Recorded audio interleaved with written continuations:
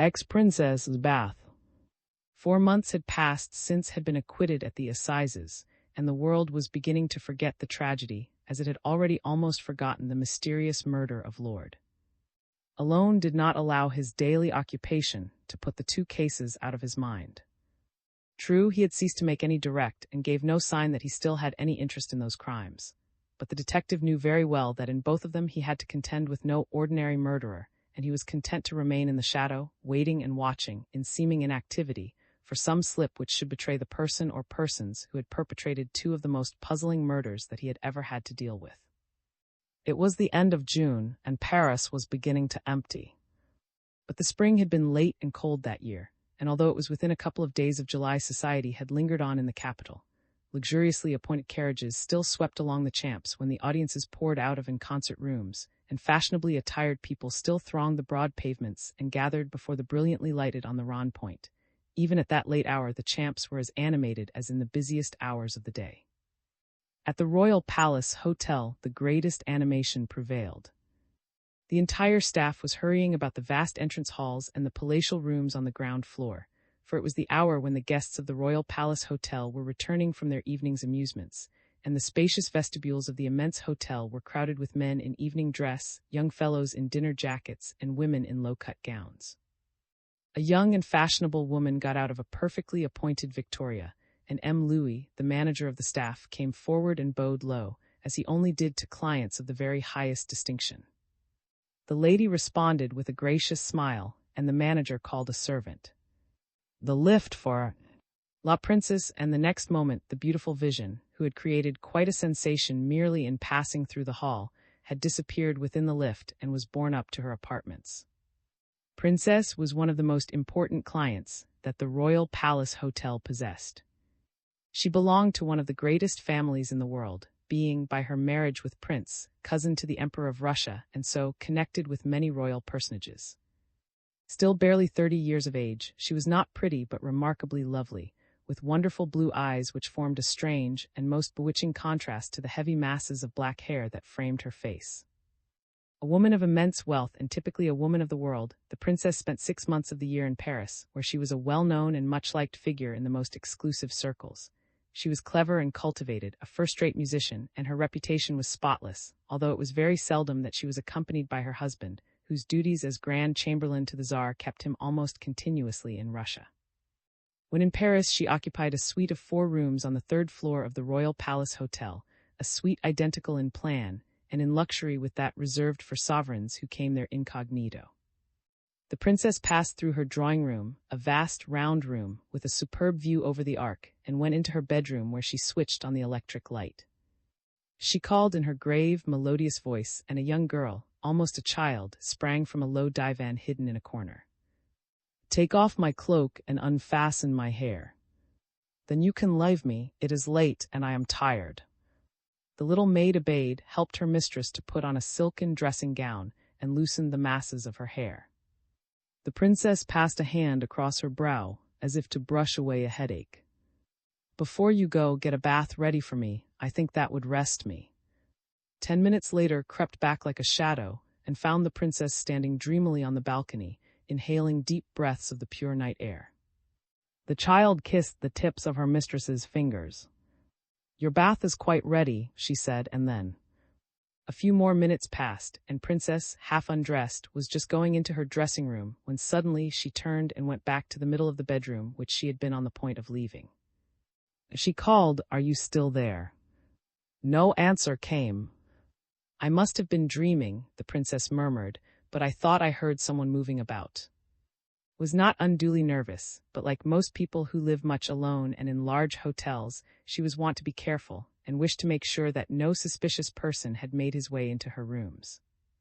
She made a rapid survey of her bedroom, glanced into the brilliantly lighted drawing-room, and then moved to her bed and saw that the electric bell board, which enabled her to summon any of her own or of the hotel's servants, was in perfect order.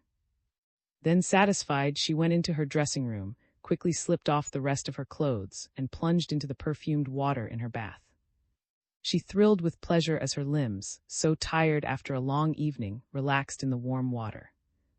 On a table close to the bath she had placed a volume of old Muscovite folk tales, and she was glancing through these by the shaded light from a lamp above her, when a fresh sound made her start. She sat up quickly in the water and looked around her. There was nothing there. Then a little shiver shook her, and she sank down again in the warm bath with a laugh at her own nervousness. And she was just beginning to read once more, when suddenly a strange voice with a ring of malice in it sounded in her ear. Someone was looking over her shoulder and reading aloud the words she had just begun. Before had time to utter a cry or make a movement, a strong hand was over her lips and another gripped her wrist, preventing her from reaching the button of the electric bell that was fixed among the taps. The princess was almost fainting. She was expecting some horrible shock, expecting to feel some horrible weapon that would take her life, when the pressure on her lips and the grip upon her wrist gradually relaxed, and at the same moment the mysterious individual who had thus taken her by surprise moved round the bath and stood in front of her. He was a man of about 40 years of age and extremely well dressed. A perfectly cut dinner jacket proved that the strange visitor was no unclean dweller in the Paris slums, no Apache such as the princess had read terrifying descriptions of in luridly illustrated newspapers. The hands which had held her motionless, and which now restored her liberty of movement to her, were white and well manicured and adorned with a few plain rings. The man's face was a distinguished one, and he wore a very fine black beard, slight baldness added to the height of a forehead naturally large. But what struck the princess most, although she had little heart to observe the man very closely, was the abnormal size of his head and the number of wrinkles that ran right across his temples, following the line of the eyebrows. In silence and with trembling lips made an instinctive effort again to reach the electric bell, but with a quick movement the man caught her shoulder and prevented her from doing so. There was a cryptic smile upon the stranger's lips, and with a furious blush dived back again into the milky water in the bath. The man still stood in perfect silence, and at length the princess mastered her emotion and spoke to him. "Who are you? What do you want? Go at once, or I will call for help.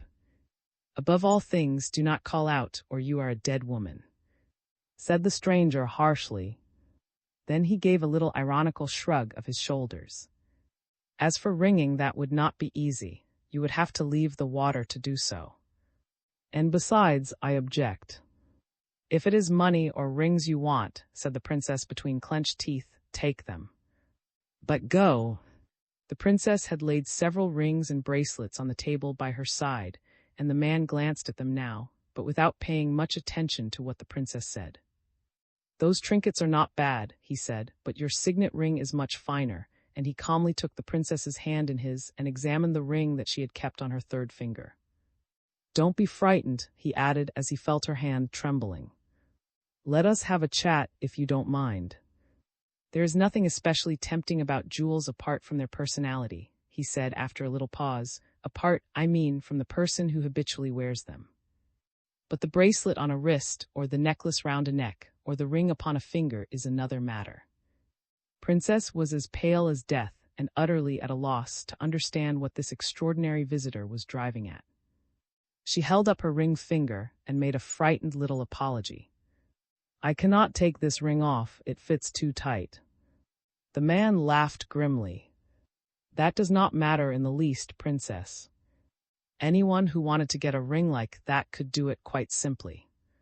He felt negligently in his waistcoat pocket and produced a miniature razor, which he opened. He flashed the blade before the terrified eyes of the princess. With a sharp blade like this, a man could cut off the finger that had such a splendid jewel on it in a couple of seconds, and then, seeing that the princess, in fresh panic, was on the very point of screaming, quick as a flash he laid the palm of his hand over her lips while still speaking in gentle tones to her. "Please do not be so terrified.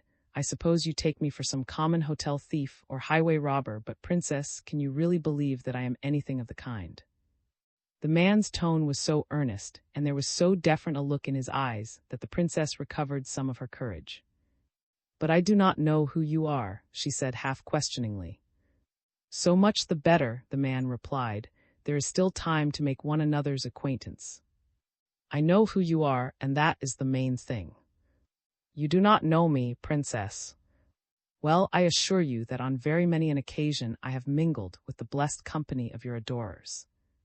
The princess's anger rose steadily with her courage. "Sir," she said, "I do not know if you are joking or if you are talking seriously, but you is extraordinary, hateful, abominable. It is merely original, princess, and it pleases me to reflect that if I had been content to be presented to you in the ordinary way, in one or other of the many drawing rooms we both frequent, you would certainly have taken much less notice of me than you have taken tonight. From the persistence of your gaze, I can see that from this day onwards, not a single feature of my face will be unfamiliar to you, and I am convinced that, whatever happens, you will remember it for a very long time." Princess tried to force a smile. She had recovered her self-possession and was wondering what kind of man she had to deal with. If she was still not quite persuaded that this was not a vulgar thief, and if she had but little faith in his professions of admiration of herself, she was considerably exercised by the idea that she was alone with a lunatic. The man seemed to read her thoughts, for he, too, smiled a little.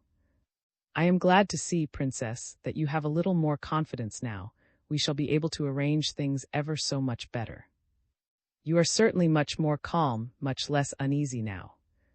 "Oh, yes, you are," he added, checking her protest. "Why, it is quite 5 minutes since you last tried to ring for help.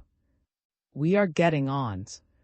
Besides, I somehow can't picture the princess, wife of the Grand Chamberlain and cousin of His Majesty the Emperor of all the Russias, allowing herself to be surprised alone with a man whom she did not know. If she were to ring and someone came, how would the princess account for the gentleman to whom she had accorded an audience in the most delightful, but certainly the most private of all her apartments? "But tell me," pleaded the unhappy woman, "how did you get in here?" "That is not the question," the stranger replied. "The problem actually before us is, how am I to get out? For of course, princess, I shall not be so indelicate as to prolong my visit unduly, too happy only if you will permit me to repeat it on some other evening soon." He turned his head, and plunging his hand into the bath in the most natural manner possible, took out the thermometer which was floating on the perfumed water. 30 degrees centigrade, princess. Your bath is getting cold, you must get out." In her blank astonishment, princess did not know whether to laugh or cry. Was she alone with a monster who, after having played with her as a cat plays with a mouse, would suddenly turn and kill her? Or was this merely some irresponsible lunatic, whom chance alone had enabled to get into her rooms? Whatever the fact might be, the man's last words had made her aware that her bath really was getting cold. A shiver shook her whole frame, and yet, "Oh, go, please go," she implored him.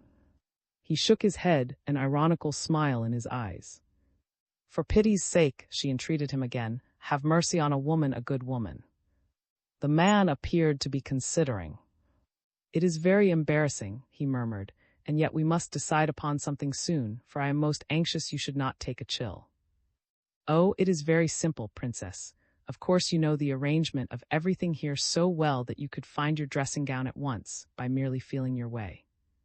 We will put out the light, and then you will be able to get out of the bath in the dark without the least fear."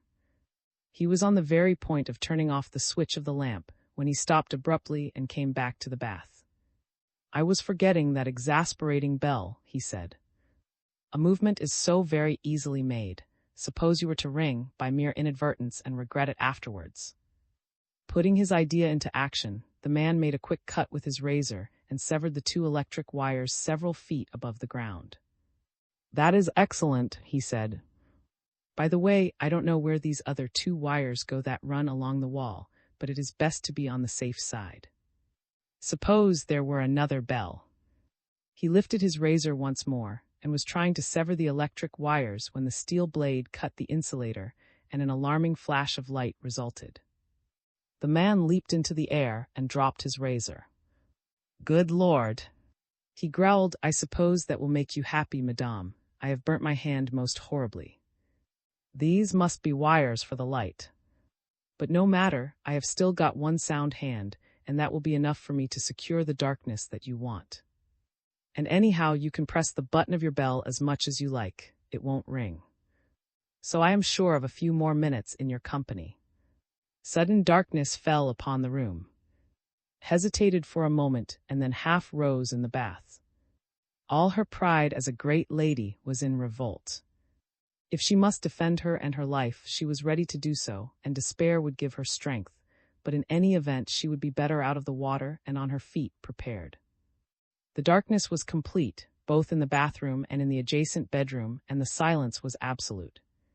Standing up in the bath, swept her arms round in a circle to feel for any obstacle. Her touch met nothing. She drew out one foot and then the other, sprang towards the chair on which she had left her dressing gown, slipped into it with feverish haste, slid her feet into her slippers, stood motionless for just a second, and then, with sudden decision, moved to the switch by the door and turned on the light. The man had gone from the bathroom, but taking 2 steps towards her bedroom, saw him smiling at her from the far end of that room. "Sir," she said, "this pleasantry has lasted long enough. You must go." "You shall, you shall." "Shall," the stranger echoed. "That is a word that is not often used to me. But you are forgiven for not knowing that, princess. I forgot for the moment that I have not been presented to you. But what is in your mind now?" Between them was a little escritoire, on the top of which was lying the tiny inlaid revolver that always carried when she went out at night.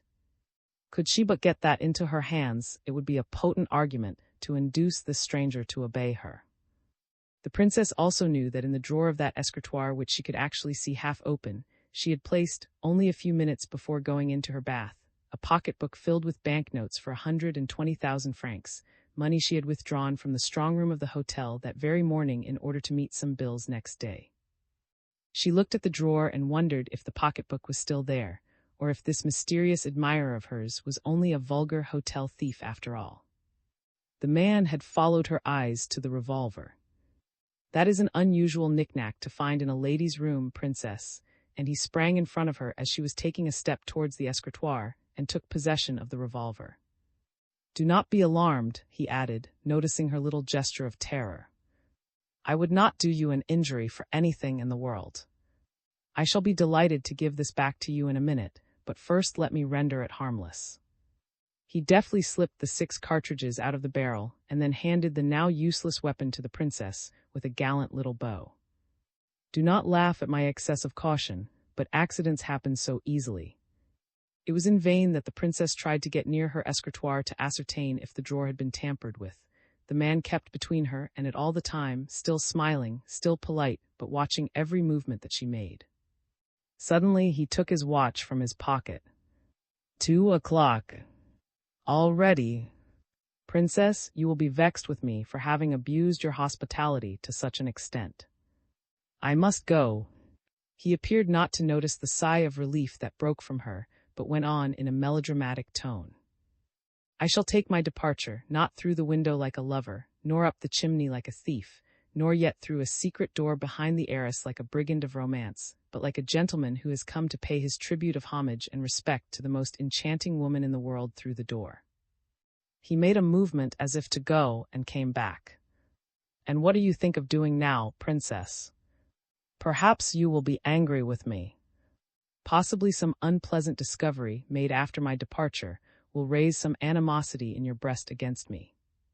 You might even ring, directly my back is turned, and alarm the staff, merely to embarrass me in my exit, and without paying any attention to the subsequent possible scandal. That is a complicated arrangement of bells and telephones beside your bed.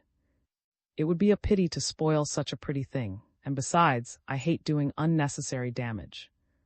The princess's eyes turned once more to the drawer. It was practically certain that her money was not there now. But the man broke in again upon her thoughts.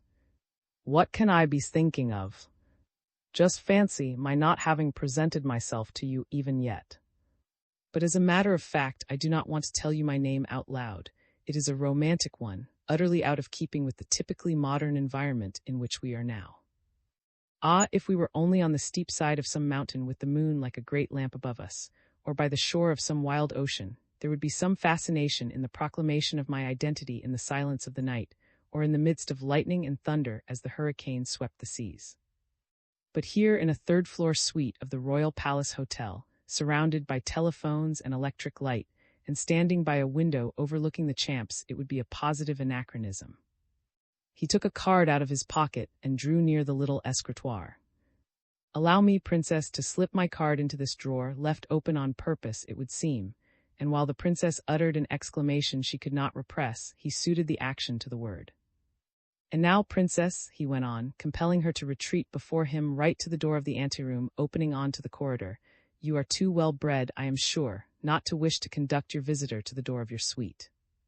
His tone altered abruptly, and in a deep, imperious voice that made the princess quake, he ordered her, and now not a word, not a cry, not a movement until I am outside, or I will kill you. Clenching her fists and summoning all her strength to prevent herself from swooning, led the man to the anteroom door. Slowly she unlocked the door and held it open, and the man stepped quietly through. The next second he was gone. Leaping back into her bedroom, set every bell a-ringing. With great presence of mind, she telephoned down to the hall porter, "Don't let anybody go out. I have been robbed." And she pressed hard upon the special button that set the great alarm bell clanging. Footsteps and voices resounded in the corridor. The princess knew that help was coming and ran to open her door. The night watchman and the manager of the third floor came running up, and waiters appeared in numbers at the end of the corridor. "Stop him! Stop him!" the princess shouted. "He has only just gone out, a man in a dinner jacket with a great black beard." A lad came hurrying out of the lift. "Where are you going? What is the matter?" inquired the hall porter, whose lodge was at the far end of the hall, next to the courtyard of the hotel, the door into which he had just closed. "I don't know," he answered. "There is a thief in the hotel. They are calling from the other side." "It's not in your set, then. By the way, what floor are you on?" "The second." "All right," said the hall porter. "It's the third floor that they are calling from. Go up and see what is wrong." The lad turned on his heel, and disregarding the notice forbidding servants to use the passenger lift, hurried back into it and upstairs again. He was a stoutly built fellow, with a smooth face and red hair. On the third floor he stopped, immediately opposite suite. The princess was standing at her door, taking no notice of the watchman Muller's efforts to soothe her excitement, and mechanically twisting between her fingers the blank visiting card which her strange visitor had left in place of her pocketbook and the 120,000 francs. There was no name whatever on the card. "Well," said Muller to the red-headed lad, "where do you come from?" "I'm the new man on the second floor," the fellow answered. "The hall porter sent me up to find out what was the matter." "Matter?" said Muller. "Somebody has robbed the princess. Here, send someone for the police at once." "I'll run, sir," and as the lift, instead of being sent down, had carelessly been sent up to the top floor, the young fellow ran down the staircase at full speed. Through the telephone, Muller was just ordering the hall porter to send for the police, when the second-floor servant rushed up and caught him by the arm, dragging him away from the instrument. "Open the door for the Lord's sake. I'm off to the police station," and the hall porter made haste to facilitate his departure. On the top floor, cries of astonishment. The servants had been alarmed by the uproar and surprised to see the lift stop and nobody get out of it. They opened the door and found a heap of clothing, a false beard, and a wig. Two housemaids and a valet gazed in amazement at these extraordinary properties, and never thought of informing the manager, M. Louis. Meantime, however, that gentleman had hurried through the mazes of the hotel, and had just reached the third floor when he was stopped by the Van Den, one of the hotel's oldest patronesses. "M. Louis," she exclaimed, bursting into sobs. "I have just been robbed of my diamond necklace. I left it in a jewel case on my table before going down to dinner. When I heard the noise just now, I got up and looked through my jewel case, and the necklace is not there." M. Louis was too dazed to reply. Muller ran up to him. "Princess' pocketbook has been stolen," he announced, "but I have had the hotel doors shut, and we shall be sure to catch the thief." The princess came near to explain matters, but at that moment the servants came down from upstairs, bringing with them the makeup articles which they had found in the lift. They laid these on the ground without a word, and M. Louis was staring at them when Muller had a sudden inspiration. "M. Louis, what is the new man on the second floor like?" Just at that instant, a servant appeared at the end of the corridor, a middle-aged man with white whiskers and a bald head. "There he is, coming towards us," M. Louis replied. "His name is—" "Good God!" cried Muller and the red-headed fellow, the carroty chap. M. Louis shook his head, not understanding, and Muller tore himself away and rushed down to the hall porter. "Has he gone out? Has anyone gone out?" "No one," said the porter, "except, of course, the servant from the second floor whom you sent for the police." "The carroty chap?" Muller inquired. "Yes, the carroty chap." Princess lay back in an easy chair, receiving the anxious attentions of her Circassian maid. M. Louis was holding salts to her nostrils. The princess still held in her hands the card left by the mysterious stranger who had just robbed her so cleverly of 120,000 francs. As she slowly came to herself, the princess gazed at the card as if fascinated, and this time her haggard eyes grew wide with astonishment.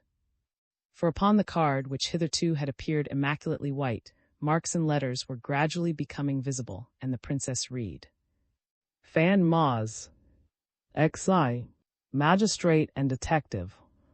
M. was standing in his office in the law courts at Paris, meditatively smoothing the nap of his silk hat. His mind was busy with the he had been prosecuting during the day, and although he had no reason to be dissatisfied with his day's work, he had no clear idea as to what his next steps ought to be. 3 discreet taps on the door broke in upon his thoughts. "Come in," he said, and then stepped forward with a hearty welcome as his visitor. "By all that is wonderful! What good wind has blown you here? I haven't seen you for ages." "Busy. Frightfully." "Well, it's a fact that there's no dearth of sensational crime just now. The calendar is terribly heavy." Had ensconced himself in a huge, easy chair in a corner of the room. "Yes," he said, "you are quite right. But unfortunately, the calendar won't be a brilliant one for the police. There may be lots of cases, but there are not lots that they have worked out to a finish." "You've got nothing to grumble at," M. smiled. "You have been in enough cases lately that were worked out to a finish. Your reputation isn't in any danger of diminishing." "I don't know what you mean," said deprecatingly. "If you refer to the cases, you must admit that your congratulations are not deserved. I have achieved no definite result in either of those affairs." M. also dropped into a comfortable chair. He lighted a cigarette. "You have found out nothing fresh about that mysterious murder of Lord?" "Nothing. I'm done. It is an insoluble mystery to me." "You seem to be very sorry for yourself, but really you needn't be. You cleared up the case and you solved the case, although you try to make out you didn't. And allow me to inform you, those 2 successes count, my friend. You are very kind, but you are rather misinformed. Unfortunately, I have not cleared up the case at all." "You found the missing Pierre." "Well, yes, but that was an amazing achievement. By the way, what led you to go to the Rue to search Gurn's trunks?" "That was very simple. You remember what an excitement there was when Lord disappeared. Well, when I was called in, I saw at once that all ideas of accident or suicide might be dismissed, and that consequently the disappearance was due to crime. Once convinced of that, I very naturally suspected every single person who had ever had relations with Lord, for there was no single individual for me to suspect. Then I found out that the ex-ambassador had been in continuous association with an Englishman named Gurn whom he had known in the South African War, and who led a very queer sort of life. That, of course, took me to Gurn's place, if for nothing else than to pick up information. And well, that's all about it. It was just by going to Gurn's place to pump him, rather than anything else, that I found the noble lord's remains locked away in the trunk." "Your modesty is delightful," said M. with an approving nod. "You present things as if they were all matters of course, whereas really you are proving your extraordinary instinct. If you had arrived only 24 hours later, the corpse would have been packed off to the Transvaal, and only the Lord knows if after that the extraordinary mystery ever would have been cleared up. Luck, protested, pure luck. And were your other remarkable discoveries luck too? Inquired M with a smile. There was your discovery that of zinc had been injected into the body to prevent it from smelling offensively. That was only a matter of using my eyes, protested. All right, said the magistrate, we will admit that you did not display any remarkable acumen in the case, if you would rather have it so. That does not alter the fact that you have solved the case. Solved it? M flicked the ash off his cigarette and leant forward towards the detective. Of course you know that I know you were at the assizes. What was your impression of the whole affair of the verdict, and of guilt or innocence? Got up and began to walk up and down the room, followed by the magistrate's eyes. He seemed to be hesitating as to whether he would answer at all, but finally he stopped abruptly and faced his friend. If I were talking to anybody but you, M, I would either not answer at all, or I would give an answer that was no answer. But as it is, well, in my opinion, the case is only just beginning, and nothing certain is known at all. According to that, Charles is innocent. I don't say that. What then? I suppose you don't think the father was the murderer. The hypothesis is not absurd. But what is the real truth of the whole affair? That is what I am wondering all the time. That murder is never out of my head. It interests me more and more every day. Oh yes, I've got lots of ideas, but they are all utterly vague and improbable. Sometimes my imagination seems to be running away with me. He stopped and M wagged a mocking finger at him. He said, I charge you formally with attempting to implicate in the murder of the Marquise. The detective replied in the same tone of raillery. Guilty, my lord. Good Lord, mans. The magistrate exclaimed, is a perfect obsession with you, and as acquiesced with a laugh, the magistrate dropped his bantering tone. Shall I tell you something? I too am beginning to have an obsession for that fantastic miscreant. And what I want to know is why you have not come to me before to ask me about that sensational robbery at the Royal Palace Hotel. The robbery from Princess. Yes, the robbery. I protested. That remains to be seen. Why, man, M retorted, you have heard that detail about the card the man left, haven't you? The visiting card that was blank when the princess found it, and on which the name of afterwards became visible. There's no about that, in my opinion. Why not? Well, it isn't one of little ways to leave clear traces behind him. One might as well picture him committing robbery or murder in a cap with a neat little band round it, and co. He might even add discretion and dispatch. No, it's most unlikely. You don't think capable of throwing down his glove to the police in the shape of some such material proof of his identity. I always base my arguments on the balance of probabilities, replied. What emerges from this Royal Palace story is that some common hotel thief conceived the ingenious idea of casting suspicion on. It was just a trick to mislead the police. At least, that is my opinion. But M declined to be convinced.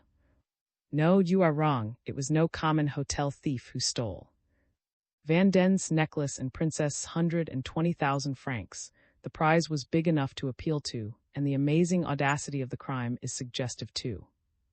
Just think what coolness the man must have had to be able to the princess's power of resistance when she tried to call for help, and also to get clear away in spite of the hosts of servants in the hotel and all the precautions taken. Tell me all about the robbery, M said. The magistrate sat down at his desk and took up the notes he had made in the course of his official that day. He told everything he had been able to elicit. The most amazing thing to me, he said in conclusion, is the way the fellow, when he had once got out of Princess's room, contrived to get into the lift, shed his evening dress, get into livery, and make his first attempt to escape. When the hall porter stopped him, he did not lose his head, but got into the lift again, sent that flying up to the top of the hotel with the clothes that would have betrayed him, calmly presented himself before Muller, the night watchman, and contrived to be told to go for the police, ran down the stairs again, and took advantage of the night watchman's telephoning to the hall porter to get the latter to open the door for him, and so marched off as easily as you please. A man who kept his nerve like that and could make such amazing use of every circumstance, who was so quick and daring, and who was capable of carrying through such a difficult comedy in the middle of the general uproar, richly deserves to be taken for. Sat in deep consideration of the whole story. That isn't what interests me most, he said at last. His escape from the hotel might have been effected by any clever thief. What I think more remarkable is the means he took to prevent the princess from screaming when he was just leaving her rooms. That really was masterly. Instead of trying to get her as far away as possible and shut her up in her bedroom, to take her with him to the very door opening onto the corridor, where the faintest cry might have involved the worst possible consequences, and to be sure that the terror he had inspired would prevent her from uttering that cry, to be able to assume that the victim was so overwrought that she would make no effort at all and could do nothing, that is really very good indeed. Quite admirable psychology. Fine work. So you see there are some unusual features in the case, said M complacently.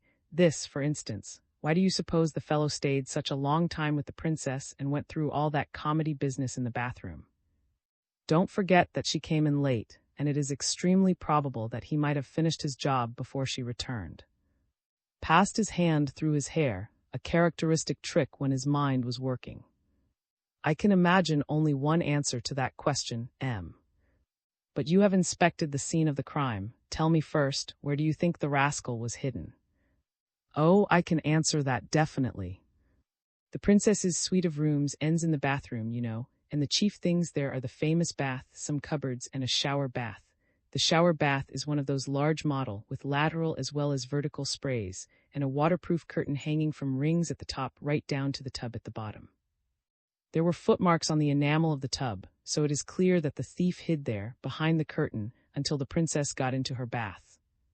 And I suppose the shower bath is in the corner of the room near the window. Went on, and the window was partly open, or had been until the maid went in to prepare her mistress's bath. It's quite interesting. The man had just succeeded in stealing the necklace from Van Den, whose rooms are next to Princess. For some reason or other, he had not been able to escape through the corridor, and so he naturally made up his mind to get into the princess's suite, which he did by the simple process of stepping over the railing on the balcony and walking in through the open window of the dressing room. And then came in, and he had to hide. No, said, you are getting on too fast. If that had been so, there would have been no need for all the bath business. Besides, the princess was robbed too, you know. That was not just chance, it was planned, and so if the thief hid in the shower bath, he did so on purpose to wait for the princess. But he did not want her. Retorted very much the reverse. If he was in the room before anybody else, all he had to do was take the pocketbook and go. Not a bit of it, said. This robbery took place at the end of the month, when the princess would have big monthly bills to meet, as the thief must have known. He must have found out that she had withdrawn her portfolio and money from the custody of the hotel. But he must have been ignorant of where she had placed the portfolio, and he waited for her to ask her, and she told him. That's a pretty tall yarn. M protested. What on earth do you base it all upon? The princess would never have shown the man the drawer where the money was taken from. Yes, she did, said. Look here, this is what happened. The fellow wanted to steal this pocketbook and did not know where it was. He hid in the shower bath and waited, either for the princess to go to bed or take a bath, either of which would place her at his mercy. When the lady was in the bath, he appeared, threatened her, until she was terrified, and then bucked her up a bit again and hit on the dodge of putting out the electric light, not out of respect for her wounded feelings, but simply in order to get a chance to search through her clothes and make sure that the pocketbook was not there. I am convinced that if he had found it, then he would have bolted at once. But he didn't find it. So he went to the end of the next room and waited for the princess to come to him there, which is precisely what she did. He did not know where the money was, so he watched every movement of her eyes and saw them go automatically towards the drawer and stay there. Then he slipped his card into the drawer, abstracted the pocketbook, and took his leave, driving his impudence and skill to the length of making her see him to the door. Upon my words, you are a wonder, M said admiringly. I've spent the entire day cross-examining everybody in the hotel and came to no definite conclusion, and you, who have not seen anything or anybody connected with it, sit in that chair and in 5 minutes clear up the entire mystery. What a pity you won't believe that had a finger in this pie. What a pity you won't take up the search. Paid no heed to the compliments to his skill. He took out his watch and looked at the time. I must go, he said. It's quite time I was at my own work. Well, we may not have been wasting our time, M. I admit I had not paid much attention to the Royal Palace Hotel robbery. You have really interested me in it. I won't make any promises, but I think I shall very likely come again in a day or two for another talk with you about the case. It really interests me now. And when once I'm quit of 1 or 2 pressing jobs, I don't say I shan't ask leave to go thoroughly into it with you. XII. A knockout blow. The staff of the Royal Palace Hotel were just finishing dinner, and the greatest animation prevailed in the vast white-tiled servants' hall. The tone of the conversation varied at different tables, for the servants jealously observed a strict order of precedence among themselves, but the present topic was the same at all, the recent sensational robbery from Van Den and the Princess. At one table smaller than the rest, a party of upper servants sat, under managers or heads of departments. M. Louis was here, the general manager, M. Muller, the superintendent of the second floor, M. chief valet, M. head footman, M. chief cashier, and last but not least, the young lady cashier whose special duty it was to take charge of all the monies and valuables deposited in the custody of the hotel by guests who wished to relieve themselves of the responsibility of keeping these in their own rooms. This small and select company was increased tonight by the addition of M., a man of about 40 years of age, who had left the branch hotel at Cairo belonging to the same company to join the staff at the Royal Palace Hotel in Paris. I am afraid, M., you will form a very bad opinion of our establishment, said M. Muller to him.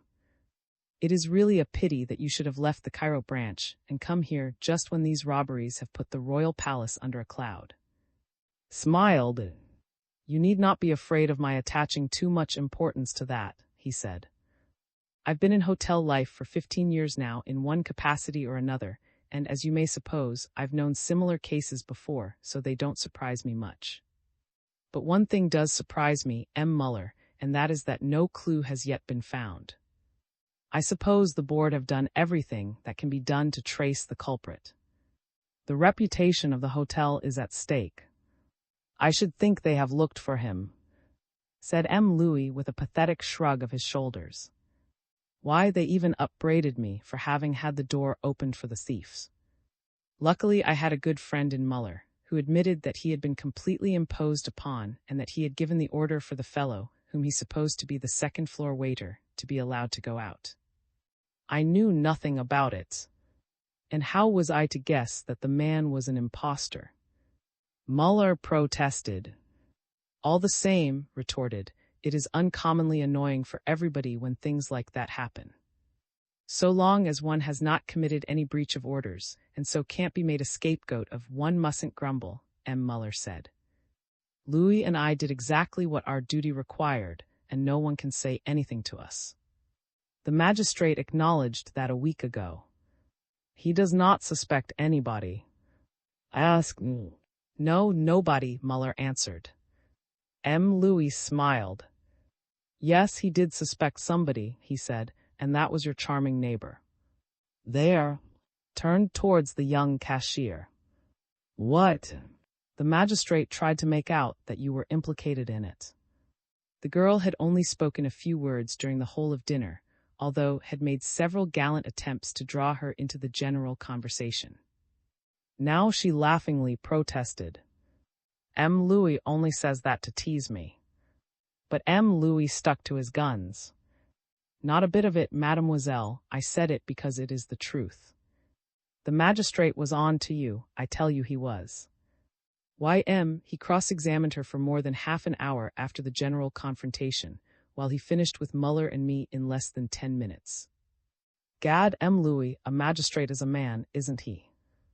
Said gallantly. The magistrate may have enjoyed talking to. More than he did to you, if I may suggest it without seeming rude. There was a general laugh at this sally on the part of the new superintendent, and then M. Louis continued. Well, if he wanted to make up to her, he went a funny way to work, for he made her angry. Did he really? Said, turning again to the girl. Why did the magistrate cross-examine you so much? The young cashier shrugged her shoulders. We have thrashed it out so often, M. But I will tell you the whole story. During the morning of the day when the robbery was committed, I had returned to Princess the pocketbook containing 120,000 francs which she had given into my custody a few days before. I could not refuse to give it to her when she asked for it, could I? How was I to know that it would be stolen from her the same evening? Customers deposit their valuables with me and I hand them a receipt. They give me back the receipt when they demand their valuables, and all I have to do is comply with their request without asking questions. Isn't that so? But that was not what puzzled the magistrate, I suppose, said. You are the custodian of all valuables, and you only strictly with your orders. Yes, M. Muller broke in, but has only told you part of the story. Just fancy, only a few minutes before the robbery. Van Den had asked to take charge of her diamond necklace, and had refused. That really was bad luck for you, said to the girl with a laugh, and I quite understand that the magistrate thought it rather odd. They are unkind, she protested. From the way they put it, M, you really might think that I refused to take charge of Van Den's in order to make things easy for the thief, which is as much as to say that I was his accomplice. That is precisely what the magistrate did think, M. Louis interpolated. The girl took no notice of the interruption, but went on with her explanation too. What happened was this: the rule is that I am at the disposal of customers to take charge of deposits or to return them to the owners until 9 p.m. And until 9 p.m. only.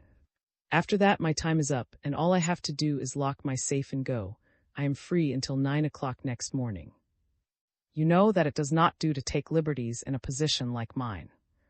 So when, on the day of the robbery, Van Den came with her diamond necklace at 9:30, I was perfectly within my rights in refusing to accept the deposit. That's right enough, said M. Muller, who, having finished his dessert, was now sipping coffee into which he had tipped sugar until it was as thick as syrup. But you were disobliging, my dear young lady, and that was what struck the magistrate, for really it would not have been much trouble to register the new deposit and take charge of Van Den's necklace for her. No, it wouldn't, the girl replied, but when there is a rule it seems to me that it ought to be obeyed. My time is up at 9 o'clock, and I am forbidden to accept any deposits after 9 o'clock, and that's why I refused that lady. I was perfectly right, and I should do the same again if the same thing happened. Was manifestly anxious to conciliate the young cashier. He expressed his approval of her conduct now. I quite agree with you, it never does to put interpretations upon orders. It was your duty to close your safe at 9 o'clock, and you did close it then, and no one can say anything to you. But joking apart, what did the magistrate want? The girl shrugged her shoulders with a gesture of indifference. You see, I was right just now. M. Louis is only trying to tease me by saying that the magistrate cross-examined me severely. As a matter of fact, I was simply asked what I have just told you, and when I gave all this explanation, no fault at all was found with me. As she spoke, folded her napkin carefully, pushed back her chair, and shook hands with her two neighbors at table. Good night, she said. I am going up to bed. Had hardly left the room before, also rose from the table, and prepared to follow her example. M. Louis gave M. Muller a friendly dig in his comfortable paunch. £1 to a penny, he said, that friend means to make up to. Well, I wish him luck. But that young lady is not very easy to tame. You didn't succeed, M. Muller replied unkindly, but it doesn't follow that nobody else will. M. Louis was not deceived, evidently did think his neighbor at table a very charming young woman. Had hardly reached her room on the 5th floor of the hotel, and flung open her window to gaze over the magnificent panorama spread out below her and inhaled the still night air, when a gentle tap fell upon the door, and complying with her summons to come in, entered the room.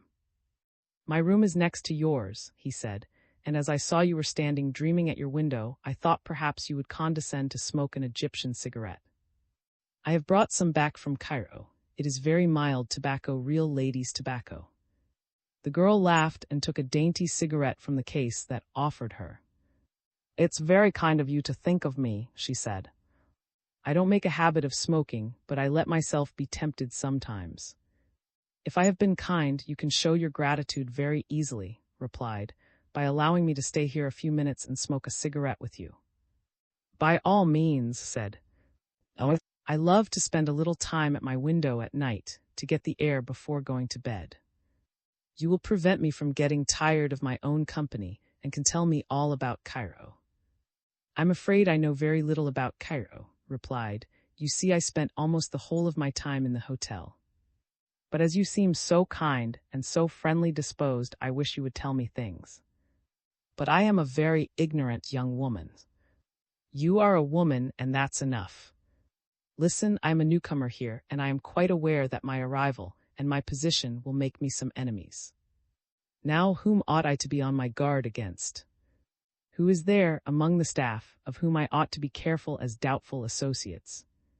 I ask with all the more concern because I will tell you frankly that I had no personal introduction to the board.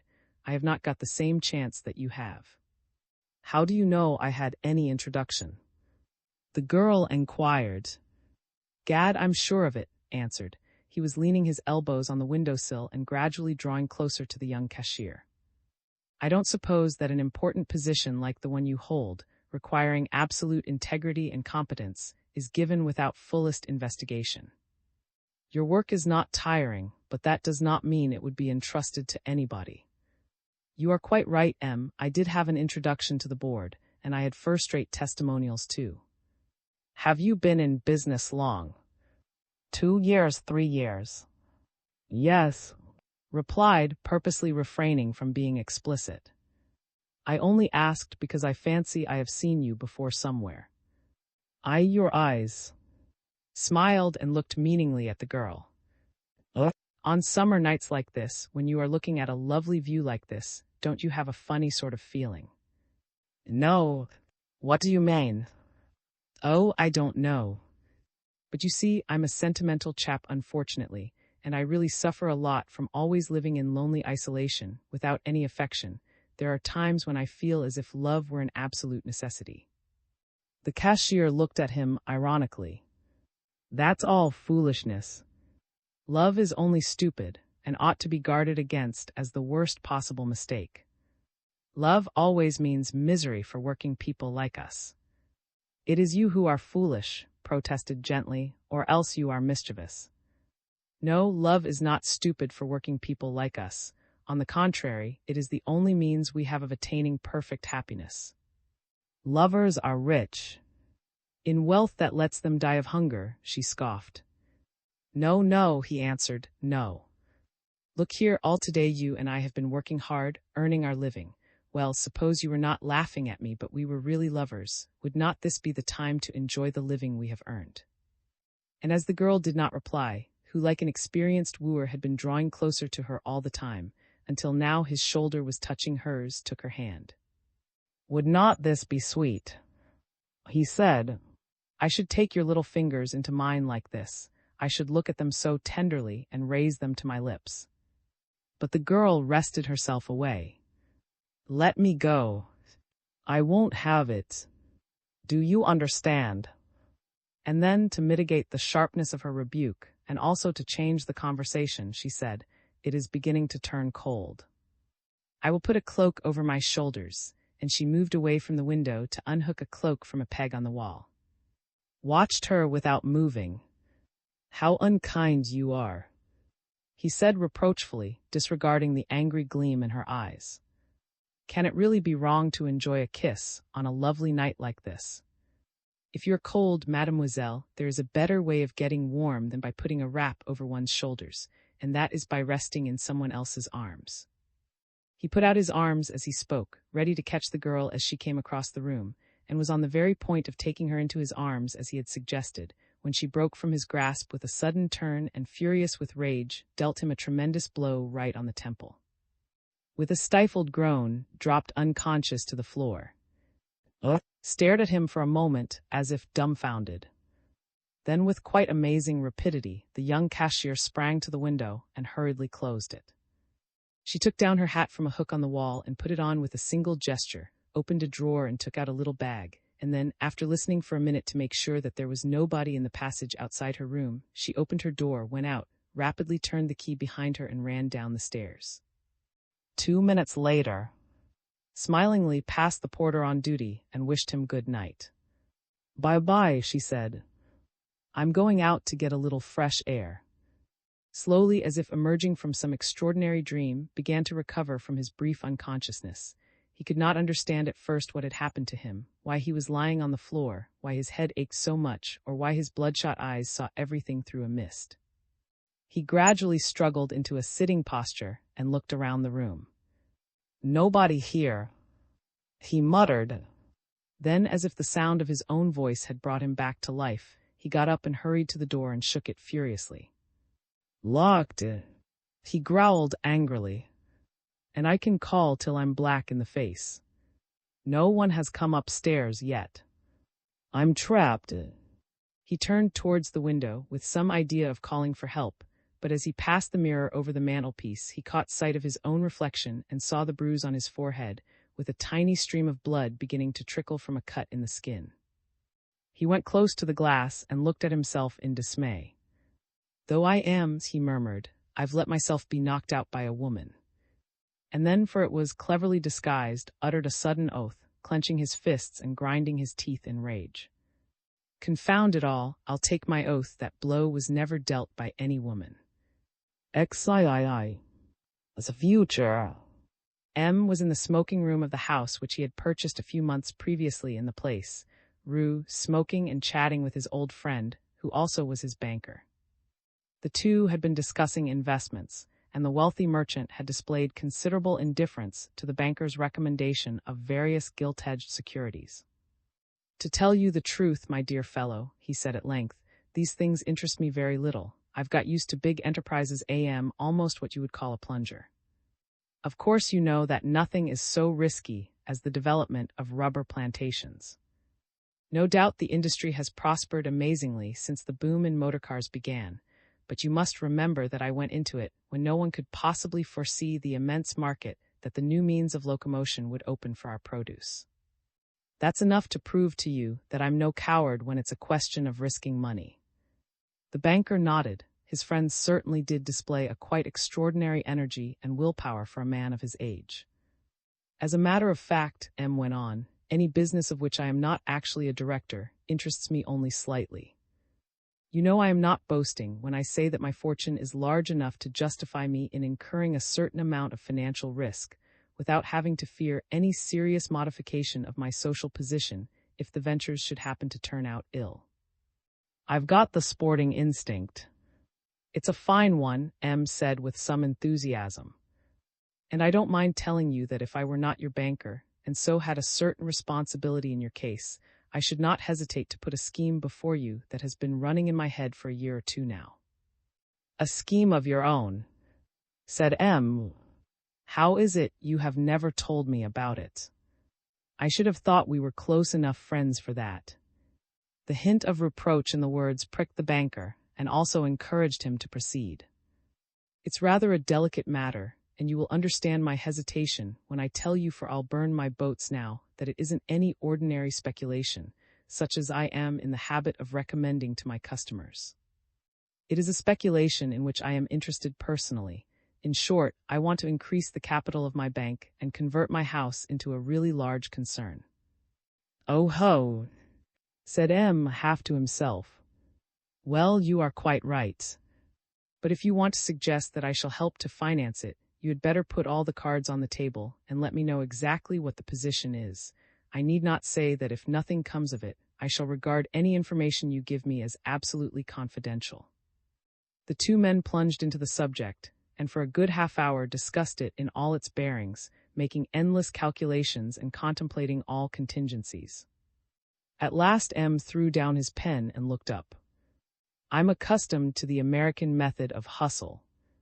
In principle, I like your proposition quite well, but I won't be one of your financial partners. If the thing goes through, I'll be the only one or not one at all. I know what is in your mind, he went on with a smile as he noticed the banker's surprise. You know what my fortune is, or rather you think you do, and you are wondering where I shall get the million sterling or thereabouts that you want. Well, make your mind easy about that. If I talk like this, it's because I've got it. The banker's bow was very deferent, and M continued, Yes, the last year or two have been good, even very good for me. I've made some lucky speculations, and my capital has further been increased by some lotteries which have turned out right quite lately. Well, he broke off with a sigh, I suppose one can't always be unlucky in everything, though money can't cure or even touch the wounds in one's heart. The banker made no answer. He shrank from waking, by untimely words, the sad memories which were hardly dormant yet in the old man's mind. But M soon reverted to his business tone. I'm quite disposed to be interested in a financial venture like yours. But you must understand that you will have a good deal more than a sleeping partner in me. Will that suit you? I should not ask you to abdicate your authority, but I tell you frankly, I should follow all the operations of your house very closely indeed. There shall be no secrets from you, my dear friend, my dear partner, if I may call you that, said M, rising. Quite the contrary. The banker looked towards the mantelpiece, as if expecting to see a clock there. M understood the instinctive action and drew out his watch. 20 minutes to 11, late hours for you. So off with you. He cut short the banker's half-hearted apologies for not prolonging the evening. I am turning you out quite unceremoniously, my dear chap, and besides, as you know, I'm not lonely tonight as I generally am. I have a young and very charming companion, for whom I have the greatest possible affection, and I am going to join her. M conducted his friend to the hall door, heard the sound of his motor car die away in the distance, and then walked across the hall and instead of going back to the smoking room, turned into the adjoining drawing room. He paused for a moment in the doorway, tenderly contemplating the charming spectacle that met his eyes. The shaded light from an electric lamp fell upon the bent head, oval face and delicate features of, who was intent upon a book. The girl was emerging from childhood into young womanhood now, and sorrow had heightened her natural distinction by giving her a stamp of gravity that was new. Her figure showed slight and supple, delicate and graceful, and her long, tapered fingers turned over the pages of the book with slow and regular movement. Looked round towards when she heard him coming in, and laying down her book she came forward to meet him, moving with a very graceful, easy carriage. I am sure I am keeping you up most dreadfully late, dear M, she said apologetically, but what am I to do? I must wait for and the dear thing is so often late. The tragedy at the Ave had had one effect in knitting all the friends of the Marquise in closer bonds of friendship. Prior to that event, had scarcely known now the two were intimate friends. They had not desisted from her first generous effort until she had persuaded the family council to appoint her guardian of the orphaned. At first she had installed the child at and remained there with her, leading the quietest possible life, partly out of respect for grief, and partly because she herself was also much upset by the distressing tragedy. She had even enjoyed the rest, and her new interest in playing mother, or rather elder sister, too. But as the weeks went by and time accomplished its healing work, Paris called to the once more, and yielding to the solicitations of her many friends, she brought her new ward to the capital and settled in a little flat in the Rue. At first she protested that she would go out nowhere, or at most pay only absolutely necessary visits, but by degrees she accepted first one and then many invitations, though always deploring the necessity of leaving for several hours at a time.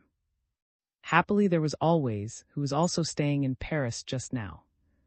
It had gradually become the custom of when she was dining out, to entrust to care, and the young girl and the old man got on together perfectly. Their hearts had met across the awful chasm that fate had tried to cut between them. Tis last words now replied. You need not for staying late, dear. You know how glad I am to see you. I wish the house were yours.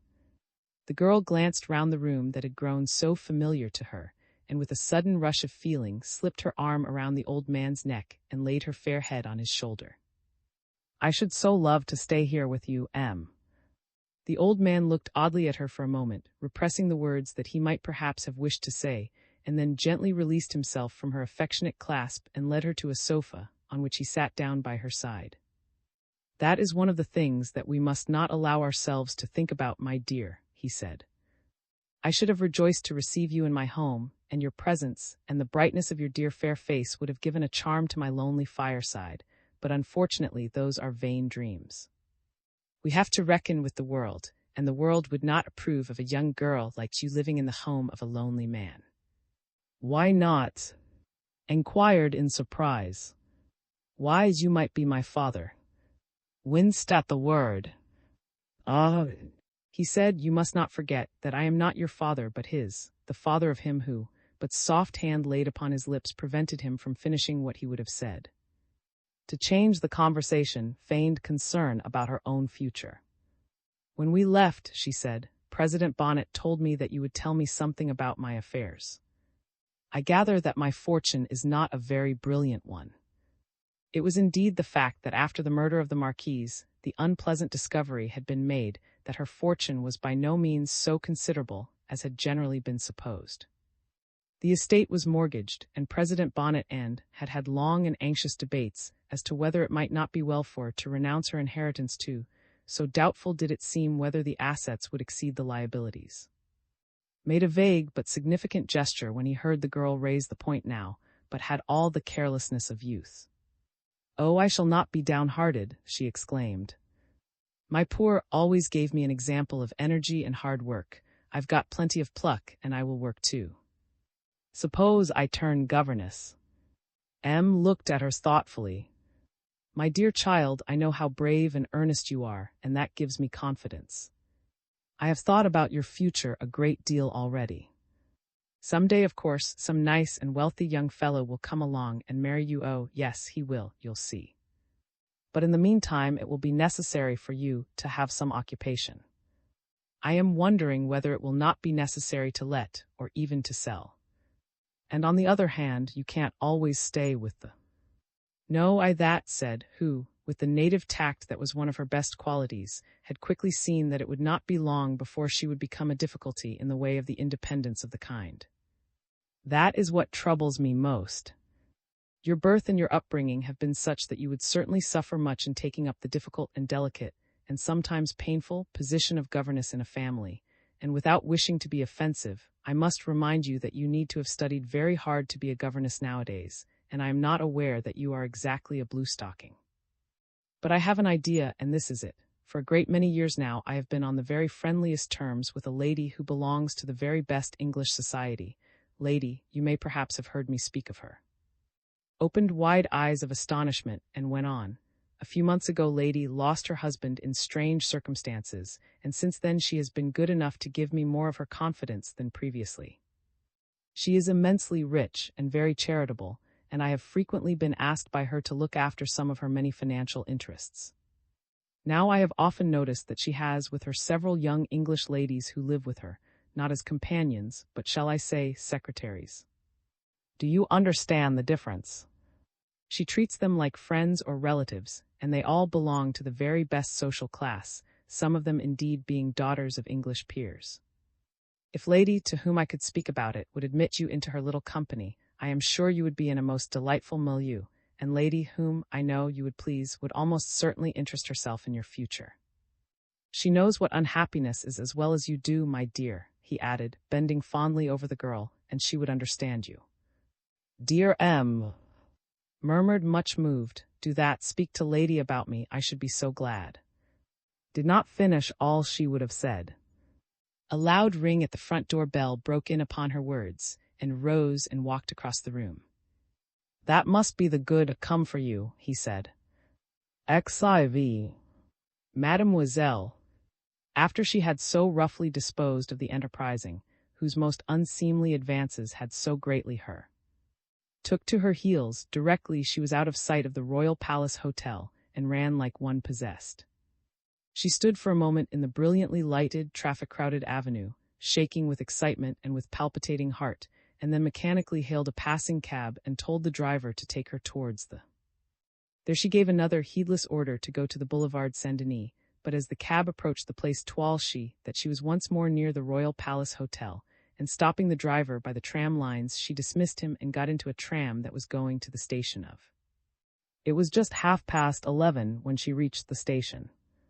"When is the next train for Saint?" she asked. She learned that one was starting almost at once, and hurriedly taking a second-class ticket, she jumped into a lady's carriage and went as far as. There she alighted, went out of the station, looked around her for a minute or two to get her bearings, and then walked slowly towards the rue. She hesitated a second, and then walked firmly towards a particular house and rang the bell. "A lady to see you, sir," the footman said to M. "Bring her in here at once," said M, supposing that the man had kept the waiting in the anteroom. The drawing-room door was opened a little way, and someone came in and stepped quickly into the shadow by the door. Who had risen to hurry towards the visitor, stopped short when she perceived that it was a stranger and not her guardian. Noticing her action, M turned and looked at the person who had entered. It was a lady. "To what am I indebted?" he began with a bow, and then, having approached the visitor, he broke off short. "Good heavens!" The bell rang a second time, and on this occasion hurried into the room, a radiant incarnation of gaiety.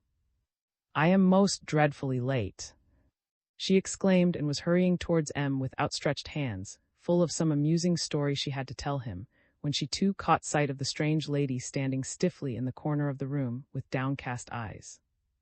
Repressed his first emotion, smiled and then went towards the mysterious lady. "Madame," he said, not a muscle of his face moving, "may I trouble you to come into my study?" "Who is that lady, M?" said when presently M came back into the drawing-room. "And how white you are!" M forced a smile. "I am rather tired, dear. I have had a great deal to do these last few days." There was full of instant apologies. "It is all my fault," she exclaimed. "I am dreadfully sorry to have kept you up so late," and in a few minutes more this car was speeding towards the rue. M hurried back to his study, shut and locked the door behind him, and almost sprang towards the unknown lady, his fists clenched, his eyes starting out of his head. "Charles!" he exclaimed. "Papa!" The girl replied and sank upon a sofa. There was silence. Seemed utterly dumbfounded. I won't remain disguised as a woman any longer. I've done with it. I cannot bear it." The strange creature murmured. "You must," said harshly, imperiously. "I insist." The pseudo slowly took off the heavy wig that concealed her real features, and tore away the corsage that compressed her bosom, revealing the strong and muscular frame of a young man. "No, I will not," replied the strange individual, to whom M had not hesitated to give the name of Charles. "I would rather anything else happened." "You have got to expiate," said with the same harshness. "The expiation is too great," the young fellow answered. "The torture is unendurable." "Charles," said M very gravely, "do you forget that legally, civilly, you are dead? I would 1,000 times rather be really dead." The unhappy lad exclaimed. "Alas!" His father murmured, speaking very fast, "I thought your mind was more unhinged than it really is. I saved your life, regardless of all risk, because I thought you were insane, and now I know you are a criminal. Oh yes, I know things, I know your life." "Father," said Charles, with so stern and determined an expression that felt a moment's fear, "I want to know first of all how you managed to save my life and make out that I was dead. Was that just chance, or was it planned deliberately?"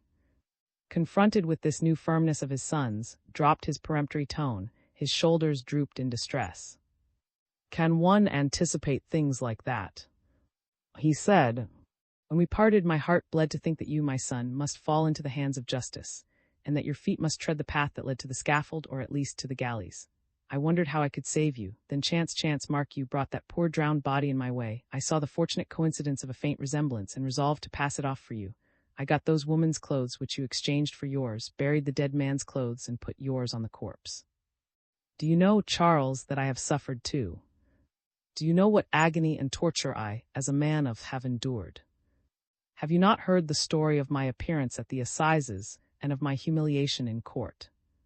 You did all that, Charles murmured. Strange chance indeed. Then his tone changed and he sobbed.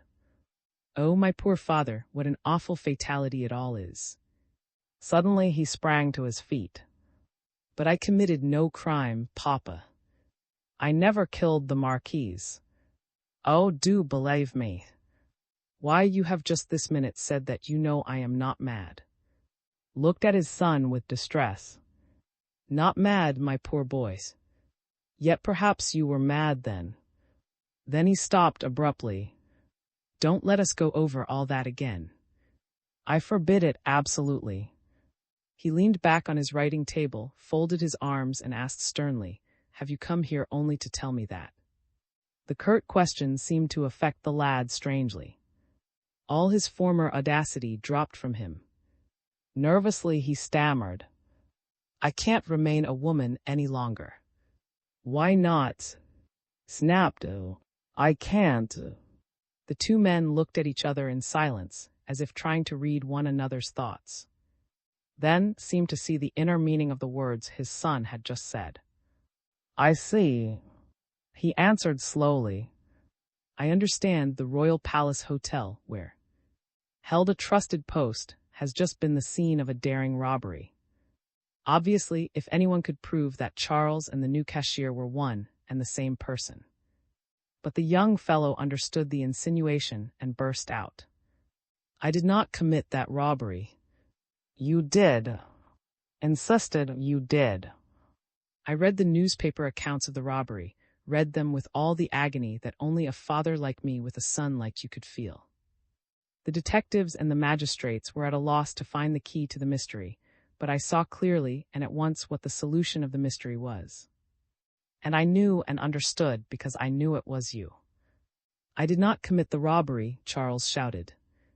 Do you mean to begin all your horrible insinuations again, as you did at?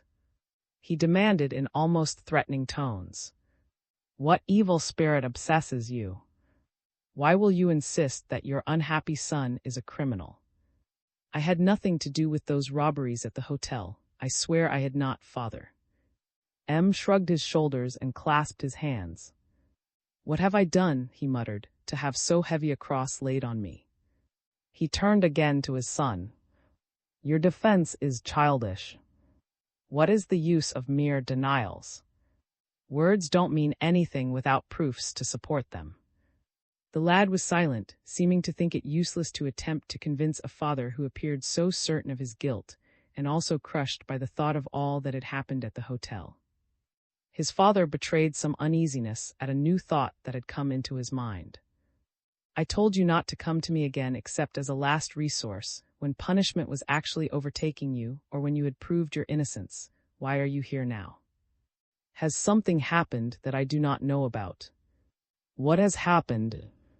What else have you done? Speak. Charles answered in a toneless voice, as if. There has been a detective in the hotel for the last few days.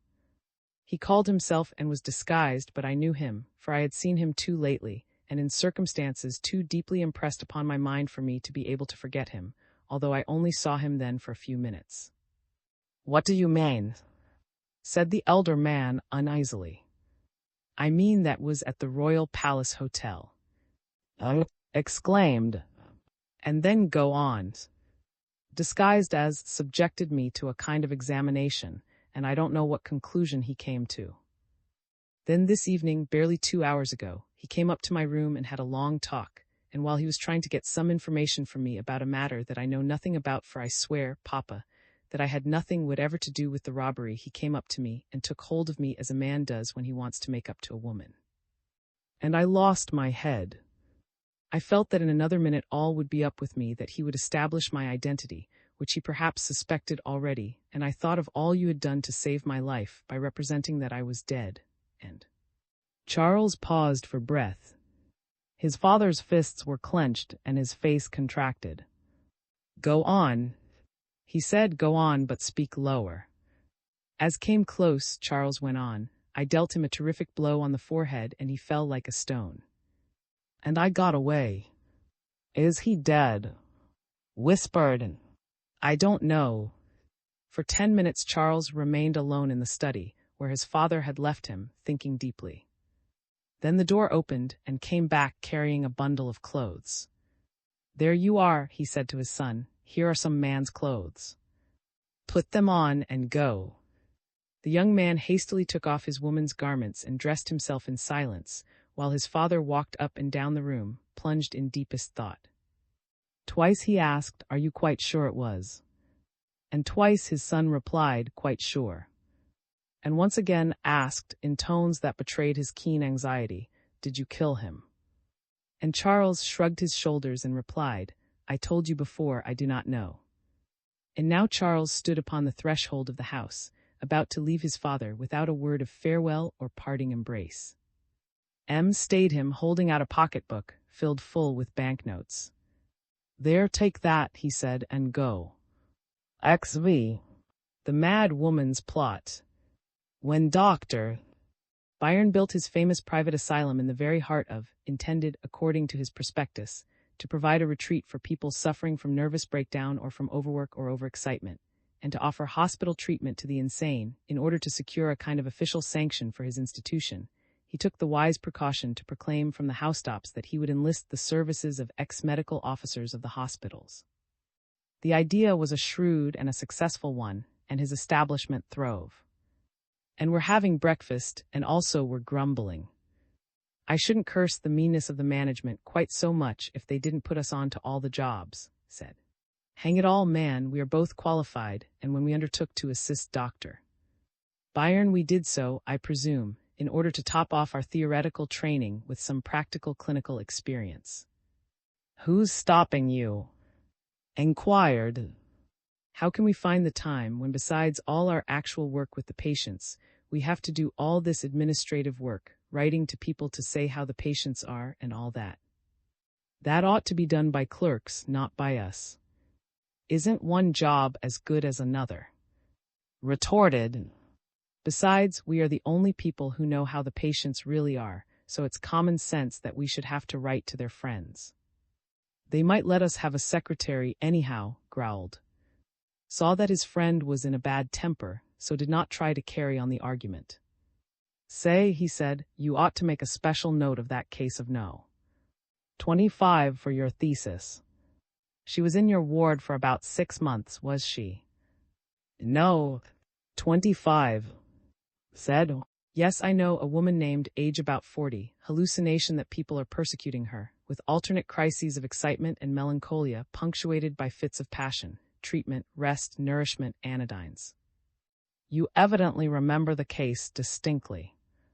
She interested me, she has eyes. Well, what about her? Why, when she was moved into my pavilion, the diagnosis was bad and the prognosis very bad. She was supposed to be incurable. Just go and see her now, her brain is restored, she's a new woman. He came to the table and picked up some notepaper. I wrote to her husband a day or two ago and told him he might expect to hear that his wife had recovered, but I imagine my letter, for I've had no answer.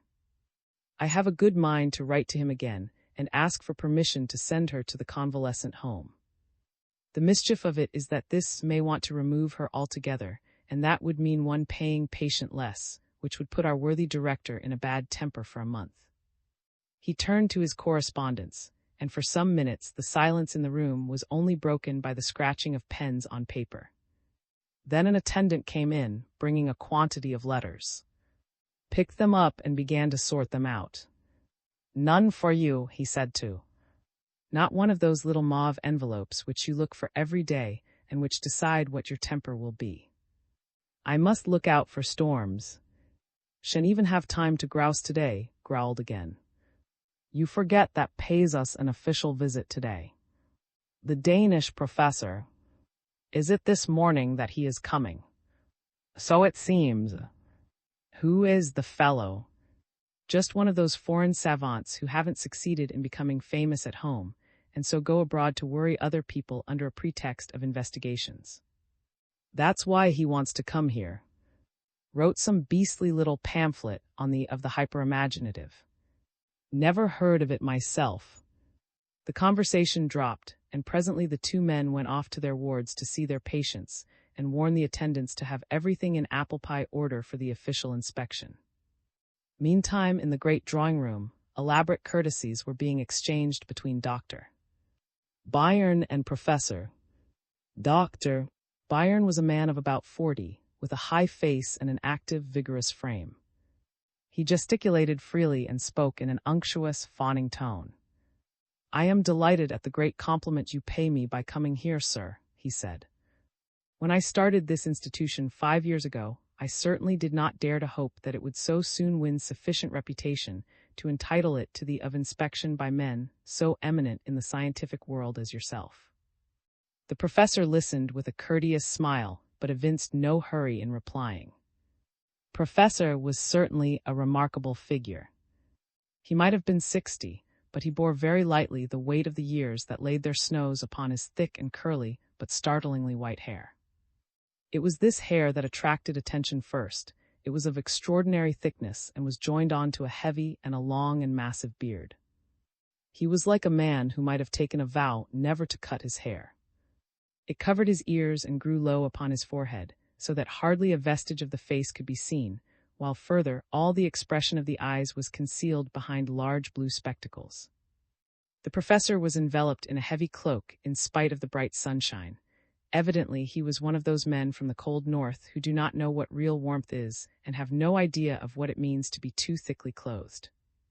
He spoke French correctly, but with a slight accent and a slow enunciation that betrayed a foreign origin.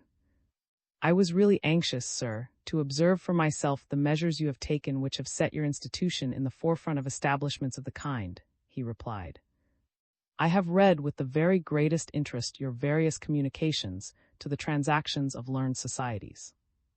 It is a great advantage for a practitioner like myself to be able to profit by the experience of a savant of your high standing." A few further compliments were exchanged, and then Dr. Bayern suggested a visit to the various wards and led his guest out into the grounds of the institution. If Dr. Bayern did not possess that theoretical knowledge of insanity which has made French alienists famous throughout the world, he was certainly a first-rate. His sanatorium was a model one. It was situated in one of the wealthiest, quietest quarters of Paris, and stood in a vast enclosure behind high walls. Within this enclosure, a number of small pavilions were built, all attractive in design, and communicating by broad flights of steps with a beautiful garden studded with trees and shrubs, but further subdivided into a series of little gardens separated from one another by white latticed palings. "You see, Professor, I rely entirely on the isolation principle. A single block would have involved a deleterious collocation of various types of insanity, so I built this series of small pavilions, where my patients can be segregated according to their type of alienation. The system has great therapeutic advantages, and I am sure it is the explanation of my high percentage of cures." Professor nodded approval. "We apply the system of segregation in Denmark," he said, "but we have never carried it so far as to divide the general grounds. I see that each of your pavilions has its own private garden. I regard that as indispensable, Doctor," Bayern declared. He led his visitor to one of the little gardens, where a man of about 50 was walking about between two attendants. "This man is a megalomaniac," he said. "He believes that he is the Almighty." "What is your treatment here?" Professor inquired. "I am aware that the books prescribe isolation, but that is not sufficient by itself. I nurse the brain by nursing the body, Doctor," Bayern replied. "I build up my patient's system by careful attention to hygiene, diet, and rest, and I pretend to ignore his mental alienation. There is always a spark of sound sense in a diseased brain. This man imagines he is the Almighty, but when he is hungry he has to ask for something to eat, and then we pretend to wonder why he has any need to eat if he is the Almighty. He has to concoct some explanation, and very gradually his reasoning power is restored. A man ceases to be insane the moment he begins to comprehend that he is insane." The professor followed the doctor, casting curious eyes at the various patients who were walking in their gardens. "Have you many cures?" "That is a difficult question to answer," said Dr. Bayern. The statistics are so very different in the different categories of insanity. Of course, said Professor, but take some particular type of dementia, say hallucination of persecution. What percentage of cures can you show there? 20% absolute recoveries and 40% definite improvements, the doctor replied promptly, and as the professor evinced unmistakable astonishment at so high a percentage, Dr. Bayern took him familiarly by the arm and drew him along. I will show you a patient who actually is to be sent home in a day or two. I believe that she is completely cured, or on the very point of being completely cured. A woman of about 40 was sitting in one of the gardens by the side of an attendant, quietly sewing. Doctor, Bayern paused to draw his visitor's particular attention to her. That lady belongs to one of the best of our great merchant families. She is Alice, wife of the rubber merchant. She has been under my care for nearly 10 months. When she came here, she was in the last stage of debility and suffered from the most characteristic hallucination of all. She thought that assassins were all round her. I have built up her physical system, and now I have cured her mind. At the present moment, that lady is not mad at all, in the proper sense of the term. She never shows any symptoms of reverting to her morbid condition. Professor inquired with interest. Never, and would not, even if violently upset. I do not think so. May I talk to her?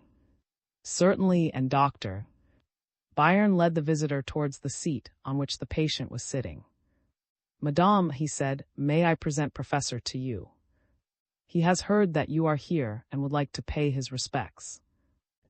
Put down her needlework and rose and looked at the Danish professor. I am delighted to make the gentleman's acquaintance, she said, but I should like to know how he was aware of my existence, my dear doctor. I regret that I cannot claim to know you, madame, said Professor, replying for doctor Bayern, but I know that in addressing you I shall be speaking to the inmate of this institution, who will testify most warmly to the scientific skill and the devotion of Dr. Bayern, at all events, replied coldly. He carries his kindness to the extent of wishing his patients never to be dull, since he brings unexpected visitors to see them. The phrase was an implicit reproach of Dr.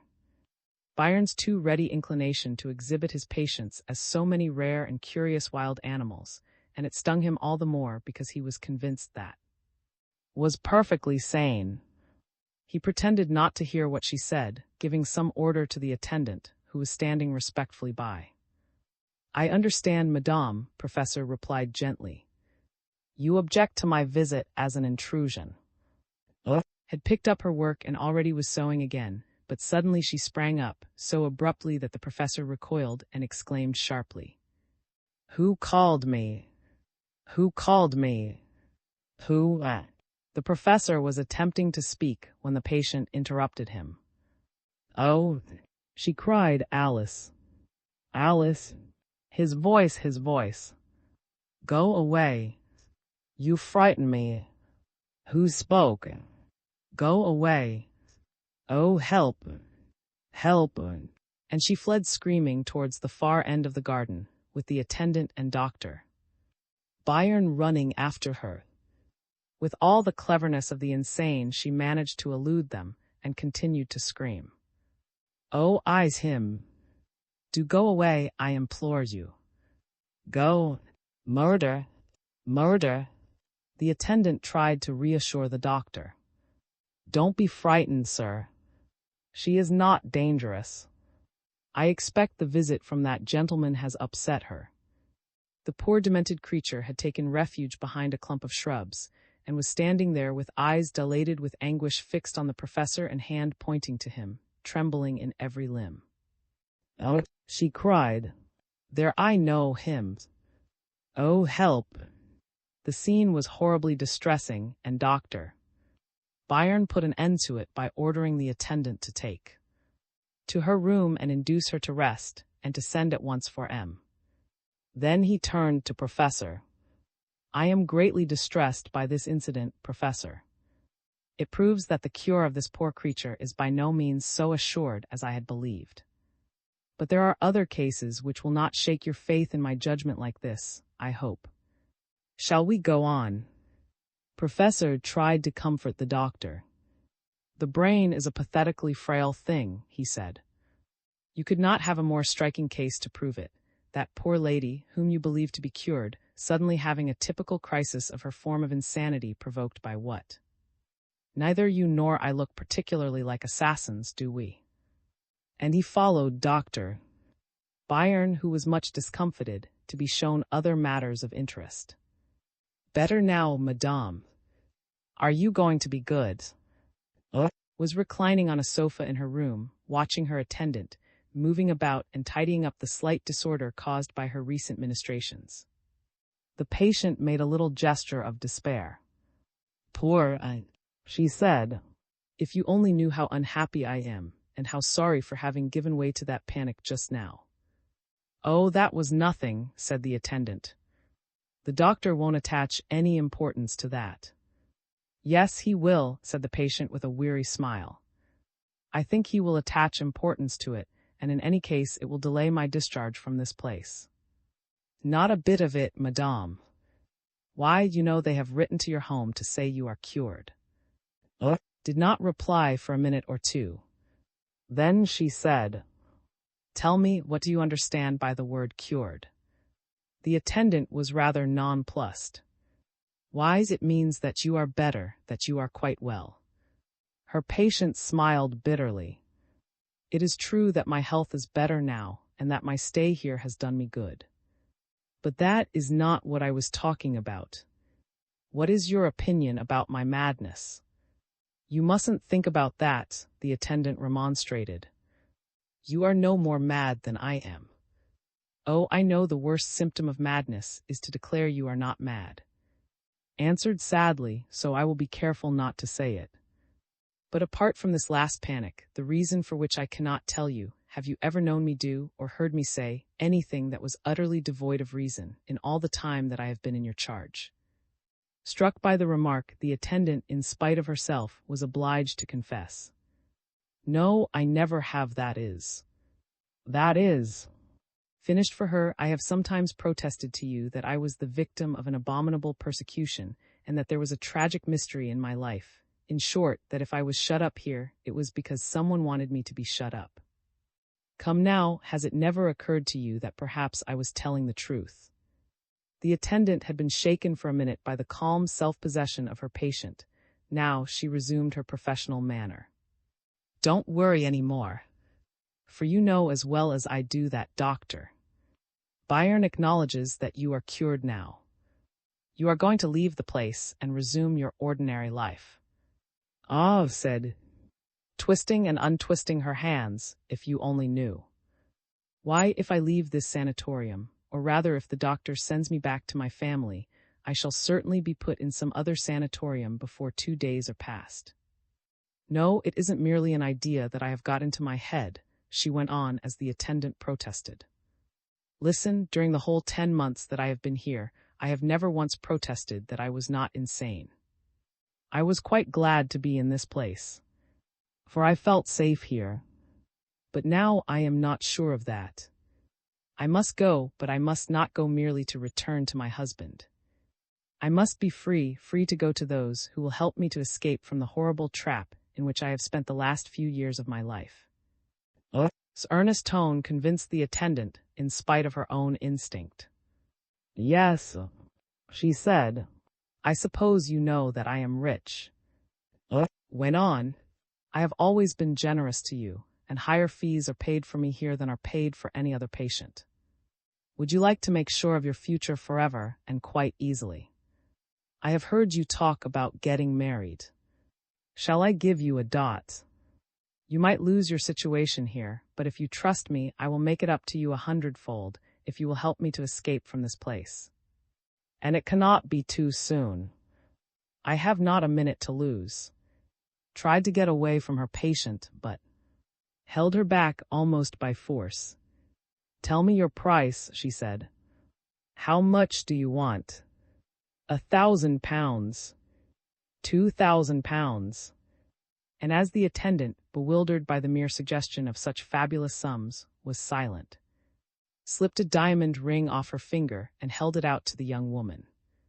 "Take that as proof of my sincerity," she said. "If anybody asks me about it, I will say that I have lost it. And from now, begin to prepare a way for me to escape.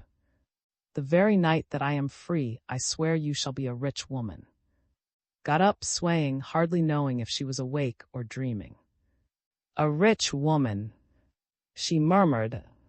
"A rich woman." And over the girl's face there suddenly crept a horrible expression of cupidity and desire. XVI. Among the market porters. "Boulevard," said the young asylum nurse to the conductor as she sprang into the tram just as it was starting. It was a September afternoon, one of the last fine days of the now fast-dying summer, and the girl had just got her fortnightly leave for 48 hours.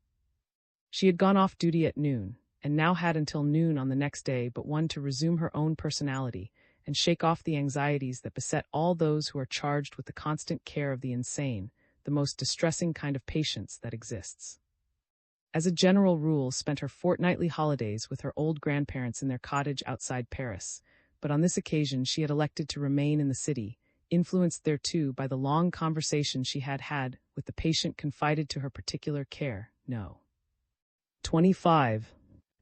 Since that first talk with her, on the day of Professor's visit to the asylum, she had had others, and had now elaborated a plan to enable the supposed lunatic to escape, and had decided to spend her short holiday in bringing the plan to a point.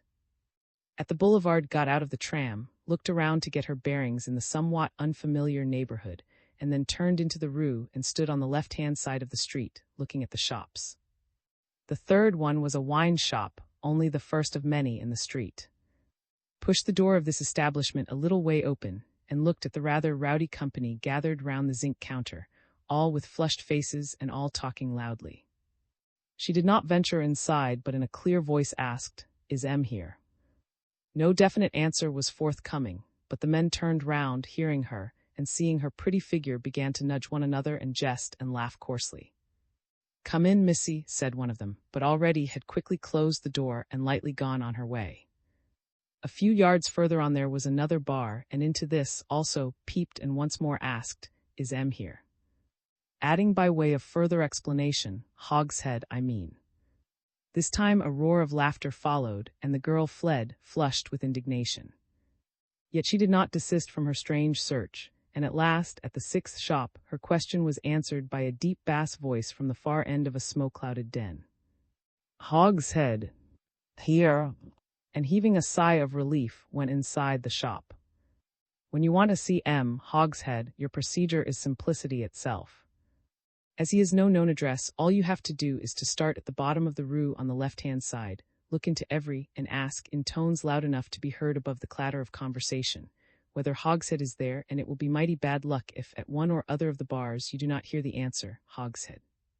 Here, followed immediately by that gentleman's order to the "half a pint, please, the gentleman will pay." It is a safe order, the knows from past experience that she can serve the half pint without anxiety. Hogshead rapidly drains it, and then holds out a huge and hairy hand to the visitor and inquires, "Well, what is it?" If, as often happens, the Hogshead finds himself confronted by a stranger, he feels no surprise. He knows his own popularity and is a modest soul, so he calls his visitor by his Christian name at once, taps him amicably on the shoulder and calls him "old boy," and invites him to stand a drink. The Hogshead is an artist in his line. He hires himself out to public halls to announce in his powerful voice, reinforced by a trumpet, the various items on the, or the results of performances achieved. He also harangues the crowd on behalf of showmen, or hurls threats at too excited demonstrators at public demonstrations. Between whiles he rolls hogsheads down into cellars, or bottles wine, and even drinks it when he is among friends who have money to pay withal. At sight of hogsheads so far departed from custom as not to give an order to the at the bar, instead, he rose and went towards the girl and unceremoniously embraced her. "Aha, little sister, there you are. Why, I was just that moment thinking of you." He drew her to the back of the shop, towards a bunch of sturdy, square-shouldered fellows drinking there, to whom he introduced her. "Now then, mates, try to behave yourselves. I'm bringing a charming young lady to see you, my sister, little Bob, as we called her when we lived with the old folks." The girl blushed, a little uneasy at finding herself in such a mixed company, but Hogshead put everyone at ease. He put his great hand under his chin and tilted her head back. "Don't you think she is pretty, this little sister of mine? She's the very spit of her brother." There was a general roar of laughter.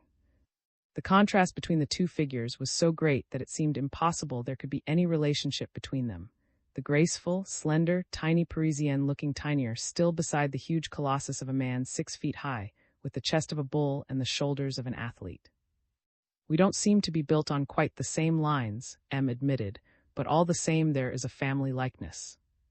The men made room for the girl, and after she had yielded to the general insistence and accepted a glass of white wine, bent forward and spoke in a lower tone. "Well, what do you want with me?" "I want to talk to you about something which will interest you, I'm sure," answered. "Anything to be got out of it?" was the giant's next. Smiled.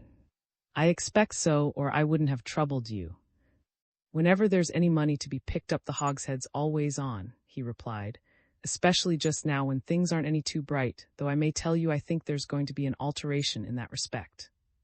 "Have you got a situation?" asked in some surprise. Hogshead laid a finger on his lip. "It's still a secret," he said, "but there's no harm in talking it over, for everybody here knows all about it," and at interminable length, and with many a pause for libations, he explained that he was a candidate for an appointment as market porter. He had been cramming for a fortnight past, in order to emerge triumphantly from the examination to which candidates were always subjected, and that very morning he had sat in the wrestling with nothing less than a problem in arithmetic. In proof, he produced from his pocket a crumpled, greasy, and wine-stained sheet of paper scrawled all over with childish writing and figures, and showed it to his sister, immensely proud of the effect he was producing on her. "A problems," he repeated. "See here, 2 taps fill a tank at the rate of 20 a minute, and a third tap empties it at the rate of 1,500 an hour. How long will it take for the tank to get full?"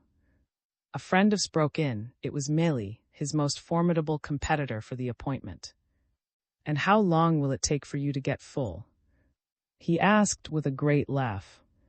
Hogshead banged his fist on the table. "This is a serious conversation," he said, and turned again to his sister, who wanted to know if he had succeeded in finding the answer to the problem. "Maybe," he replied. "I worked by rule of thumb, for, as you know, arithmetic and all those devils aren't in my line. To sit for an hour, writing at a table in the great hall of the not much. It made me sweat more than carrying 400 weight. But the company was preparing to make a move. Time was getting on, and at 6 o'clock the second part of the examination, the physical test, was to be held in the fish market. Mélie had paid his score already, and Hogshead's deferent escort of friends was getting restless. One fresh in her brother's eyes by paying for their refreshments with a 10-franc piece and leaving the change to be placed to his credit, and then with him she left the annual competition for an appointment as market porter is held at the end of September. It is a great event. There are generally many candidates, but only 2 or 3 and sometimes less of the best are picked. The posts are few and good, for the number of porters is limited. The examination is in 2 parts, one purely intellectual, consisting of some simple problem and a little dictation, the other physical, in which the candidates have to carry a sack of meal weighing 300 weight a distance of 200 yards in the shortest time. At 6 o'clock punctually, the market women were all in their places along the pavement by their respective stalls. The hall was decorated with flags, the salesmen and regular shopmen were provided with chairs, and their assistants were behind them, with the sweepers and criers. At the back stood 3 or 4 rows of the general public, all eager to witness the impressive display. The 200-yard course was carefully cleared, every obstacle having been scrupulously swept off the asphalt, especially pieces of orange peel, lettuce leaves, and bits of rotten vegetable matter, which might have caused a competitor to slip when trying to break the record for carrying the sack.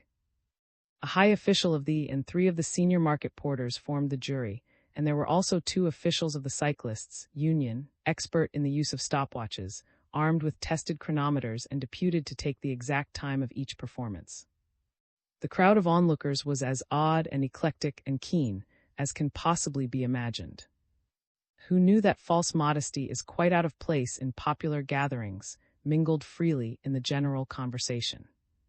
Among other picturesque types, she had noticed one particularly extraordinary individual who, although he was in the last row of all, overtopped the rest by quite half of his body, being perched on an antiquated tricycle, which provoked the hilarity of the mob. "What ho!" somebody called out, for the man was a well-known and popular figure, and everybody knew his name. "Is that Methuselah's tricycle that you have pinched?" And to some of the sallies, the fellow replied with a smile that was almost lost in his matted beard, and to others with a jest uttered in the dialect of Auvergne. Someone spoke softly in his ear, and she turned and saw a sturdy fellow of about 25, wearing a blue blouse, a red handkerchief round his neck, and a drover's cap. He was a well-built, powerful man, and in spite of his humble dress, had an intelligent face and an almost distinguished manner. Responded amiably, and a few commonplace remarks were exchanged between the two. "In case you care to know my names," said the man, and replied frankly, but without otherwise compromising herself. "And I am Bob, or whichever you like. I am Hogshead's sister," she added with a little touch of pride. A murmur ran round the crowd. Miley was going through his trial. The great fellow came along with rapid, rhythmical step, with supple limbs and chest hunched forward. Surely balanced on his broad shoulders, and the nape of his neck was an enormous sack of meal, accurately weighed to scale 300 weight. Without the least hesitation or slackening of pace, he covered the 200 yards, reaching the goal perfectly fresh and fit. He stood for a moment or two in front of the judges, displaying the mighty muscles of his naked chest, over which the perspiration was running, and evincing genuine delight in not freeing himself from his heavy burden at the earliest possible moment. The applause was enthusiastic and immediate, but silence quickly fell again, and all eyes turned towards the starting post. It was Hogshead's turn. The giant was really a splendid sight. Instead of walking as his rival had done, he began to step like a gymnast, and the crowd yelled their delight. It seemed that he must beat his rival's time easily, but all at once the great sack on his shoulders was seen to shake, and almost stopped, uttering a heavy groan before he got going again. The crowd looked on in surprise. Where he had just set his feet, there was a wet mark upon the asphalt, had slipped on a piece of orange peel. But he managed to restore the equilibrium of the sack, and taught caution by the risk he had just run, he finished the course with measured steps. 2 hours later, the result of the competition was announced. Hogshead and Mealy were bracketed equal, having taken exactly the same time to cover the course. Upon the result of the written examination would depend the final issue, and the matter was all the more important because this year there was but one vacancy for a market porter. Or was vehemently discussing with her neighbors the mishap that had befallen during his trial. A man dressed in a shabby black overcoat buttoned up to the chin, and wearing a kind of jockey cap on his greasy hair, was watching her intently, seeming to agree with all she said while really interested in something else. Who was very intent upon the matter in hand, did not notice this individual's manner. It was her faithful squire for the last 2 hours who got her away. "Come," he said, taking her by the sleeve, "you know your brother is waiting for you," and as she yielded to his insistence, he whispered in her ear, "That chap's a dirty-looking rascal, I don't think much of him." "He certainly is uncommonly ugly," the girl admitted, and then, like the trained nurse that she was, she added, "And did you notice his complexion? The man must be ill, he is absolutely green. XVII. At the Saint's Pig. Pay for a drink and I'll listen to you," said Hogshead to his sister. After numerous visits to the many bars and drinking saloons that surround the markets, they had finally gone for a late supper into the Saint's Pig, the most popular tavern in the neighborhood, having reconciled himself to waiting for the result of the examination, which would not be announced until the following day. A new and original attraction had been stationed outside the Saint's Pig for the last few days. After the formal succeeding his discovery of the drowned body in the river, had come to Paris to see the tower. He had met with but a week's delay in his itinerary, having been locked up for that time for some trifling. On entering the capital, this extraordinary equipage had caused quite a sensation, and as the worthy fellow, with utter disregard of the heavy traffic in the city, had careered about in it through the most crowded streets, he had very soon been run in and taken to the nearest lockup. His train had been confiscated for 48 hours, but as there was nothing really to be objected against the tramp, he had merely been requested to make himself scarce and not to do it again. Did not quite know what to make of it all. But while he was towing his 2 carriages behind his tricycle towards the Champ de Mars, from which point he would at last be able to contemplate the tower, he had fallen in with the editor of the Auto, to whom, in exchange for a bottle of wine at the next, he had ingenuously confided his story. A sensational article about the globetrotting tramp appeared in the next number of that famous sporting journal, and woke to find himself famous.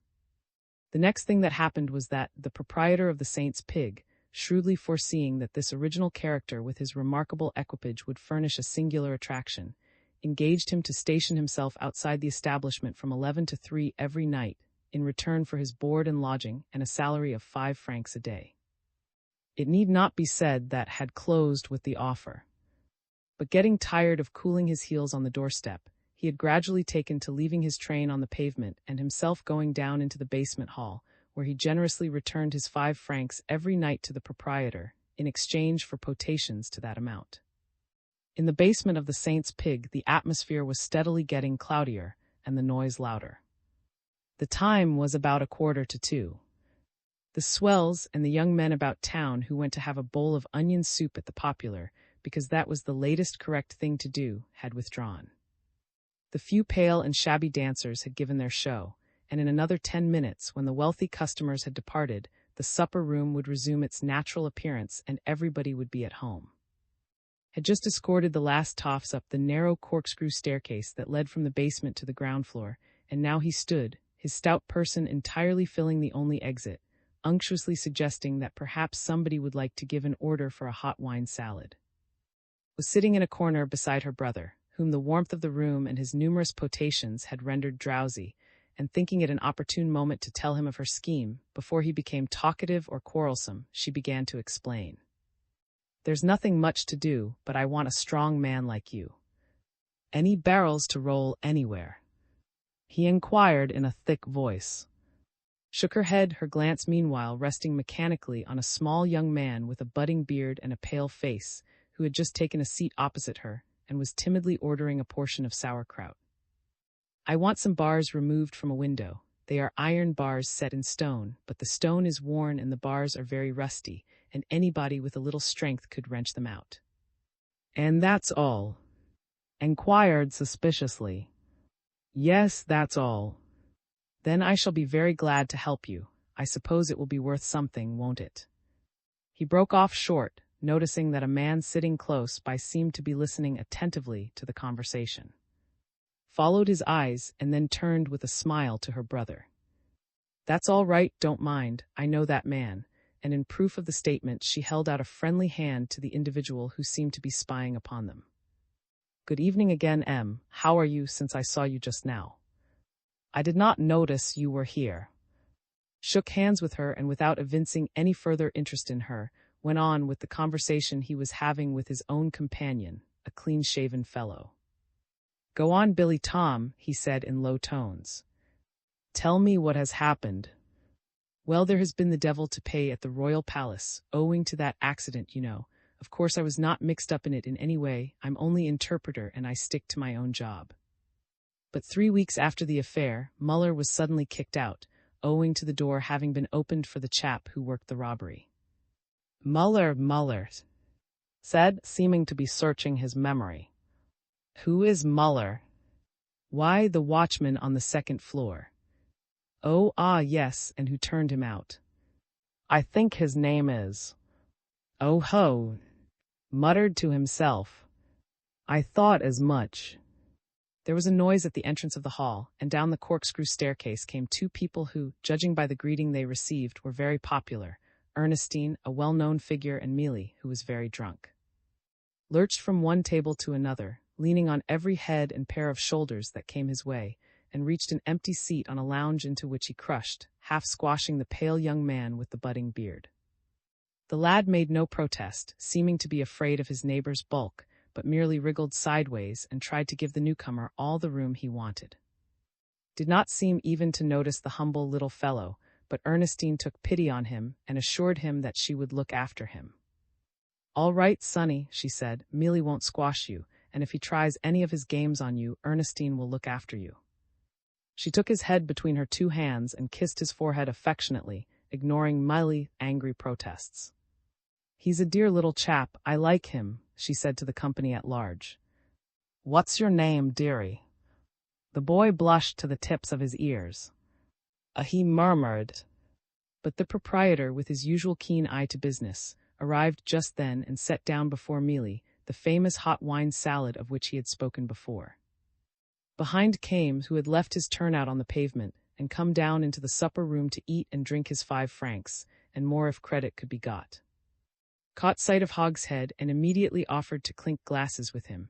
He pushed a glass towards him, inviting him to dip it with the rest into the steaming bowl, but was warming up under the influence of alcohol and broke into a sudden flame of wrath at sight of Mealy. If should be given the first place, it would be a rank injustice, he reflected, for he was most certainly the stronger man. And besides, the sturdy Hogshead was beginning to wonder whether his rival might not have devised an odious plot against him and put the famous piece of orange peel upon the track, but for which would have won hands down. So, very drunk, offered, who was no whit more sober, the gross affront of refusing to clink glasses with him. "Why, it's you!" exclaimed, in ringing tones of such glad surprise that everybody turned round to see whom he was addressing. And looked with the rest. "Why, it's the green man of just now," said the asylum nurse to her companion, and he assented, moodily enough. "Yes, it's him right enough." Took no notice of the attention he had provoked, and did not seem to notice that the green man appeared to be anything but pleased at having been. "I've seen you before, I know," he went on. "Where have I met you?" The green man did not answer. He affected to be engrossed in a most serious conversation with the friend he had brought with him into the supper room, a shabby individual who carried a guitar. But was not to be put off, and suddenly he exclaimed, with perfect indifference to what his neighbors might think, "I know, you are the tramp who was arrested with me down there in Lot. The day of that murder, you know, the murder of the Marquise." In his excitement had caught the green man by the sleeve, but the green man impatiently shook him off, growling angrily. "Well, and what about it?" For some minutes now Hogshead and Mealy had been exchanging threatening glances. Had given voice to his suspicions, and kind friends had not failed to report his words too. Inflamed with drink as they were, the two men were bound to come to blows before long, and a dull murmur ran through the room heralding the approaching altercation. Anxious on her brother's behalf and a little frightened on her own, did all she could to induce to come away, but even though she promised to pay for any number of drinks elsewhere, he refused to budge from the bench where he was sitting hunched up in a corner. When at length he got rid of, and his exasperating garrulity, the green man resumed his conversation with his friend with the guitar. "It's rather odd that he hasn't a trace of accent," the latter remarked. "Oh, it's nothing for a fellow like Gurn to speak French like a Frenchman," said the green man in a low tone, then he stopped nervously. Ernestine was walking about among the company, chatting to one and another and getting drinks, and that she was listening to what he said. But another duologue rose audible in another part of the room. "If the gentleman would like to show his strength, there's someone ready to take him on." Hogshead had thrown down his glove. Silence fell upon the room. It was Miley's turn to answer. At that precise moment, however, was draining the salad bowl. He slowly swallowed the last of the red liquid. One can't do two things at once, laid the bowl down, empty, on the table, and in thundering, dignified tones demanded another, wiped his lips on the back of his sleeve, and turned his huge head towards the corner where was hunched up, saying, "Will the gentleman kindly repeat his last remark?" Ernestine moved furtively to his side, and affecting to be interested only in the argument going on between, and said without looking at him. The pale man with the greenish complexion said to the man with the guitar, "It's he, all right, because of the burn in the palm of his hand." Allain choked back an oath and instinctively clenched his fist, but Ernestine already had moved on and was huskily chaffing the young man with the budding beard. Sat with somber face and angry eyes, only replying in curt monosyllables to the occasional remarks of his next neighbor, Billy Tom. The waitress was passing near him, and he signed to her to stop. "Say," he said, nodding towards the window that was behind him, "what does that window open onto?" The girl thought for a moment.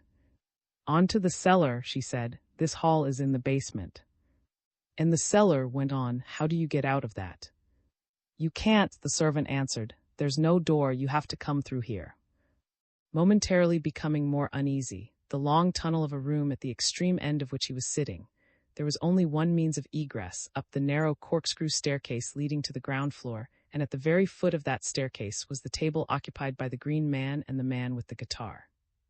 A plate aimed by Hogshead at Mealy crashed against the opposite wall. Everyone jumped to his feet, the women screaming, the men swearing. The two market porters stood confronting one another, Hogshead brandishing a chair, trying to wrench the marble top from a table to serve as a weapon. The melee became general, plates smashing on the floor and dinner things flying towards the ceiling. Suddenly a shot rang out, but quickly though it had been fired, the green man and the man with the guitar had seen who fired it. For the last few minutes, indeed, these two mysterious individuals had never taken their eyes off. Whom had supposed from his appearance to be an honest cattle drover was undoubtedly a wonderful shot. Having observed that the room was lighted by a single chandelier composed of 3 electric lamps, and that the current was supplied by only 2 wires running along the cornice, had taken aim at the wires and cut them clean in two with a single shot. Immediately following upon the shot, the room was plunged into absolute darkness. A perfectly incredible uproar ensued, men and women struggling together and shouting and trampling one another down, and crockery and dinner things crashing down from the sideboards and tables onto the floor. Above the din, a sudden hoarse cry of pain rang out, "Help!" And simultaneously, who was lost among the mob, heard a muttered exclamation in her ear, and felt 2 hands groping all over her body as if trying to identify her. The young nurse was the only woman in the room wearing a hat. Half swooning with terror, she felt herself picked up and thrust upon a bench, and then someone whispered in a vinous voice, "You are not to help, no."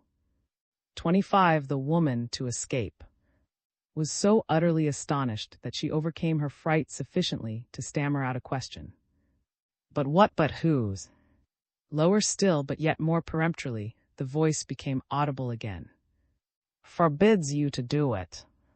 And if you disobey, you die." The nurse dropped back upon the bench half fainting with fright, and the row in the supper room grew worse. 3 men were fighting now, the green man being at grips with 2 at once. The green man did not seem to feel the blows rained on him, but with a strength that was far beyond the ordinary he gripped hold of an arm and slid his hands along the sleeve, never letting go of the arm until he reached the wrist, when wrenching open the clenched fist he slipped his fingers on to the palm of the hand. A little exclamation of triumph escaped him, and simultaneously the owner of the hand uttered an exclamation of pain, for the green man's fingers had touched a still raw wound upon the hollow of the palm. But at that instant his leg was caught between 2 powerful knees, and the slightest pressure more would have broken it. The green man was forced to let go the hand he held. He fell to the ground with his adversary upon him, and for a moment thought that he was lost. But at the same moment his adversary let go of him in turn, having been taken by surprise by yet a 3rd combatant who joined in the fray and separated the first 2, devoting himself to a furious assault upon the man whom the green man had tried to capture. The green man passed a rapid hand over the individual who had just rescued him from the fierce assault, and was conscious of a shock of surprise as he identified the young man with the budding beard. Thereupon he collared him firmly by the neck and did not let him go. In the crush, the combatants had been forced towards the staircase, and at this narrow entrance into the hall bodies were being trampled underfoot and piercing screams rent the air. Had not made the least attempt to interfere. He knew exactly the proper procedure when trouble of this sort broke out, and he had gone to the corner of the street and sent the constable on duty there to the nearest police station for help. Directly the first gendarmes arrived, led them behind the counter in the shop and showed them the fire hose. With the skill acquired by long practice, they rapidly unrolled the pipe, introduced it into the narrow mouth of the staircase, turned on the tap, and proceeded to drench everybody in the supper room below. The unexpected sousing pulled the combatants up short, separated all the champions, and drove the howling and shrieking mob back to the far end of the room. The operation lasted for a good 5 minutes, and when the gendarmes considered that the customers of the Saint's Pig were sufficiently quieted down, the sergeant threw the light of a lantern, which the proprietor obligingly had ready for him, over the supper room, and peremptorily ordered the company to come up, one by one. Seeing that resistance would be futile, the company obeyed. As they slowly emerged at the top of the corkscrew staircase, meek and subdued, the gendarmes at the top arrested them, slipped handcuffs on them, and sent them off in couples to the station. When the sergeant assumed that everyone had come out, he went down into the supper room, just to make sure that nobody was still hiding there. But the room was not quite empty. One unfortunate man was lying on the floor, bathed in his own blood. It was the man with the guitar, and a knife had been driven through his breast. The couple, consisting of the green man and the young man with the budding beard, of whom his companion had never once let go since identifying him during the fight in the supper room, were taken to the station. The clerk, who was taking down the names of the prisoners, with difficulty repressed an exclamation of surprise when the green man produced an identification card and whispered a few words in his ear. "Release that gentleman at once," said the clerk. "With regard to the other." "With regard to the other," the green man broke in, "kindly release him too. I want to keep him with me." The clerk bowed in consent, and both men were immediately released from their handcuffs. The young man stared in astonishment at the individual who a minute before had been his companion in bonds, and was about to thank him, but the other grasped him firmly by the wrist, as though to warn him of the impossibility of flight, and led him out of the police station. In the street they met the sergeant with a gendarme bringing in the unfortunate man with the guitar, who was just breathing, and in whom the officials had a detective inspector. Without letting go of the youth, the green man bent forward to the sergeant and had a brief but animated conversation with him. "Yes, sir, that's all," the sergeant said respectfully. "I haven't anyone else." The green man stamped his foot in wrath. "Good Lord! Gurn has got away."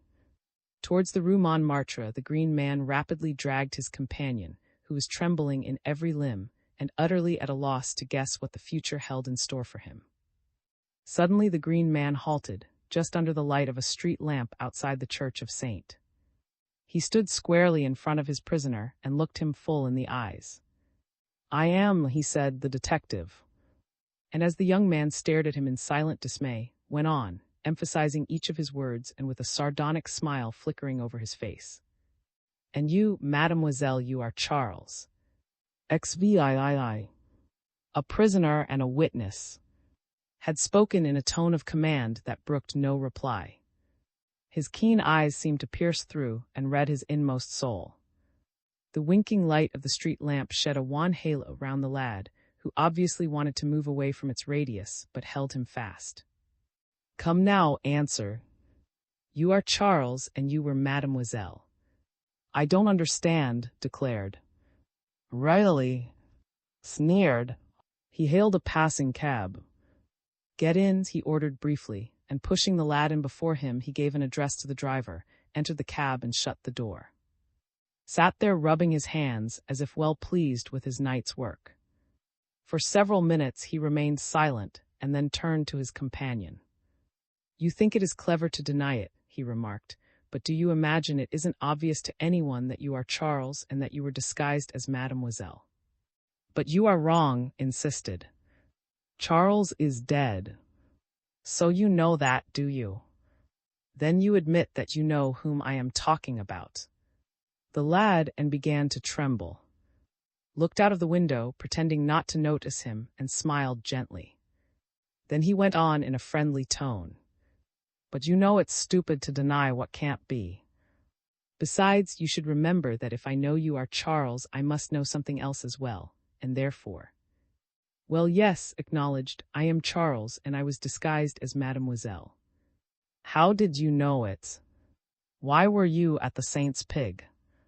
Had you come to arrest me? And where are you taking me now to prison?" Shrugged his shoulders. "You want to know too much, my boy. Besides, you ought to know Paris, and so ought to be able to guess where I told the driver to go, merely by looking at the streets we are passing through." "That is exactly what frightens me," Charles replied. We are on the quays near the law courts. And the police station, my son. Quite so. Now it's quite useless to make a scene. You will gain nothing by attempting to get away. You are in the hands of justice, or rather in my hands, which is not quite the same thing, so come quietly. That is really good advice. A few minutes later the cab stopped at the Tour, which has such melancholy associations for so many criminals. Alighted and made his companion alight as well, paid the driver, and walked up the staircase to the first floor of the building. It was daylight now, and the men were coming on duty. All of them saluted as he walked along with his trembling captive. The detective went down one long passage, turned into another, and opened a door. "Go in there," he ordered curtly. Charles obeyed and found himself in a small room, the nature of which he, immediately from the furniture it contained. It was the measuring room of the anthropometric service. So what he feared was about to happen, was going to lock him up. But the detective called out in a loud tone, "Hector, please." And one of the men who remained on duty in the department, in case they were required by any of the detective inspectors to find the records of any previously convicted criminal, came hurrying in. And with a bag too. "So early? You think he has been here before?" "No," said in a dry tone that put a stop to further indiscreet questions. "I don't want you to look up my companion's record, but to take his measurements, and very carefully too." The man was somewhat surprised at the order, for it was not usual to be asked to do such work at so very early an hour. He was rather irritable too at being disturbed from the rest he was enjoying, and it was very curtly that he spoke to Charles. "Come here, please, the standard first, take off your boots." Charles obeyed and stood under the standard of measurement, and then, as the assistant ordered him, he submitted to having his fingers smeared with ink so that his fingerprints might be taken, to being photographed full face and in profile, and finally to having the width of his head from ear to ear, measured with a special pair of caliper compasses. Hector was surprised by his docility. "I must say your friend is not very talkative, M. What has he been up to?" And as the detective merely shrugged his shoulders and did not reply, he went on, "That's done, sir. We will develop the negatives and take the prints and recopy the measurements, and the record shall be classified in the register in a couple of hours." Charles grew momentarily more scared. He felt that he was definitely arrested now, but left the armchair in which he had been resting, and coming up to him laid his hand upon his shoulder, speaking the while with a certain gentleness. "Come, there are some other points as to which I wish to examine you." He led him from the anthropometric room along a dark corridor, and presently taking a key from his pocket, opened a door and pushed the lad in before him. "Go in there," he said. "This is where we make the dynamometer tests." A layman looking round the room might almost have supposed that it was merely some carpenter's shop. Pieces of wood of various shapes and sizes and sorts were arranged along the wall or laid upon the floor. In glass cases were whole heaps of strips of metal, 5 or 6 inches long and of varying thickness. "Close the door carefully behind him."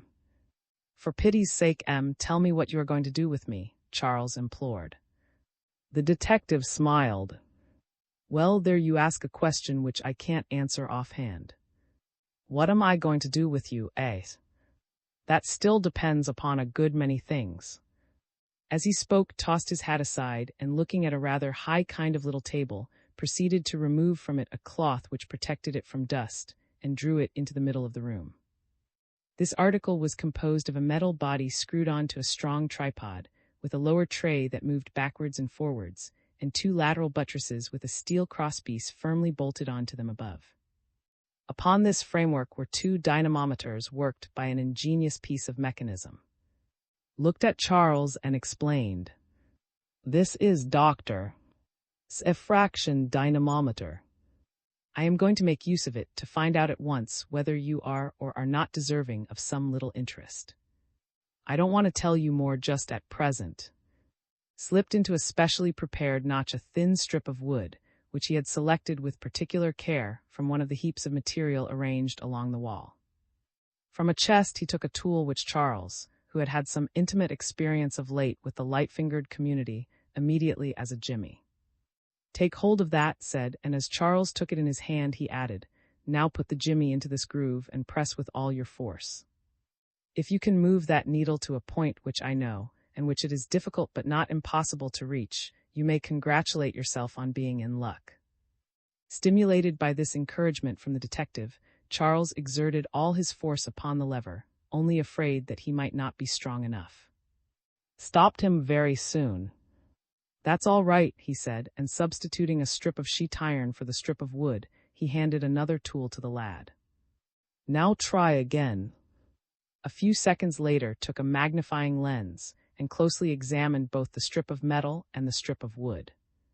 He gave a little satisfied click with his tongue and seemed to be very pleased. Charles, he remarked, I think we are going to do a very good morning's work.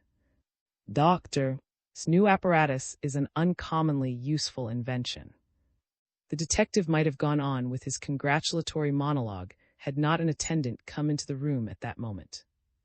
Ah, there you are, M. I have been looking for you everywhere. There is someone asking for you who says he knows you will receive him. I told him this was not the proper time, but he was so insistent that I promised to bring you his card. Besides, he says you have given him an appointment. Took the card and glanced at it. That's all right, he said. Take the gentleman into the parlor and tell him I will be with him in a minute. The attendant went out and looked at Charles with a smile. You are played out, he said. Before we do anything else, common humanity requires that you should get some rest. Come, follow me. I will take you to a room where you can throw yourself on a sofa and get a sleep for a good hour at least while I go and see this visitor. He led the lad into a small waiting room, and as Charles obediently stretched himself upon the sofa, looked at the pale and nervous and completely silent boy and said with even greater gentleness, There, go to sleep, sleep quietly and presently. Left the room and called a man to whom he gave an order in a low tone. Stay with that gentleman, please. He is a friend of mine, but a friend, you understand, who must not leave this place. I am going to see someone, but I will come up again presently, and hurried downstairs to the parlor. The visitor rose as the door opened and made a formal bow. He said. M's, that gentleman replied. And you are Detective Inspector? I am, sir, the detective answered, and pointing his visitor to a chair, he took a seat himself at a small table littered with official documents. Sir, began, I ventured to send you that pressing invitation to come to Paris today, because from I had made about you, I was sure that you were a man with a sense of duty, who would not resent being put to inconvenience when it was a question of cooperating in a work of justice and of truth. The visitor, a man of perhaps 30, of somewhat fashionable appearance and careful though quiet dress, manifested much surprise. About me, sir. And pray, why? I must confess that I was very much astonished when I received your letter informing me that the famous detective inspector wished to see me, and at first I suspected some practical joke. On consideration, I decided to obey your summons without further pressing, but I did not imagine that you would have made any about me. How do you know me, may I ask? Smiled. Is it the fact, he inquired, instead of replying directly, for like the good detective that he was, intensely keen on his work, he enjoyed mystifying people with whom he conversed. Is it the fact that your name is a civil engineer, the possessor of considerable private means, about to be married, and that lately you made a short journey to Limoges? The young man nodded and smiled. Your information is perfectly correct in every particular. But I do not yet understand what crime of mine can have subjected me to these on your part. Smiled again. I wondered, sir, why you vouchsafed no answer to the local which have been made at my instance, to the advertisements which I have had inserted in the papers, in which I discreetly made it known that the police wanted to get into communication with all the passengers who traveled first class in the slow train from Paris on the night of the 23rd of December last. This time the young man looked anxious. Great, he exclaimed, are you in the employment of my future father-in-law? Burst into a roar of laughter. First acknowledge that you did travel by that train on that night, that you got into it at where you live and where you are going to be married, and that you were going to Limoges to see a lady, and that you did not want your family to know anything about it. Pulled himself together. I had no idea that the official police undertook espionage of that sort, he said rather. But it is true, sir, that I went to Limoges my last post before I was appointed to take a final farewell to a lady. But since you are so accurately informed about all this, since you even know what train I went by, a train I deliberately chose because in little places like so much notice is taken of people who travel by the express, you must also know. Checked him with a wave of the hand. A truce to jesting, he said. Excuse me, sir, I was only amusing myself by observing once more how quickly decent people, who have a little peccadillo on their conscience, are disturbed when they think they have been found out. Your love affairs do not matter to me, sir. I don't want to know if you have a lady friend or not. The information I want from you is of a very different nature. Tell me simply this: in what circumstances did you make that journey? What carriage did you get into? Who traveled with you in that carriage? I am asking you because, sir, I have every reason to believe that you traveled that night with a murderer who committed a crime of particular atrocity, and I think you may be able to give me some interesting information.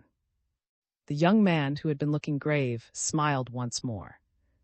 I would rather have that than an into my defunct love affairs. Well, sir, I got into the train into a first-class carriage. What kind of carriage? One of the old-fashioned corridor carriages, that is to say, not a corridor communicating with the other carriages, but a single carriage with 4 compartments, 2 in the middle opening onto the corridor, and 2 at the ends communicating with the corridor by a small door. I know, said, the lavatory is in the center, and the end compartments are like the ordinary compartments, except that they have only 7 seats, and also have the little door communicating with the narrow passage down one side of the carriage. That's it. I got into the smoking compartment at the end. Don't go too quick, said. Tell me whom you saw in the various compartments. Let us go even farther back. You were on the platform waiting for the train. It came in. What happened then? You want to be very precise, remarked. Well, when the train pulled up, I looked for the first-class carriage. It was a few yards away from me, and the corridor was alongside the platform. I got into the corridor and wanted to choose my compartment. I remember clearly that I went first to the rear compartment, the last one in the carriage. I could not get into that, for the door opening into it from the corridor was locked. That is correct, nodded. I know from the guard that that compartment was empty. What did you do then? I turned back and, passing the ladies' compartment and the lavatory, decided to take my seat in the one next it communicating with the corridor. But luck was against me. A pane of glass was broken and it was bitterly cold there, so I had to fall back on the only compartment left, the smoking one towards the front of the train. Were there many of you there? I thought at first that I was going to have a fellow, for there was some luggage and a rug arranged on the seat. But the passenger must have been in the lavatory, for I didn't see him. I lay down on the other seat and went to sleep. When I got out of the train at Limoges, my fellow must have been in the lavatory again, for I remember quite distinctly that he was not on the opposite seat. I thought at the time how easy it would have been for me to steal his luggage and walk off with his valise. Nobody would have seen me. Had listened intently to every word of the story. He asked for one further detail with a certain anxiety in his tone. Tell me, sir, when you woke up, did you have any impression that the baggage arranged on the seat opposite yours had been disturbed at all?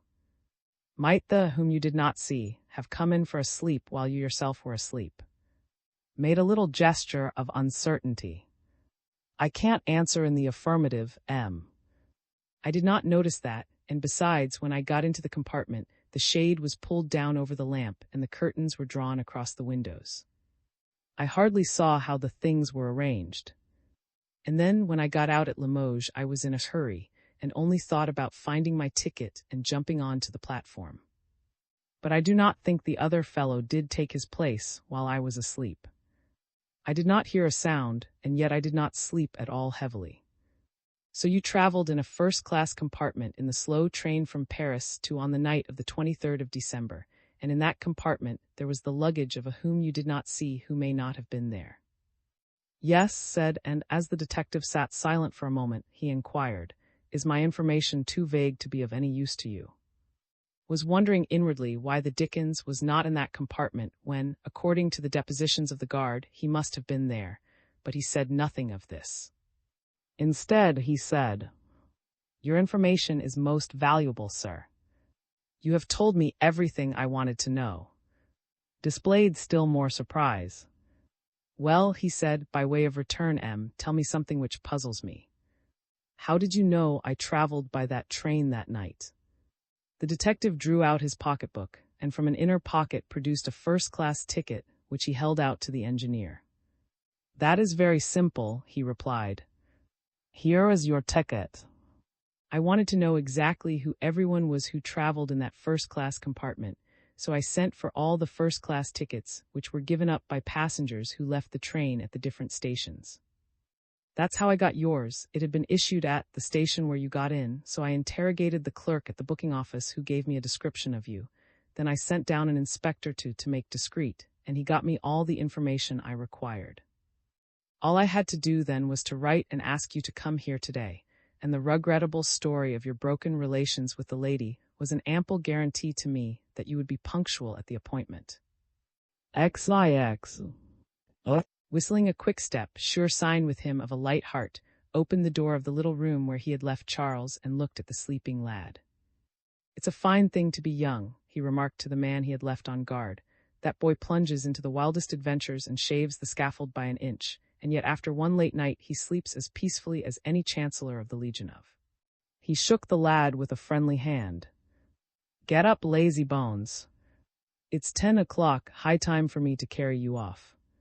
Where to? The unhappy boy asked, rubbing his eyes. There's no doubt about inquisitiveness being your besetting sin, replied cryptically. Well, we've got a quarter of an hour's drive in front of us. But you're not going to prison, I'm going to take you home with me. Had taken off his collar and tie and put on an old jacket, had set a great bowl of bread and milk in front of Charles, and was leisurely enjoying his own breakfast. I didn't want to answer any questions just now, he said, because I hate talking in cabs where I have to sit by a man's side and can't see him or hear half he says. But now that we are snug and comfortable here, I've no right to keep you waiting any longer, and I'll give you a bit of good news. Snug and comfortable were the right words with which to describe's private abode. The detective had attained an lucrative position in his profession, and exposed as he was in the course of his work to all manner of dangers and privations, had compensated himself by making an entirely satisfactory, if not luxurious, nest where he could rest after his. When he had finished his breakfast, he lighted a big cigar and sank into an easy chair, crossing his hands behind his head. He turned a steady gaze upon Charles, who was still completely puzzled and half frightened by this sudden amiability, and did not know whether he was a prisoner or not. I will give you a bit of good news, that is, that you are innocent of the affair when you were Charles, and innocent also of the affair when you were Mademoiselle. I need not say anything about the scrap last night, in which you played a still more distinguished part. Why tell me that? Asked Charles nervously. Of course I know I did not rob Princess, but how did you meet last night, and how did you find out that I was Mademoiselle? Smiled and shook back a lock of hair that was falling over his eyes. Listen, my boy, do you suppose that thundering blow you dealt the excellent when he was making love to Mademoiselle could fail to make me determined to find out who that young lady was who had the strength of a man? The allusion made Charles most uneasy. But that does not explain how you mean tonight. I you in at the hotel, but I had no idea that it was you last night. That's nothing, said with a shake of the head. And you may understand once for all that when I have once looked anybody square in the face, he needs to be an uncommonly clever fellow to escape me afterwards by means of any disguise.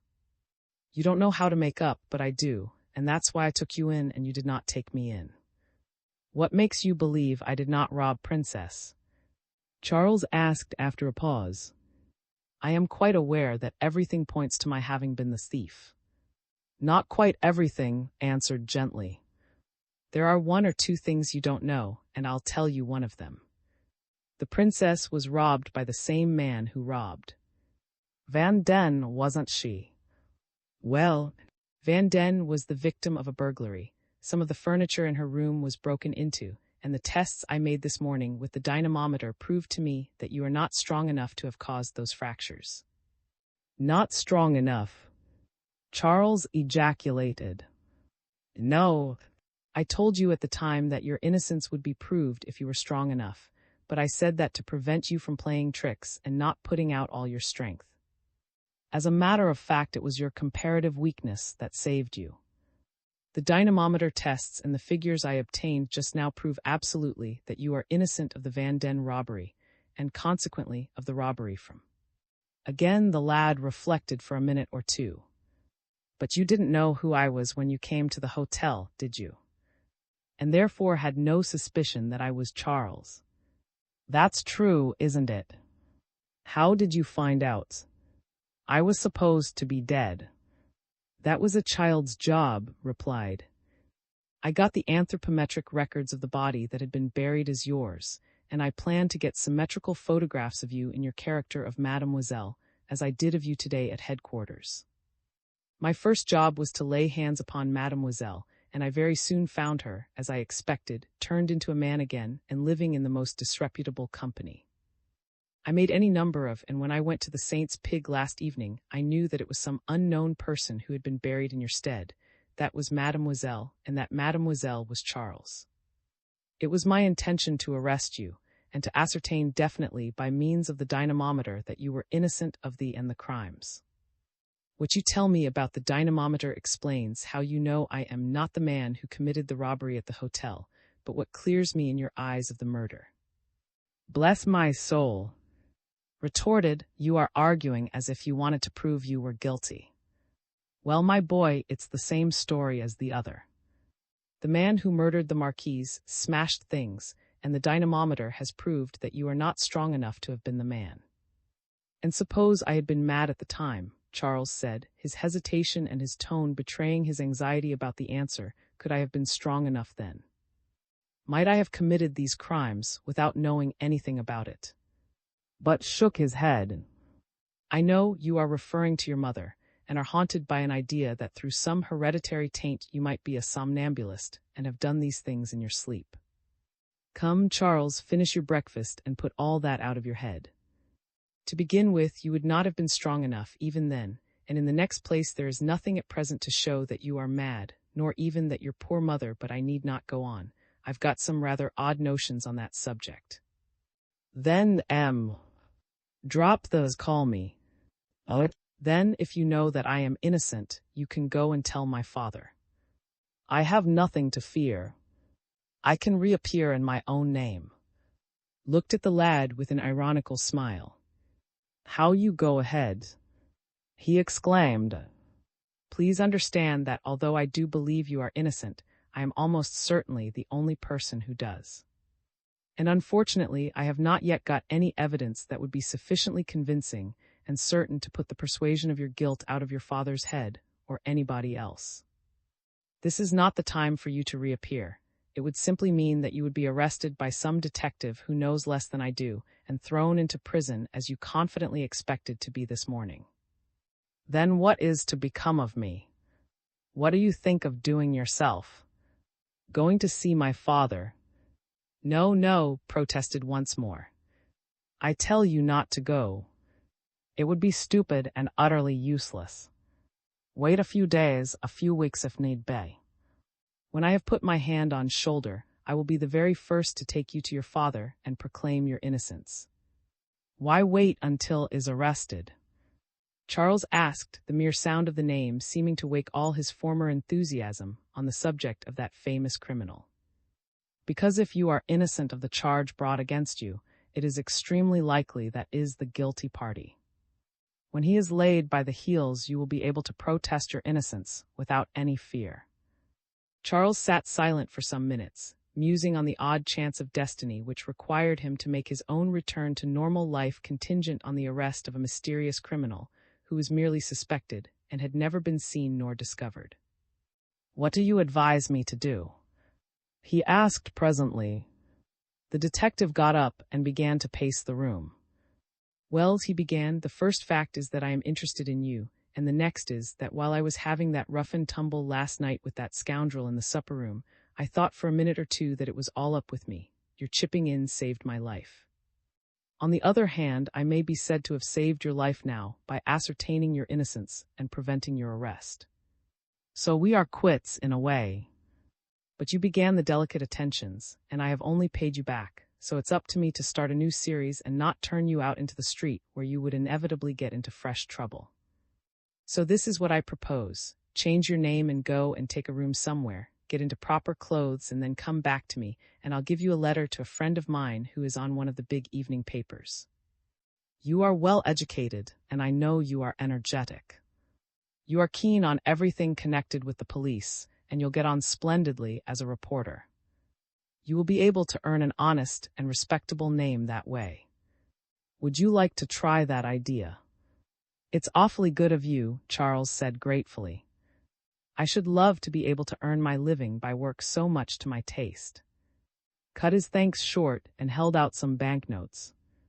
There's some money, now clear out. It's high time we both got a little sleep. Get busy settling into rooms, and in a fortnight I shall expect you to be editor of law. Under what name shall you introduce me to your friend? Charles asked after a little nervous pause.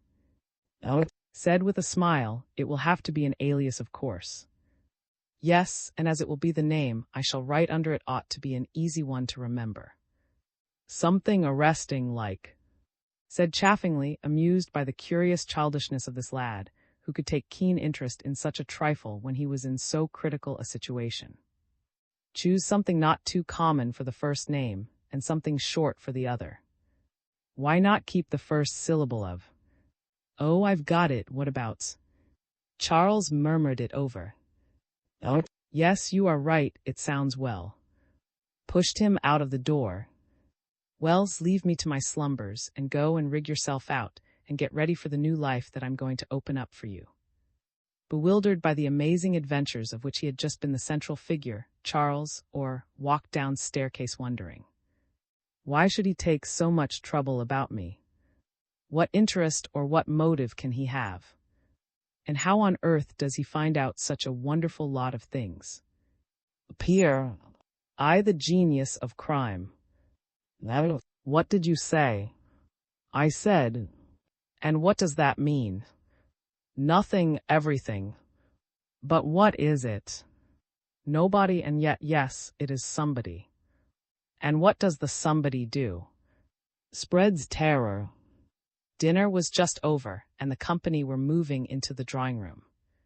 Hurrying to the fireplace, the Marquise took a large log from a basket and flung it on to the glowing embers on the hearth. The log crackled and shed a brilliant light over the whole room. The guests of the Marquise instinctively drew near to the fire. During the 10 consecutive months she spent every year at Herve, on the outskirts of that picturesque district bounded by the Dordogne, it had been the immemorial custom of the Marquise to entertain a few of her personal friends in the neighborhood to dinner every Wednesday, thereby obtaining a little pleasant relief from her loneliness and keeping up some contact with the world. On this particular winter evening the good lady's guests included several: President Bonnet, a retired magistrate who had withdrawn to his small property at Saint, in the suburbs of Enna, who was the parish priest. A more occasional friend was also there, a young and wealthy widow, a typical woman of the world who spent the greater part of her life either in motoring, or in the most exclusive drawing-rooms of Paris, or at the most fashionable watering places. But when the put herself out to grass, as she racily phrased it, and spent a few weeks at her estate close to the Of, nothing pleased her better than to take her place again in the delightful company of the Marquise and her friends. Finally, youth was represented by Charles, who had arrived at a couple of days before, a charming lad of about 18 who was treated with warm affection by the Marquise and by the granddaughter of the Marquise, with whom since her parents' death she had lived as a daughter. The odd and even mysterious words spoken by President Bonnet as they were leaving the table, and the personality of this, about which he had said nothing definite in spite of all the questions put to him, had excited the curiosity of the company, and while was gracefully dispensing the coffee to her grandmother's guests, the questions were renewed with greater insistence. Crowding round the fire, for the evening was very cold, his friends showered fresh questions upon the old magistrate, who secretly enjoyed the interest he had inspired.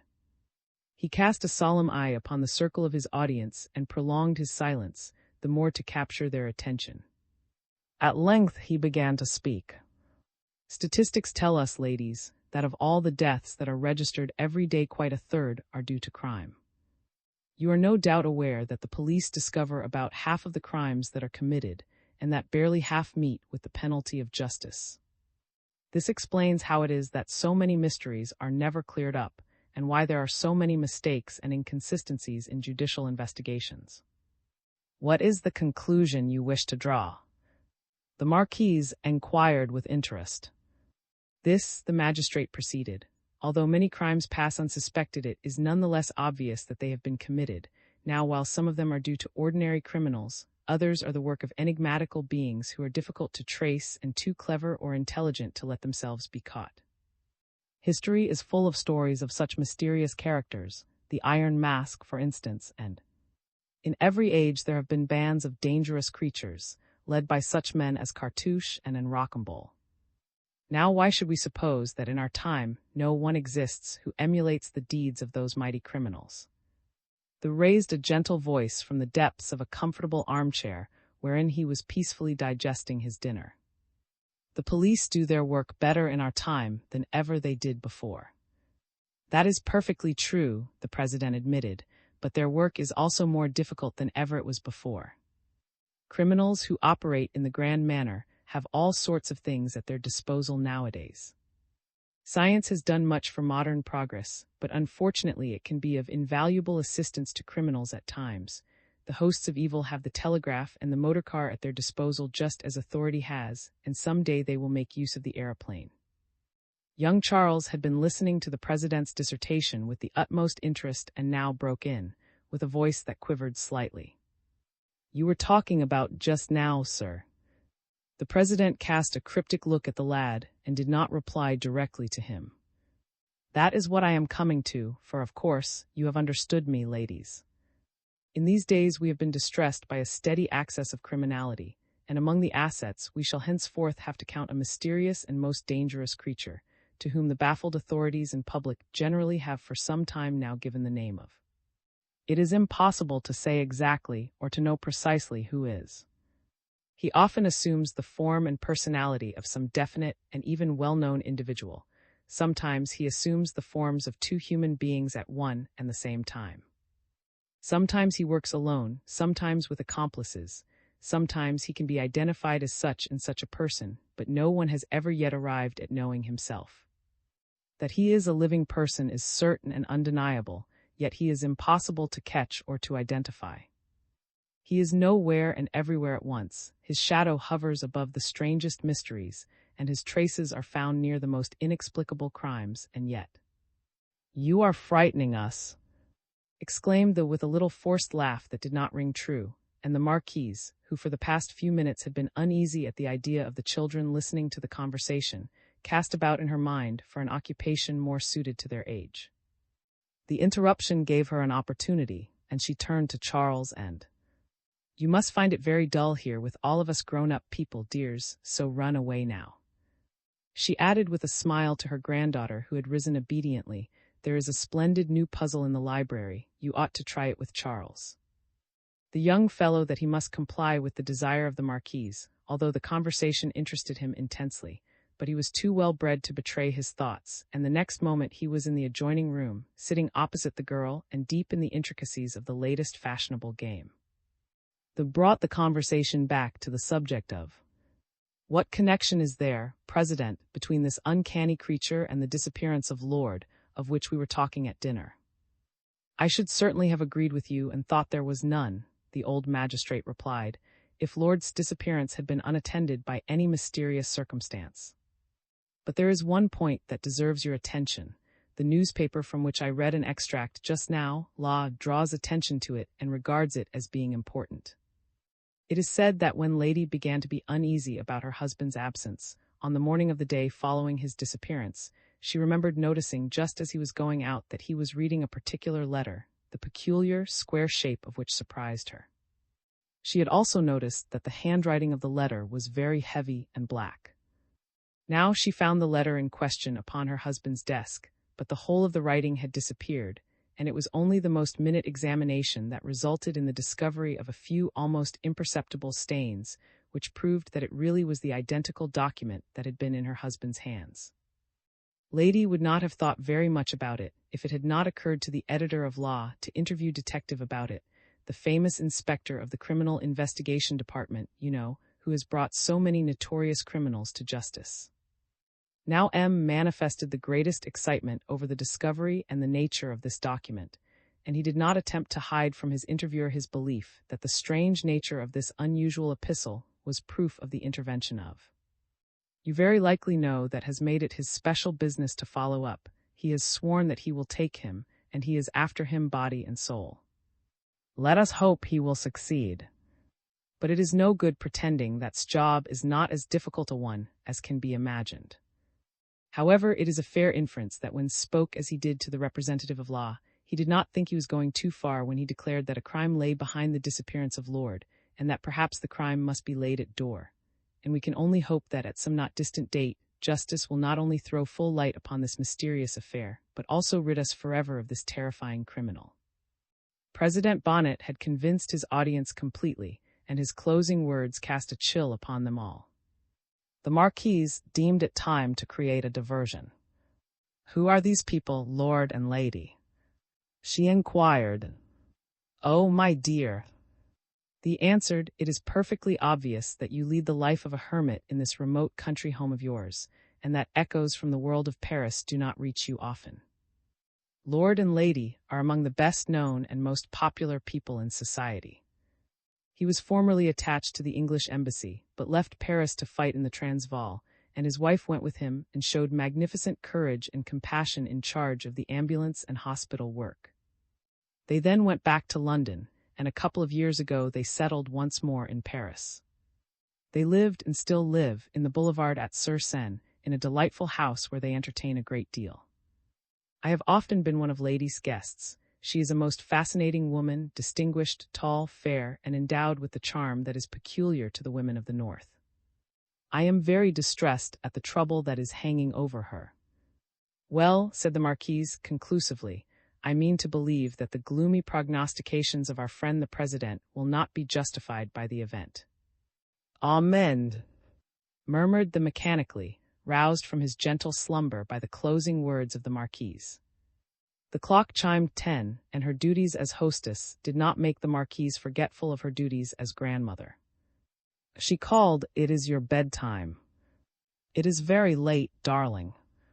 The child obediently left her game, said good night to the and President Bonnet, and last of all to the old priest, who gave her a paternal embrace.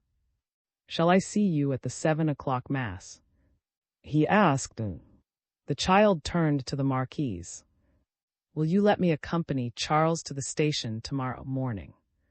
I will go to the 8 o'clock Mass on my way back." The Marquise looked at Charles. "Your father really is coming by the train that reaches at 6:55. And when he assented, she hesitated a moment before replying to, "I think, dear, it would be better to let our young friend go alone to meet his father." But Charles put in his plea. "Oh, I am sure my father would be delighted to see with me when he gets out of the train." "Very well, then," the kind old lady said, "arrange it as you please. But before you go upstairs, tell our good steward to give orders for the carriage to be ready by 6 o'clock. It is a long way to the station." Promised, and the two young people left the drawing-room. "A pretty couple," remarked adding with a characteristic touch of malice, "You mean to make a match between them some day, Marquise." The old lady threw up her hands, protesting. "What an idea! Why is not 15 yet? Who is this Charles?" he asked.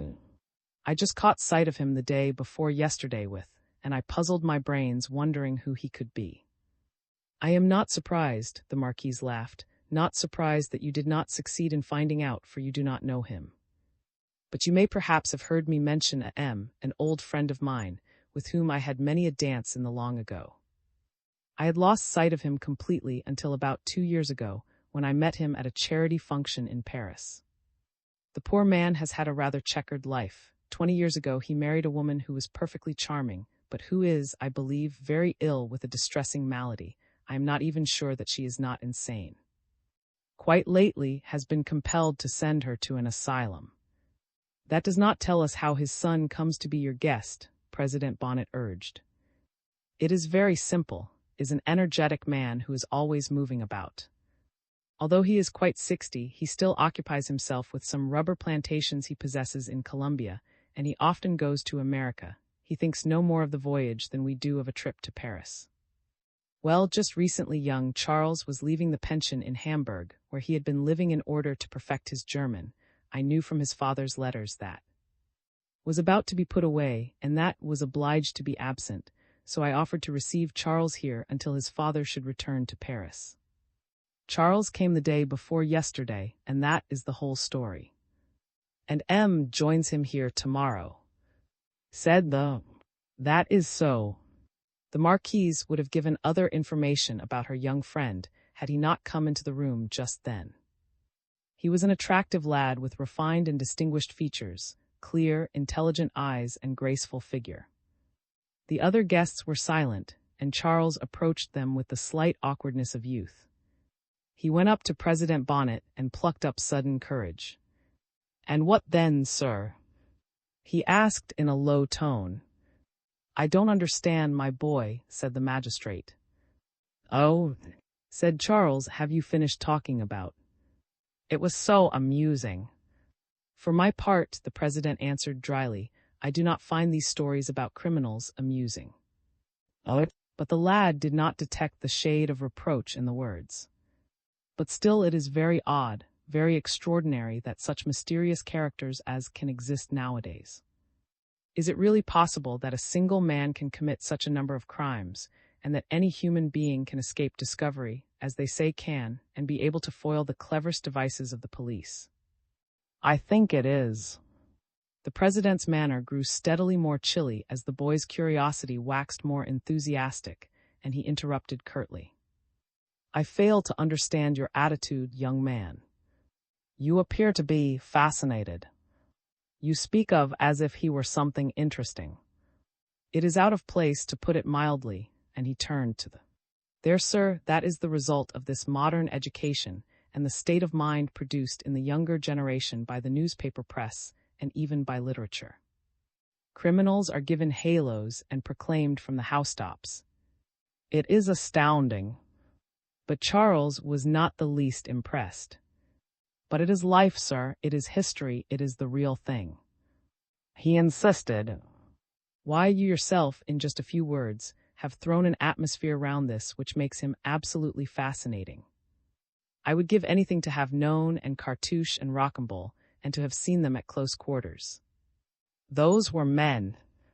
President Bonnet contemplated the young man in astonishment. His eyes flashed lightning at him, and he burst out. "You are mad, boy, absolutely mad. Rocambole! You mix up legend and history, bracket murderers with detectives, and make no distinction between right and wrong. You would not hesitate to set the heroes of crime and the heroes of law and order on one and the same pedestal." "You have said the word, sir," Charles exclaimed. "They all are heroes. But better still." The lad's outburst was so vehement and spontaneous and sincere that it provoked unanimous indignation among his hearers. Even the indulgent Marquise ceased to smile. Charles perceived that he had gone too far and stopped abruptly. "I beg your pardon, sir," he murmured. "I spoke without thinking, please forgive me." He raised his eyes and looked at President Bonnet, blushing to the tips of his ears, and looking so abashed that the magistrate, who was a kind-hearted man at bottom, tried to reassure him. "Your imagination is much too lively, young man, much too lively. But you will grow out of that. Come, that's all right. Lads of your age do talk without knowledge." It was very late now, and a few minutes after this incident the guests of the Marquise took their departure. Charles accompanied the Marquise to the door of her own private rooms, and was about to bid her a respectful good night before going on to his bedroom, which adjoined hers, when she asked him to follow her. "Come in and get the book I promised you, Charles. It should be on my writing table." She glanced at that piece of furniture as she entered the room and went on, "Or in it, perhaps. I may have locked it away." I don't want to give you any trouble, he protested, but the Marquise insisted. Put your light down on that table, she said. Besides, I have got to open my desk, for I must look at the lottery tickets I gave to a few weeks ago. She pushed back the roll top of her Empire desk and looked up at the young fellow. It would be a piece of good luck if my little won the first prize, Charles. 1,000,000 francs. That would be worth winning. Rather, said Charles with a smile. The Marquise found the book she was searching for and gave it to the lad with one hand, while with the other she smoothed out several variegated papers. These are my tickets, she said, and then broke off. How stupid of me. I have not kept the number of the winning ticket that was advertised in law. Charles immediately offered to go downstairs again to fetch the newspaper, but the Marquise would not let him. It is no good, my dear boy, it is not there now. You know, or rather you do know, that the takes away all the week's newspapers every Wednesday night in order to read all the political articles. The old lady turned away from her writing table, which she left wide open, conducted the young man to the door, and held out a friendly hand. It is tomorrow morning already, she said. So now good night, dear Charles. In his own room, with the lights extinguished and the curtains closed, Charles lay wide awake, a prey to strange excitement. He turned and tossed in his bed nervously. In vain did he try to banish from his mind the words spoken during the evening by President Bonnet. In imagination, Charles saw all manner of sinister and dramatic scenes, crimes and murders. Hugely interested, intensely curious, craving for knowledge, he was ever trying to concoct plots and unravel mysteries. If for an instant he dozed off, the image of took shape in his mind, but never twice the same. Sometimes he saw a colossal figure with bestial face and muscular shoulders, sometimes a wan, thin creature with strange and piercing eyes, sometimes a vague form, a phantom. Charles slept and woke and dozed again. In the silence of the night, he thought he heard creakings and heavy sounds. Then suddenly he felt a breath pass over his face, and again nothing. And suddenly again strange sounds were buzzing in his ears. Bathed in cold sweat, Charles started and sat upright in bed, every muscle tense, listening with all his ears. Was he dreaming, or had he really waked up? He did not know. And still he had a consciousness of a mystery of. Charles heard the clock strike 4. XX. A cup of tea. After the tragic death of her husband, Lady whose previous life had inclined to the austere into almost complete retirement. The world of gaiety and fashion knew her no more. But in the world where poverty and suffering reign, in hospital wards and squalid streets, a tall and beautiful woman might often be seen, robed all in black, with distinguished bearing and eyes serene and grave, distributing alms and consolation as she moved. It was Lady, kind, good, and very pitiful, bent on the work of charity to which she had vowed her days. Yet she had not allowed herself to be crushed by sorrow. After the tragedy which left her a widow, she had assumed the effective control of her husband's property, and helped by faithful friends, had carried on his interests and administered his estates, spreading a halo of kindness all around her. To help her in the heavy correspondence entailed by all these affairs, she found 3 secretaries, none too many. On M's recommendation was now one of these, and the young girl was perfectly happy in her new surroundings. Time was helping her to forget the tragedy which had taken her grandmother from her, and she enjoyed the company of the well-bred English. Lady was reclining on a sofa in the great hall of her house. It was a spacious room, furnished half as a lounge and half as an office, and Lady liked to receive people there. A large glass-enclosed balcony commanded a view over the garden and the boulevard Richard beyond, with the beyond that again. A few minutes before, a footman had brought in a table and set out tea things, and Lady was reading while, and the 2 young English girls were chattering among themselves. The telephone bell rang and answered it. Hello. Yes, you want to know if you may call this evening. The Reverend, oh, yes, you have just come from Scotland. Hold on a minute. She turned to Lady. It is Mr. William Hope, and he wants to know if you will see him tonight. He has just come from your place in Scotland. The dear man, exclaimed Lady, of course he may come, and as turned lightly to convey her permission to the clergyman waiting at the other end of the line, she caught a smile on the face of one of the other girls. "What is the joke?" she inquired. The girl laughed brightly. "I think the worthy parson must have smelt the tea and toast, and wants to make up for the wretched dinner he got in the train." "You are incorrigible," Lady replied. "Mr. Hope is above such material matters."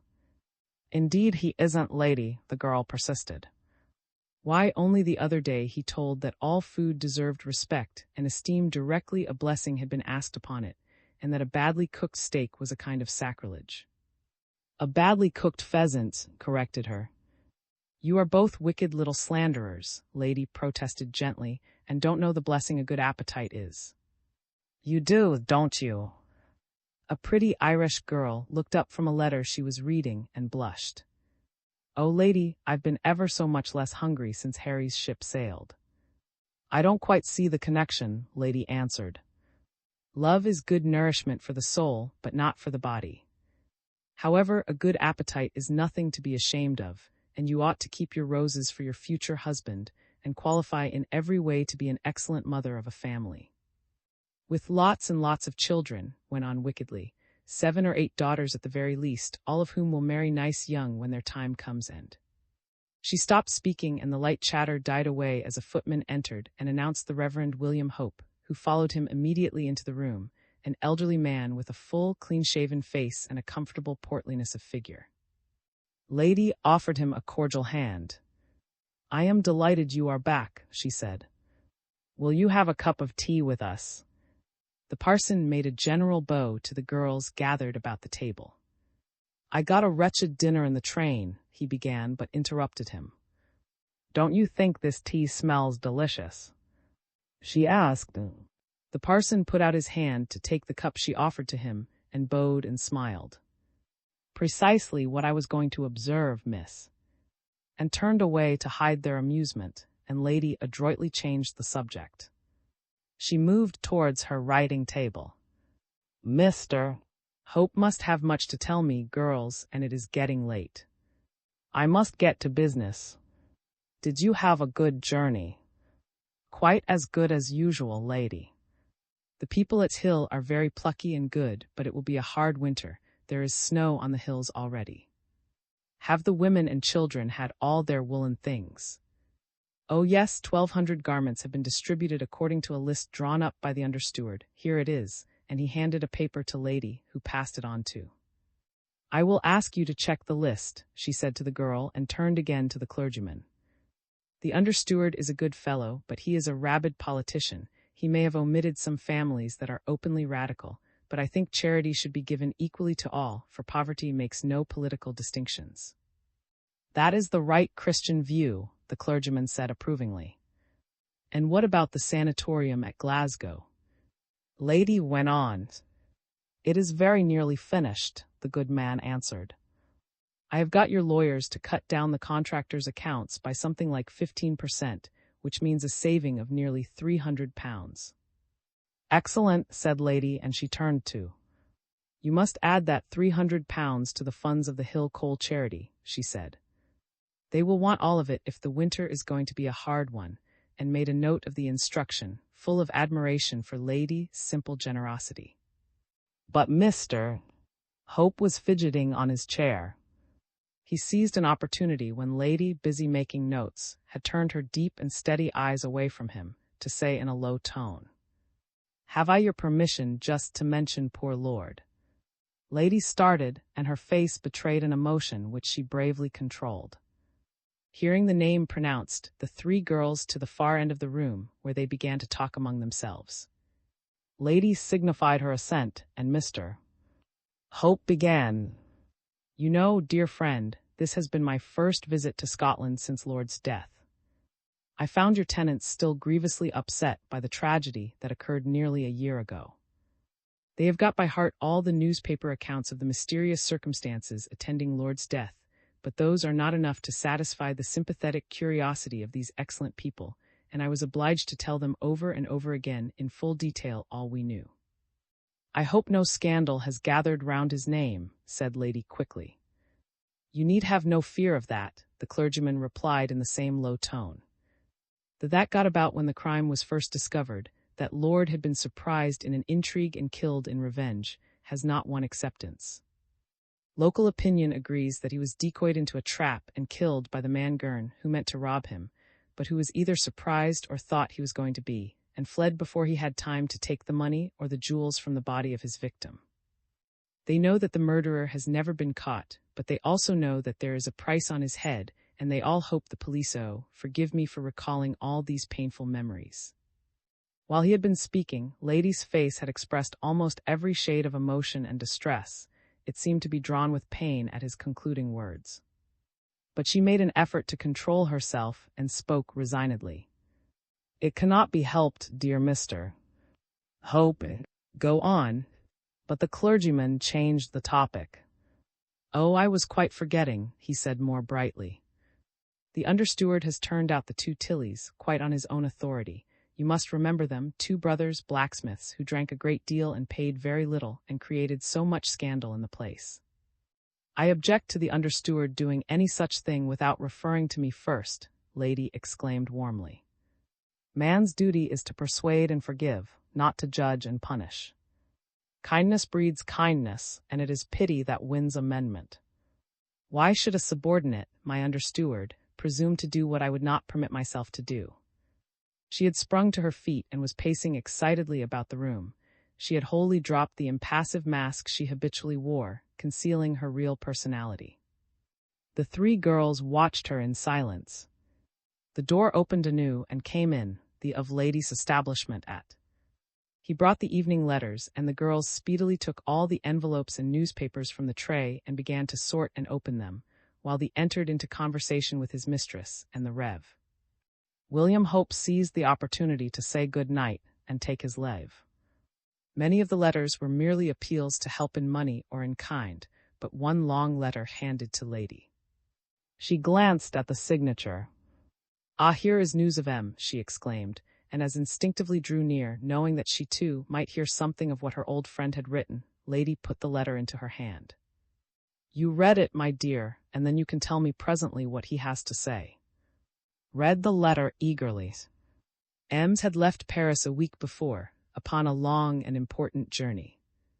The energetic old fellow was to make a trip in Germany first, and then go from Hamburg to England, where he had some business to attend to on behalf of Lady, with whom he was on more confidential terms than ever.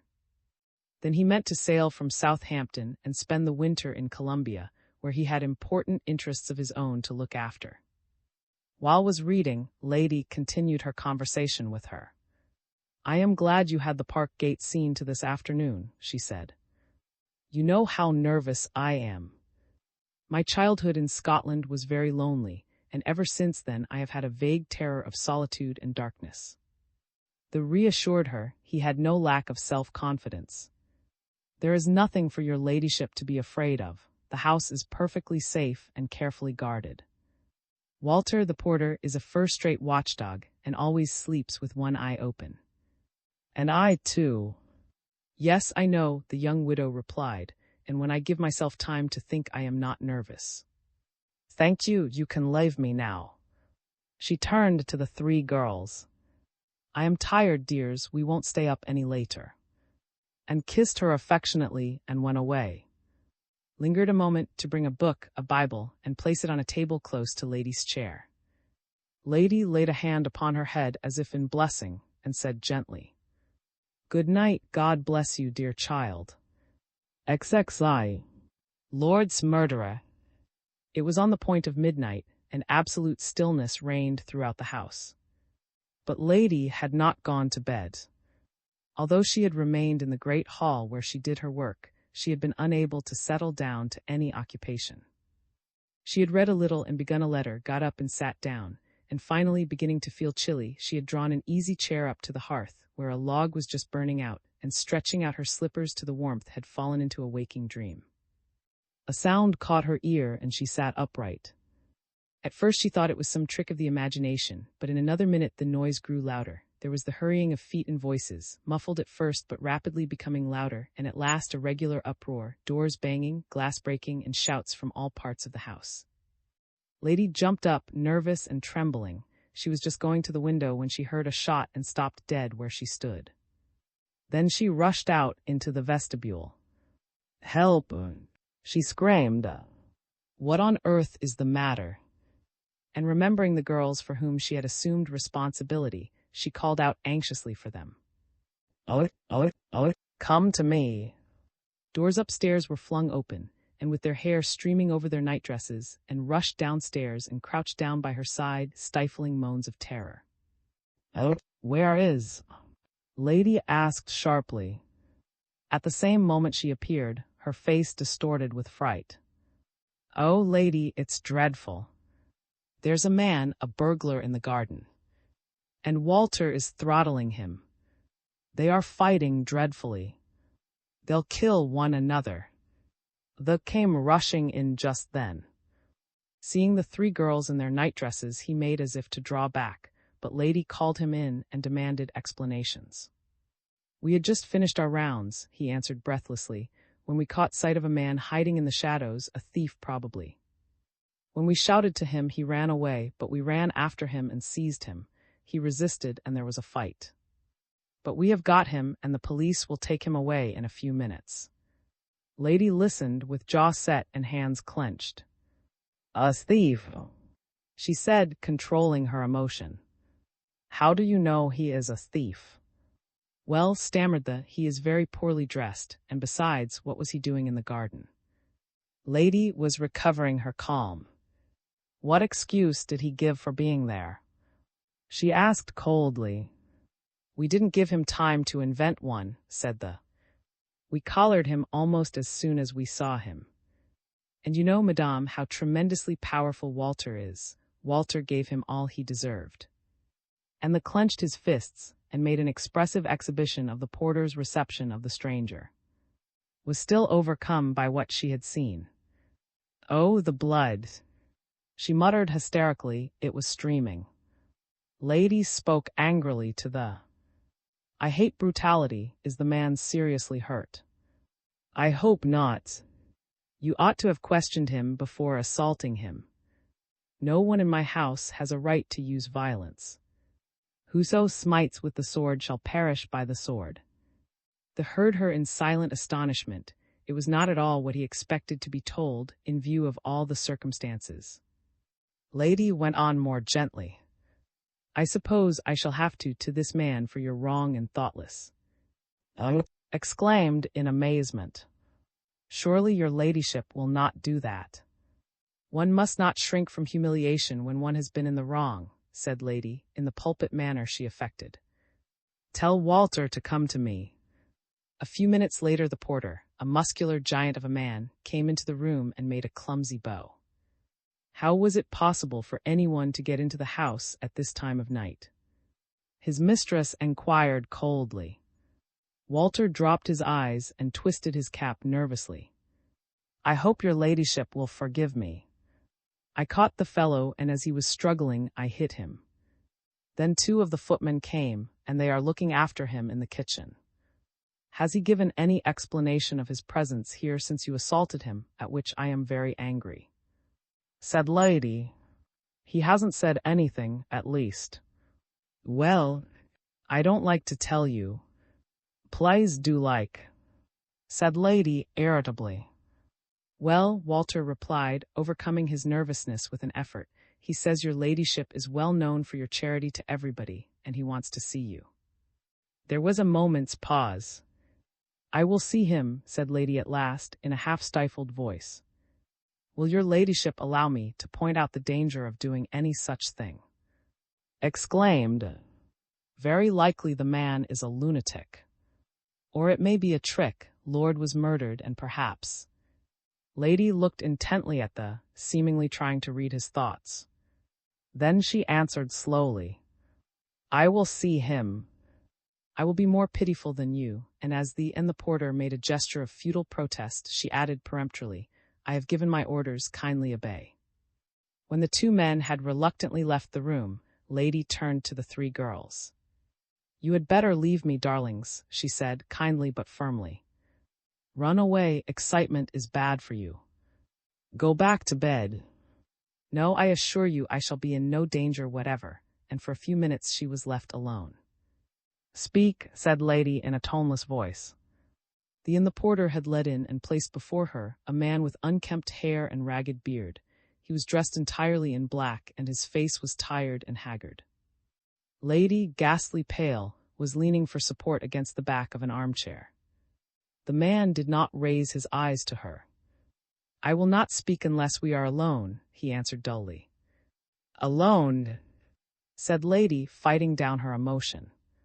Then it is something serious you have to tell me.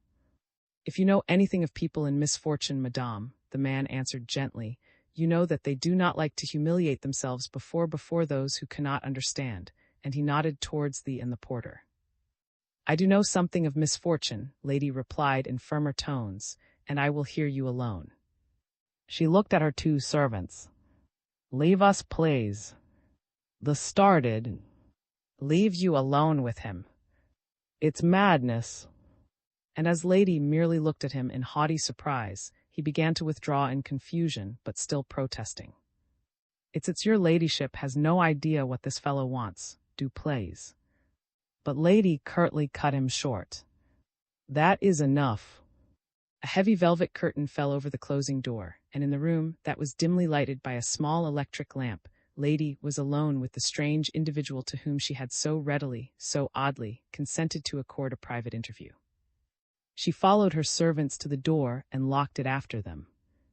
Then with a sudden movement she sprang towards the man, who was standing motionless in the middle of the room following her with his eyes, and flung herself into his arms. "Oh, Gurns, my darling, she cried. I love you, darling." She looked up at him and saw blood upon his forehead. "Good God! The brutes have hurt you. What pain you must be in. Give me your eyes, your lips." With kisses from her own lips she staunched the blood that was trickling down his cheeks, and with her fingers she smoothed his hair. "I am so happy," she murmured and broke off again. "But you are mad. Why come here like this, and let yourself be caught and tortured so?" Moodily Gurn answered, returning kiss for kiss. "Time has been so long without you. And this evening I was prowling round and saw a light. I thought that everyone would be asleep except you, of course. And so I came straight to you, over walls and gates, drawn to you like a moth to a candle, and that is all." With shining eyes and heaving breast, Lady clung to her lover. "I love you so. How brave you are. Yes, I am wholly only yours. But this is madness. You might be arrested and given up to no one knows what horror, without my knowing." Gurn seemed to be by the fierce and passionate love of this great lady. "I never gave that a thought," he murmured. "I only thought of you." Silence fell upon these tragic lovers as they stood reading love in one another's eyes, and recalling memories common to both, utterly unlike as they were to outward seeming, yet linked by the strongest bond of all, the bond of love. "What happy hours we lived together out there," Lady whispered. Her thoughts had wandered to the far Transvaal and the battlefield where first she had set eyes on Gurn, the sergeant of artillery with powder-blackened face, and then to the homeward voyage on the mighty steamer that bore them across the blue sea, towards the dull white cliffs of England. Gurn's thoughts followed hers. Out there. Yes, and then on the vast ocean, on the ship homeward bound. The quiet and peace of it all. And our meetings every day, our long, long talks and longer silences in the clear starlight of those tropical skies. We were learning to know each other. We were learning to love each other, she said. And then London and Paris, and all the fever of life threatening our love. But that is the strongest thing in the world, and do you remember? Oh, the ecstasy of it all. But do you remember, too, what you did for me through me 13 months ago? She had risen, and with white lips and haggard eyes held Gurn's hands within her own in an even grip. Emotion choked her further utterance. Yes, I remember, Gurn went on slowly. It was in our little room in the Rue, and I was on my knees beside you when the door opened quietly, and there stood Lord, mad with rage and jealousy. I don't know what happened then, Lady whispered in a hopeless undertone, drooping her head again. I do, muttered Gurns. His eyes sought you, and a pistol was pointed at your heart. He would have fired, but I sprang and struck him down. And then I strangled him. Lady's eyes were fixed on the man's hands that she still held between her own.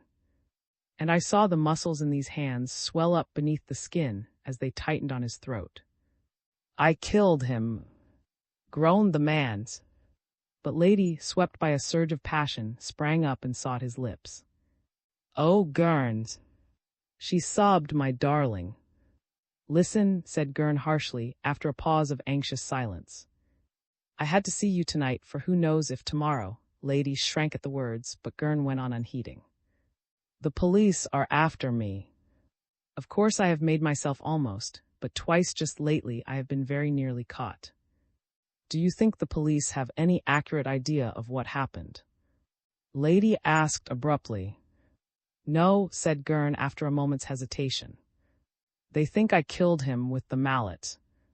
They have not found out that I had to strangle him. As far as I know, they found no marks of my hands on his throat. At all events, they could not have been clear, for his collar, you understand. The man spoke of his crime without the least sign of remorse or repugnance now. His only dread was lest he should be caught. But nonetheless, they have identified me. That detective is very clever. We did not have enough presence of mind, Lady said despairingly. We ought to have led them to suspect someone else, have made them think that it was, say. Not that, said Gurn nervously, don't talk about. We did all we could. But the main thing now is that I should escape them. I had better get away across the Channel, across the Atlantic, anywhere. But would you come too? Lady did not hesitate. She flung her arms around the neck of the man who had murdered her own husband and yielded to a paroxysm of wild passion. You know that I am yours wherever you may go. Shall it be tomorrow? We can meet you know where and arrange everything for your flight. My flight, said Gurn with reproachful emphasis on the pronoun. For our flight, she replied, and Gurn smiled again. Then that is settled, he said. I have seen you and I am happy. Goodbye. He made a step towards the door, but Lady stayed him gently. Wait, she said. Walter shall let you out of the house. Do not say anything, I will explain. I will invent some story to satisfy the servants as to your coming here, and also to justify your being allowed to go. They clung to one another in a parting caress. Lady tore herself away. Till tomorrow, she whispered. She stole to the door and unlocked it noiselessly, then crossed the room and rang the bell placed near the fireplace. Resuming her impassive mask, and the haughty air and attitude of cold indifference that were in such utter contrast to her real character, she waited, while Gurn stood upright and still in the middle of the room. Walter, the porter, came in. Take that man to the door and let no harm be done to him, said Lady proudly and authoritatively. He is free. Without a word or sign or glance, Gurn went out of the room, and Walter followed behind him to obey his mistress's command. Once more alone in the great hall, Lady waited nervously to hear the sound of the park gate closing behind Gurn. She did not dare go on to the balcony to follow her departing lover with her eyes. So shaken by her recent emotions, she stood waiting and listening, in an agony to know that he was safe. Then of a sudden, the noise that she had heard an hour before broke on her ears again, the noise of hurrying feet and broken shouts and words, vague at first but rapidly growing clearer. She crouched forward listening, filled with a horrible fear, her hand laid upon her scarcely beating heart. There he is, hold him. Someone shouted. That's him all right. Look out, constable. This way, inspector. Yes, it's him, it's Gurn. Ah, would you? Paler than death, Lady cowered down upon a sofa. Good God! Good God! She moaned. What are they doing to him? The uproar in the garden decreased, then voices sounded in the corridor, exclamations rising above the frightened cries of the three young girls. Gurn! Arrested? The man who murdered Lord called out in anxious terror. But lady, dear God, perhaps he has murdered her too. The door was flung open and the girls rushed in. Lady, by a tremendous effort of will, had risen to her feet and was standing by the end of the sofa. Lady, alive? Yes, yes. And Anne rushed sobbing to her and smothered her with caresses. But the woman motioned them away. With hard eyes and set mouth, she moved towards the window, straining her ears to listen. From the park outside, Gurn's voice rang distinctly. The lover wished to let his mistress know what had happened and to take a last farewell. I am caught, I am caught. Yes, I am Gurn, and I am caught. The fatal words were still ringing in Lady's ears when they came bursting into the room, with radiant face and shining eyes and smiling lips, and hurried to his mistress. I thought as much, he exclaimed excitedly. It was the villain, all right. I him from the description, in spite of his beard. I informed the police. As a matter of fact, they have been watching for the last 2 days. Just fancy, your ladyship, a detective was shadowing Gurn, and when he was going out of the house, I gave him the signal. Lady stared at thee in mute horror. Yes, she muttered, on the point of swooning. I pointed him out to the police, and it's thanks to me, your ladyship, that Gurn, the murderer, has been arrested at last. For just another moment Lady stared at the man who gave her these appalling tidings, seemed to strive to utter something, then fell prone to the floor, unconscious. Thee and the girls sprang to her side to lavish attentions upon her. At that moment the door was pushed a little way open, and the figure of appeared. May I come in? Said he. XXII. The scrap of paper. It was 3 o'clock when arrived at the Rue, and he found the concierge of number 147 just finishing her coffee. Amazed at the results achieved by the detective, the details of which she had learned from the sensational articles in the daily paper she most affected, had conceived a most respectful admiration for the inspector of the Criminal Investigation Department. That man, she constantly declared to Madame, it isn't eyes he has in his head, it's telescopes, magnifying glasses. He sees everything in a minute, even when it isn't there. She gave him an admiring good afternoon, Inspector, as he came into her lodge, and going to a board on which numbers of keys were hanging, took one down and handed it to him. So there's something fresh today, she said. I've just seen in the paper that M. Gurn has been arrested. So it was my lodger who did it. What a dreadful man. Whoever would have thought it? It turns my blood cold to think of him. Was never a man for general conversation, and he was still less interested in the garrulity of this loquacious creature. He took the key and cut short her remarks by walking to the door. Yes, Gurn has been arrested, he said shortly, but he has made no confession, so nothing is known for certain yet. Please go on with your work exactly as though I were not in the house. It was his usual phrase, and a constant disappointment to the concierge, who would have asked nothing better than to go upstairs with the detective and watch him at his wonderful work. Went up the 5 floors to the flat formerly occupied by Gurn, reflecting somewhat moodily. Of course Gurn's arrest was a success, and it was satisfactory to have the scoundrel under lock and key, but in point of fact had learned nothing new in consequence of the arrest, and he was obsessed with the idea that this murder of Lord was an altogether exceptional crime. He did not yet know why Gurn had killed Lord, and he did not even know exactly who Gurn himself was. All he could declare was that the murder had been planned and carried out with audacity and skill, and that was not enough. Let himself into the flat and closed the door carefully behind him. The rooms were in disorder, the result of the searches effected by the police. The rent had not been paid for some time, and as no friend or relation had come forward to assume control of Gurn's interests, the furniture and ornaments of the little flat were to be sold by auction. The detective walked through the rooms, then flung himself into an armchair. He did not know precisely why he had come.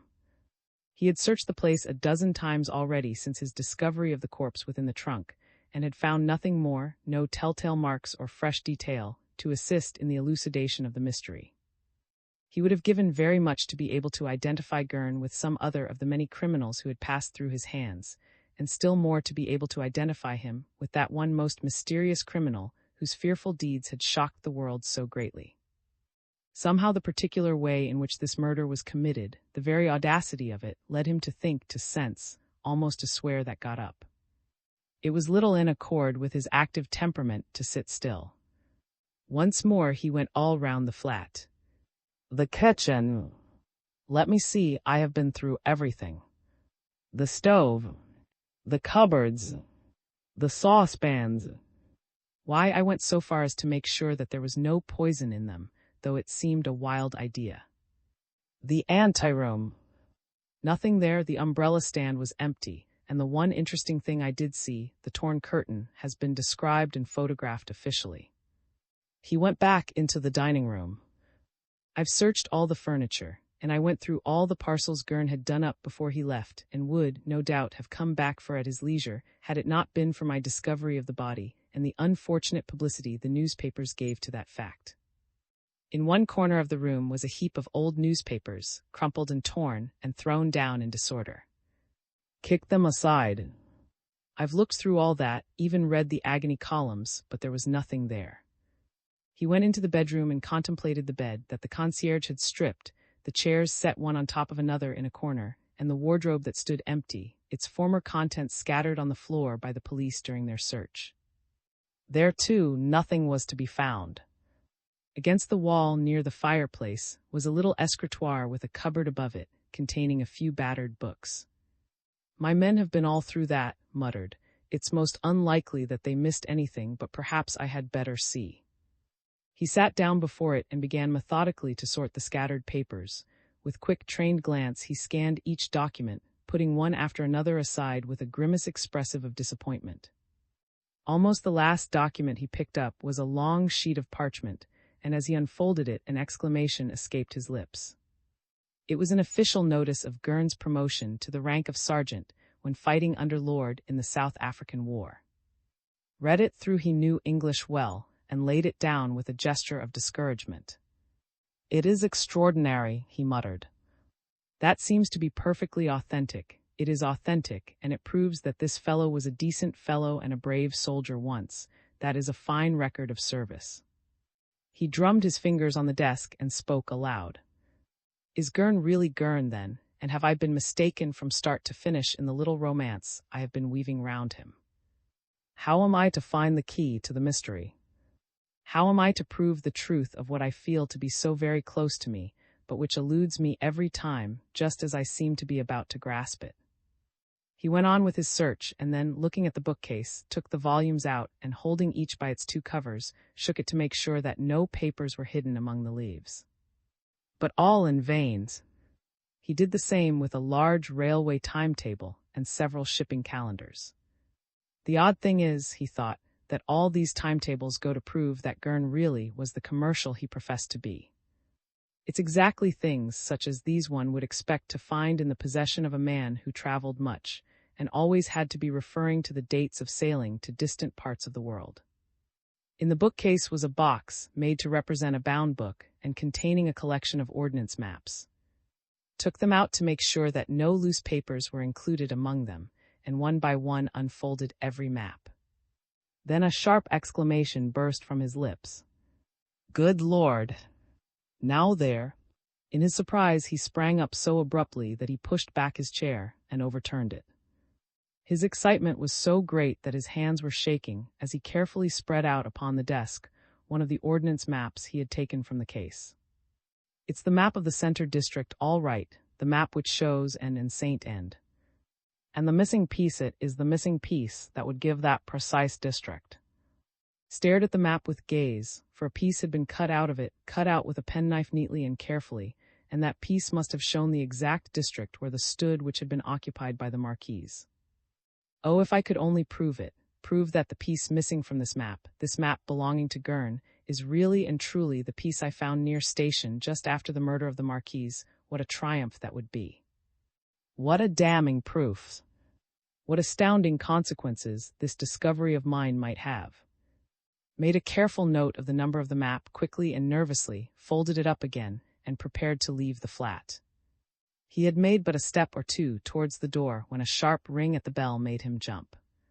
"The deuce!" he exclaimed softly. Who can be coming to ring Gurnup when everybody in Paris knows he has been arrested? And he felt mechanically in his pocket to make sure that his revolver was there. Then he smiled. "What a fool I am. Of course it is only. Wondering why I am staying here so long." He strode to the door, flung it wide open, and then recoiled in astonishment. "You," he exclaimed, surveying the caller from top to toe. "You, Charles, or I should say. Now what the deuce does this mean?" XXIII. The wreck of the Lancaster entered the room without a word, closed the door behind him. The boy was very pale and manifestly much upset. "What is the matter?" said. "Something terrible has happened," the boy answered. "I have just heard awful news. My poor father is dead." "What?" exclaimed sharply. "Am dead." Put a newspaper into the detective's hand. "Read that," he said, and pointed to an article on the front page with a huge headline, "Wreck of the Lancaster, 150 lives lost." There were tears in his eyes, and he had such obvious difficulty in restraining his grief that saw that to read the article would be the speediest way to find out what had occurred. The Red Star liner Lancaster, plying between Caracas and Southampton, had gone down with all hands the night before, just off the Isle of Wight, and at the moment of going to press only one person was known to have been saved. There was a good sea running, but it was by no means rough, and the vessel was still within sight of the lighthouse and making for the open sea at full speed, when they suddenly saw her literally blown into the air and then disappear beneath the waves. The alarm was given immediately, and boats of all kinds put off to the scene of the disaster, but though a great deal of wreckage was still floating about, only one man of the crew was seen, clinging to a spar. He was picked up by the Campbell and taken to hospital, where he was interviewed by the Times, without, however, being able to throw any light upon what was an almost unprecedented catastrophe in the history of the sea. All he could say was that the liner had just got up full speed and was making a perfectly normal beginning of her trip, when suddenly a tremendous explosion occurred. He himself was engaged at the moment fastening the tarpaulins over the baggage hold, and he was confident that the explosion occurred among the cargo. But he could give absolutely no more information. The entire ship seemed to be riven asunder, and he was thrown into the sea, stunned, and knew no more until he recovered consciousness and found himself aboard the Campbell. "It's quite incomprehensible," muttered. "Surely there can't have been any powder aboard. No explosives are carried on these great liners. They only take passengers and the mails." He scanned the list of passengers. "His name is given among the first-class passengers, right enough," he said. "Well, it's odd." Heaved a profound sigh. "It is a fatality which I shall never get over," he said. "When you told me the other day that you knew I was innocent, I ought to have gone to see my father, in spite of what you said. I am sure he would have believed me and come to see you. Then you could have convinced him, and I should not have this horrible grief of remembering that he had died without learning that his son was not a bad man, but was quite deserving of his affection." Was making a brave struggle to maintain his self-control, and looked at him without concealing the real sympathy he felt for him in his grief. He put his hand kindly on his shoulder. "Listen, my dear boy, odd as you may think it, you can take my word for it that there is no need for you to despair. There is nothing to prove that your father is dead. He may not have been on board." The boy looked up in surprise. "What do you mean?" "I don't want to say anything, my boy, except that you would be very wrong to give way to distress at present. If you have any confidence in me, you may believe me when I say that. There is nothing yet to prove that you have had this loss, and besides, you still have your mother, who is perfectly sure to get quite well. Do you understand, perfectly sure?" He changed the subject abruptly. "There is one thing I should like to know, what the dickens brought you here?" "You were the first person I thought of in my trouble," replied. "Directly I read about the disaster in that paper, I came to tell you at once." "Yes, I quite understand that," answered. "What I do not understand is how you guessed that you would find me here, in Gurn's flat." The question seemed to perturb the boy. It was quite by chance, he stammered. That is the kind of explanation one offers to fools, retorted. By what chance did you see me come into this house? What the deuce were you doing in the rue? The lad showed some inclination to make for the door, but stayed him peremptorily. Answer my question, please. How did you know I was here? Driven into a corner, the boy blurted out the truth. I had followed you. Followed me? Exclaimed. Where from? From your rooms. You mean, and you may as well own up to it at once, that you were shadowing me. Well, yes, it is true, confessed, all in one breath. I was shadowing you, I do every day. Was dumbfounded. Every day. And I never saw you. Gad, you are jolly clever. And may I inquire why you have been exercising this supervision over me? Hung his head. Forgive me, he faltered, I have been very stupid. I thought you were. The idea tickled the detective so much that he dropped back into a chair to laugh at his ease. My word, he said, you have an imagination. And what made you suppose that I was? Said earnestly, I made a vow that I would find out the truth and discover the scoundrel who has made such awful havoc of my life. But I did not know where to begin. From all you have said, that was a most extraordinarily clever man. I did not know anyone who could be cleverer than you, and so I watched you. It was merely logical. Far from being angry, was rather flattered. I am amazed by what you have just told me, my boy, he said with a smile. In the first place, your reasoning is not at all bad. Of course it is obvious that I cannot suspect myself of being, but I quite admit that if I were in your place I might make the supposition, wild as it may seem. And in the next place you have shadowed me without my becoming aware of the fact, and that is very good indeed, a proof that you are uncommonly smart. He looked at the lad attentively for a few moments, and then went on more gravely. Are you satisfied now that your hypothesis was wrong? Or do you still suspect me? No, I don't suspect you now, declared, not since I saw you come into this house. Certainly would not have come to search Gurn's rooms because... He stopped, and who was looking at him keenly did not make him finish what he was saying. Shall I tell you something? He said at last. If you continue to display as much thought and initiative in the career you have chosen as you have just displayed, you will very soon be the first newspaper detective of the day. He jumped up and led the boy off. Come along, I've got to go to the law courts at once. You've found out something fresh. I'm going to ask them to call an interesting witness in the Gurn affair. Rain had been falling heavily all the morning and afternoon, but within the last few minutes it had almost stopped. The steward put his hand out of the window and found that only a few drops were falling now from the heavy sky. He was an invaluable servant, and a few months after the death of the Marquise, they had gladly offered him a situation and a cottage on her estate at. He walked across the room and called his son. Would you like to come with me? I am going down to the river to see that the sluices have been opened properly. The banks are anything but sound, and these rains will flood us out one of these days. The steward and his son went down the garden towards the stream which formed one boundary of this park. Look, father, exclaimed, the postman is calling us. The postman, a crusty but good-hearted fellow, came hurrying up to the steward. You do make me run, he complained.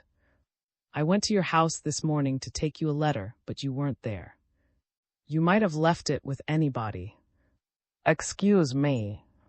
The man retorted, it's against the regulations. I've got an official letter for you, and I can only give it to you yourself, and he held out an envelope which tore open. Magistrate's office, he said as he glanced at the heading of the notepaper. Who can be writing to me from the law courts? He read the letter aloud. Sir, as time does not permit of a regular summons being sent to you by an usher of the court, I beg you to be so good as to come to Paris immediately, the day after tomorrow if possible, and attend at my office, where your depositions are absolutely required to conclude a case in which you are interested. Please bring, without exception, all the papers and documents entrusted to you by the clerk of assizes, at the conclusion of the. It is signed Germain remarked. I've often seen his name in the papers. He is a very well-known magistrate and is employed in many criminal cases. He read the letter through once more and turned to the postman. Will you take a glass of wine, Muller? That's a thing I never say no to. Well, go into the house with, and while he is attending to you, I will write a reply telegram which you can take to the office for me. While the man was quenching his thirst, wrote his reply. Will leave tomorrow evening by 7:20 train, arriving Paris 5 a.m. Wire appointment at your office to me at Franks Bourgeois, 152 Rue. He read the message over, signed it, and considered. I wonder what they can want me for.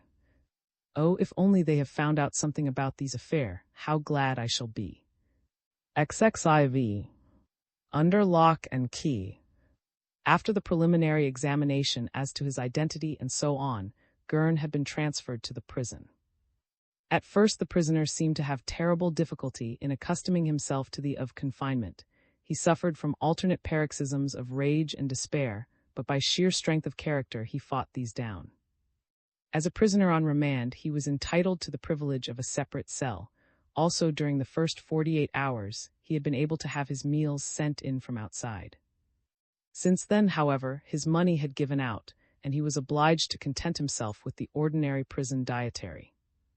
But Gurn was not fastidious. This man whom Lady had singled out, or accepted, as her lover had often given proofs of an education and an intelligence above the average, yet now he appeared quite at ease in the atmosphere of a prison. Gurn was walking quickly and alone round the exercise yard, when a breathless voice sounded in his ear. Gad, Gurn, you know how to march.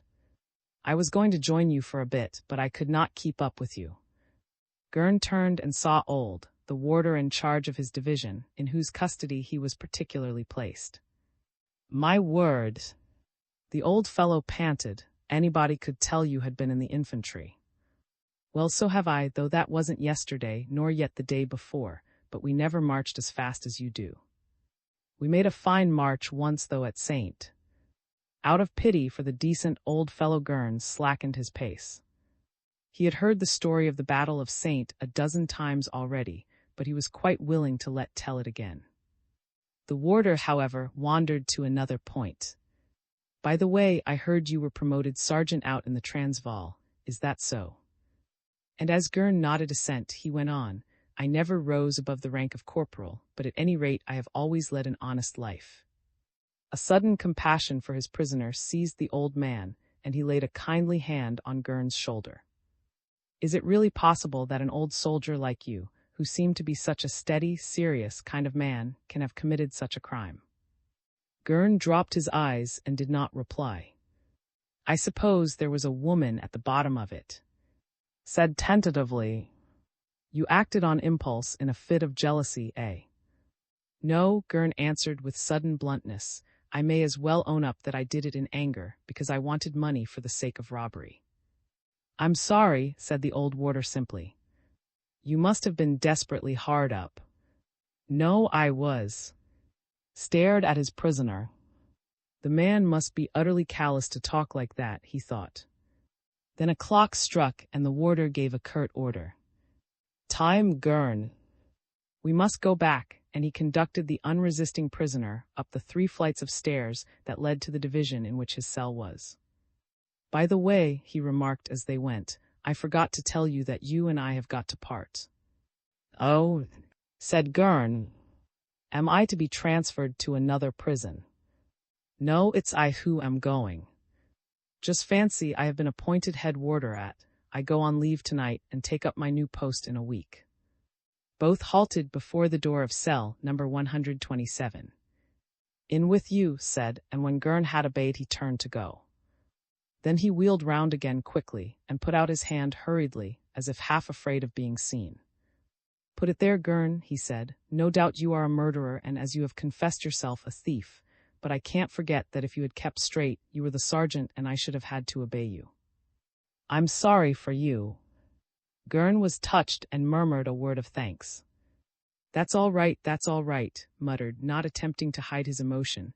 Let us hope that everything will turn out well, and he left Gurn alone in the cell to his meditations. Twice Gurn reflected, relying on the sympathy which he knew he had evoked in the old warder's heart despite the number of criminals who had passed through his hands. He had been on the point of broaching a serious and delicate matter to him, but he had not actually spoken, being deterred by some undefinable scruple, as well as half suspecting that his application would be made in vain. And now he was glad he had been so cautious, for even if the warder had been amenable, his approaching removal to another prison would have prevented the idea from coming to fruition. A sing-song voice echoed in the corridor. "Number 127, you are wanted in the barrister's room." Get ready, and the next minute the door of the cell was thrown open, and a cheery-looking warder with a strong Gascon accent appeared. Gurn had noticed him before. He was the second warder in this division, a man named, and no doubt he would be promoted to his place when the chief warder left. Looked curiously at Gurn, a certain sympathy in his quick brown eyes. "Ready, Gurns." Gurn growled an answer and pulled on his coat again. His counsel was one of the foremost criminal barristers of the day. Gurn had thought it prudent to retain him for his defense, more especially as it would cost him nothing personally. But he had no particular desire to talk to him now. He had already told him everything he intended to tell him, and he had no intention of allowing the case to be boomed as a sensation. Quite the reverse indeed. In his opinion, the flatter the case fell, the better it would be for his interests, though no doubt would not be of the same way of thinking. But he said nothing, and merely walked in front of along the corridor towards the barrister's room, the way to which he was already familiar with. On the way they passed some masons who were at work in the prison, and these men stopped to watch him pass, but contrary to Gurn's apprehensions, they did not seem to him. He hoped it meant that the murder was already ceasing to be a 9 days wonder for the public at large. Pushed Gurn into the barrister's room, saying respectfully to the person in it already, "You only have to ring, sir, when you have finished," and then, leaving Gurn in presence, not of his counsel as he had expected, but of that personage's assistant, a young licentiate in law named Roger Siras, who was also a most incredible dandy. Roger Siras greeted Gurn with an engaging smile and advanced as if to shake hands with him, but suddenly wondering whether that action might not suggest undue familiarity, he raised his hand to his own head instead and scratched it. The young fellow was still younger in his business, and did not rightly know whether it was etiquette for a barrister, or even a barrister's junior, to shake hands with a prisoner who was implicated in a notorious murder. Gurn felt inclined to laugh, and on the whole was glad that it was the junior whom he had to see. The futile verbosity of this very young licentiate might possibly be amusing. Roger Siras began with civil apologies. "You will excuse me if I only stay for a few minutes, but I am most frightfully busy. Besides, 2 ladies are waiting for me outside in my carriage. I may say confidentially that they are actresses, old friends of mine, and just fancy, they are most frightfully anxious to see you." "That's what it means to be famous, Gurn, eh, what?" Gurn nodded, not feeling unduly flattered. Roger Siras continued. "Just to please them, I have made any number of applications to the governor of the prison, but there was nothing doing, my dear chap. That beast of a magistrate insists on your being kept in absolute seclusion. But none the less, I've got some news for you. I know heaps why my friends at the law courts call me the peripatetic paragraph. Not bad, eh, what's?" Gurn smiled, and Roger Siras was encouraged. "It's given me no end of a boom, my leader acting for you, and my being able to come and see you whenever I like. Everybody asks me how you are, and what you are like, and what you say, and what you think. You can congratulate yourself on having caused a sensation in Paris." Gurn began to be irritated by all this chatter. "I must confess I'm not the least interested in what people are saying about me. Is there anything new in my case?" "Absolutely nothing that I am aware of," Roger Siras replied serenely, without stopping to think whether there was or not. "I say, lady." "Yes," said Gurn. "Well, I know her very well, as you know. I go out a frightful lot, and I have often met her. A charming woman, lady." Gurn really did not know how to treat the idiot. Never one to suffer fools gladly, he grew irritable and would almost certainly have said something that would have put the garrulous young bungler in his place, had not the latter suddenly remembered something, just as he was on the point of getting up to go. "Oh, by the way," he said with a laugh, I was nearly forgetting the most important thing of all. Just fancy that beast, the detective whom the newspapers rave about, went to your place yesterday afternoon to make another official search." "Alone?" inquired Gurn, much interested. "Quite alone. Now what do you suppose he found? The place has been ransacked dozens of times, you know. Of course I mean something sensational in the way of a find." "I bet you 1,000. "I never bet," Gurn snapped. "Tell me at once what it was." The young fellow was proud of having caught the attention of his leader's notorious client, if only for a moment. He paused and wagged his head, weighing each word to give them greater emphasis. "He found an ordnance map in your bookcase, my dear chap, an ordnance map with a bit torn out of it." "Oh, and what then?" said Gurn, a frown upon his face. The young barrister did not notice the expression on the murderer's countenance. "Well, then it appears that thought it was very important. Between you and me, my opinion is that tries to be frightfully clever and succeeds in looking a fool. How, I ask you, can the discovery of that map affect your case or influence the decision of the jury? By the way, there is no need for you to worry about the result. I have had a frightful lot of experience in criminal cases, and so be assured you are all right. Extenuating circumstances, you know. But oh yes, there is one thing more I wanted to tell you. A fresh witness is going to be called at the examination. Let me see, what's his name?" "That's it, the steward." "I don't understand," said Gurn. His head was bent and his eyes cast down. A glimmer of light dawned in the young licentiate's brain. "Wait, there is some connection," he said. "The steward is in the employment of a lady who calls herself the... and this is guardian to the young lady who was staying with Lady the day, or rather the night, when you well, you know. And that young lady was placed with Lady by M. And M is the father of the young man who murdered the Marquise last year. I tell you all these things without attempting to draw any deductions from them, for my own part, I haven't the least idea why the steward has been summoned in our case at all." "Nor have I," said Gurn, and the frown on his brow was deeper. Roger Siras hunted all round the little room for his gloves, and found them in his pocket. "Well, my dear chap, I must leave you. We have been chatting for a whole half-hour, and those ladies are still waiting for me. What on earth will they say to me?" He was about to ring for the warder when Gurn abruptly stayed him. "Tell me," he said with a sudden air of interest, "when is that man coming? What's his name?" The young barrister was on the point of saying he did not know, when a brilliant recollection came into his mind. "Gad, how frightfully stupid I am. Why, I have a copy of the telegram he sent the magistrate in my portfolio here now." He opened the portfolio and picked out a sheet of blue paper. "Here it is." Gurn took it from him and read. "Will leave tomorrow evening by 7:20 train, arriving Paris 5 a.m. Gurn appeared to be sufficiently, at all events he paid no attention to the rest of the message.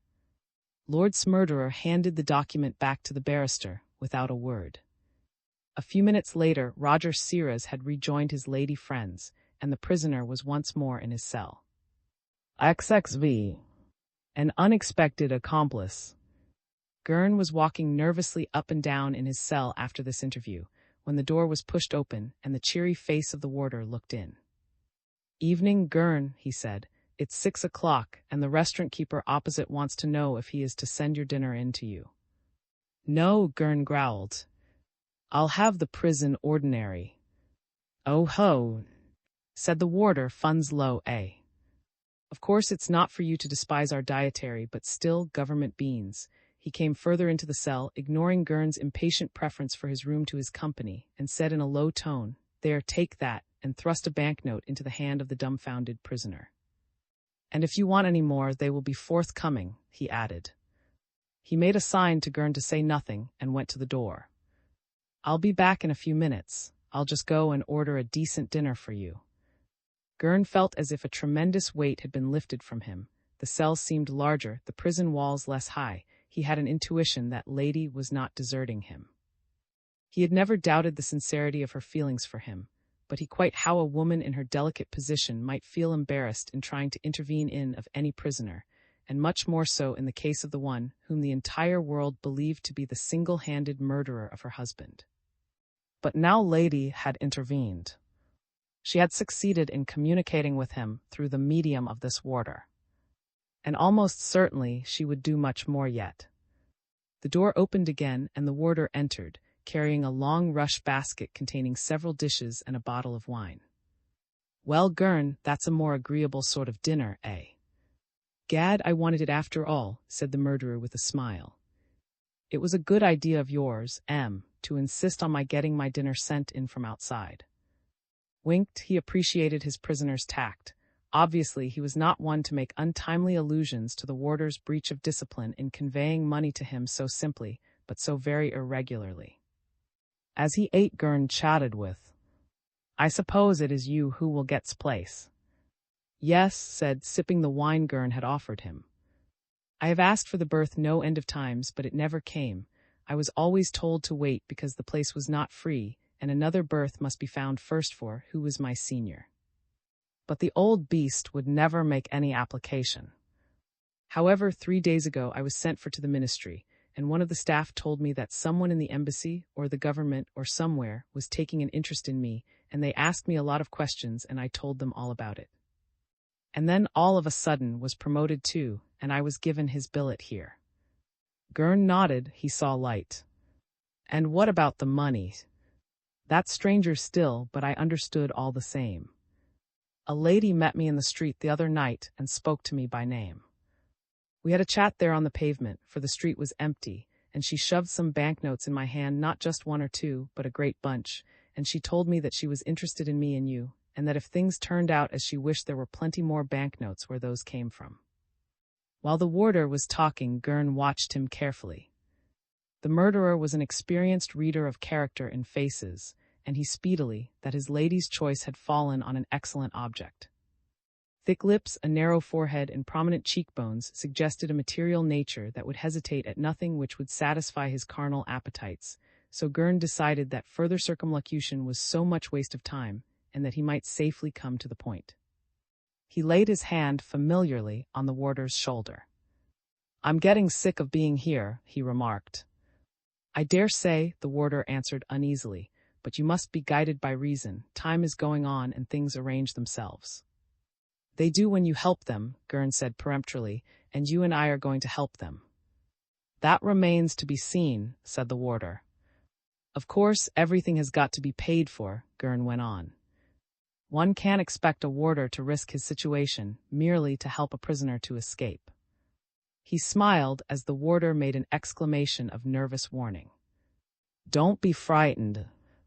We're not going to play any fool games, but let us talk seriously. Of course you have another appointment with the worthy lady who gave you that money." "I am to meet her tonight at 11 in the boulevard," said, after a moment's hesitation. "Good," said Gurn. "Well, you are to tell her that I must have 10,000 francs. "What?" exclaimed the man in utter astonishment, but his eyes shone with greed. 10,000 francs, Gurn repeated calmly, and by tomorrow morning. 1,500 of those are for you. I will go away tomorrow evening. There was a tense silence. The warder seemed doubtful, and Gurn turned the whole of his will power upon him to persuade him. "Suppose they suspect me?" said. "Idiot." Gurn retorted, "All you will do will be to make a slip in your duty. I don't want you to be an accomplice. Listen, there will be another 5,000 francs for you, and if things turn out awkwardly for you, all you will have to do will be to go across to England and live there comfortably for the rest of your days." The warder was obviously almost ready to comply. "Who will guarantee me?" he asked. "The lady, I tell you, the lady of the boulevard. Here, give her this," and he tore a leaf out of his pocketbook, and scribbling a few words on it, handed it to. "Well," said the warder, "I don't say no." "You've got to say yes," Gurn retorted. The two looked steadily in each other's eyes, then the warder blenched. "Yes," he said. Was going away, and was already almost in the corridor when Gurn calmly called him back. "You will evolve a plan, and I will start tomorrow.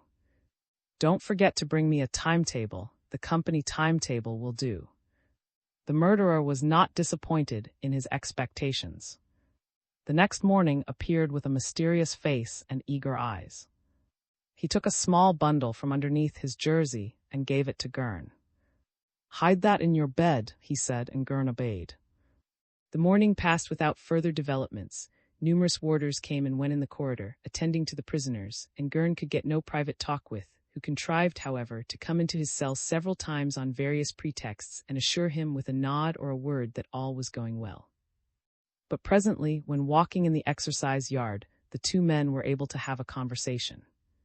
Manifested an intelligence of which his outer appearance gave no indication, but it seems to be an established fact that the inventive faculties, even of men of inferior mental quality, are sharpened when they are engaged in mischief.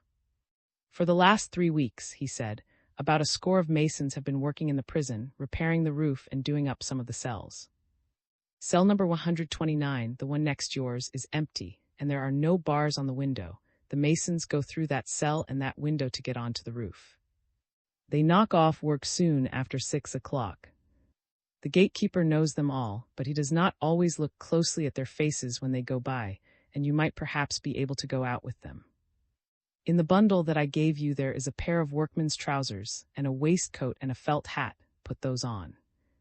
At about 5:45, the men who went up onto the roof through the cell come down by way of the skylights to the staircase that leads to the clerk's office, pass the office, where they are asked no questions, cross the 2 yards and go out by the main gate.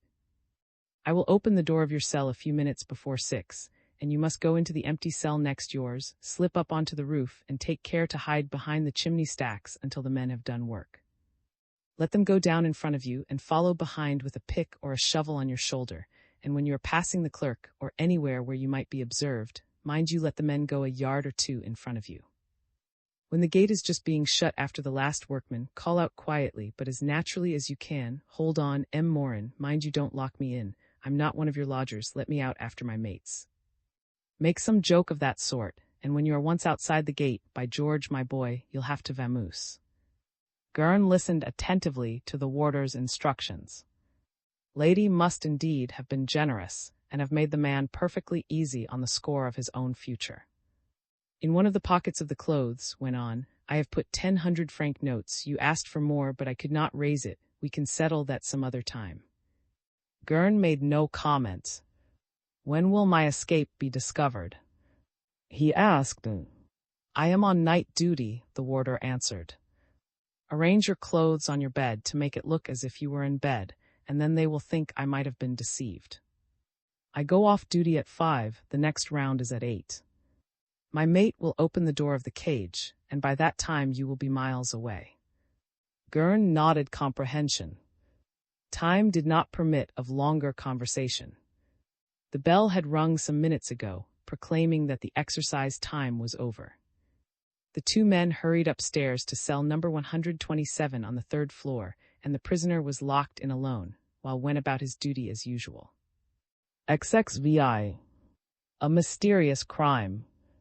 Arriving in good time at the little station where he was about to take a train to Paris to keep his appointment at the law courts, the old steward gave his parting instructions to his 2 children, who had come to see him off.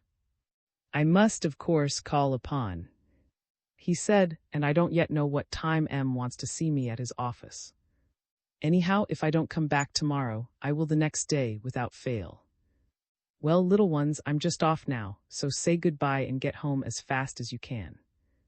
It looks to me as if there was going to be a storm, and I should like to know that you were safe at home." With heavy creaking of iron wheels and hoarse blowing off of steam from the engine, the Paris train drew into the station. The steward gave a final kiss to his little son and daughter and got into a second-class carriage. In a neighboring village, a clock had just struck 3. The storm had been raging since early in the evening, but now it seemed informed with a fresh fury. The rain was lashing down more fiercely, and the wind was blowing harder still, making the slender poplars along the railway line bow and bend before the squalls and assume the most fantastic shapes but vaguely shone against the night. The night was inky black. The keenest eye could make out nothing at all distinctly, even at the distance of a few yards. The darkness was so dense as to seem absolutely solid. Nevertheless, along the railway embankment, a man was making his way with steady step, seeming not a whit disturbed by the tragic horror of the storm. He was a man of about 30, rather well dressed in a large waterproof coat, the collar of which, turned up to his ears, hid the lower part of his face, and a big felt hat with brim turned down protecting him fairly well from the worst of the weather. The man fought his way against the wind, which drove into his overcoat with such force that sometimes it almost stopped his progress, and he trod the stony track without paying heed to the sorry plight into which it would most surely put the thin boots he was wearing. "Awful weather," he growled. "I don't remember such a shocking night for years. Wind, rain, every conceivable thing. But I mustn't grumble, for the total absence of moon will be uncommonly useful for my purpose." A flash of lightning streaked the horizon, and the man stopped and looked quickly about him. "I can't be far from the place," he thought, and again went on his way. Presently he heaved a sigh of relief. "Here I am at last." At this spot the line was completely enclosed between two high slopes, or ran at the bottom of a deep cutting. "It's better here," the man said to himself. "The wind passes well above my head, and the cutting gives good shelter." He stopped and carefully deposited on the ground a rather bulky bundle he had been carrying under his arm. Then he began to pace up and down, stamping his feet in an effort to keep warm. "It has just struck 3, he muttered. "From the timetable, I can't expect anything for another 10 minutes. Well, better too soon than too late." He contemplated the bundle which he had laid down a few minutes before. "It's heavier than I thought and deucedly in the way. But it was absolutely necessary to bring it. And down here in this cutting, there is nothing for me to be anxious about.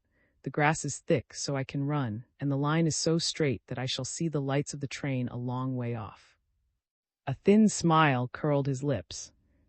"Who would have thought, when I was in America, that I should ever find it so useful to have learnt how to jump a train?" A dull sound in the distance caught his ear. In a second he had sprung to his bundle, picked it up, and choosing a spot on the ballast, crouched down listening. At the place where he stood the line ran up a steep acclivity. It was from the lower end of this that the noise he had heard proceeded, and now was growing louder, almost deafening. It was the heavy, regular puffing of a powerful engine coming up a steep gradient, under full steam. "No mistake, my star is with me," the man muttered, and as the train approached he stretched his muscles, and taking a firmer grip of his bundle, he bent forward in the stooping attitude that runners take when about to start off in a race. With a heavy roar and enveloped in clouds of steam, the train came up to where he was, traveling slowly because of the steep gradient, certainly less than 20 miles an hour. The moment the engine had passed him, the man started off, lithe as a cat, and ran at the top of his speed. The train, of course, gained upon him. The tender, luggage vans, and third-class carriages passed him, and a second-class carriage was just coming up with him. The pace alone would have deprived almost anyone else of power of thought, but this man was evidently a first-rate athlete, for the moment he caught sight of the second-class carriage he took his decision. With a tremendous effort he caught hold of the handrail and sprang upon the footboard, where, with extraordinary skill, he contrived to remain. Reaching the summit of the slope, the train gathered speed, and with an even louder roar began its headlong journey through the darkness and the storm, which seemed to increase in intensity with every passing minute. For a few seconds the man hung on where he was.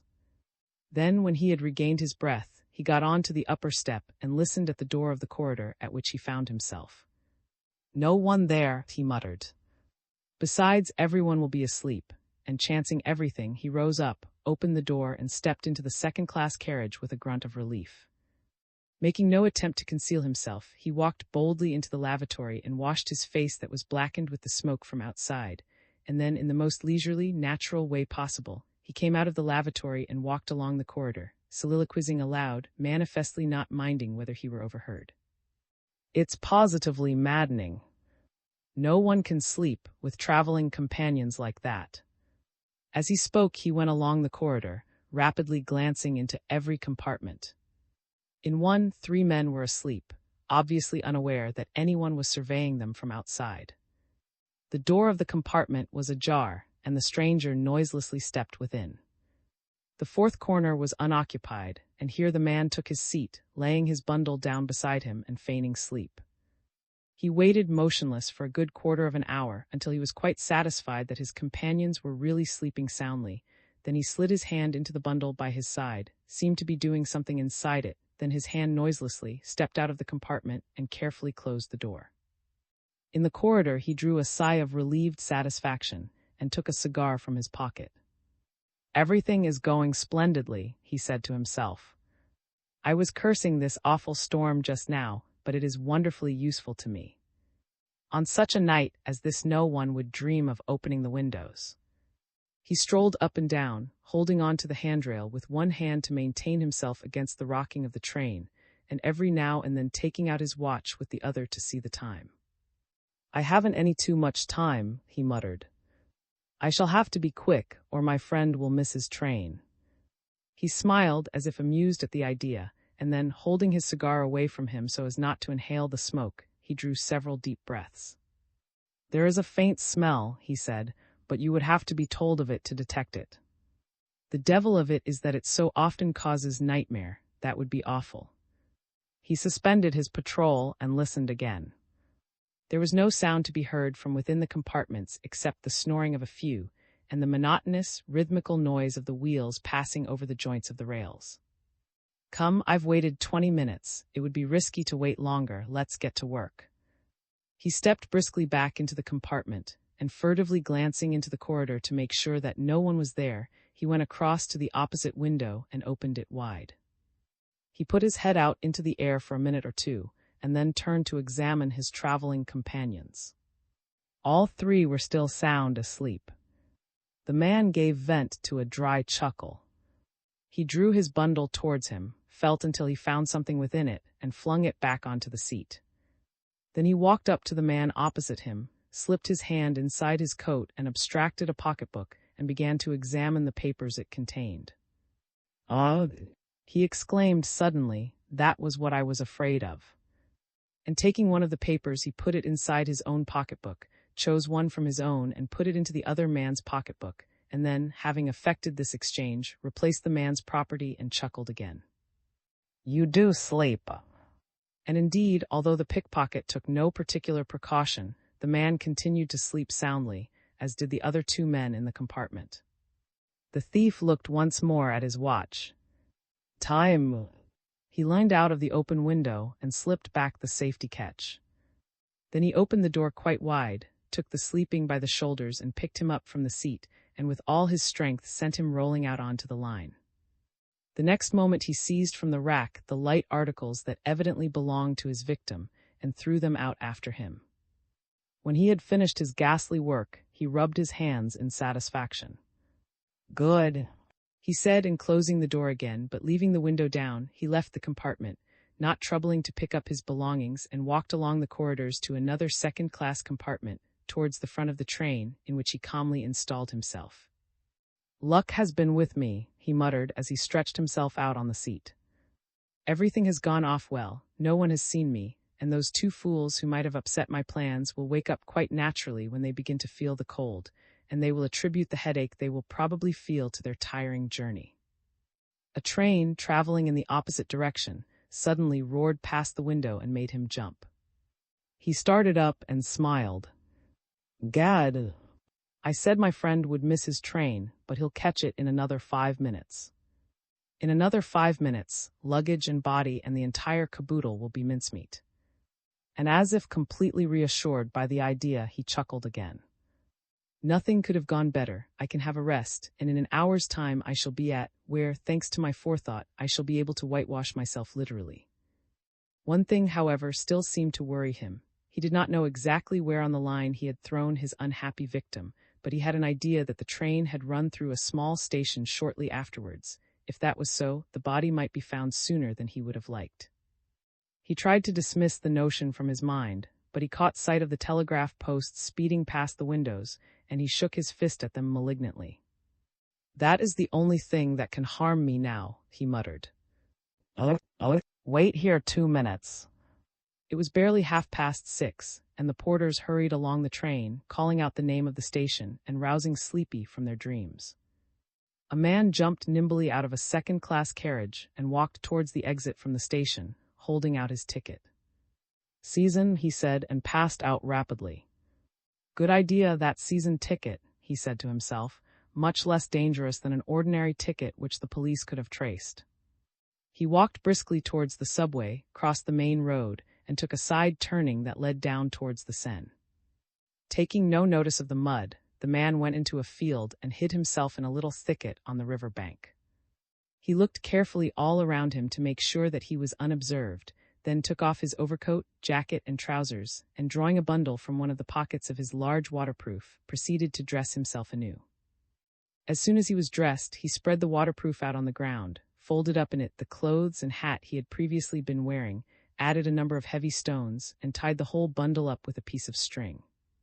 He swung it once or twice at the full length of his arm and sent it hurtling right into the middle of the river, where it sank at once. A few minutes later, a bricklayer in his working clothes presented himself at the booking office. "A workman's ticket to Paris, please, missus," he said, and having got it, the man went on to the departure platform.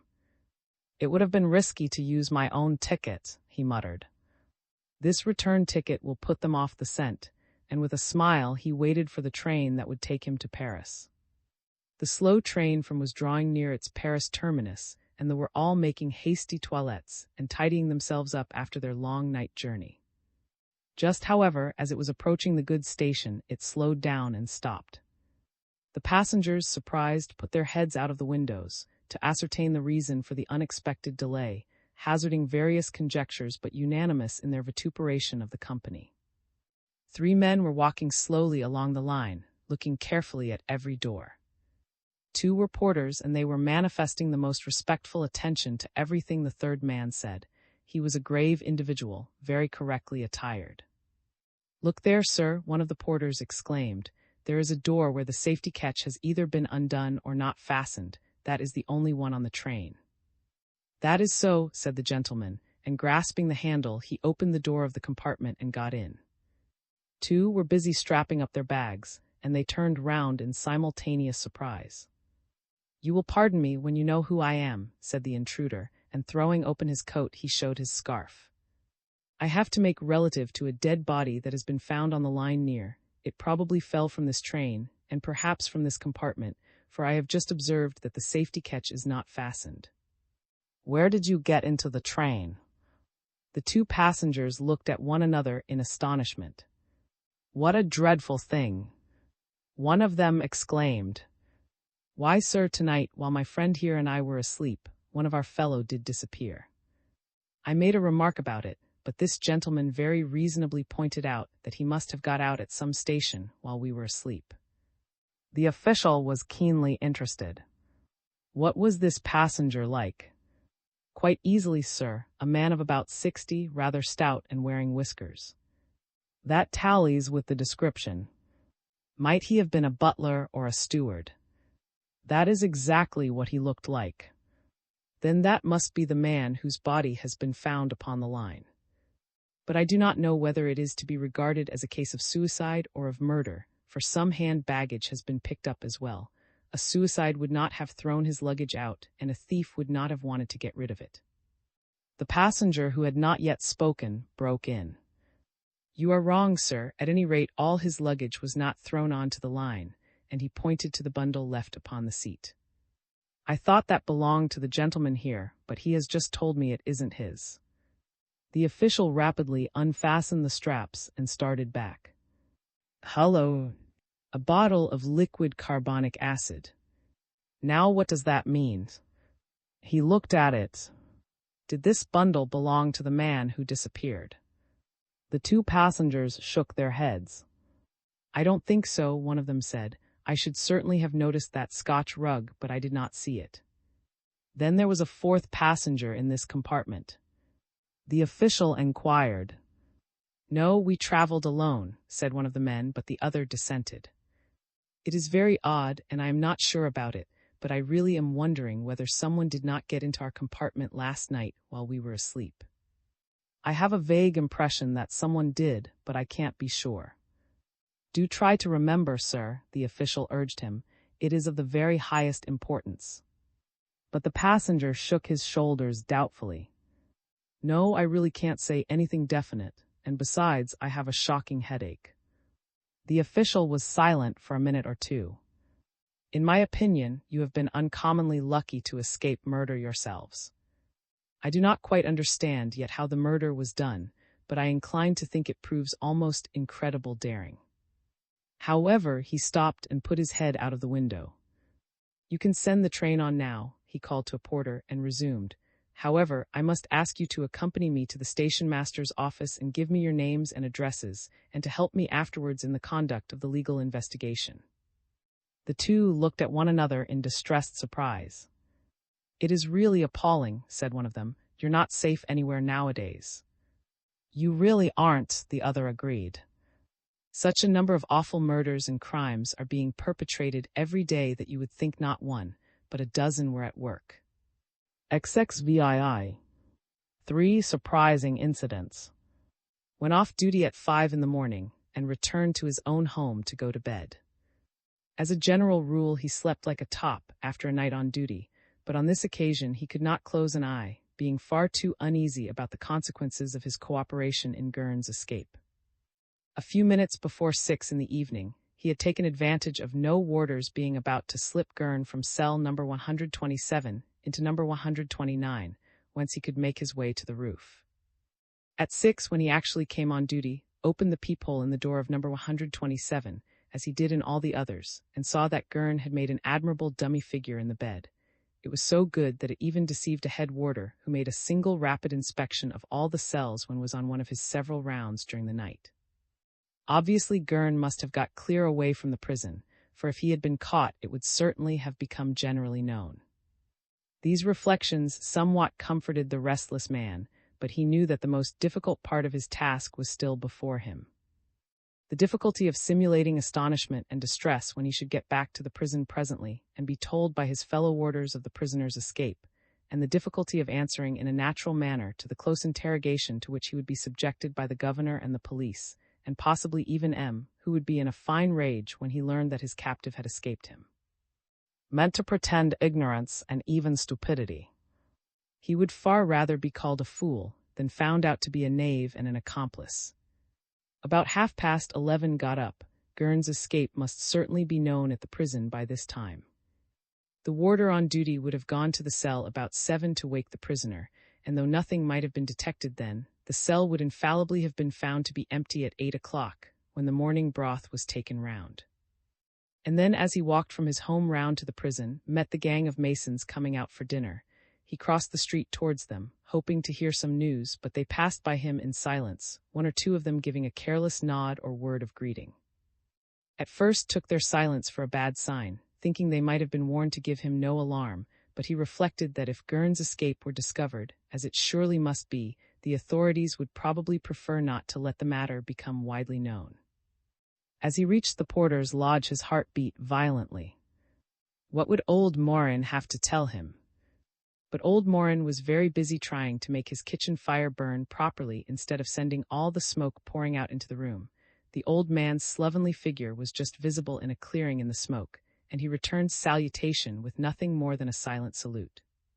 That's funny, thought, and he passed through the main courtyard towards the clerks' offices at the end. Through the windows he could see the staff, a few bending over their work, most of them reading newspapers, none of them obviously interested in anything special. Next he presented himself before the warder's turnkey, and again he was allowed to pass on without a word. By this time Gurn's accomplice was in a state of such nervous tension that he could hardly restrain himself from catching hold of one or other of the warders whom he saw at their work, and asking them questions. How could the escape of so important a prisoner as the man who had murdered Lord create so little excitement as this? Longed to rush up the flights of stairs to number 127 and interrogate the warder who had gone on duty after himself, and whom he was now about to relieve in turn. He must surely know all about it. But it would not do to create suspicion, and had sufficient self-control left to go upstairs at his usual leisurely pace. Outwardly calm and steady, he reached his post just as the clock was striking 12. He was ever punctuality itself, and he was due on duty at noon. Well, Colas, he said to his colleague, here I am, you can go now. Good, said the warder. I'll be off at once. I'm on again at 6 tonight, and he moved away. Everything all right? Inquired in a tone he tried to make as casual as possible, but that trembled a little nevertheless. Quite, said Colas perfectly naturally, and he went away. Could contain himself no longer, and the next second he threw caution to the winds. Rushing to Gurn's cell, he flung the door open. Gurn was there, sitting on the foot of his bed with his legs crossed and a notebook on his knees, making notes with the quietest attention. He scarcely appeared to notice violent invasion. Oh, so you are there, stammered the astonished warder. Gurn raised his head and looked at the warder with a cryptic gaze. Yes, I'm here. All manner of notions crowded through his brain, but he could find words for none of them. Had the plot been discovered before Gurn had had time to get away, or had a trap been laid for himself through the medium of one of the prisoners to test his own incorruptibility? Went white and leaned against the wall for support. At last Gurn spoke again, reassuring him with a smile. Don't look so miserable, he said. I am here. That is a matter of absolutely no importance. We will suppose that nothing passed between us yesterday, and that's an end to it. So you haven't gone, you didn't go. Said again. No, Gurn replied. Since you are so interested, all I need say is that I was afraid to risk it at the last minute. Had cast a keen and experienced eye all over the cell. Under the washstand, he saw the little bundle of clothes which he had brought the prisoner the previous day. He rightly opined that the first thing to do was to remove these dangerous articles, whose presence in Gurn's cell would appear very suspicious if they happened to be discovered. He took the bundle and was hurriedly stowing it away under his own clothes, when he uttered an exclamation of surprise.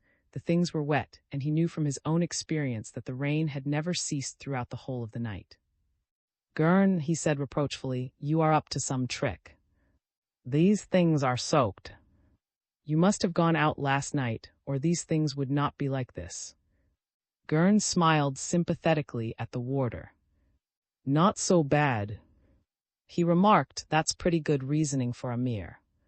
And as was about to press the matter, Gurn anticipated his questions and made frank confession. Well, yes, I did try to get out, got as far as the clerk's office last evening, but at the last minute I funked it and went back onto the roof. But when I got into number 129 again, I found I could not get back into my own cell, for, as you know, 129 was locked outside, so to avoid detection I returned to the roof and spent the night there. At daybreak I took advantage of the little disturbance caused by the workmen coming in, and slipped down from the roof just as they were going up. As soon as I found myself on this floor, I ran along this corridor and slipped into my cell. When your friend Colas brought me my broth, he did not notice that my cell was unlocked, and there you are. The explanation was not altogether convincing, but listened to it and pondered the situation. On the whole, it was much better that things should be as they were, but the warder was wondering how the great lady, who paid so mighty well, might take the matter. She most certainly had not promised so large a sum of money, nor paid the good round sum of 10,000 francs down in advance, merely in order that Gurn might have a little walk upon the tiles. What was to be done with regard to that personage? With much ingenuousness, confided his anxiety to the prisoner, who laughed. It's not all over yet, he declared. Indeed, it is only just beginning. What if we only wanted to test you and prove your quality? Make your mind easy. If Gurn is in prison at the present moment, it is because he has his own reasons for being there. But who is able to predict the future? It was time for Gurn to go to the exercise yard, and reassuming the uncompromising attitude that all warders ought to maintain when in custody of prisoners, led the murderer down to the courtyard. In his office at the law courts, M. was having a private interview with, and listening with much interest to what the clever detective inspector was saying to him. I tell you again, sir, I attach great importance to the finding of this ordnance map in Gurn's rooms. Yes, said M. with a touch of. And I will tell you why, went on. About a year ago, when I was engaged on the case of the murder of the Marquise, at her of Down and Lot, I found a small piece of a map showing the district in which I was at the time. I took it to M, the magistrate who was conducting the. He attached no importance to it, and I myself could not see at the time that it gave us any new evidence. Quite so, said M. There is nothing particularly remarkable in finding a map, or a piece of a map showing a district in the district itself. Those are very words to me, said with a smile. And I will give you the same answer I gave him, namely, that if some day we could find the other portion of the map which completed the first piece we found, and could identify the owner of the two portions, there would then be a formal basis on which to proceed to base an argument. Proceed to base it, M suggested. That's very easy, said. The fragment of map numbered 1, found at, belongs to X. I do not know who X is, but in Paris, in Gurn's rooms, I find the fragment of map numbered 2, which belongs to Gurn. If it turns out, as I expect, that the two fragments of map, when placed together, form a single and complete whole, I shall conclude logically that X, who is the owner of fragment number 1, is the same as the owner of fragment number 2, to wit, Gurn. How are you going to find out? Inquired M. It is in order to find it out that we have sent for, replied. He was steward to the late Marquise, and has all the circumstantial evidence relating to that case. If he has still got the fragment of map, it will be simplicity itself to prove what I have suggested, and perhaps to make the identification I suggest.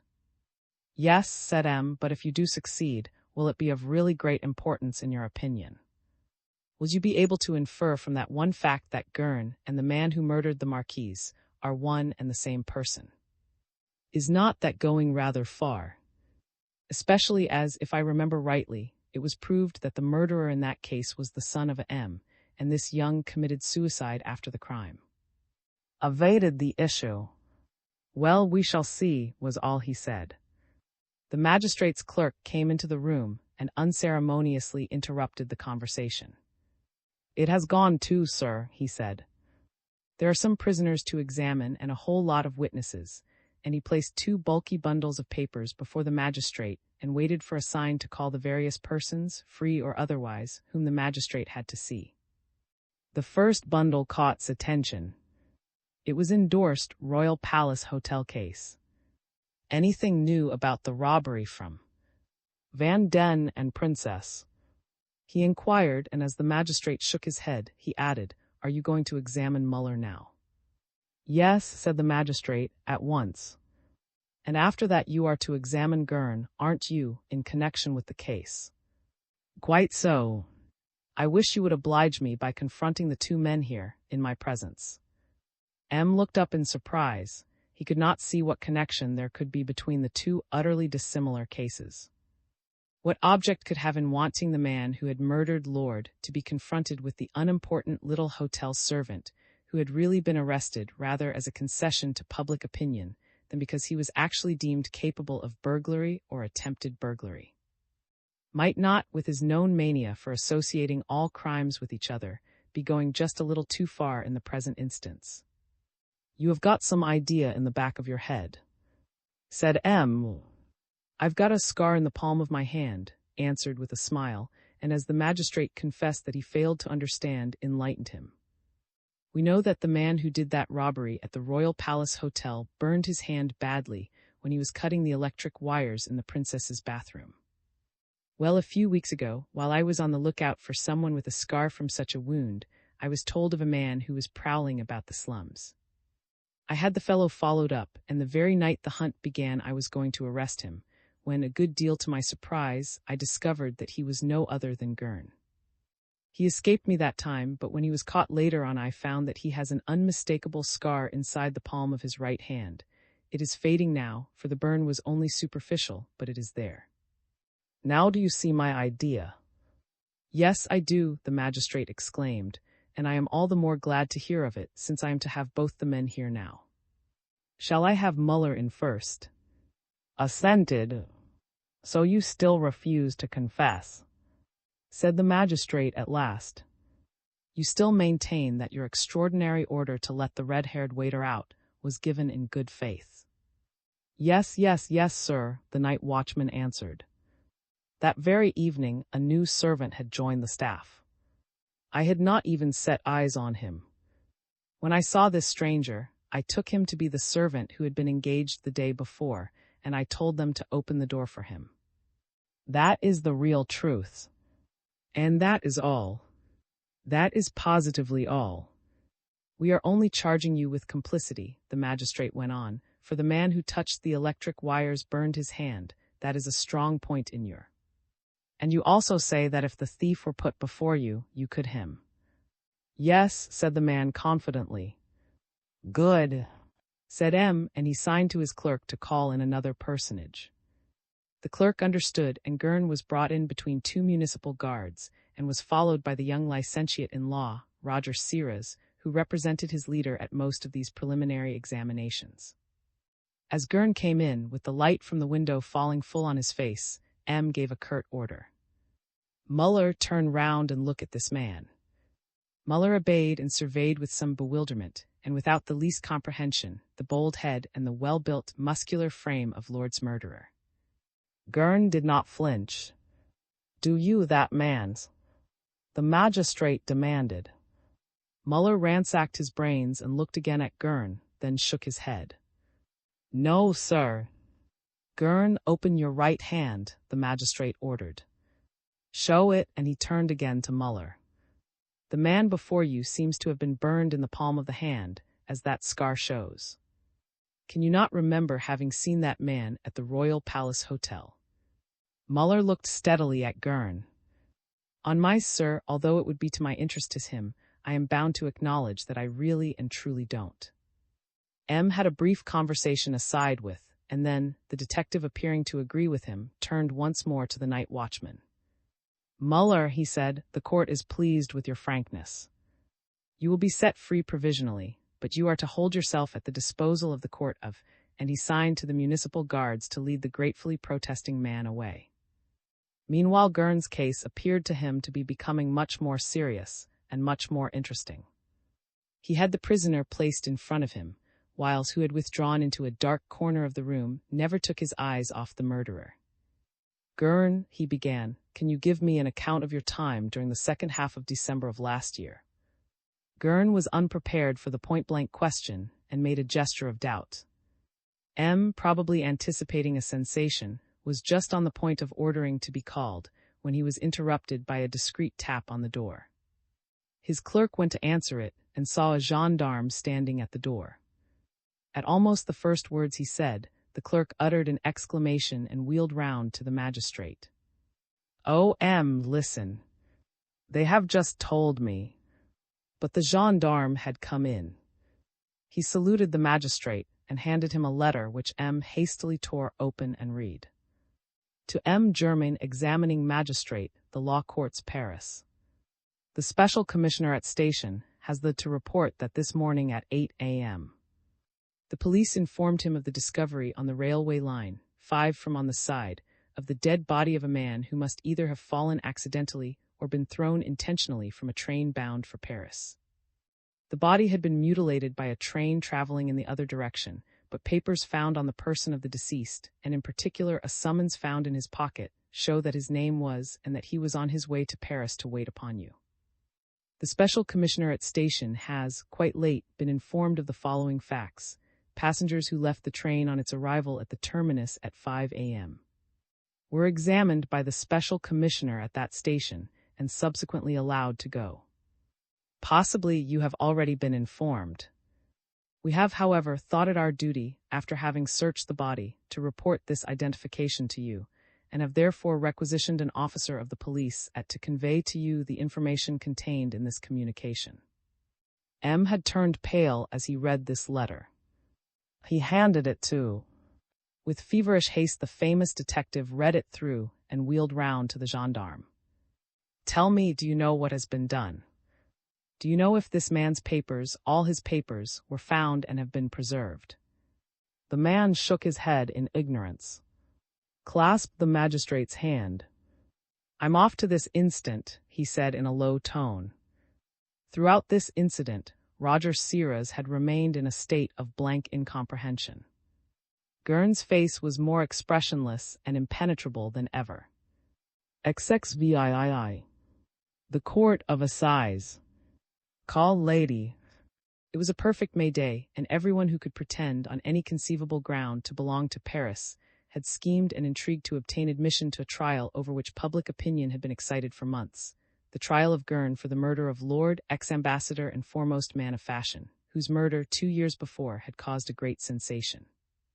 The preliminary formalities of the trial had furnished nothing to tickle the palates of the sensation-loving crowd.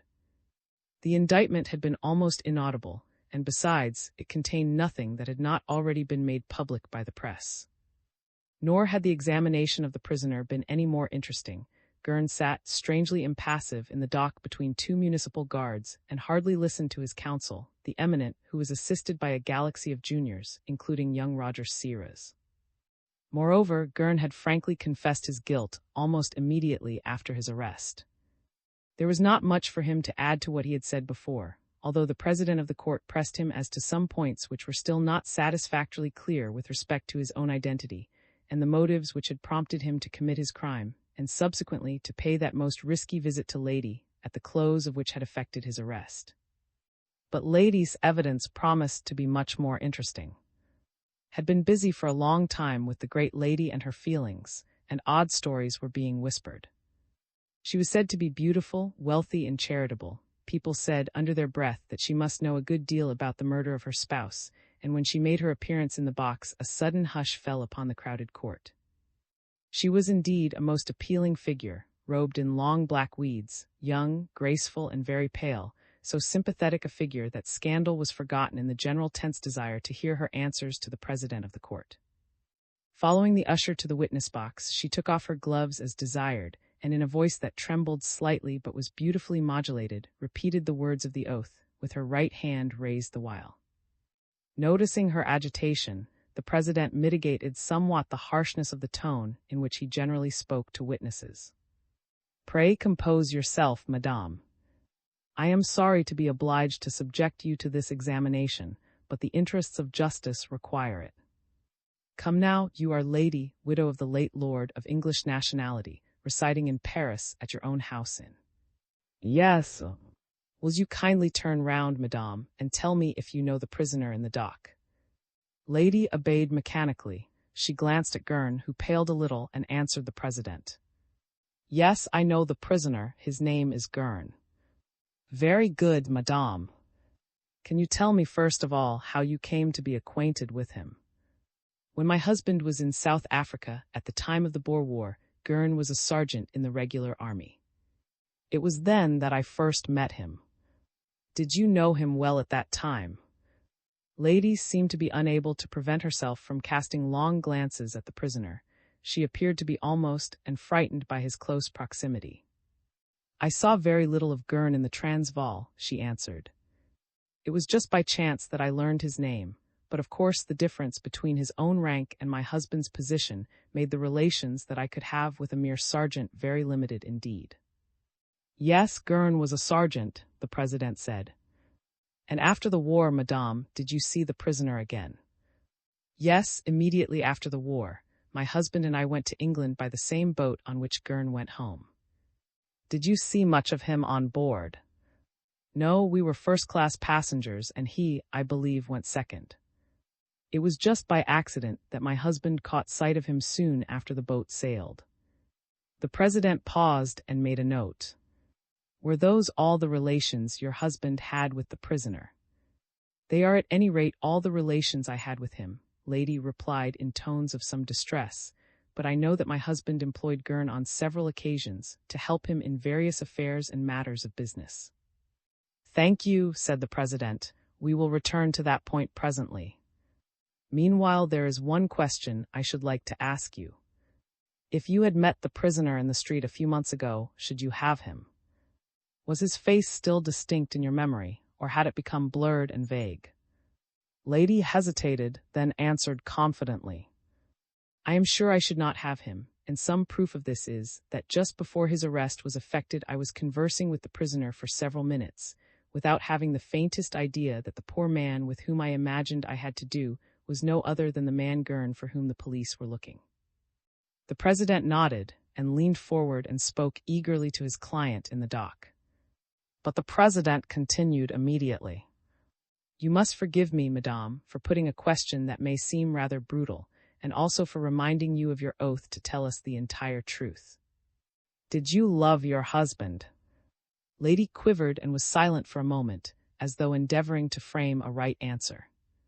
Lord was much older than myself, she began, and then, perceiving the meaning implicit in her words, she added, I had the very highest esteem for him and a very real affection. A cynical smile curled the lip of the president, and he glanced at the jury as though asking them to pay still closer attention. Do you know why I put that question to you? He asked, and as Lady confessed her ignorance, he went on. It has been suggested, madame, by a which is very generally current in the newspapers and among people generally, that the prisoner may possibly have been greatly of you. That perhaps well, is there any truth in this? As he spoke, the president bent forward, and his eyes seemed to pierce right through Lady. It is a wicked calumny, she protested, turning very pale. Throughout the proceedings Gurn had been sitting in an attitude of absolute indifference, almost of scorn, but now he rose to his feet and uttered a defiant protest. Sir, he said to the president of the court, I desire to say publicly here that I have the most profound and unalterable respect for Lady. Anyone who has given currency to the malignant you refer to is a liar. I have confessed that I killed Lord, and I do not retract that confession, but I never made any attempt upon his, and no word, nor look, nor deed has ever passed between Lady and myself that might not have passed before Lord's own eyes. The president looked sharply at the prisoner. Then tell me what your motive was in murdering your victim. I have told you already. Lady is not to be implicated in my deed in any way. I had constant business dealings with Lord. I asked him, over the telephone, to come to my place one day. He came. We had an animated discussion. He got warm and I answered angrily. Then I lost control of myself, and in a moment of madness I killed him. I am profoundly sorry for my crime and stoop to crave pardon for it, but I cannot tolerate the suggestion that the murder I committed was in the remotest way due to sentimental relations with a lady who is, I repeat, entitled to the very highest respect from the whole world. A murmur of sympathy ran through the court at this chivalrous declaration, by which the jury, who had not missed a word, seemed to be entirely convinced. But the president was trained to track truth in detail, and he turned again to Lady, who still stood in the witness box, very pale and swaying with distress. You must forgive me if I attach no importance to a mere assertion, madame. The existence of some relations between yourself and the prisoner, which delicacy would prompt him to conceal and would compel you to deny, would alter the whole aspect of this case. He turned to the usher. Recall, please. Considered it a tremendous to be called as witness in a trial with which the press was ringing, and was particularly excited because she had just been requested to pose for her photograph by a representative of her own paper. She followed the usher to where Lady stood. You told us just now, the president said suavely, that your lodger Gurn often received visits from a lady friend. You also said that if this lady were placed before you, you would certainly her. Now will you kindly look at the lady in the box? Is this the same person? Crimson with excitement and nervously twisting in her hands a huge pair of white gloves which she had bought for this occasion, looked curiously at Lady. Upon my word, I can't be sure that this is the lady, she said after quite a long pause. But you were so certain of your facts just now, the president smiled encouragingly. But I can't see the lady very well with all those veils on. Protested. Lady did not wait for the request which the president would inevitably have made, but haughtily put back her veil. Do you mean now? She said coldly. The scorn in her tone upset. She looked again at Lady and turned instinctively as if to ask enlightenment from Gurn, whose face, however, was expressionless, and then replied. It's just what I told you before, your worship. I can't be sure, I couldn't swear to it. But you think she is. You know, your worship. Protested, I took an oath just now to tell the truth, and nothing but the truth, so I don't want to tell any stories. Well, this lady might be the same lady, and again she mightn't be. In other words, you cannot give a definite answer. That's it, said the concierge. I don't know, I can't swear. This lady is like the other lady, there's a sort of family likeness between them, but at the moment I do not exactly her, it's much too serious. Would willingly have continued to give evidence forever and a day, but the president cut her short. Very well, thank you, he said, and dismissed her with the usher, turning again meanwhile to Lady. Will you kindly tell me now what your personal opinion is as to the relative culpability of the prisoner? Of course you understand that he has confessed to the crime, and your answer will bear chiefly on the motive that may have actuated him. Lady appeared to have recovered some of her confidence. I cannot say anything definite, can only express a very vague feeling about the matter. I know my husband was quick-tempered, very quick-tempered, and even violent, and his peremptory temper predisposed him to positive convictions. He maintained what he considered his rights at all times and against all comers. If, as the prisoner says, there was a heated discussion, I should not be surprised if my husband did make use of arguments that might have provoked anger. The president gently gave a clearer turn to the phrase she used. So, in your opinion, the prisoner's version of the story is quite permissible. You admit that Lord and his murderer may have had a heated discussion, as a consequence of which Gurn committed this crime. That is your honest belief. Yes, Lady answered, trying to control her voice, I believe that may be what took place. And then, it is the only way in which I can find the least excuse for the crime this man Gurn committed. The president picked up the word in astonishment. Do you want to find excuses for him, madame? Lady stood erect and looked at the president. It is written that to pardon is the first duty of good Christians. It is true that I have mourned my husband, but the punishment of his murderer will not dry my tears. I ought to forgive him, bow beneath the burden that is laid upon my soul, and I do forgive him. Ghastly pale, Gurn was staring at Lady from the dock, and this time his emotion was so visible that all the jury noticed it. The president held a brief colloquy with his colleagues, asked the prisoner's counsel whether he desired to put any questions to the witness, and receiving a reply in the negative, dismissed Lady with a word of thanks and announced that the court would adjourn. Immediately a hum of conversation broke out in the warm and sunny court. Barristers in their robes moved from group to group, criticizing, explaining, prophesying, and in their seats the world of beauty and fashion bowed and smiled and gossiped. She's uncommonly pretty, this lady, one young lawyer said, and she's got a way of answering questions without compromising herself, and yet without throwing blame on the prisoner, that is uncommonly clever. You are all alike, you men, said a pretty, perfectly dressed woman in mocking tones. If a woman is young and hasn't got a hump on her back and has a charming voice, your sympathies are with her at once. Oh yes, they are. Now shall I tell you what your lady really is?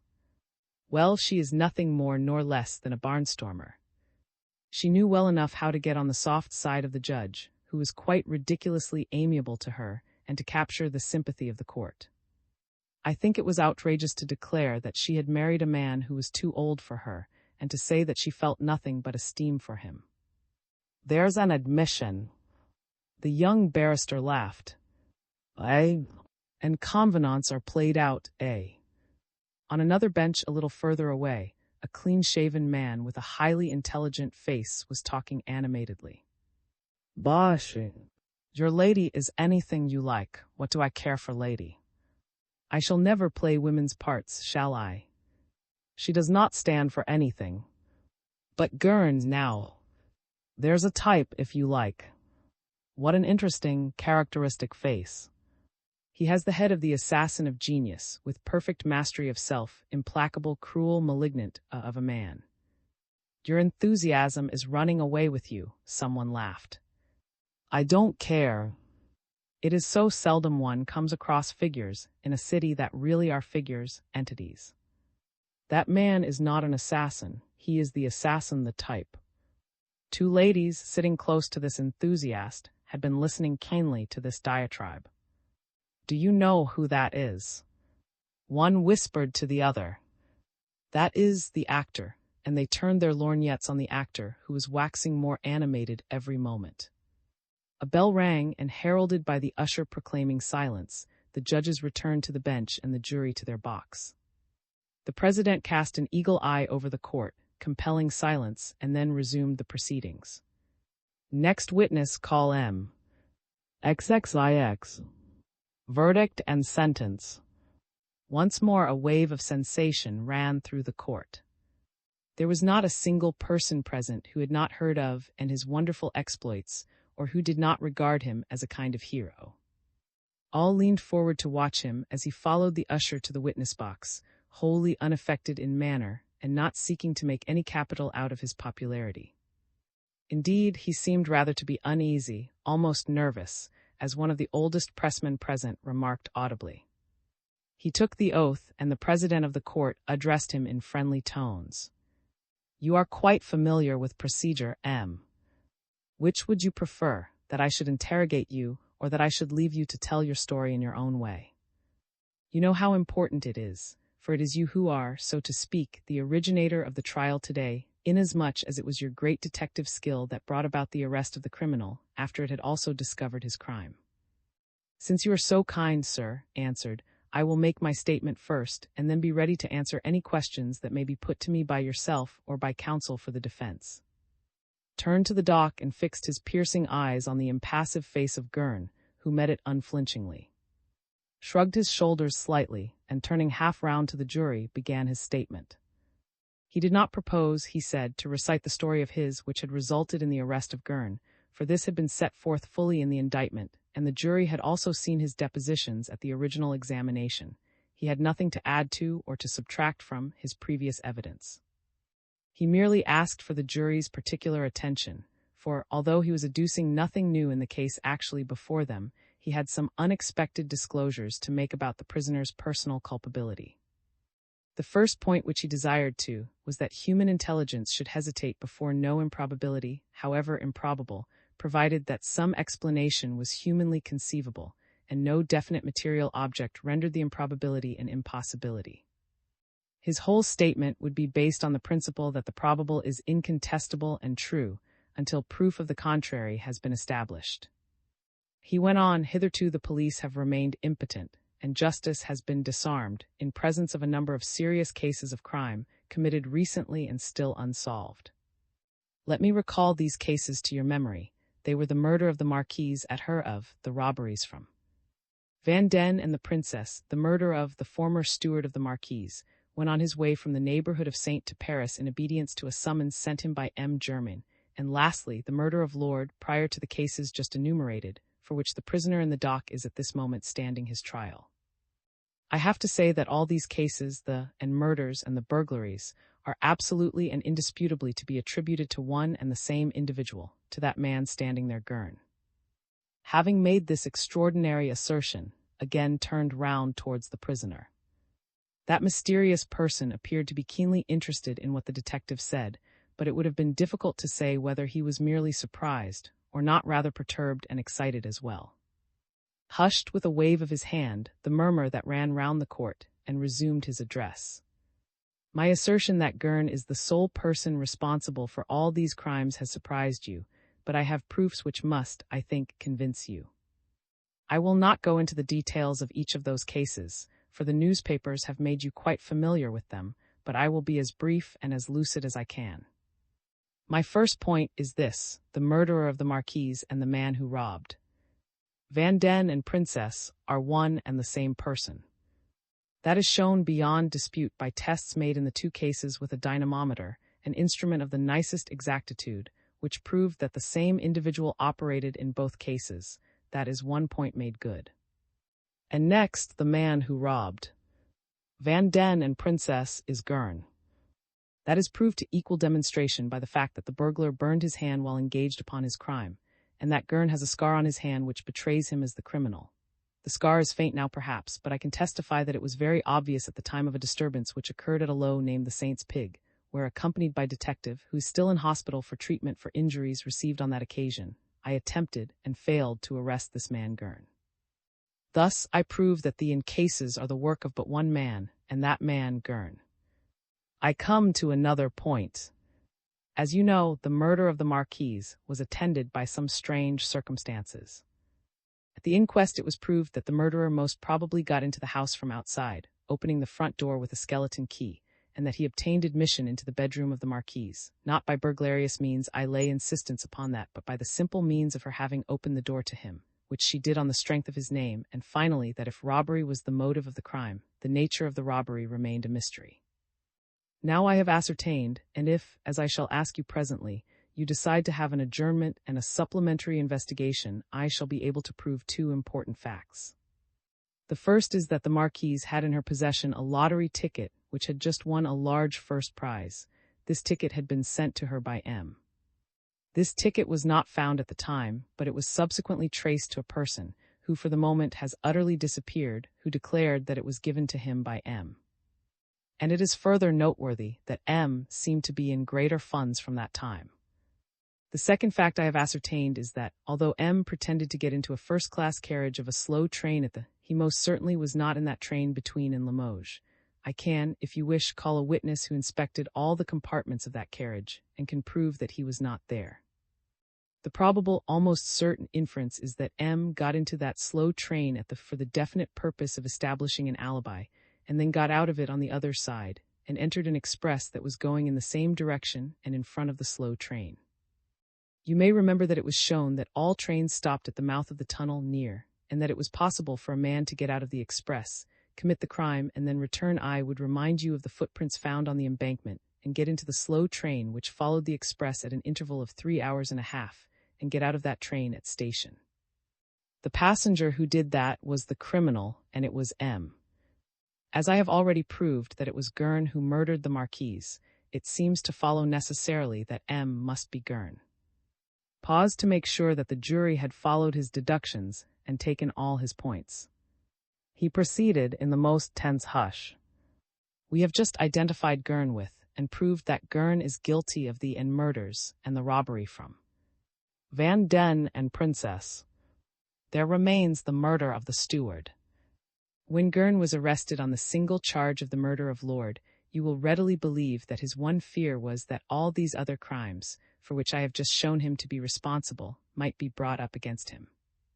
I was just then on the very point of finding out the truth, but I had not yet done so. A single link was missing in the chain which would connect Gurn with, and identify the murderer of Lord as the author of the other crimes. That link was some common clue, or better still, some object belonging to the murderer of Lord, which had been forgotten and left on the scene of the murder. That object I found. It was a fragment of a map picked up in a field near in the path which must have followed from the railway line. It was a fragment cut out of a large ordnance map, and the rest of the map I found in Gurn's rooms, thereby identifying Gurn with. The fragment of map which was picked up in the field was left in the custody of the steward. That unfortunate man was summoned to Paris by M. Germain. There was only one person who had any interest in preventing from coming, and that person was Gurn, or it would be better to say Gurn, and you know that was killed before he reached M. Germain. Is it necessary to declare that it was Gurn who killed him? Said the last words in tones of such earnest and solemn denunciation that the truth of them seemed beyond all doubt. And yet he read incredulous surprise in the attitude of the jury. From the body of the court, too, a murmur rose that was not sympathetic. That the sheer audacity of his theory must come as a shock, and he knew how difficult it would be to convince anyone who had not followed every detail of the case as he himself had done. He said, I know that my assertions about the multiple crimes of this man Gurn must fill you with amazement. That does not dismay me. There is one other name which I must mention, perhaps to silence your objections, perhaps to show the vast importance I attach to the deductions which I have just been privileged to detail to you. This is the last thing I have to say.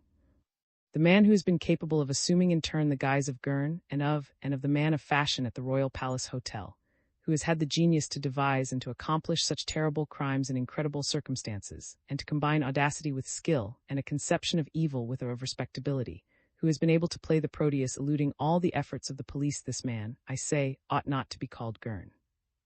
He is and can be no other than. The detective suddenly broke off from his long statement, and the syllables of the melodramatic name seemed to echo through the court, and taken up by all those present, to swell again into a dread murmur. He is. For a space of minutes, judges and jury seemed to be absorbed in their own reflections, and then the president of the court made an abrupt gesture of violent dissent.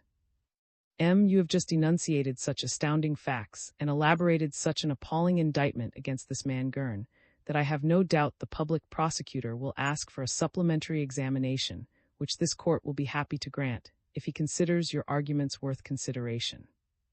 But are they? I will submit 3 objections. Bowed coldly. First of all, do you believe that a man could assume disguise with the cleverness that you have just represented? Is a man of 60, Gurn is 35. Is an elderly man, slow of movement, and the man who robbed Princess was a nimble, very active man. I have anticipated that objection, sir, said with a smile, by saying that Gurn is. Nothing is impossible for. Suppose that is true, said the president with a wave of his hand, but what have you to say to this? You charge with the murder of. But do you not know that son, Charles, who, according to the generally received and most plausible opinion, was the real murderer of the Marquise, committed suicide from remorse? If it was the guilty party, Charles would not have taken his own life. His voice shook a little. You would be quite right, sir, if again it were not necessary to add that is Gurn, that is to say. Is it not a possible hypothesis that might have affected the mind of that lad, have suggested to him that it was he who committed the crime in a period of somnambulism, and at last have urged him to suicide? Do you not know the power of suggestion? Suppose that also is true, said the president with another vague wave of his hand. I will only put 2 incontestable facts before you. You accuse of being Gurn and was lost in the wreck of the Lancaster. You also accuse Gurn of having murdered, and at the time that murder was committed Gurn was in solitary confinement in the prison. This time the detective made a sign as if of defeat. If I have waited until today to make the statement you have just listened to, it was obviously because hitherto I have had no absolute proofs, but merely groups of certainties. I spoke today because I could keep silent no longer. If I am still without some explanations in detail, I am sure I shall have them some day. Everything comes to light sooner or later. And as to the 2 facts you have just put before me, I would reply that there is no proof that was lost in the wreck of the Lancaster. It has not been legally established that he ever was on board that ship. Of course, I know his name was in the list of passengers, but a child could have contrived a device of that sort. Besides, all the circumstances attending that disaster are still an utter mystery. My belief is that it would be perfectly capable of causing an explosion on a ship and blowing up 150 people, if thereby he could dispose of one of his identities, especially such a terribly compromising identity as that of. The president dismissed the theory with a word. Pure romance, he said. And what about the murder of? I should like further to remind you that the fragment of map which, according to you, was the real reason for this man's death, was found on his body, and does not correspond in the least with the hole cut in the map you found in Gurn's rooms. As for that, said with a smile, the explanation is obvious. If Gurn, whom I charge with the murder of, had been content merely to abstract the real fragment, he would, so to speak, have set his signature to the crime. But he was much too clever for that. He was subtle enough to abstract the compromising fragment and substitute another fragment for it, the one found on the body. Perhaps, said the president, that is possible, but I repeat, Gurn was in prison at the time. True, said, throwing up his hands.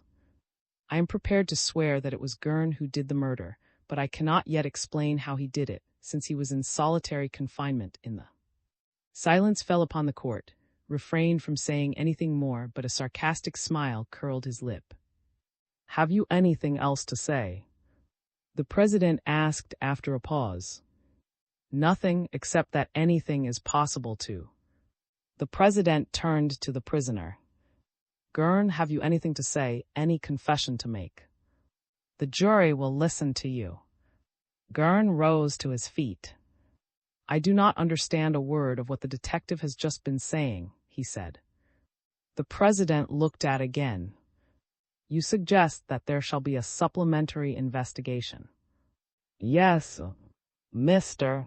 Solicitor General, have you any application to make on that subject? The president asked the public prosecutor.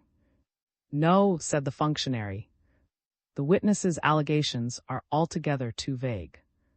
Very well. The court will deliberate forthwith. The judges gathered round the president of the court and held a short discussion. Then they returned to their places, and the president announced their decision. It was that after consideration of the statement of the witness, their opinion was that it rested merely upon hypotheses, and their decision was that there was no occasion for a supplementary.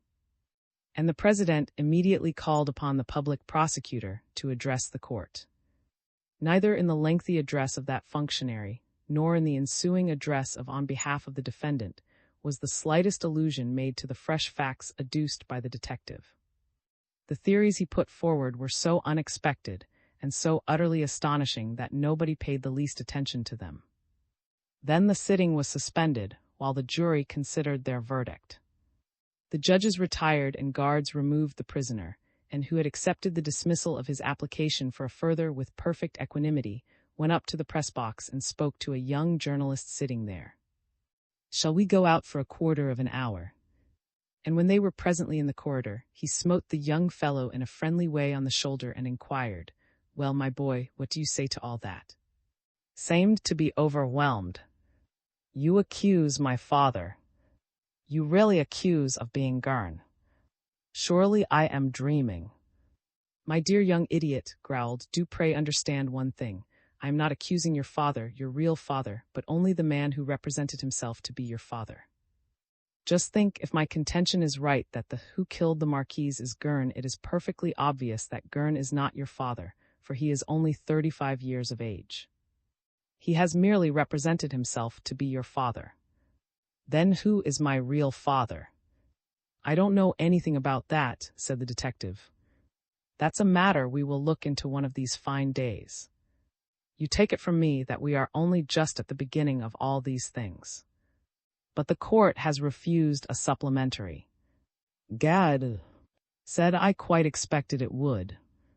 I have not got the proofs to satisfy the legal mind, and then, too, I had to hold my tongue about the most interesting fact that I knew. What was that? Why, that you are not dead, Charles.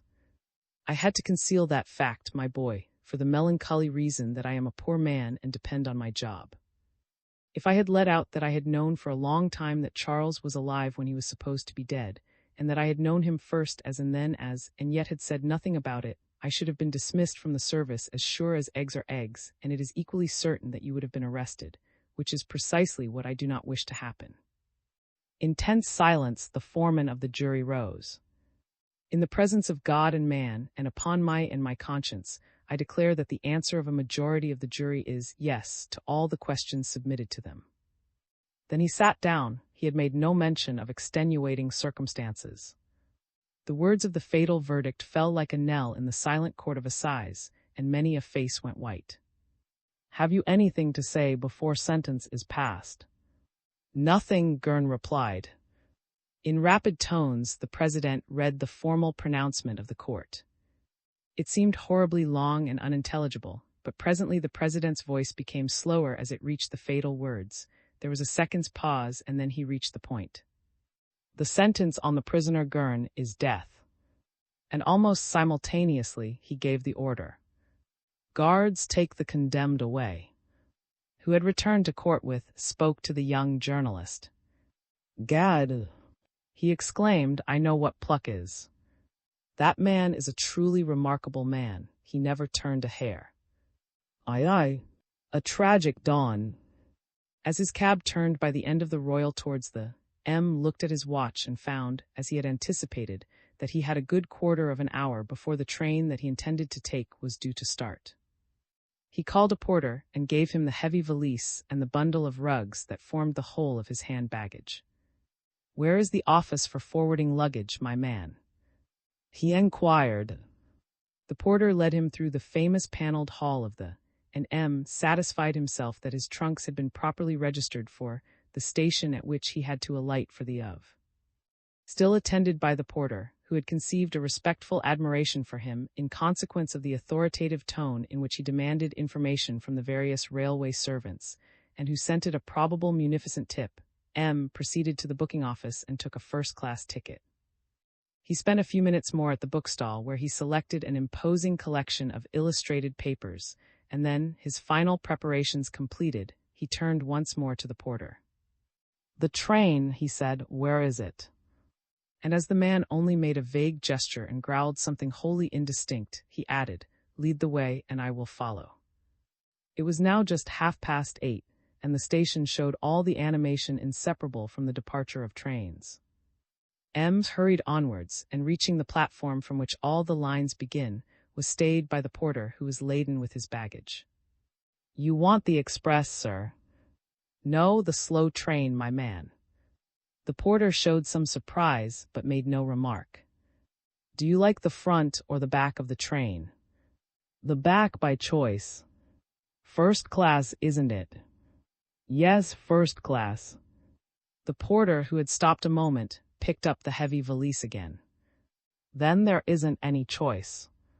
There are only 2 first-class carriages on the slow train, and they are both in the middle." "They are corridor carriages, I suppose?" said. "Yes, sir, there are hardly any others on the trains, especially first class." In the ever-increasing crowd, had some difficulty in following the porter.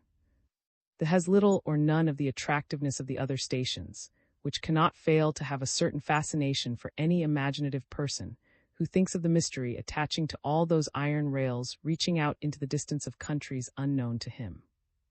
It is less noisy than the others also, for between and the traction is entirely electric. And further, there is no clearly defined separation between the main and the suburban lines. On the right of the platform was the train which was to take Beyond 2, the slow train 2, and on the left of the same platform was another train for, and all the small stations in the suburbs of Paris. Very few people were making for the train 2, but a large crowd was pressing into the suburban train. The porter who was piloting M set the baggage he was carrying down on the footboard of a first-class carriage. "There is no one for the slow train yet, sir. If you like to get in first, you can choose your own compartment." M acted on the suggestion, but he had hardly set foot in the corridor before the guard, also scenting a generous tip, came to offer his services. "It really is the 8:50 you want, sir." Was his first. "You are sure you are not making a mistake?" "No's," replied. "Why?" "A great many first-class passengers do make a mistake," the man explained, and confused the 8:50 with the 8:45 express.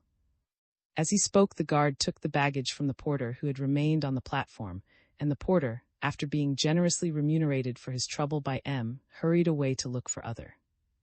"The 8:45 is the express, isn't it?" M inquired. "Yes," the guard answered. "It runs right through without stopping at all the small stations as this train does. It goes in front of this one and gets to 3 hours earlier. There it is on the side there," and he pointed through the window in the door on the far side to another train on the next rails, in which a number were already taking their seats.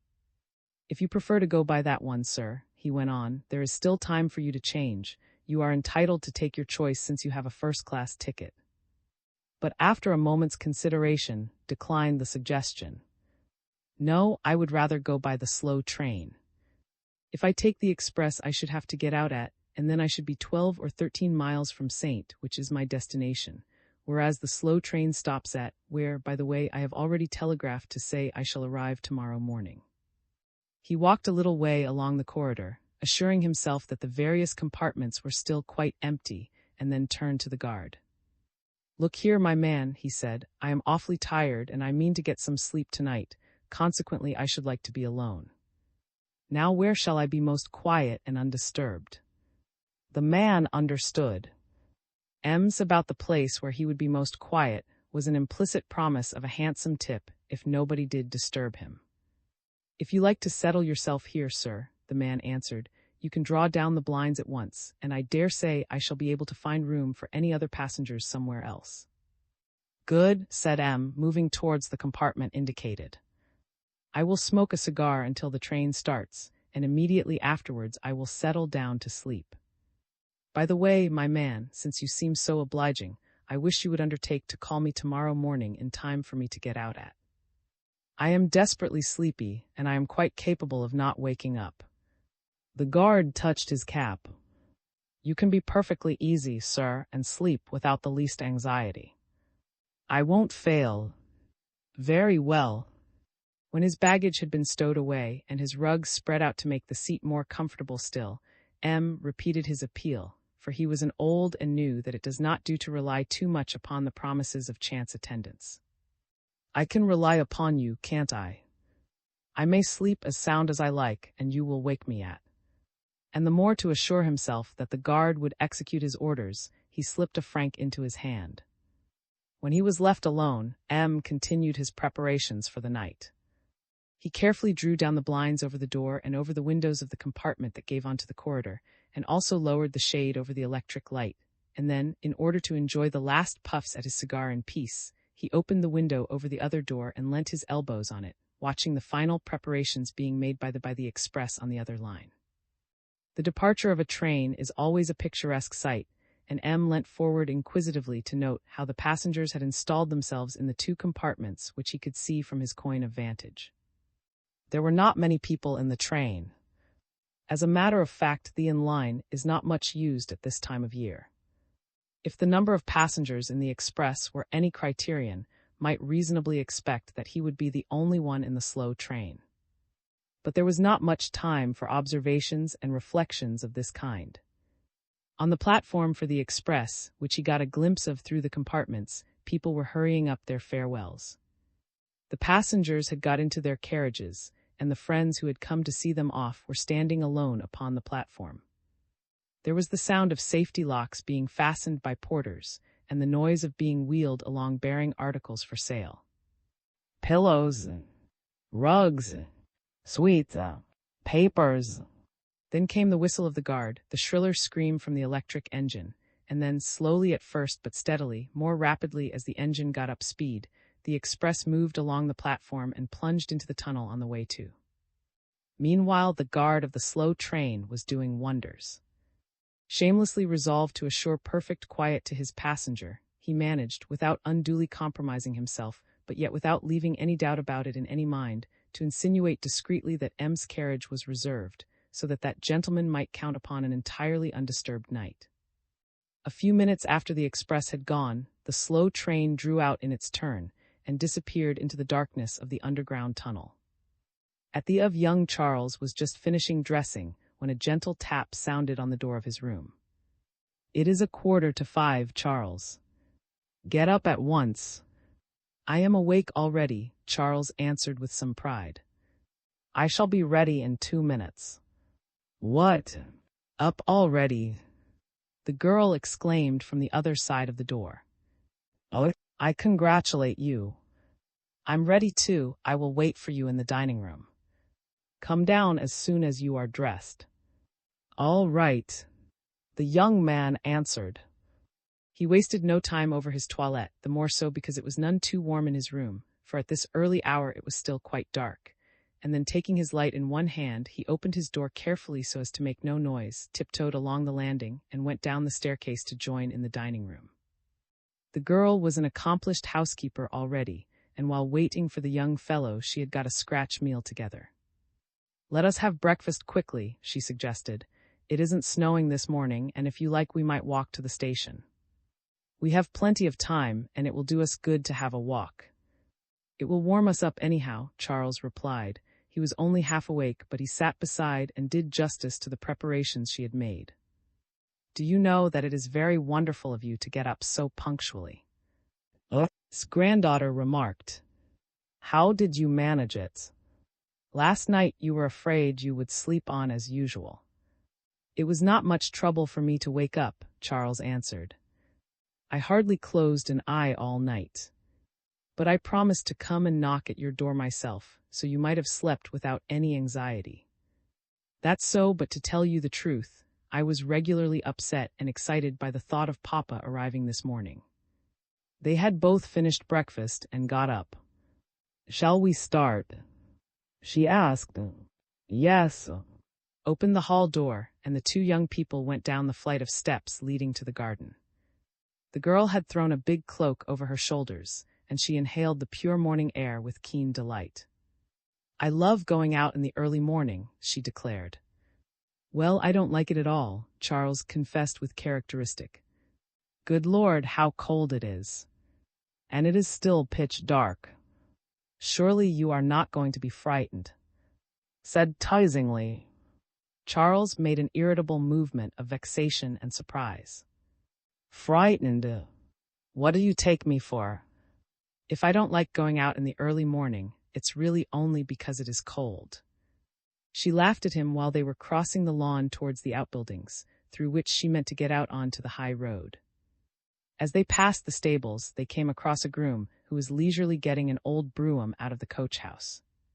"Don't hurry, Jean," called out as she greeted him. "We are going to walk to the station, and the only important thing is that you should be there to bring us back." The man touched his cap, and the two young people passed through the park gate and found themselves upon the high road. It was still very dark, with just a wan reflection in the distance of the sky vaguely outlining some cloud shapes to the eastward to give some promise of the day. There was no sound to break the silence of the fields, and as they walked briskly along, Charles and could hear their footsteps ringing on the hard surface of the frozen ground. "It must please you awfully to be going to meet your father," said his granddaughter half questioningly. "It is a long time since you have seen him, isn't it?" 3 years, Charles answered, and then just for a few minutes. "He is coming home from America now, and before that he traveled in Spain for a long time." "He was traveling the whole time you were a child, wasn't he?" "Yes, always, either in Colombia, looking after his rubber plantations there, or in Spain, where he has a good deal of property too. When he was in Paris, he used to come to the school and ask for me, and I saw him in the parlor for a quarter of an hour." "And your mother?" "Oh, Mama was different. You know, I spent all the childhood that I can remember at the school. I liked the masters and had good chums and was very happy there, and if the truth must be told, I looked forward with anything but pleasure to the holidays when I had to go to my parents' house. I always felt a stranger with them. My real home was the schoolroom, where I had my desk and all my own interests.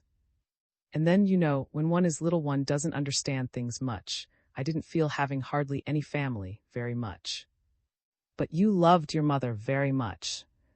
Asked the question quite anxiously, and it was patent that she would have thought it dreadful if her companion had not had a real affection for his mother. "Oh yes, I loved her," Charles answered, "but I hardly knew her either." And as showed her surprise, he went on, telling her something of the secret of his lonely childhood. "You see, now that I am a man, I guess lots of things that I could not have had even a suspicion of then. My father and mother did not get on well together. They were what you call an ill-assorted couple. They were both very good, but their characters did not harmonize. When I was little, I always saw Mama silent and sad, and Papa active and on the go, and bright and talking at the top of his voice. I half believed he frightened Mama. And then my father was constantly away, whereas Mama hardly ever went out. When a servant took me to the house on Thursdays, I was taken up to say good morning to her, and I invariably found her lying on a sofa in her room, with the blinds down and almost dark. She just touched me with her lips and asked me 1 or 2 questions, and then I was taken away again because I tired her." "Was she ill then?" "Mama always has been ill. I suppose you know that 3 months ago stay, it was just when I had taken my degree and went to Germany, she was sent to an asylum.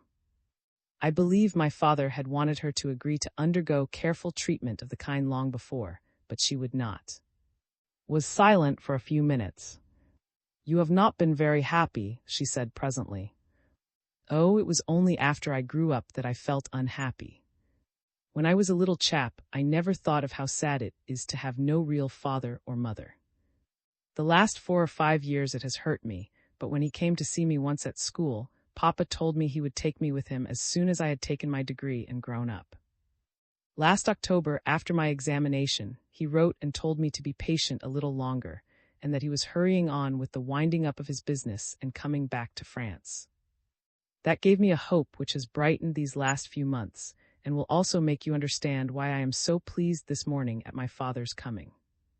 It seems to me that a new life is going to begin. Day was breaking now, a dirty December day, with the light filtering through heavy clouds that drifted along the ground, hid the horizon, clung to the low hills, and then suddenly dispersed in long wisps driven by a keen breeze that got up in gusts and drove clouds of dust along the hard frozen ground. I have not been very happy either, said, for I lost my father when I was tiny, I don't even remember him, and Mama must be dead as well. The ambiguous turning of the child's phrase caught Charles' interested attention. What does that mean? Don't you know if your mother is dead? Yes, oh yes, says so. But whenever I ask for particulars, always changes the subject. I will echo what you said just now. When you are little you don't know anything and are not surprised at anything. For a long time I took no notice of her sudden reticence, but now I sometimes wonder if something is not being kept back from me, whether it is really true that Mama is no more in this world. Talking like this, and Charles had walked at a good pace, and now they came to the few houses built around station. One by one, bedroom windows and doors were being opened. Peasants were making their way to the sheds to lead their cattle to the pastures. We are very early, remarked, pointing to the station clock in the distance. Your father's train is due at 6:55, and it is only 6:40 now. We still have a quarter of an hour to wait, and more if the train is not punctual. They went into the little station, and Charles, thankful for some shelter from the cold, stamped his feet, making a sudden uproar in the empty waiting room. A porter appeared. Who the deuce is kicking up all this row? He began angrily, and then seeing, broke off short. Ah, mademoiselle, he said with the familiar yet perfectly respectful cordiality that marks country folk, up already. Have you come to meet somebody, or are you going away? As he spoke, the porter turned a curious eye upon Charles, whose arrival had caused quite a sensation 2 days before in this little spot, where with but few exceptions none but people belonging to the neighborhood ever came by train. No, I am not going away, replied. I have accompanied M, who has come to meet his father. Aha, to meet your papa, sir. Is he coming from far? From Paris, Charles answered. Is the train signaled yet? The man drew out a watch like a turnip and looked at the time. It won't be here for quite another 20 minutes. The work on the tunnel makes it necessary to be careful, and it's always late now. But you will hear when the bell rings. That will be when the train is coming over the level crossing. It will run into the station 3 minutes after that. Well, mademoiselle, I must get on with my work, and the man left them. Turned to Charles. Shall we go on to the platform? Then we shall see the train come in. So they left the waiting room and began to walk up and down the whole length of the platform. Watched the jerky movements of the hands of the clock and smiled at her companion. 5 minutes more and your father will be here. 4 minutes more. Ah, there it is. And she pointed to a slope in the distance where a slight trail of smoke rose white against the blue of the sky, now clear of cloud. Can't you see it? That is the steam from the engine coming out of the tunnel. Ere she finished speaking, the quivering whir of the bell echoed through the empty station. Ah, said Charles at last. The two porters who, with the station master, constituted the entire railway staffette, came bustling along the platform, and while the bell continued its monotonous whirring ring, pulled forward trucks in readiness for any possible luggage. Puffing portentously, the engine slackened speed, and the heavy train slowed down and finally stopped, bringing a noisy atmosphere of life into the station of that but a moment ago was so still. The first-class carriages had stopped immediately in front of Charles, and on the footboard stood a tall, elderly man of distinguished appearance, proud bearing and energetic attitude, with extraordinarily keen eyes and an unusually high and intelligent forehead. Seeing and Charles, he seized his baggage, and in a twinkling had sprung on to the platform. He dropped his valise, tossed his bundle of rugs onto a seat, and gripped Charles by the two shoulders. "My boy," he exclaimed, "my dear boy." Although he had hitherto shown so little affection for his child, it was obvious that the man was making a great effort to restrain his emotion, and was really moved when he now saw him again as a grown young man. Nor, on his part, did Charles remain unmoved. As if the sudden grip of this almost stranger, who yet was his father, had awakened a world of memories within him, he turned very pale and his voice faltered as he replied. "Papa, dear Papa, I am so glad to see you." Had drawn tactfully aside. M still held his son by the shoulders and stepped back a pace, the better to consider him. "Why, you are a man.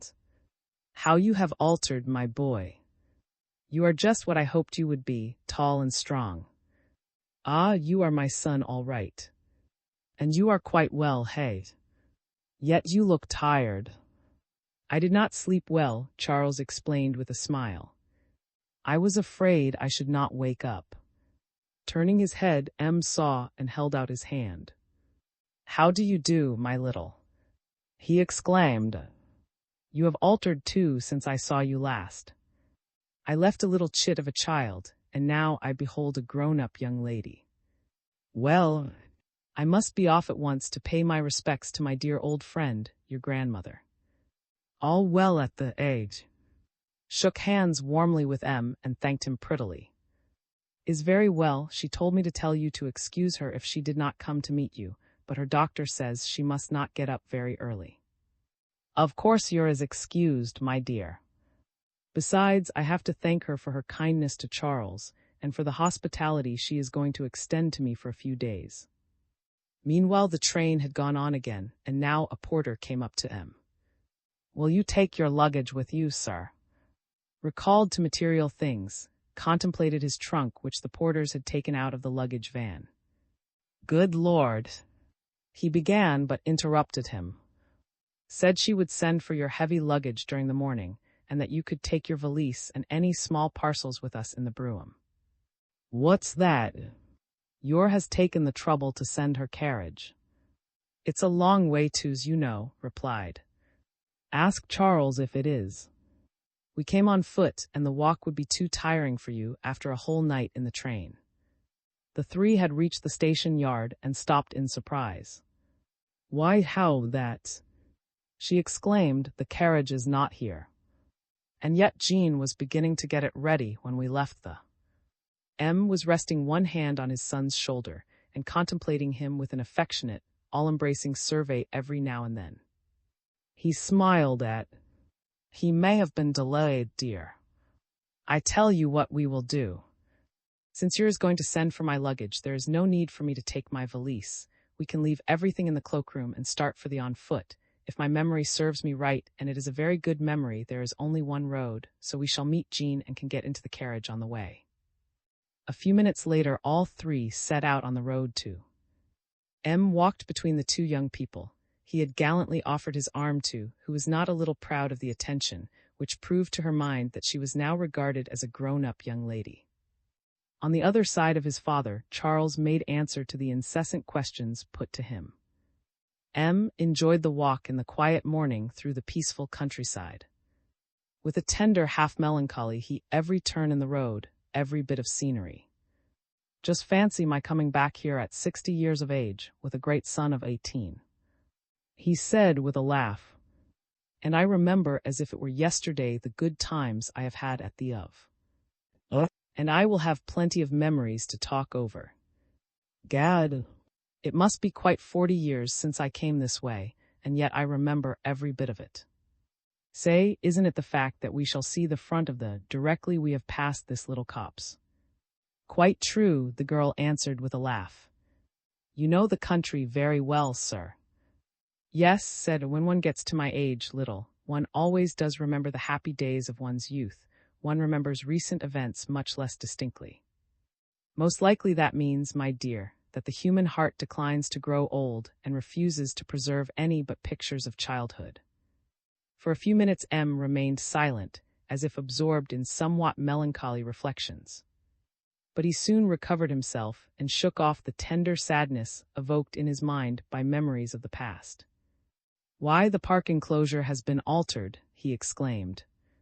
"Here is a wall which used not to be here. There was only a hedge." Laughed. "I never knew the hedge," she said. "I have always seen the wall. Must we go on to the main gate?" M asked, "Or has your had another gate made?" We are going in by the outbuildings, the girl answered. Then we shall hear why Jean did not come to meet us. She opened a little door half hidden among the moss and ivy that closed the wall surrounding the park, and making Em and Charles pass in before her, cried, "But Jean has gone with the brougham, for the horses are not in the stable." "How was it we did not meet him?" Then she laughed. "Poor Jean. He is so muddle-headed. I would not mind betting he went to meet us at St., as he does every morning to bring me home from church." The little company and Charles were now approaching the passing beneath. Windows called merrily up to them. "Here we are." There was no reply. But at the window of an adjoining room appeared the figure of the steward, making a gesture, as if asking for silence. In advance of her guests, had proceeded but a few yards when this old servant rushed down the stone flight of steps in front of towards Em. Seemed distraught. Usually so respectful and so deferential in manner, he now seized Em by the arm, and imperiously waving and Charles away, drew him aside. "It is awful, sir," he exclaimed. "Horrible, a fearful thing has happened. We have just found La Marquise dead, murdered in her room. XXX. An assignation." The final curtain had fallen upon the first performance of the new drama at the Grand. The night had been one long triumph for, and although it was very late, this who plumed herself on being the great tragedian's dearest friend had made her way behind the scenes to lavish praise and congratulations on him, and have a little triumph of her own in presenting her friends to the hero of the hour. In vain had the old dresser tried to prevent her invasion of his master's dressing-room. He was not proof against her perseverance, and ere long she had swept into the room with the proud smile of a general entering a conquered town. The tall young man with a single eyeglass followed close in her wake. "Will you please announce us?" he said to the dresser. Hesitated a moment in surprise, then broke into voluble explanations. "Em is not here yet." "What, didn't you know?" "Why, at the end of the performance, the Minister of Public Instruction sent for him to congratulate him. That's a tremendous, and it's the second time it has been paid to Em." Meanwhile, the other two ladies in the party were roaming about the dressing-room. Wife of a colonel of the Marines who had just covered himself with distinction in the Congo, and how thrilling an actor's dressing-room is, exclaimed, inspecting everything in the room through her glass. "Just look at these darling little brushes. I suppose he uses those in making up. And oh, my dear, there are actually 3 kinds of rouge." They was fascinated by the photographs adorning the walls. To the admirable from a comrade, she read in awestruck tones, "Come and look, dear, it is signed by Sarah. And listen to this one. At Ayres, at Melbourne and New York, wherever I am I hear the praises of my friend." Something like a globetrotter. Said, "I expect he belongs to the—" Colonel interrupted, calling to his wife, "Come and listen to what our friend is telling me. It is really very curious." The young woman approached, and began again for her benefit. "You have come back too recently from the Congo to be up to date with all our Paris happenings, and so you will not have noticed this little touch, but in the part that he created tonight made himself up exactly like Gurn, the man who murdered Lord Gurn," said, to whom the name did not convey much. "Oh yes, I think I read about that. The murderer escaped, didn't he?" "Well, they took a long time to find him," they replied. As usual, the police were giving up all hope of finding him, when one day, or rather one night, they did find him and arrested him. And where do you suppose that was? Why, with Lady. Yes, really, in her own house at. Impossible, cried. Poor woman. What an awful shock for her. Lady is a brave, dignified, and truly charitable woman, said they. She's simply her husband. And yet she pleaded warmly for mercy for the murderer, though she did not succeed in getting it. What a dreadful thing, said perfunctorily. Her attention was wandering to all the other attractions in this attractive room. A pile of letters was lying on a writing table, and the reckless young woman began to look at the envelopes. "Just look at this pile of letters," she cried. "How funny. Every one of them in a woman's hand. I suppose gets all sorts of offers." Colonel went on talking to thee in a corner of the room. "I am enormously interested in what you tell me. What happened then?" "Well, this wretch Gurn was by the police as he was leaving Lady, and was arrested and put in prison. The trial came on at the Court of Assize about 6 weeks ago. All Paris went to it, of course including myself. This man Gurn is a brute, but a strange brute, rather difficult to define.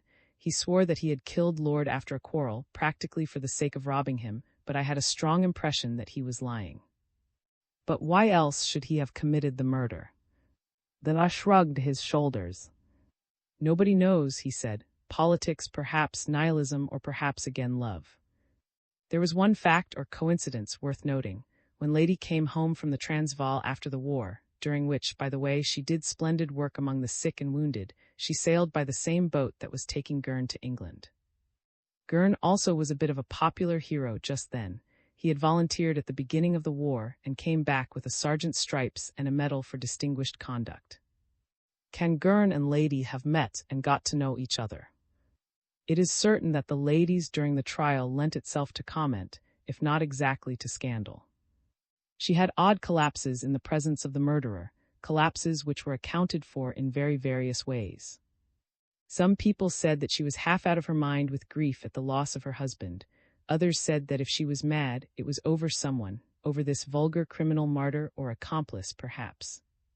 They even went so far as to allege that Lady had an intrigue with Gurn.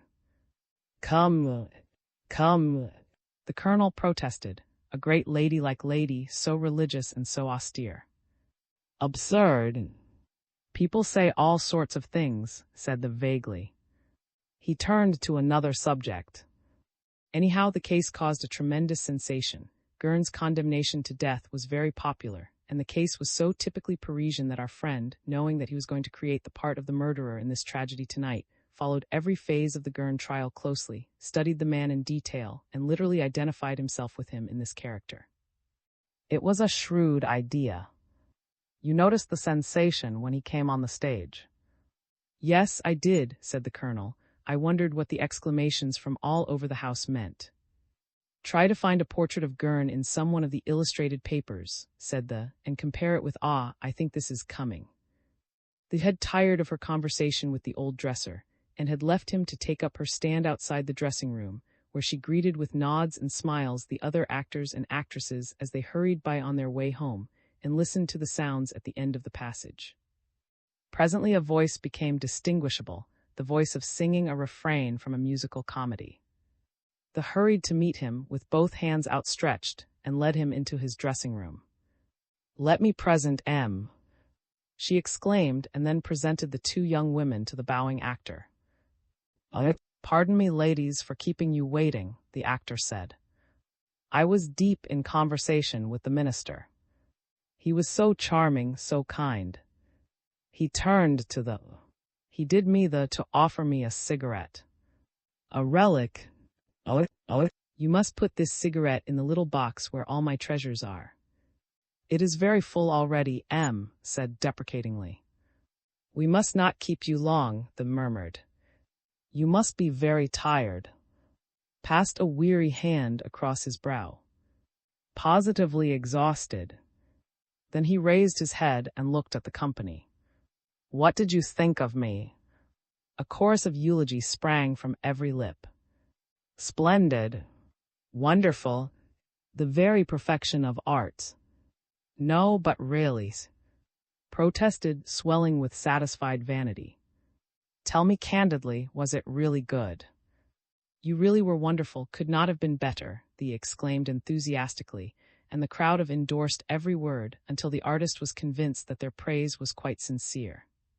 How I have worked, he exclaimed. Do you know, when rehearsals began, ask if this isn't true, the piece simply didn't exist. Simply didn't exist. Corroborated him like an echo. Didn't exist, repeated, not even my part. It was insignificant, flat. So I took the author aside and I said, "My boy, I'll tell you what you must do. You know the lawyer's speech." "Absurd. What am I to do while he is delivering it?" "I'll make the speech for my own defense, and I'll get something out of it." "And the prison scene?" "Just fancy, he had shoved a parson into that." I said to cut the parson out, my boy. What the dickens am I to do while he is preaching? Simply nothing at all, it's absurd.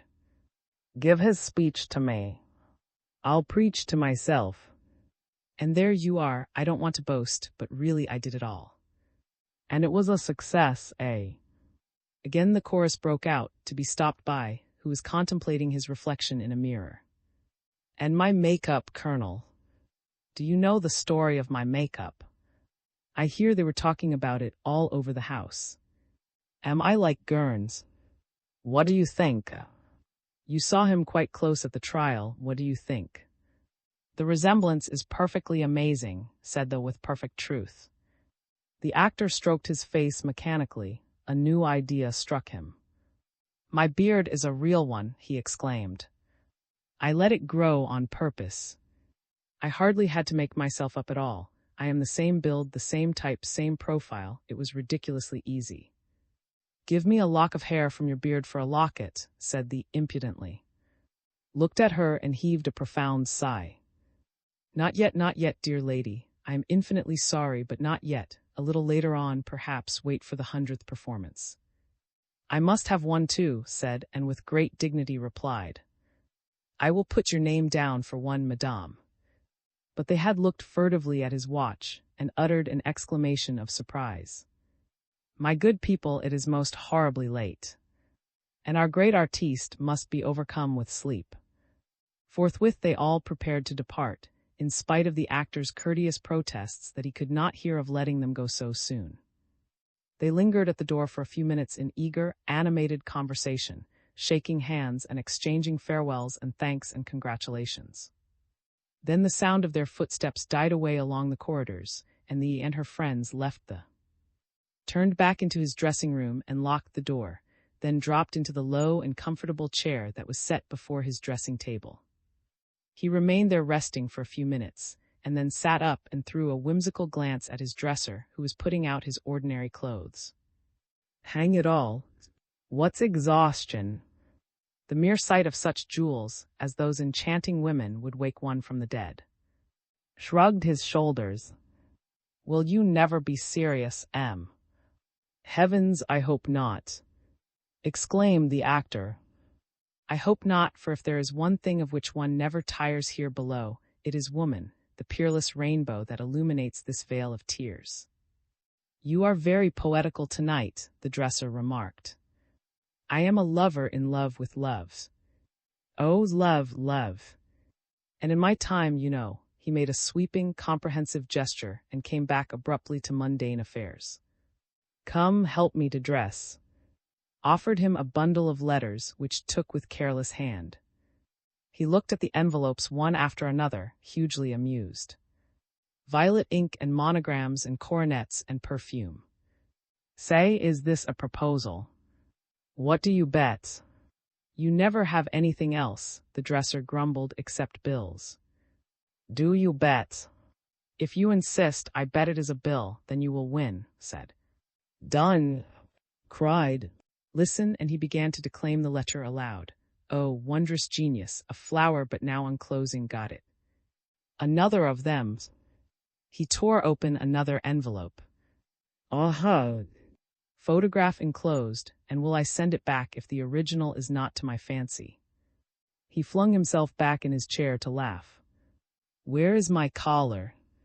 He picked up a third envelope. What will you bet that this violet envelope does not contain another tribute to my fatal beauty? I bet it is another bill, said the dresser, but you are sure to win. I have, replied, and again declaimed the written words. If you promise to be discreet and true, you shall never regret it. Does one ever regret it, even if one does not keep one's promises? At lovers' perjuries, quoted. Drunken promises, retorted. By the way, I am dying for a drink. Give me a whiskey and soda. He got up and moved to the table on which had set decanters and glasses, and was about to take the glass the dresser offered him when a tap on the door brought the conversation to a sudden stop. The actor frowned. He did not want to be bothered by more visitors. But curiosity got the better of his annoyance, and he told to see who it was. Went to the door and peered through a narrow opening at the thoughtless intruder. Fancy making all this bother over a letter. He growled, "Urgent." Of course, they always are urgent, and he shut the door on the messenger and gave the letter to. "A woman brought it," he said. "Looked at it. Morning. Will you bet?" "Deep mourning," said, "then I bet it is a declaration. I expect you will win again, for very likely it is a begging letter." Black edges stir compassion. Was reading the letter, carelessly to begin with, then with deep attention. He reached the signature at the end and then read it through again, aloud this time, punctuating his reading with flippant comments. "In creating the part of the criminal in the tragedy tonight, you made yourself up into a most likeness of Gurn, the man who murdered Lord.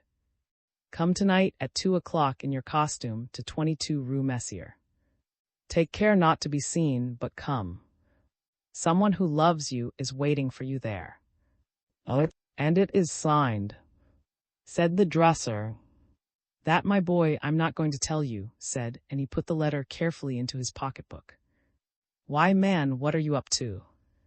he added as the dresser came up to him to take his clothes. "Up to," the servant exclaimed, "I am only helping you to get your things off." "Idiot," laughed. "Didn't you understand?" "Give me my black tie and villain coat again." "What on earth is the matter with you?" asked with some uneasiness. "Surely you are not thinking of going?" "Not goings. Why, in the whole of my career as amorist, I have never had such an opportunity before." "It may be a hoax." "Take my word for it, I know better. Things like this aren't hoaxes. Besides, I know the lady. She has often been pointed out to me, and at the trial, by Jove, she is the most enchanting woman in the world, strangely lovely, infinitely distinguished, absolutely fascinating." "You are raving like a schoolboy."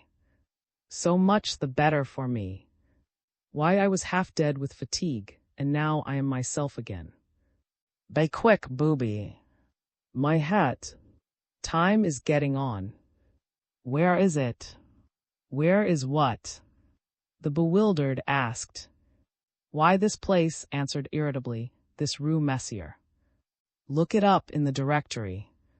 Stamped impatiently up and down the room, while hurriedly turned over the pages of the directory, muttering the syllables at the top of each as he ran through them in alphabetical order. "JKLM's mommy, YM. What's the matter? Why, it is the street where the prison is. Where Gurn is in the condemned cell." Cocked his hat rakishly on one side. "And I have an assignation at the prison."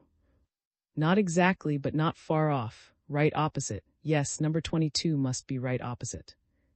"Right opposite the prison," exclaimed gaily. The choice of the spot and the desire to see me in my costume as Gurn are evidence of a positive refinement in sensation. "Say, the lady and I the counterpart of Gurn, and right opposite, the real Gurn in his cell." "Quick, man, my cloak. My cane." "Do think, sir," protested, "it is absolutely absurd. A man like you—" "A man like me," roared, "would keep an appointment like this if he had to walk on his head to get there. Good night." And caroling gaily, strode down the corridor. Was accustomed to these wild vagaries on his master's part, for was the most daring and inveterate rake it is possible to imagine. But while he was tidying up the litter in the room, after had left him, the dresser shook his head. "What a pity it is. And he's such a great artiste. These women will make an absolute fool of him. Why, he hasn't even taken his gloves or his scarf." There was a tap at the door, and the doorkeeper looked in. "Can I turn out the lights?" he inquired. "Has M gone?" "Yes," said the dresser absently, "he has gone." "A great night," said the doorkeeper. "Have you seen the last edition of the 11 o'clock edition? There's a notice of us already. The papers don't lose any time nowadays. They say it is a great success." "Let's look at it," said the dresser, and glancing through the notice, added, "Yes, that's quite true. M has achieved his finest triumph in his last creation."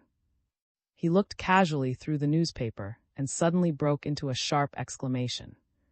"Good heavens, it can't be possible. What's the matter?" The doorkeeper inquired, pointed a shaking finger to another column. "Read that, Jean, read that. Surely I am mistaken." The doorkeeper peered over his shoulder at the indicated passage. "I don't see anything in that, it's that Gurnefer again." "Yes, he is to be executed at daybreak on the 18th. But that is this morning presently," exclaimed. "Maybe," said the doorkeeper indifferently. "Yes, last night was the 17th, so it is the 18th now." "Are you ill?" Pulled himself together. "No, it's nothing, I'm only tired. You can put out the lights. I shall be out of the in 5 minutes. I only want to do 1 or 2 little things here." "All right," said Jean, turning away. "Shut the door behind you when you leave, if I have gone to bed."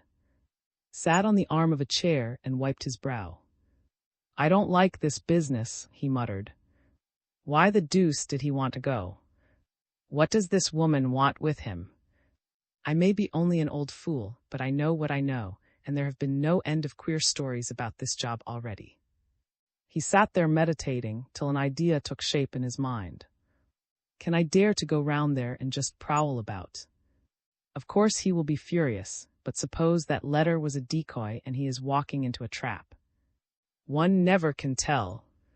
An assignation in that particular street, with that prison opposite, and Gurn to be guillotined within the next hour or so. The man made up his mind, hurriedly put on his coat and hat, and switched off the electric lights in the exquisitely appointed dressing room. "I'll go," he said aloud. "If I see anything suspicious, or if at the end of half an hour I don't see M leaving the house well. Turn the key in the lock. Yes, I will go. I shall be much easier in my mind. XXXI. Fell treachery."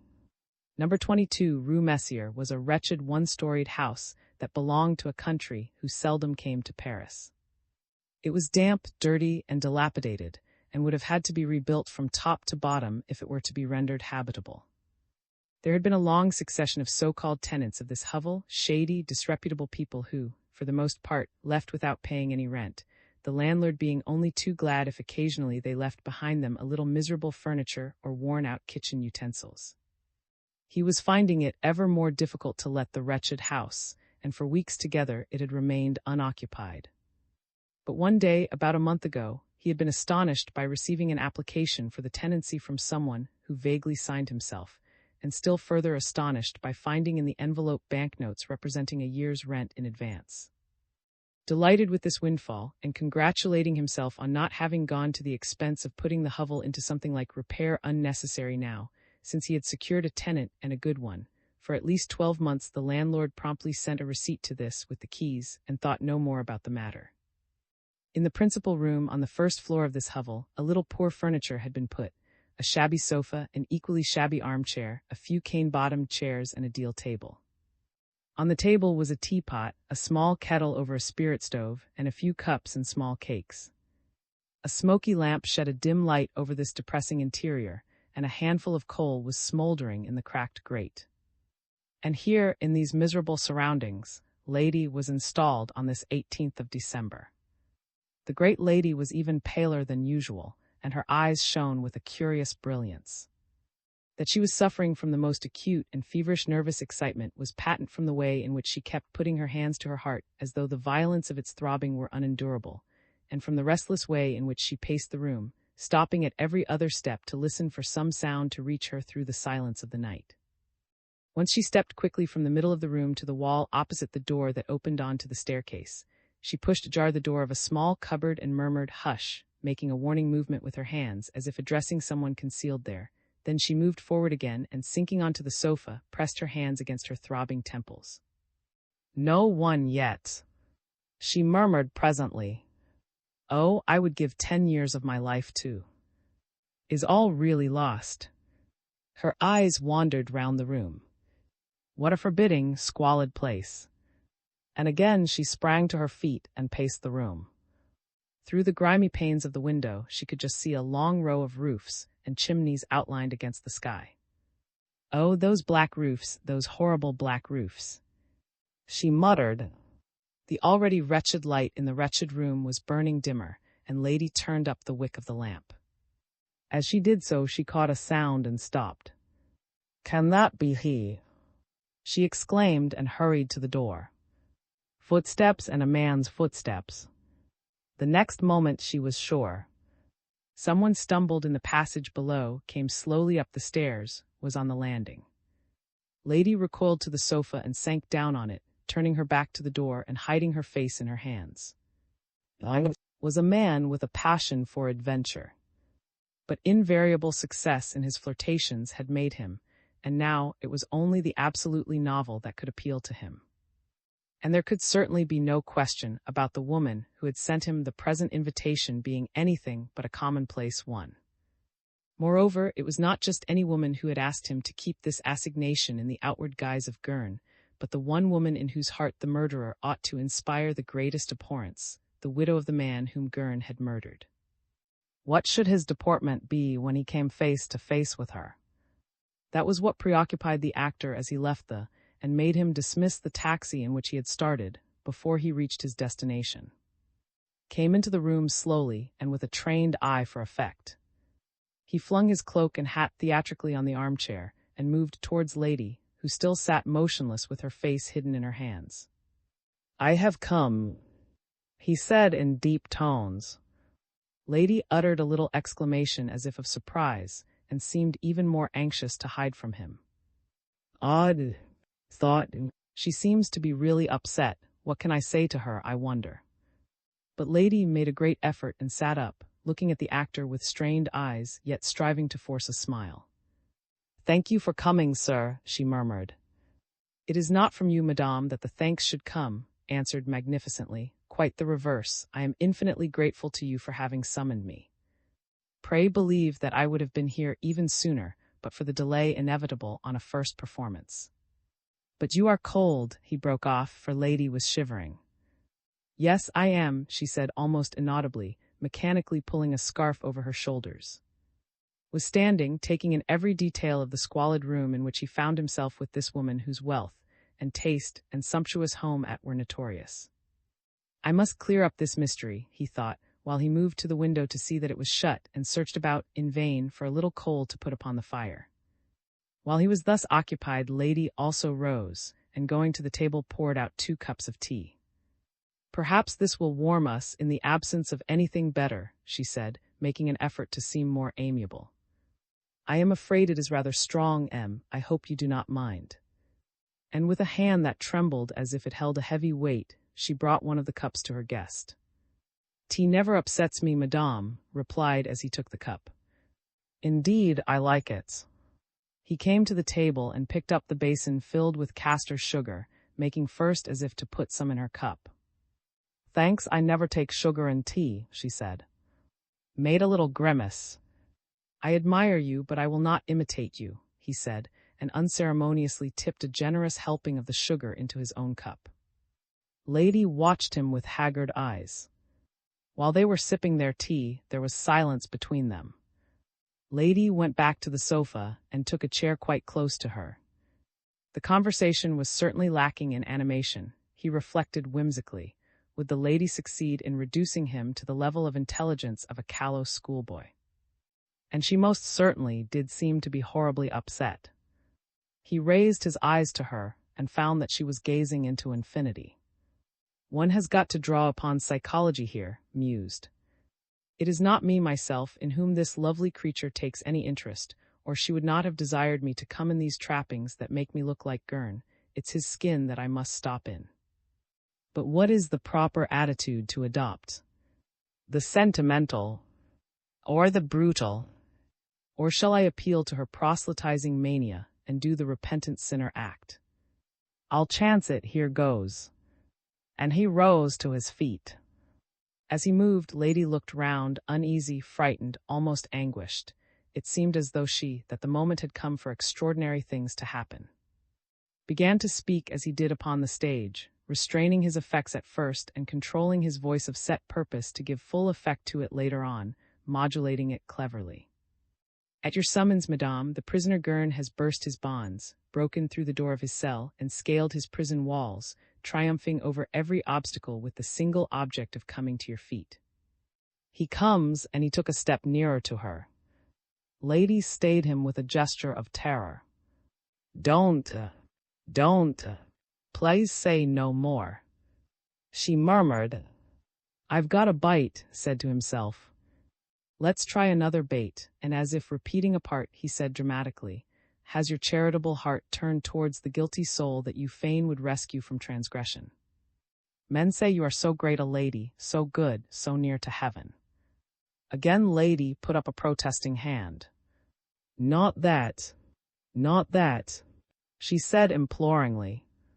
"Oh, this is torture, go away."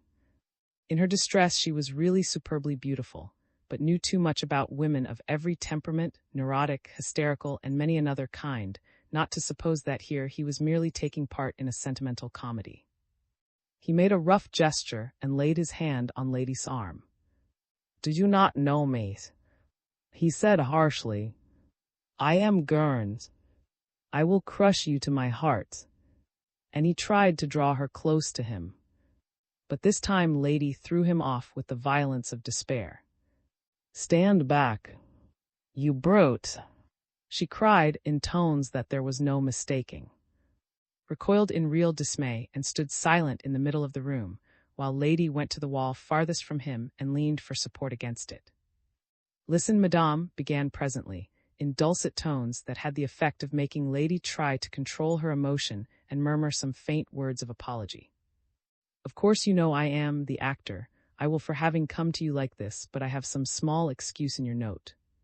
"My note," she murmured. "Oh yes, I forgot," went on, seeming to pick his words. "You have overestimated your strength, and now perhaps you find the resemblance too startling. Do not be frightened.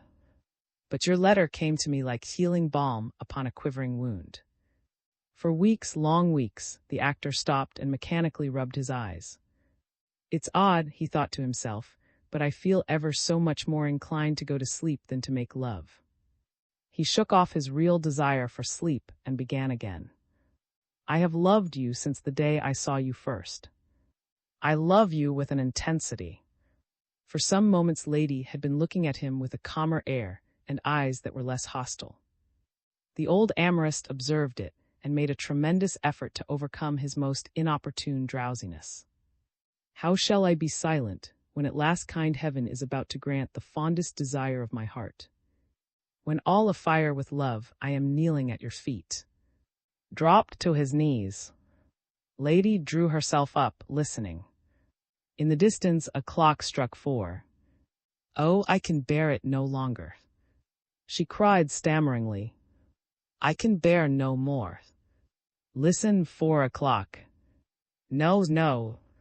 It is too much for me." The woman seemed absolutely frantic. She paced up and down the room like a caged animal. Then she came close to and looked at him with an immense pity in her eyes. "Go, sir, if you believe in God, go away. Go as quickly as you can." Struggled to his feet. His head was heavy, and he had an irresistible desire to hold his tongue and just stay where he was. Partly from gallantry and partly from his desire not to move, he murmured, not without a certain aptness, "I believe only in the God of love, madame, and he bids me remain." In vain did Lady make every effort to rouse the actor and induce him to go away. In vain were all her frantic appeals to him to fly.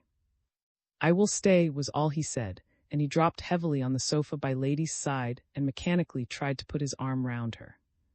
"Listen," she began, freeing herself from him. "In heaven's name yet I cannot tell you. Oh, it is horrible. I am going mad. How am I to choose?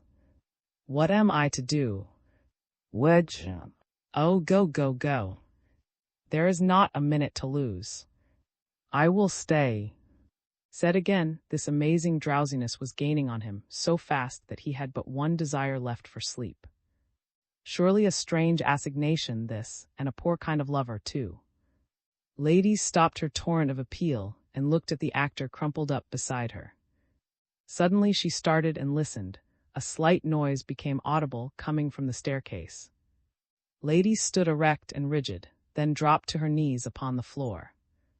Oh, it is all over, she sobbed. In spite of his overwhelming longing for sleep, suddenly started. Two heavy hands fell on his shoulder, and then his arms were pulled behind him and his wrists rapidly bound together. Good God!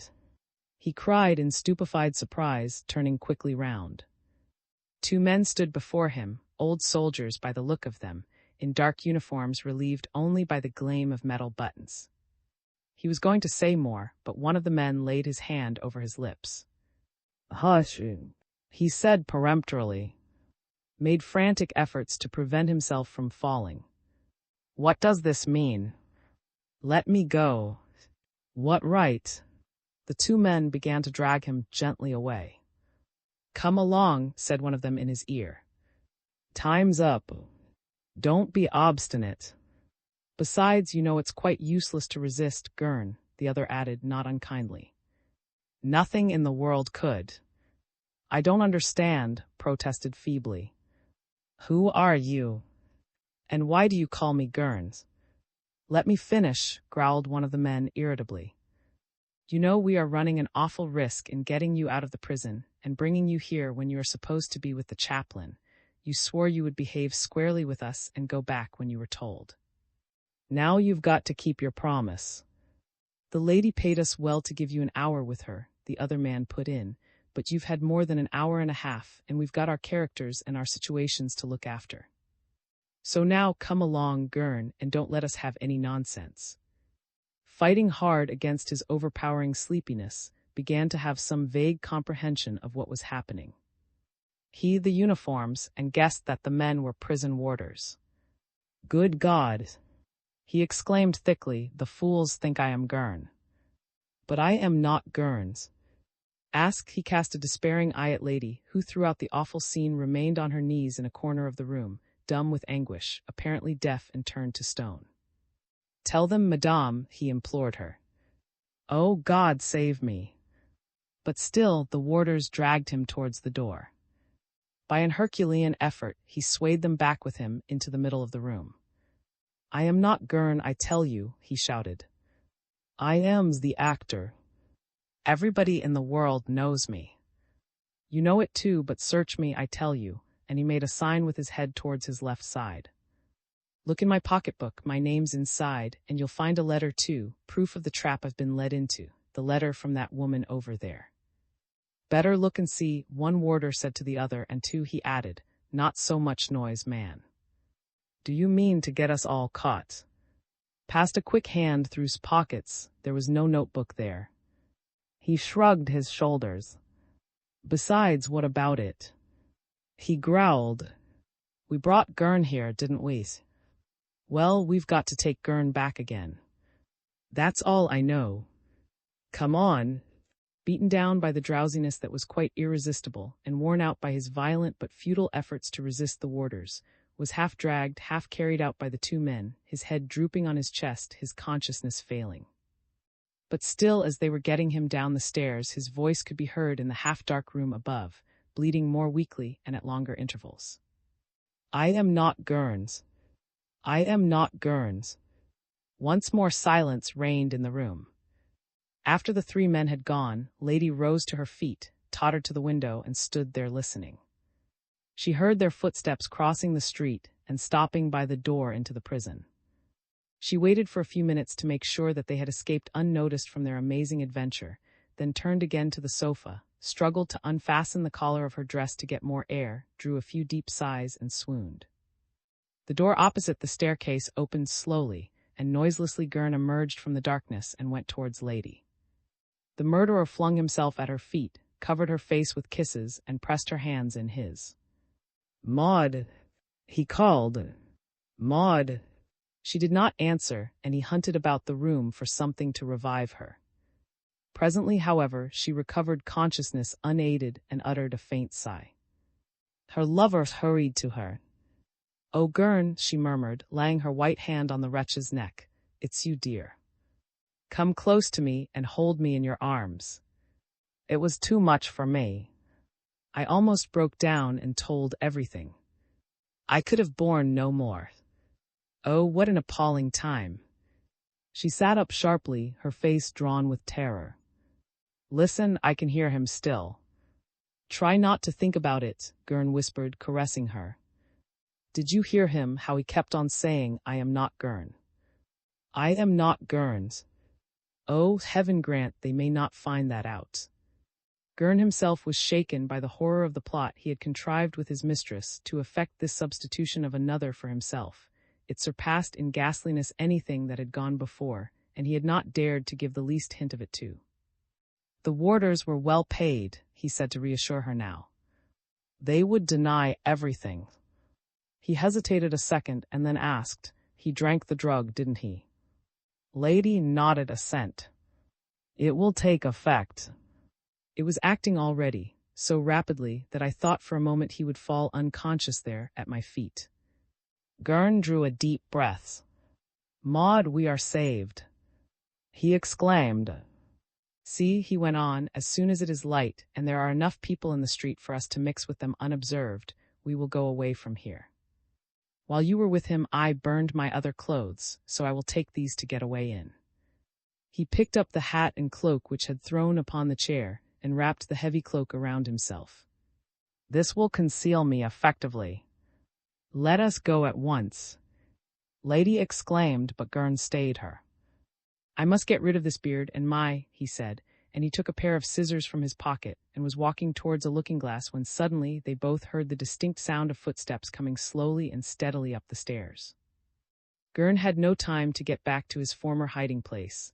All he could do was to sink into the one armchair that was in the room and conceal his features as well as he could by turning down the brim of the hat and turning up the collar of the cloak which the actor had forgotten. The man went as white as a sheet, but Lady appeared to recover all her presence of mind and strength and daring at the approach of danger, and she hurried to the door. But though she tried to keep it shut, it slowly turned upon the hinges, and a timid, hesitating figure appeared in the doorway and advanced towards the retreating woman. "Who are you? What do you want?" Lady faltered. "I beg you to excuse me, madame," the man began. "I came to—" He caught sight of Gurn and pointed to him. "M knows me well. I am his dresser at the, and I came to I wanted to have a word stay." He took a small square parcel from his pocket.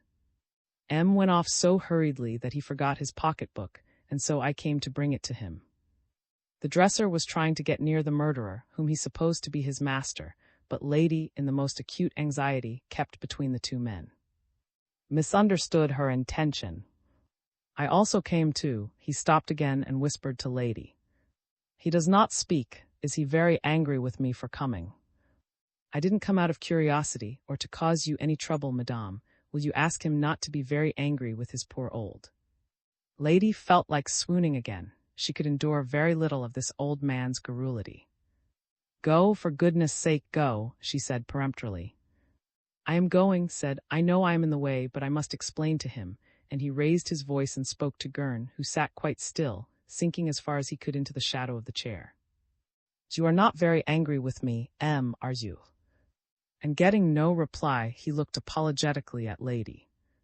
It was all these stories and then the street and the prison opposite, but perhaps you do not know. You see, I read in the paper yesterday, or rather tonight, a couple of hours ago, that man Gurn, who murdered the rich English gentleman, was to be executed this morning.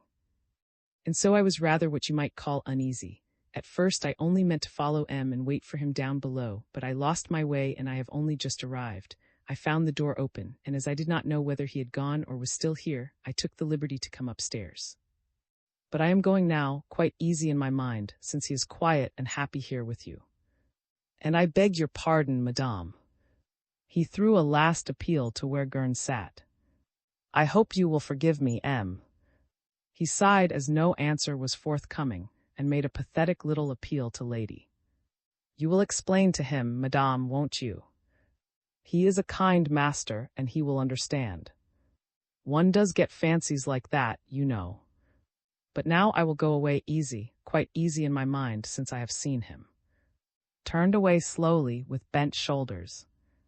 As he passed the window, he glanced outside and stopped short. Day was just beginning to break, making the wan light of the street lamps still more wan. From the window, a view could be obtained of a kind of platform at the corner of the boulevard, which was bounded by the high wall of the prison. This spot, usually deserted, was crowded with people, a moving mob, swarming and struggling behind some hastily erected barriers. Stretched a trembling hand towards the spectacle, in sudden comprehension. Good heavens! He cried, that must be where they are putting up the scaffold. Yes, I can see the planks and uprights, it is the guillotine. The old man's words ended in a sudden cry, and almost simultaneously there was a heavy thud. Struck from behind, fell like a log to the floor, while Lady recoiled in terror, clenching her fists to prevent herself from screaming. Seizing the opportunity presented by faithful servant standing so still, by the gruesome spectacle being prepared outside, Gurn had drawn a knife from his pocket, and springing on the unfortunate old man, had driven the blade up to the hilt behind his neck. Fell prone and rigid, the weapon remaining in the wound and stopping the flow of blood. Lady was staring at the victim in horror, but Gurn seized her roughly by the arm.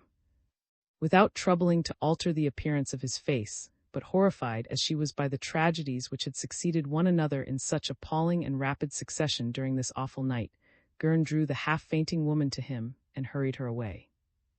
Come quick, he muttered hoarsely. Let us get out of this. XXXII. On the scaffold. It was still dark.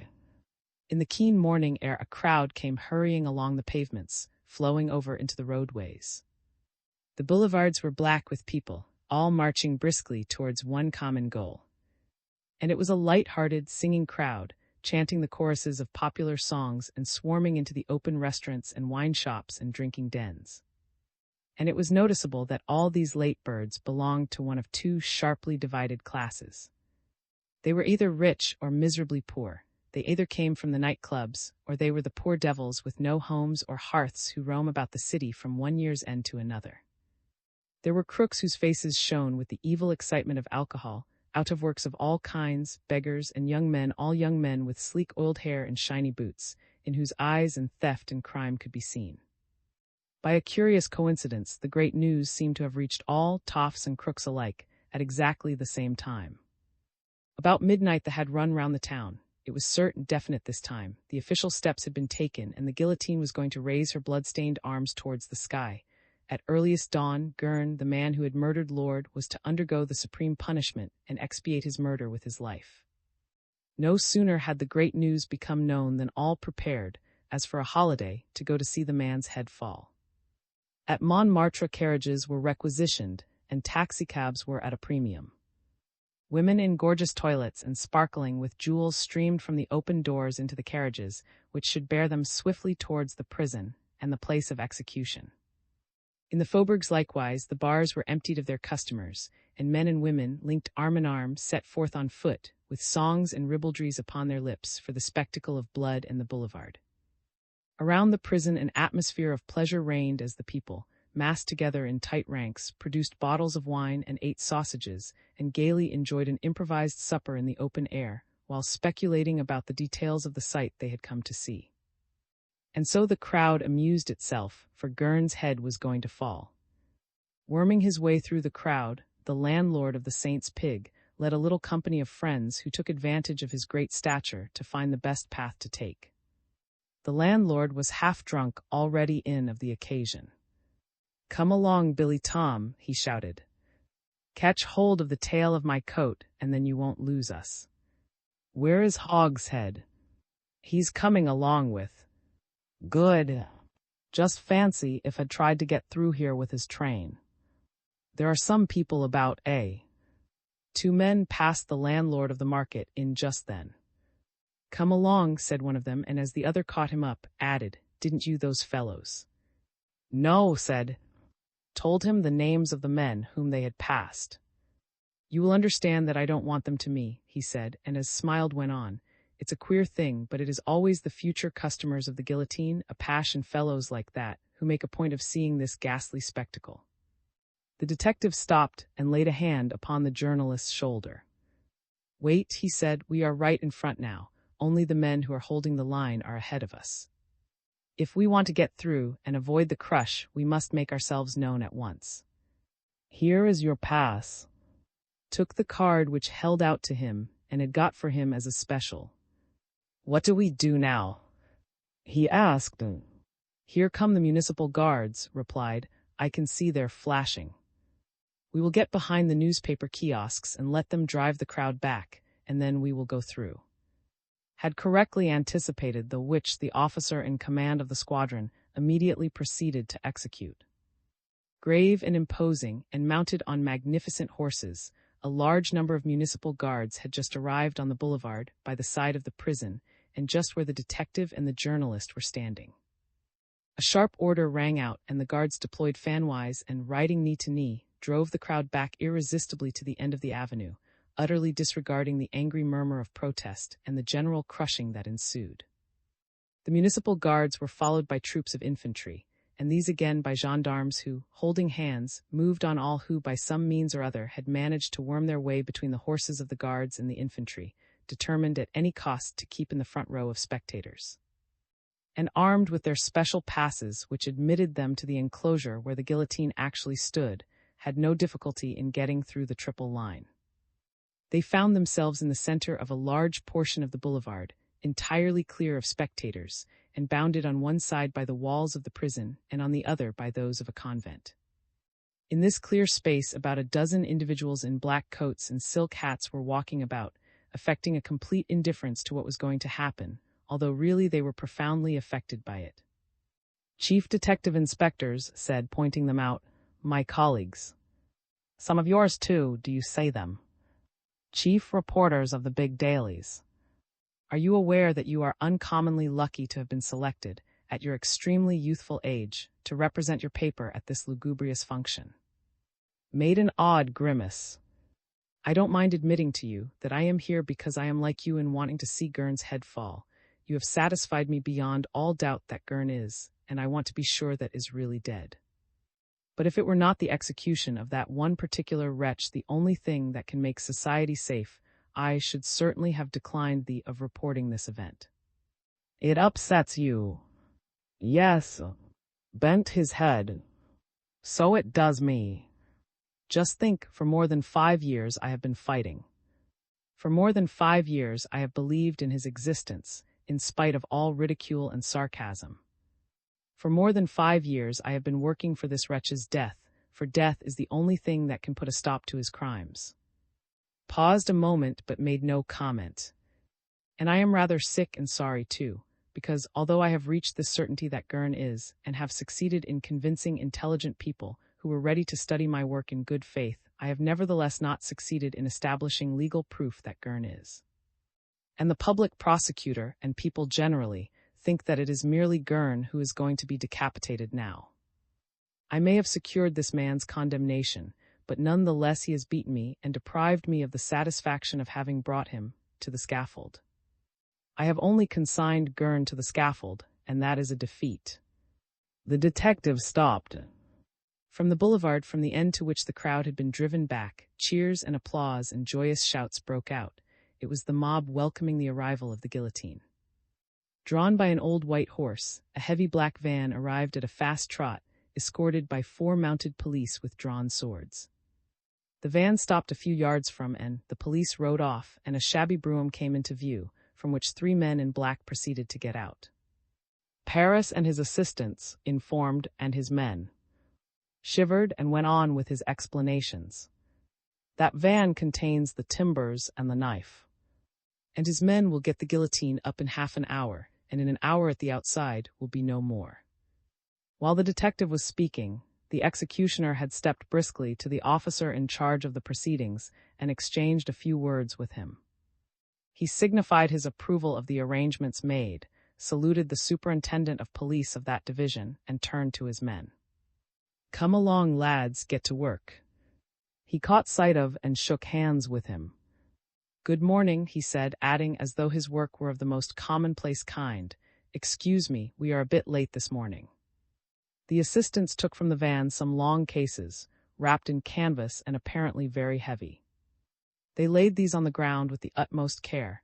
They were the timbers and frame of the guillotine, and must not be warped or strained, for the guillotine is a nicely accurate machine. They swept the ground thoroughly, careful to remove any gravel which might have affected the equilibrium of the framework, and then set up the red uprights of the scaffold. The floor timbers fitted one into another and were joined by stout metal clamps fastened together by a bolt. Next the men set the grooved slides, down which the knife must fall, into holes cut for the purpose in the middle of the floor. The guillotine now raised its awful arms to the sky. Hitherto had merely watched his men at work. Now he took a hand himself. With a spirit level he ascertained that the floor was absolutely horizontal. Next he arranged the two pieces of wood, from each of which a segment is cut so as to form the lunette into which the victim's neck is thrust. Then he tested the lever, to make sure that it worked freely, and gave a curt order. "The knife!" One of the assistants brought a case which opened, and instinctively shrank as a flash from the bright steel fell full in his eyes, that sinister triangular knife that presently would do the work of death. Leant calmly against the guillotine, fitted the shank into the grooves in the two uprights, and setting the mechanism to work, hoisted up the knife which glittered strangely. He looked the whole thing over and turned again to his assistants. "The hay!" A truss was arranged in the lunette, and came up to the instrument and pressed a spring. Like a flash the knife dropped down the uprights and severed the truss in two. The rehearsal was finished. Now for the real drama. While the guillotine was being set up, had stood by nervously chewing cigarettes. "Everything is ready now," he said to the lad. "Has only got to put on his coat and take delivery of." The assistants had just arranged two baskets filled with bran along each side of the machine. One was destined to receive the severed head, the other the body when that was released from the plier. The executioner pulled on his coat, rubbed his hands mechanically, and then strode towards a group of officials who had arrived while the guillotine was being erected, and were now standing by the entrance to the prison. Said, "It will be sunrise in a quarter of an hour. We can proceed to awaken the prisoner." Slowly, in single file, the officials went inside the prison. There were present the Attorney General, the public prosecutor, his deputy, the governor of the prison, and behind these M. and his two assistants. The little company passed through the corridors to the third floor, where the condemned cells are. The warder came forward with his bunch of keys in his hand. Looked at the public prosecutor. "Are you ready, sir?" And as that gentleman, who was very white, made a sign of assent, looked at the governor of the prison. "Unlock the cell," the governor ordered. Turned the key noiselessly and pushed open the door. The public prosecutor stepped forward. He had hoped to find the condemned man asleep, and so have had a moment's respite before announcing the fatal news. But he drew back, for the man was awake and dressed, sitting ready on his bed with mad, haggard eyes. "Gurn," said the public prosecutor. "Be brave. Your appeal has been rejected." The others, standing behind him, were all silent, and the words of the public prosecutor fell like a knell. The condemned man, however, had not stirred, had not even seemed to understand. His attitude was that of a man in a state of somnambulism. The public prosecutor was surprised by this strange impassivity and spoke again, in strangled tones. "Be brave. Be brave." A spasm crossed the face of the condemned man, and his lips moved as though he were making an effort to say something. "I'm not," he murmured, but laid his hands upon the man's shoulders and cut the horrid moment short. "Come now." The chaplain came forward in his turn. "Pray, my brother," he said, "do you wish to hear Mass?" At the touch of the executioner, the prisoner had trembled. He rose, like an automaton, with dilated eyes and twitching face. He understood what the chaplain said and took a step towards him. "I not." M. intervened and spoke to the chaplain. Really, sir, no, it is time. Nodded approval. Let us be quick, we can proceed, the sun has risen. The public prosecutor was still blading, be brave. Be brave. Took the man by one arm, a warder took him by the other, and between them they half carried him to the office for his last toilette. In the little room, dimly lighted by a winking lamp, a chair had been set close to a table. The executioner and his assistant pushed the condemned man into the chair and took up a pair of scissors. The public prosecutor spoke to the prisoner. Would you like a glass of rum? Would you like a cigarette? Is there anything you wish to have done? Who had not arrived in time for the awakening of the prisoner, now approached his client. He, too, was ghastly white. Is there anything else that I can do for you? Have you any last wish? The condemned man made another effort to rise from the chair, and a hoarse groan escaped from his throat. Aye. The prison doctor had joined the group, and now drew the public prosecutor's deputy aside. It is appalling, he said. The man has not articulated a single word since he was awakened. He is as though sunk in a stupefied sleep. There is a technical word for his condition. He is in a state of inhibition. He is alive, and yet he is a corpse. Anyhow, he is utterly unconscious, incapable of any clear thought or of saying a word that has any sense. I have never seen such complete stupefaction. Waved aside the men who were pressing round him. Sign the book, please, M., he said, and while that gentleman affixed a shaky signature to the warrant authorizing the delivery of Gurn to the public executioner, took the scissors and cut a segment out of the prisoner's shirt and cut off a wisp of hair that grew low down on his neck. Meanwhile, an assistant bound the wrists of the man who was about to die. Then the executioner looked at his watch and made a half-bow to the public prosecutor. Come, it is the time fixed by law. Two assistants took the wretch by the shoulders and raised him up. There was a horrible, deep, unintelligible rattle in his throat. Aye. But no one heard him, and he was dragged away. It was practically a corpse that the servants of the guillotine bore down to the boulevard. Outside, the first rosy tints of early dawn were waking the birds, and playing on the great triangular knife, drawing gleams from it. The time was 10 minutes past 5. And now the supreme moment was at hand. The crowd, momentarily growing denser, was crushed behind the cordon of troops that had difficulty in keeping it at a distance from the guillotine. The soldiers, unheeding the oaths and curses and entreaties with which they were assailed, carried out their orders and permitted no one to take up his stand anywhere in the near neighborhood of the guillotine, except the few rare individuals who had a special pass. A sudden murmur ran through the crowd. The mounted police stationed opposite the guillotine had just drawn there. Gripped his hand nervously. The detective was very pale. Let us get over there, he said, and led just behind the guillotine, to the side where the severed head would fall into the basket. We shall see the poor devil get out of the carriage, and being fastened on to the bascule and pulled into the lunette. He went on talking as if to divert his own mind from the thing before him. That's the best place for seeing things. I stood there when was guillotined, a long time ago now, and I was there again in 1909 when the parricide was executed. But he came to an abrupt stop. From the great door of the prison, a carriage came rapidly out. All heads were uncovered, all eyes were fixed, and a deep silence fell upon the crowded boulevard. The carriage passed the journalist and the detective at a gallop and pulled up with a jerk just opposite them, on the other side of the guillotine and at the very foot of the scaffold. M jumped down from the box, and opening the door at the back of the vehicle, let down the steps. Pale and nervous, the chaplain got out backwards, hiding the scaffold from the eyes of the condemned man, whom the assistants managed somehow to help out of the carriage.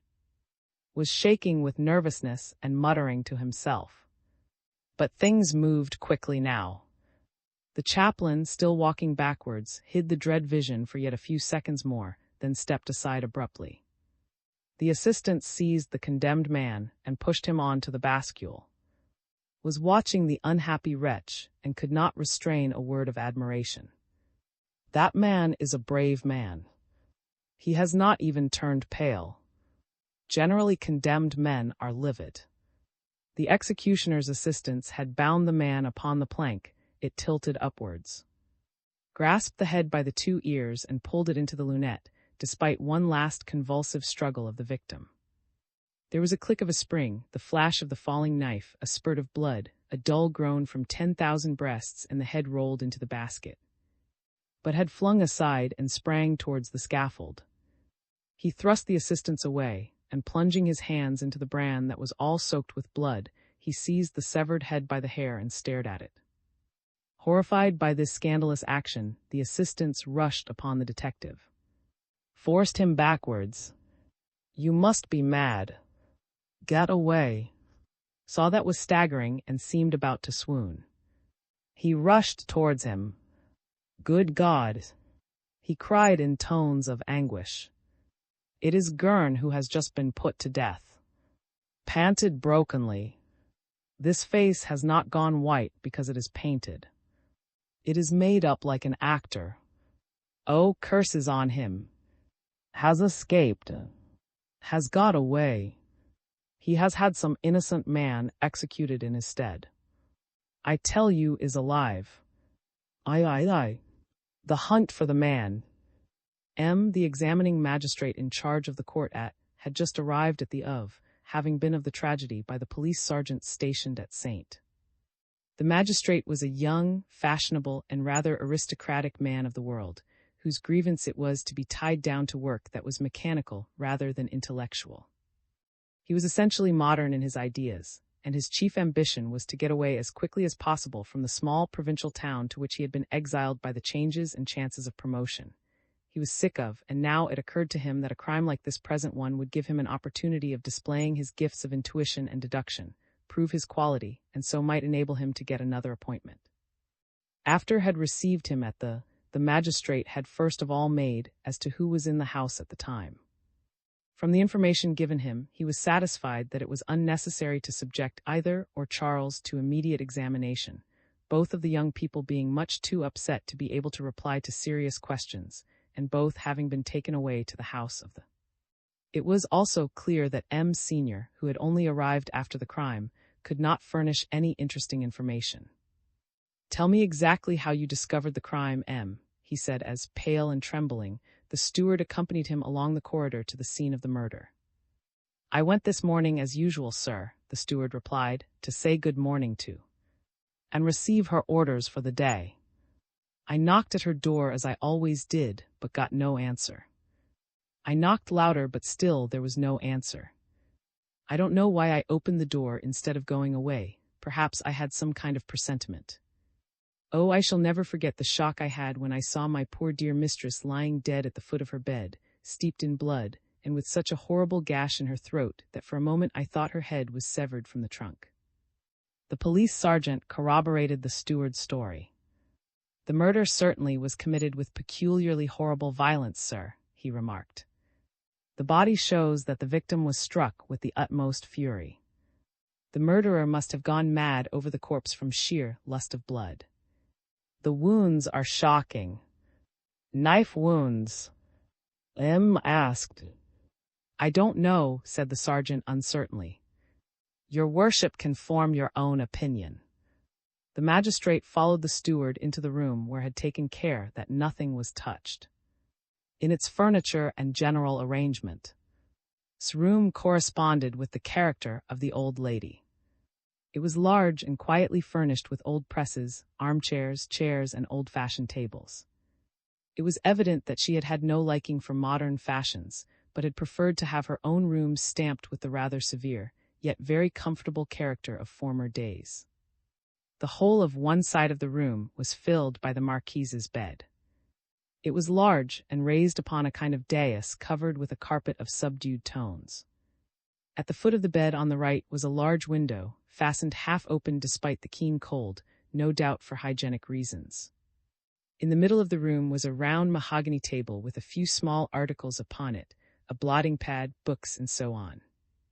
In one corner, a large crucifix was suspended from the wall with it in front of it, the velvet of which had been worn white by the old lady's knees.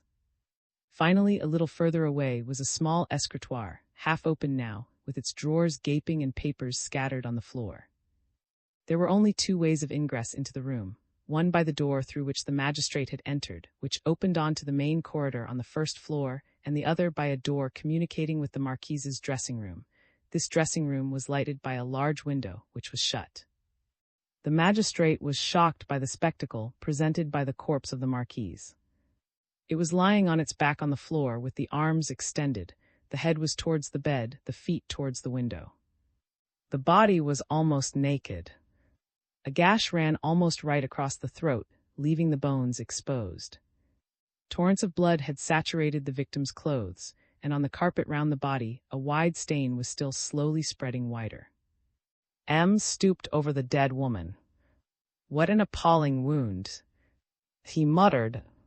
The medical evidence will explain what weapon it was made with, but no doctor is required to point out the violence of the blow or the fury of the murderer. He turned to the old steward who, at sight of his mistress, could hardly restrain his tears. "Nothing has been moved in the room, eh?" "Nothing, sir." The magistrate pointed to the escritoire with its open drawers. "That has not been touched." "No, sir." "I suppose that is where." "Kept her valuables." The steward shook his head. The Marquise could not have had any large sum of money in the house, a few hundred francs perhaps for daily expenses, but certainly no more. "So you do not think robbery was the motive of the crime?" The steward shrugged his shoulders. "The murderer may have thought that. Had money here, sir." But anyhow he must have been disturbed, because he did not take away the rings the Marquise had laid upon the dressing table before she got into bed. The magistrate walked slowly round the room. "This window was open?" he asked. The Marquise always left it like that. She liked all the fresh air she could get. "Might not the murderer have got in that way?" The steward shook his head. "It is most unlikely, sir. See, the windows are fitted outside with a kind of grating pointing outwards and downwards, and I think that would prevent anyone from climbing in." M saw that this was so. Continuing his investigation, he satisfied himself that there was nothing about the furniture in that room, or in the dressing room, to show that the murderer had been through them, except the disorder on and about the little escritoire. At last he came to the door which opened on to the corridor. "Ah," he exclaimed, "this is interesting." And with a finger he pointed to the inner bolt on the door, the screws of which were wrenched half out, showing that an attempt had been made to force the door. "Did bolt her door every night?" he asked. "Yes, always," answered. "She was very nervous, and if I was the first to come to bid her good morning, I always heard her unfasten that bolt when I knocked." M made no reply. He made one more tour of the room, minutely considering the situation of each single article.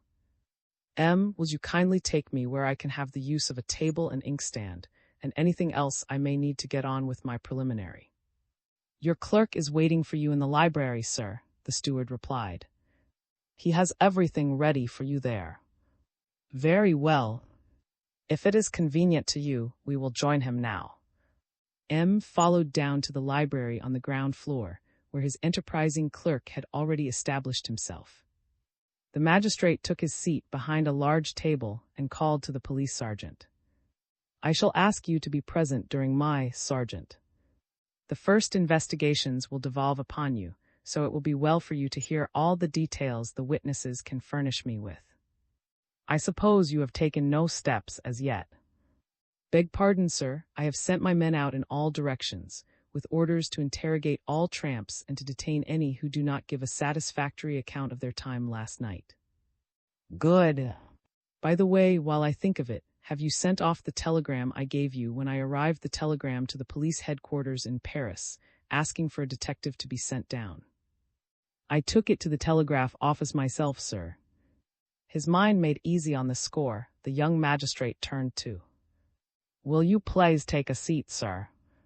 he said, and disregarding the disapproving looks of his clerk, who had a particular predilection for all the long circumlocutions and red tape of the law, he permitted the usual questions as to name and age and occupation of the witnesses, and began by questioning the old steward.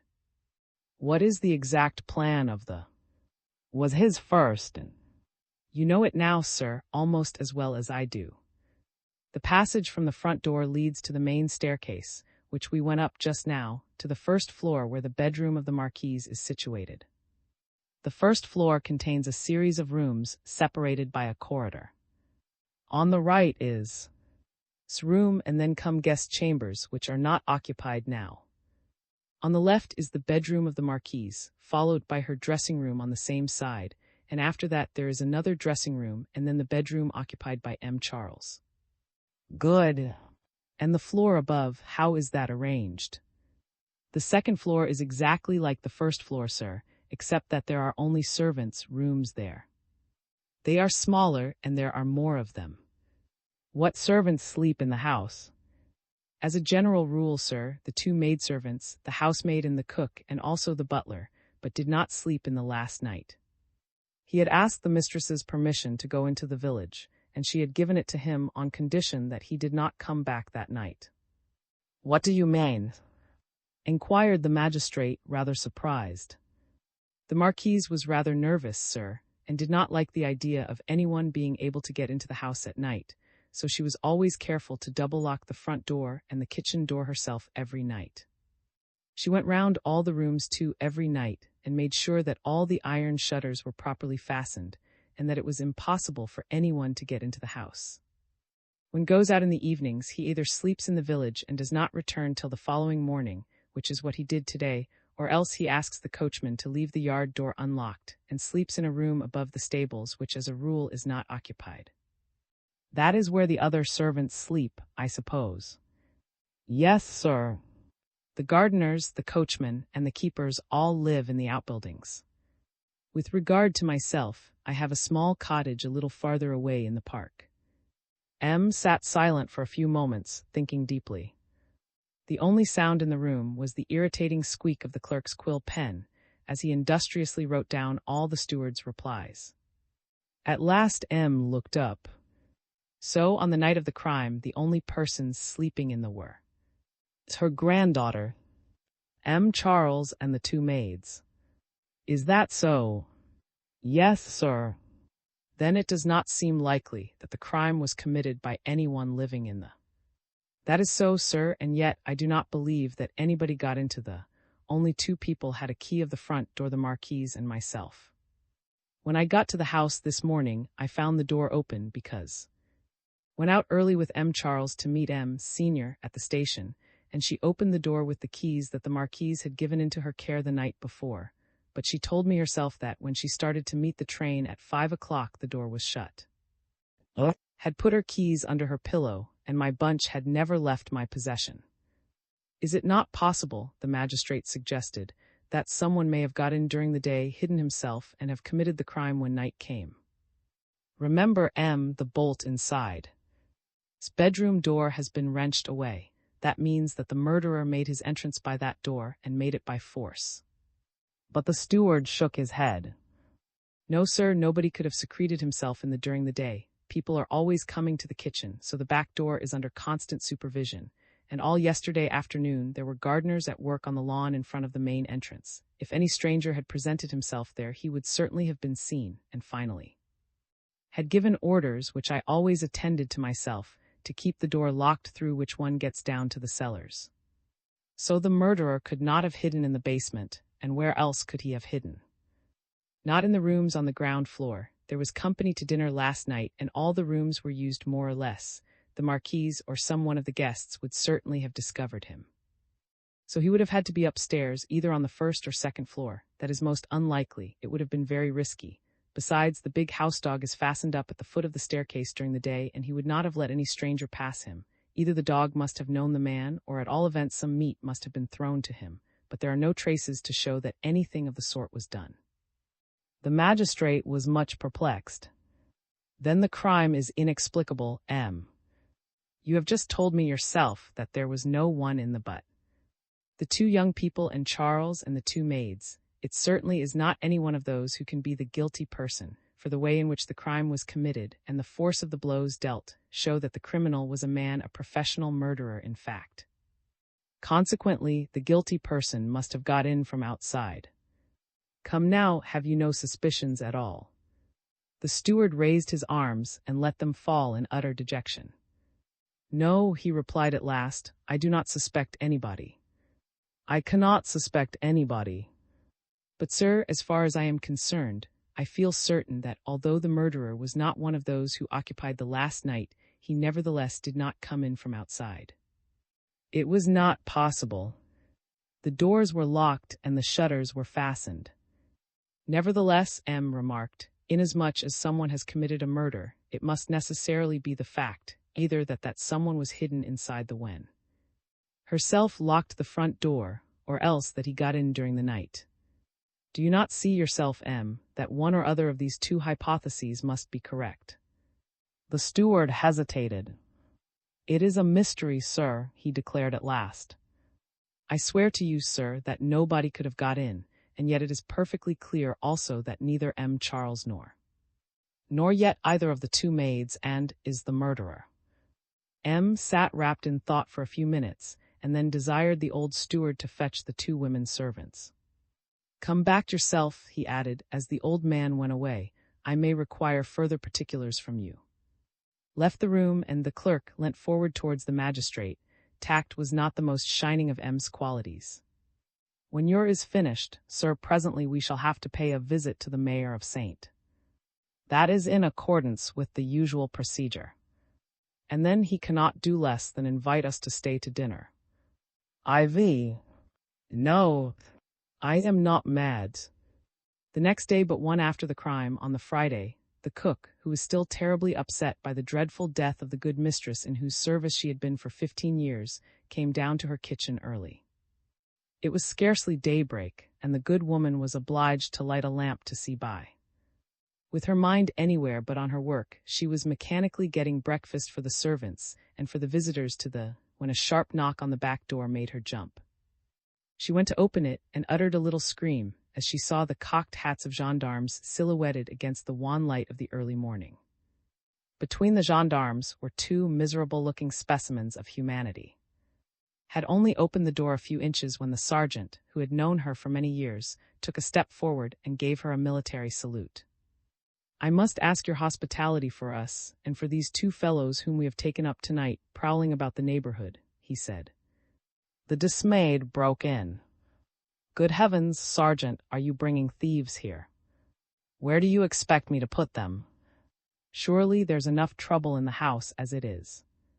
The gendarme Morand smiled with the disillusioned air of a man who knows very well what trouble is, and the sergeant replied, Put them. Why, in your kitchen, of course, and as the servant made a sign of refusal, he added, I am sorry, but you must. Besides, there's nothing for you to be afraid of. The men are handcuffed, and we shall not leave them. We are going to wait here for the magistrate who will examine them. The gendarmes had pushed their wretched captives in before them, two tramps of the shadiest appearance, who had gone mechanically to raise the lid of a kettle beginning to boil over, looked round at his last words. The magistrate, she said, Why, he is here now in the library. No, exclaimed the sergeant, jumping up from the kitchen chair on which he had seated himself.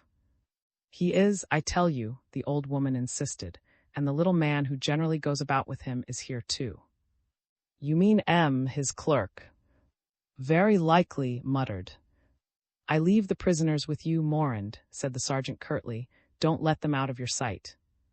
I am going to the magistrate. I have no doubt he will wish to interrogate these fellows at once. The gendarme came to attention and saluted. Trust me, Sergeant. It looked as if Morand's job was going to be an easy one. The two tramps, huddled up in a corner of the kitchen opposite the stove, showed no disposition to make their escape. The two were utterly different in appearance.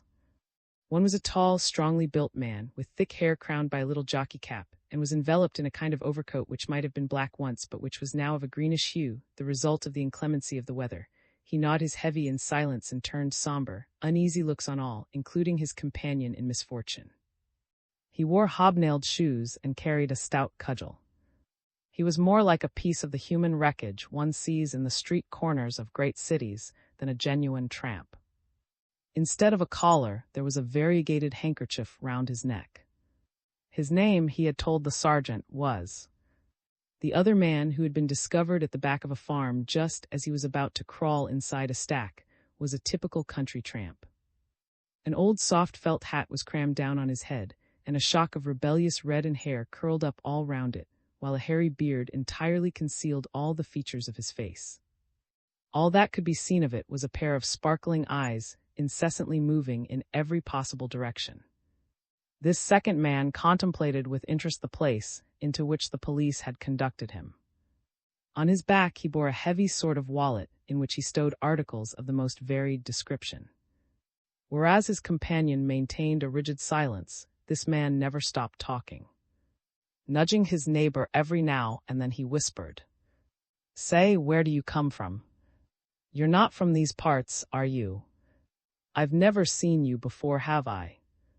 Everybody round here knows me, my name's," and turning to the gendarme he said, "Isn't it true, Ems Morin, that you and I are old acquaintances? This is the 4th or 5th time you've pinched me, isn't it?" His companion vouchsafed him a glance. "So it's a habit of yours, is it?" He said in the same low tone, "You often get nabbed." "As to often," the garrulous fellow replied, "that depends on what you mean by the word. In wintertime, it's not bad business to go back to Clink because of the rotten weather. In the summer, one would rather go easy, and then, too, in the summer there isn't so much crime. You can find all you want on the road. Country people aren't so particular in the summer, while in the winter it's quite another thing. So they have done me down tonight for Mother's rabbit, I expect." The gendarme, who had been listening with no great attention, chimed in. "So it was you who stole the rabbit, was it? What's the good of your asking me that, Ems Morin?" Protested. "I suppose you would have left me alone if you hadn't been sure of it." His companion bent his head and whispered very low, "There has been something worse than that, the job with the lady of this house." "Oh, that," said with a gesture of complete indifference. But he did not proceed. The sergeant came back to the kitchen and said sternly, "Forward, the examining magistrate will hear you now." The man summoned stepped towards the sergeant and quietly submitted to being taken by the arm, for his hands were fastened. Winked knowingly at the gendarme, now his soul remaining confident, and remarked with satisfaction, "Good luck. We are getting on today." Not too much remanded about it, and as the gendarme, severely keeping his proper distance, made no reply, the incorrigible chatterbox went on merrily. "As a matter of fact, it suits me just as well to be committed for trial, since the government give you your board and lodging, and especially since there's a really beautiful prison at now."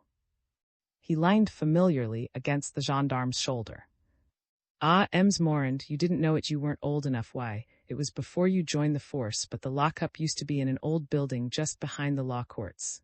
Dirty." "I should think it was dirty. And damp." "Why, once, when I did 3 months there, from January to April, I came out so ill with the rheumatics that I had to go back into the infirmary for another fortnight. Gad," he went on after a moment's pause during which he snuffed the air around him, "something smells jolly good here." He unceremoniously addressed the cook, who was busy at her work. "Mightn't there perhaps be a bit of a blow out for me?" "Oh." And as she turned round with a somewhat expression, he continued, "You needn't be frightened, lady, you know me very well. Many a time I've come and asked you for any old thing, and you've always given me something. Ems, too, whenever he has an old pair of shoes that are worn out, well, those are mine, and a crust of bread is what nobody ever refuses." The cook hesitated, touched by the recollections evoked by the poor tramp. She looked at the gendarme for a sign of encouragement. Morin shrugged his shoulders and turned a patronizing gaze on. "Give him something if you like. After all, he is well known. And for my own part, I don't believe he could have done it." The tramp interrupted him. "Ah, Ems Morin, if it's a matter of picking up trifles here and there, a wandering rabbit perhaps, or a fowl that's tired of being lonely, I don't say no, but as for anything else, kindly lady. had handed a huge chunk of bread, which he immediately interned in the depths of his enormous bag. "What do you suppose that other chap can have to tell Mr. Pry?" He did not look like a regular. Now when I get before thee in black, I don't want to contradict them, and so I always say, "Yes, my lord," and they are perfectly satisfied. Sometimes they laugh and the president of the court says, "Stand up," and then he gives me a fortnight or 21 days or a month, as the case may be. The sergeant came back alone and addressed the gendarme. "The other man has been discharged," he said. "As for does not think there is any need to interrogate him." "Am I to be punted out then?" inquired the tramp with some dismay, as he looked uneasily towards the window, against the glass of which rain was lashing. The sergeant could not restrain a smile. "Well, no," he said kindly, "we must take you to the lockup. There's the little matter of the rabbit to be cleared up, you know. Come now, quick march. Take him to St. Maurand." The sergeant went back to the library to hold himself at the magistrate's disposal. Through the torrential downpour of rain, and the gendarme wended their way to the village, and left alone in her kitchen, put out her lamp, for despite the shocking weather it was getting lighter now, and communed with herself. "I've a kind of idea that they would have done better to keep that other man. He was a villainous-looking fellow." The sad, depressing day had passed without any notable incident.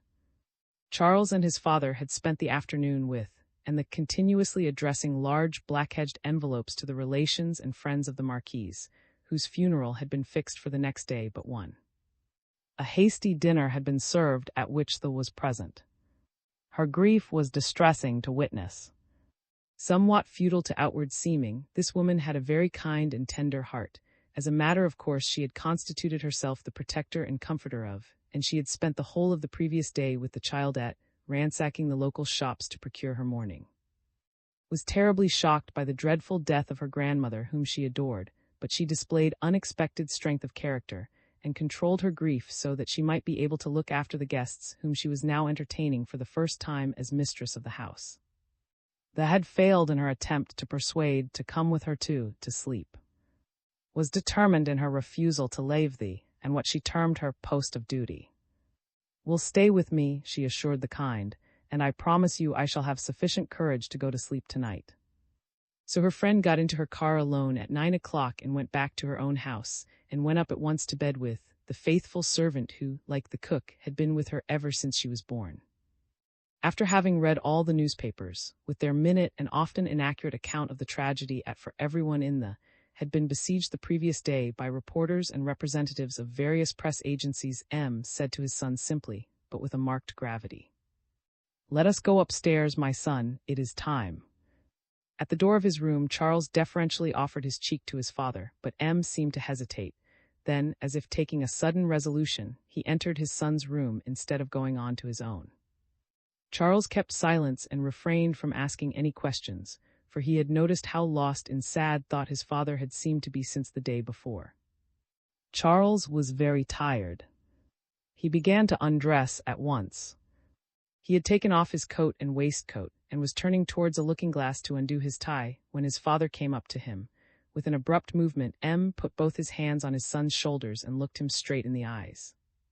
Then in a stifled but peremptory tone he said, "Now confess, unhappy boy. Confess to your father." Charles went ghastly white. "What?" he muttered, kept his eyes fixed upon him. "It was you who committed the murder." The ringing denial that the young man tried to utter was strangled in his throat. He threw out his arms and groped with his hands as if to find something to support him in his faintness. Then he pulled himself together.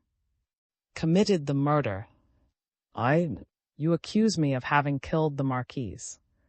It is infamous, hateful, awful." "Alas, yes." "No, no. Good gods, no." "Yes." Insisted. The two men faced each other, panting. Charles controlled the emotion which was sweeping over him once more, and looking steadily at his father, said in tones of bitter reproach, "And it is actually my own father who says that, who suspects me." Tears filled the young fellow's eyes and sobs choked him. He grew still and seemed so near collapse that his father had to support him to a chair, where he remained for several minutes utterly prostrated. M paced up and down the room a few times, then took another chair and sat down in front of his son. Passing a hand across his brow as if to sweep away the horrible nightmare that was haunting him, he spoke again. "Come now, my boy, my poor boy, let us talk it over quietly. I do not know how it was, but yesterday morning when I saw you at the station I had a presentiment of something. You were haggard and tired, and your eyes were drawn." "I told you before," Charles answered tonelessly, "that I had had a bad night. I was overexcited and did not sleep. I was awake the whole night."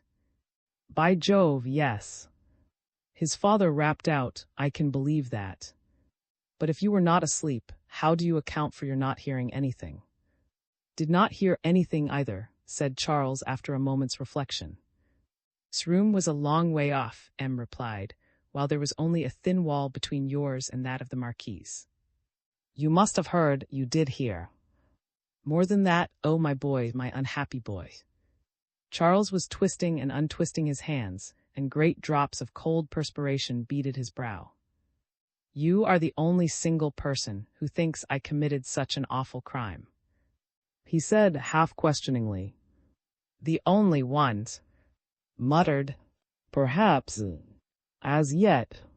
But you ought to know that you made a very bad impression indeed upon the friends of the Marquise during the evening before the crime, when President Bonnet was reading the particulars of a murder that had been committed in Paris by somebody, I forget whom." "Good heavens!" Charles exclaimed in indignation. "I did not say anything wrong." "Do you mean to say that just because I am interested in stories of great criminals like Rocambole, you created a deplorable impression?" his father repeated. "So they suspect me too, do they?" Charles inquired. "But you can't make accusations like that," he said, warming up. "You've got to have facts and proofs." He looked at his father for the sympathy and encouragement of affection. "Listen, Papa, I know you will believe me when I swear that I am innocent, but do you think other people?" M sat with his head between his hands, wrapped in thought. There was a short silence before the unhappy father replied. "Unfortunately, there is evidence against you," he said at last, "and damning evidence too." He added with a glance at his son that seemed to him. "Terrible evidence." "Consider, Charles, the magistrates have decided, as a result of their investigations, that no one got into thee on the fatal night. You were the only man who slept there, and none but a man could possibly have committed such a horrible crime, such a monstrous piece of butchery." "Someone might have got in from outside," the unhappy lad urged, as if trying to escape from the network in which he was being entangled. "No one did," insisted. "Besides, how could you prove it?" Charles was silent. He stood in the middle of the room, with trembling legs and haggard eyes, seemingly stupefied and incapable of coherent thought, vacantly watching his father. With bent head and shoulders bowed as though beneath a too heavy load, moved towards the dressing room attached to the bedroom. "Come here," he said in an almost inaudible voice. "Follow me." He went into the dressing room, and picking up the towels that were heaped anyhow on the lower rail of the washstand, he selected a very crumpled one and held it out in front of his son. "Look at that," he said in a low, curt tone. And on the towel thus held in the light, Charles saw red stains of blood. The lad started and was about to burst into some protestation, but imperiously checked him. "Do you still deny it?" "Unhappy, wretched boy, there is the convincing, irrefutable evidence of your guilt. These stains of blood proclaim it. Something always is overlooked. How are you to explain the presence of this blood-stained linen in your room? Can you still deny that it is proof positive of your guilt?" "But I do deny it, I do deny it." "I don't understand." "I know nothing about it." And once more Charles collapsed into the armchair. The unhappy lad was nothing but a human wreck, with no strength to argue or even utter a word. His father's eyes rested on him, filled with infinite affection and profoundest pity. "My poor, poor boy," the unhappy murmured, and added, as if speaking only to himself, "I wonder if you are not entirely responsible if there are circumstances to plead for you." "Do you still accuse me, Papa?" "Did you really believe I am the murderer?" Shook his head hopelessly.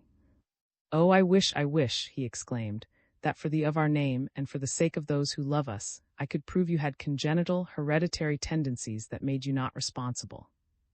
Why could not I have watched over your upbringing? Why has fate decreed that I should only see my son 3 times at most in 18 years, and come home to find him a criminal? Oh, if science could but establish the fact that the child of a tainted mother—" "Tainted?" Charles exclaimed, "What do you mean?" "Tainted with a terrible and mysterious disease," went on, "a disease before which we are powerless and unarmed in sanity." "What?" cried Charles, growing momentarily more distressed and bewildered. "What is that, Papa? Are my wits going? My mother insane?" And then he added hopelessly, "My God, you must be right. Often and often I have been amazed by her strange, puzzling looks but I have all my proper senses, I know what I am doing." "Was it perhaps some appalling hallucination," suggested, "some moment of irresponsibility?" But Charles saw what he meant and cut him short. "No, no, Papa. I am not mad. I am not mad. I am not mad." In his intense excitement, the young fellow never thought of moderating the tone of his voice, but shouted out what was in his mind, shouted it into the silence of the night, heedless of all but this terrible discussion he was having with the father whom he loved. Nor did he lower his voice. His son's impassioned protest wrung the retort from him. "Then, Charles, if you are right, your crime is beyond forgiveness." "Murderer! Murderer!" The 2 men stopped short as a slight sound in the passage caught their attention. A silence fell upon them that they could not break, and they stood dumbfounded, nervous, and overwrought. The door of the room opened very slowly, and a white form appeared against the darkness of the corridor outside. Robed in a long nightdress, stood there with hair, bloodless lips, and eyes dilated with horror. The child was shaking from head to foot. As if every movement hurt her, she painfully raised her arm and pointed to Charles. "Oh," muttered, "you were outside." The child's lips moved. She seemed to be making a more than human effort, and a whisper escaped her lips. "Yes." But she could say no more. Her eyes rolled, her whole frame tottered, and then, without sign or cry, she fell rigid and unconscious to the floor. "Will you arrest me?" 12 or 13 miles from the main line from 2, which flanks the slope, describes a rather sharp curve. The journey is a particularly picturesque one, and who make it during the daytime have much that is interesting and agreeable to see. But while they are admiring the country, which marks the transition from the severe region of the to the more laughing landscapes on the confines of the Midi, the train suddenly plunges into a tunnel which runs for half a mile and more through the heart of the mountain slope. Leaving the tunnel, the line continues along the slope, then gradually descends towards 2 or 3 miles from that little station, which is a junction. The line runs alongside the 2, skirts for a brief distance one of the largest tributaries on the right bank of the Dordogne, and then plunges into the heart of Lot. Torrential winter rains had seriously affected the railway embankment, particularly near the mouth of the tunnel. A succession of heavy storms in the early part of December had so greatly weakened the ballast that the chief engineers of the company had been hastily summoned to the scene of the mischief. The experts decided that very important repairs were required close to the end of the tunnel. It was necessary to put in a complete system of drainage, with underground pipes through which the water that came down from the mountain could escape between the ballast and the side of the rock, and so pass underneath the permanent way. The sleepers, too, had been loosened by the bad weather, and some of them had perished so much that the chairs were no longer fast, a matter which was all the more serious because the line described a very sharp curve at that precise spot. Gangs of first-class navvies had been hurriedly requisitioned, but in spite of the fact that an exceptional rate of wages was paid, a local strike had broken out, and for some days all work was stopped. Gradually, however, moderate counsels prevailed, and for over a week now, nearly all the men had taken up their tools again. Nevertheless, for a month past, these various circumstances had resulted in all the trains running between and being regularly half an hour late. Further, in view of the dangerous state of the line, all engine drivers coming from had received orders to stop their trains 200 yards from the end of the tunnel, and all drivers coming from to stop their trains 500 yards before the entrance to the tunnel, so that should a train appear while any work was going on which rendered it dangerous to pass, it could wait until the work was completed. The order was also issued with the primary object of preventing the workers on the line from being taken by surprise. Day was just breaking this December morning when the gang of navvies set to work under a foreman, fixing on the down line the new sleepers which had been brought up the day before. Suddenly a shrill whistle was heard, and in the gaping black mouth of the tunnel the light of 2 lamps became visible. A train bound for had stopped in accordance with orders and was calling for permission to pass. The foreman ranged his men on either side of the down line and walked to a small cabin erected at the mouth of the tunnel, where he pulled the hand signal so as to show the green light, thereby authorizing the train to proceed on its way.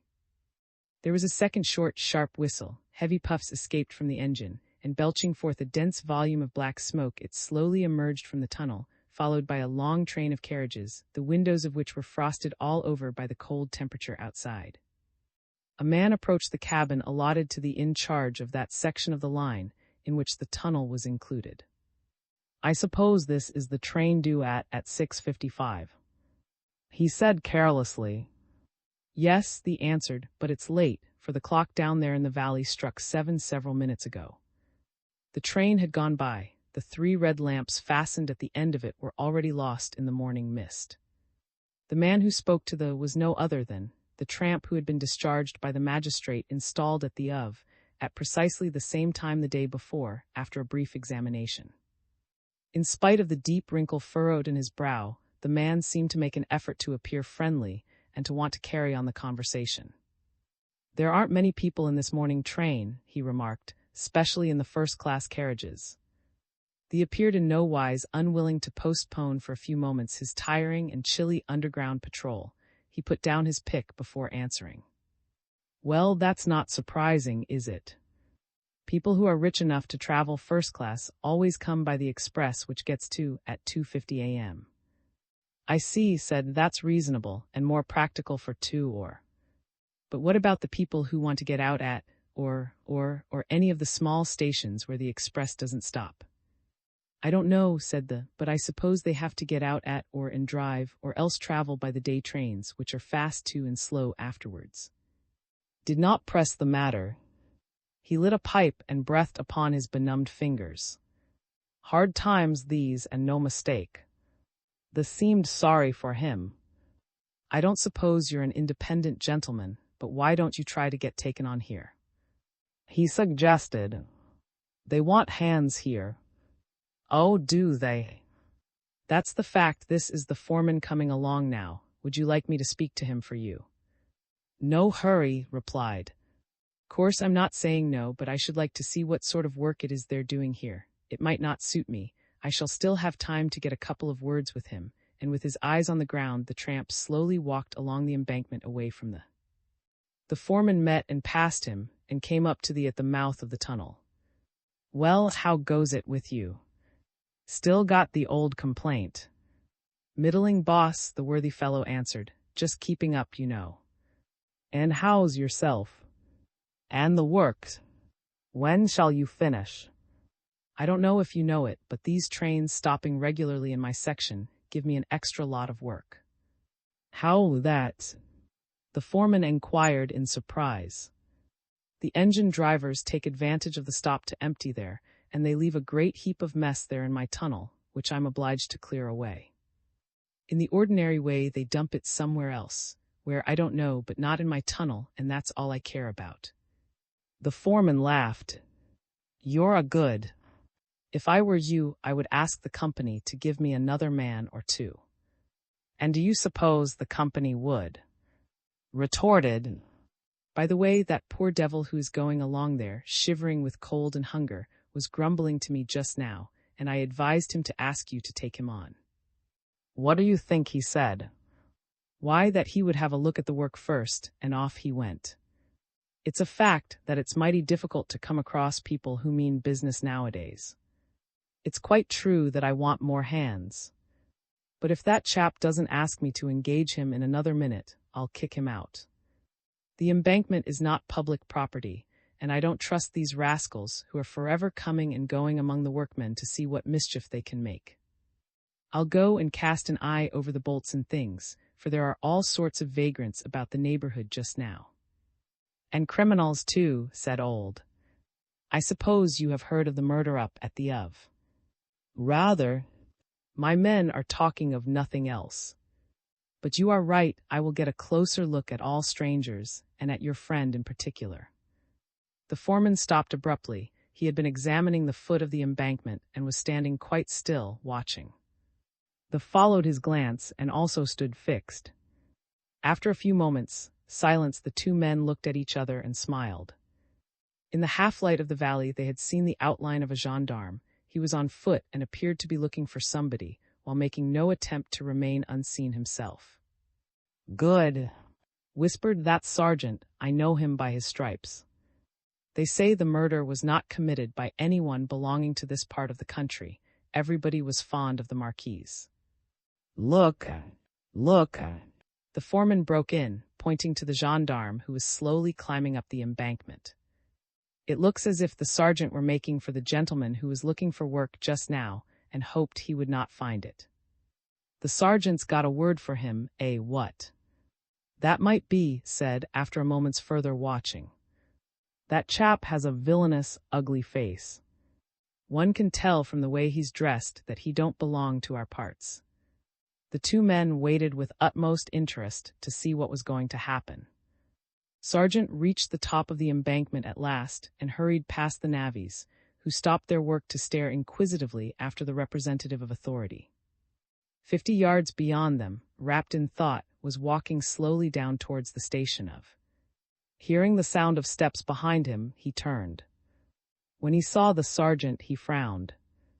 He glanced rapidly about him and saw that while he was alone with the gendarme, so that no one could overhear what they said, however loudly they might speak, they were yet in such a position that every sign and movement they made would be perfectly visible to whoever might watch them.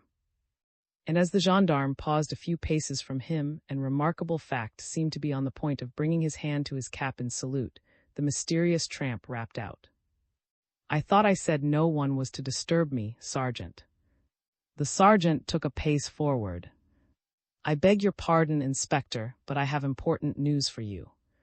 For this, whom the sergeant thus respectfully addressed as Inspector, was no other than an officer of the secret police who had been sent down to the day before from headquarters in Paris.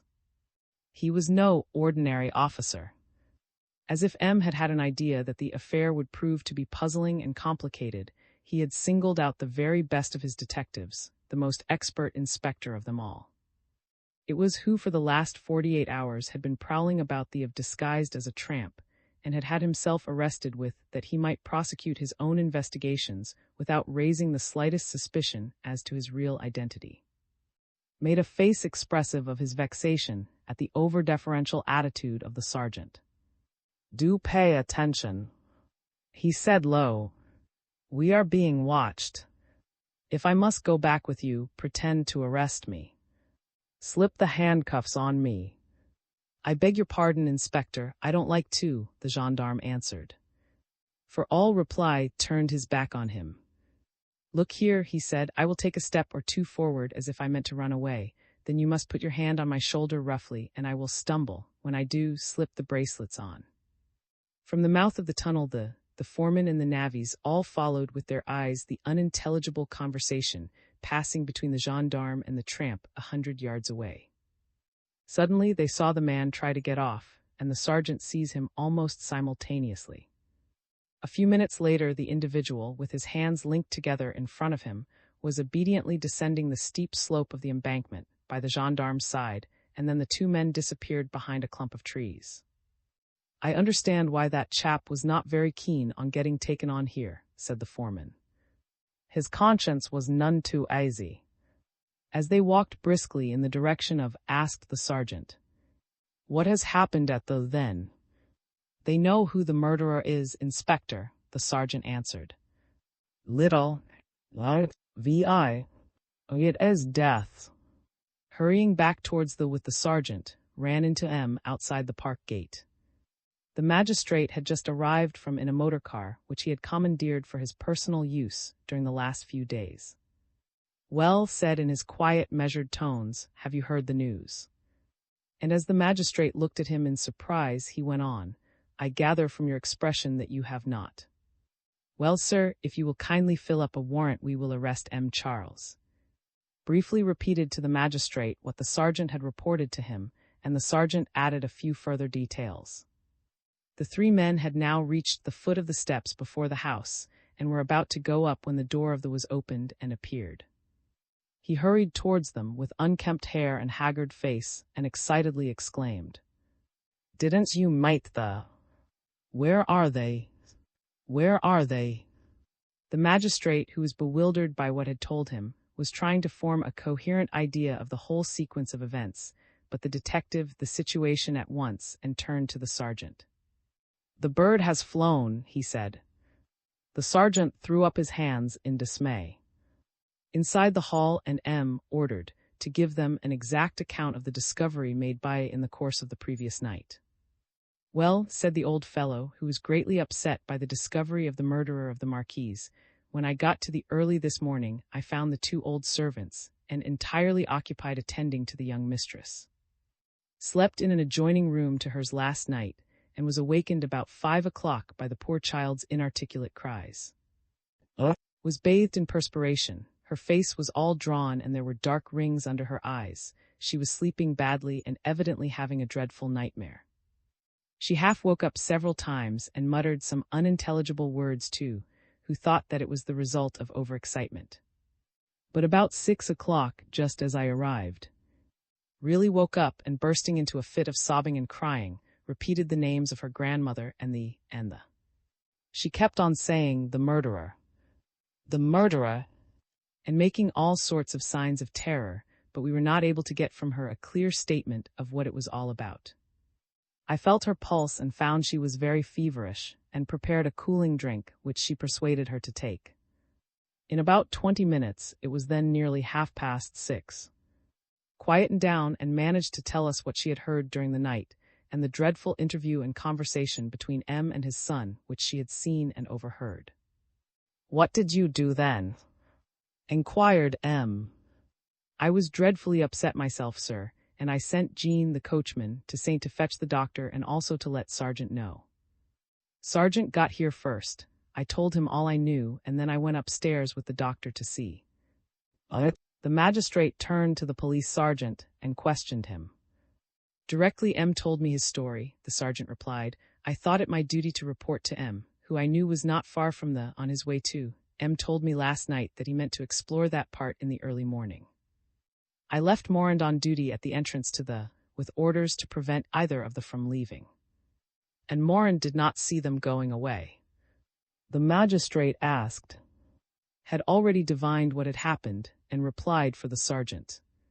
Morand did not see them go out for the obvious reason that they had left long before in the middle of the night, directly after their altercation, in a word, before. Woke up. He turned to the sergeant. What has been done since then? Nothing, Inspector. Well, Sergeant, said, I imagine his worship will order you to send out your men at once after the runaways. As a matter of courtesy, he glanced at the magistrate as if asking for his approval, but he only did so out of politeness, for he took it for granted. Of course, said the magistrate, please do so at once. The sergeant turned on his heel and left the hall. Where is? M asked, who was standing nervously apart. She is sleeping quietly just now, sir, said the steward, coming forward. The doctor is with her, and would rather she were not disturbed, if you have no objection. Very well, said the magistrate. Leave us, please, and also went away. And M's looked at one another. The magistrate was the first to break the silence. So it is finished, he remarked. So this Charles is the culprit. Shook his head. Charles? Well, he ought to be the culprit. Why that reservation? Inquired the magistrate. I say ought to be, for all the circumstances point to that conclusion, and yet in my bones I don't believe he is. Surely the presumptions of his guilt, his pseudo-confession, or at least his silence in face of his father's formal accusation, may make us sure he is, said M. There are some presumptions in of his innocence too, replied, but with a slight hesitation. The magistrate pressed his point. Your investigations formally demonstrated the fact that the crime was committed by some person who was inside the house. Possibly said, but not certainly. The probabilities do not allow us to assert it as a fact. Explain yourself. Not so fast, sir, replied, and getting up he added, There is nothing for us to do here, sir. Shall we go up to the room Charles occupied?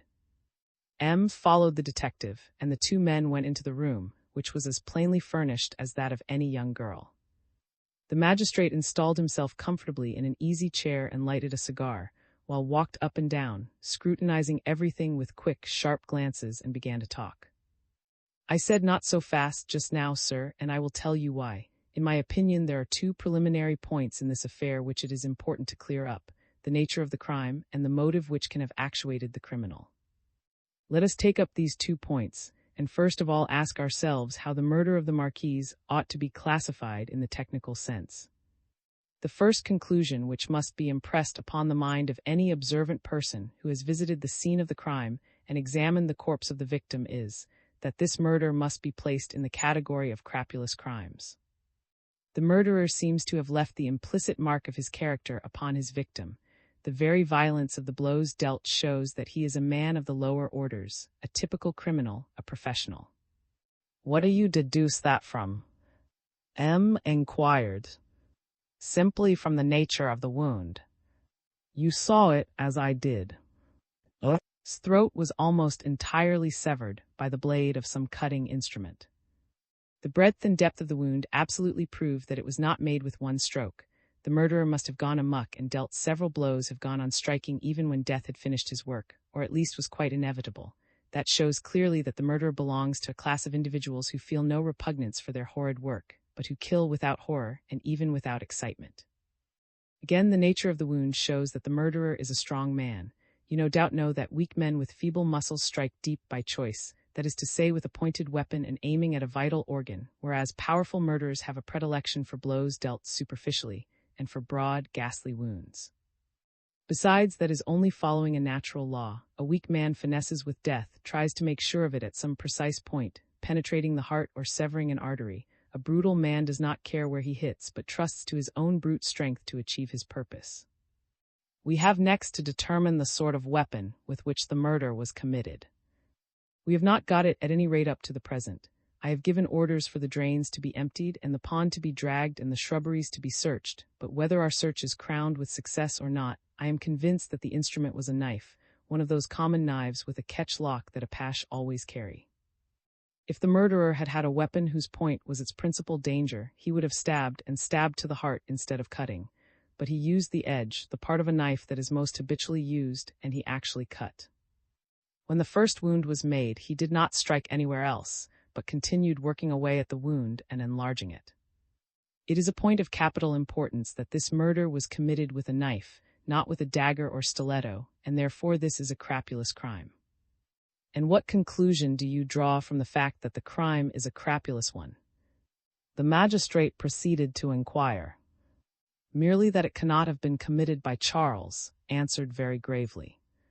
He is a young man who has been well brought up. He comes of very good stock, and his age makes it most improbable that he can be a professional criminal. Obviously, murmured the magistrate, not a little embarrassed by the keen logic of the detective. And now let us consider the motive or motives of the crime, continued. Why did the man commit this murder? Doubtless for purposes of robbery, said the magistrate. What did he want to steal? Retorted, as a matter of fact.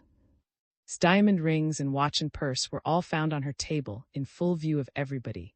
In the drawers that had been broken open I found other jewels, over 20 pounds in gold and silver, and 3 banknotes in a card case. What is your view, sir, of a crapulous robber who sees valuables like that within his reach, and who does not take them? It is certainly surprising, the magistrate admitted. Very surprising, and goes to show that although the crime in itself is a common, sordid one, the criminal may have had higher, or at any rate different, aspirations from those which would lead an ordinary ruffian to commit murder for the sake of robbery. the age and social position and personality of. Make it very unlikely that she had enemies or was the object of vengeance, and therefore if she was got rid of, it was very likely that she might be robbed, but robbed of what? Was there something more important than money or jewels to be got? I frankly admit that although I put the question, I am at a loss how to answer it. Obviously, murmured the magistrate again, still more puzzled by all these logical deductions. Proceeded with the development of his ideas. And now suppose we are face to face with a crime committed without any motive, as a result of some morbid impulse, a by no means uncommon occurrence, monomania, or temporary insanity.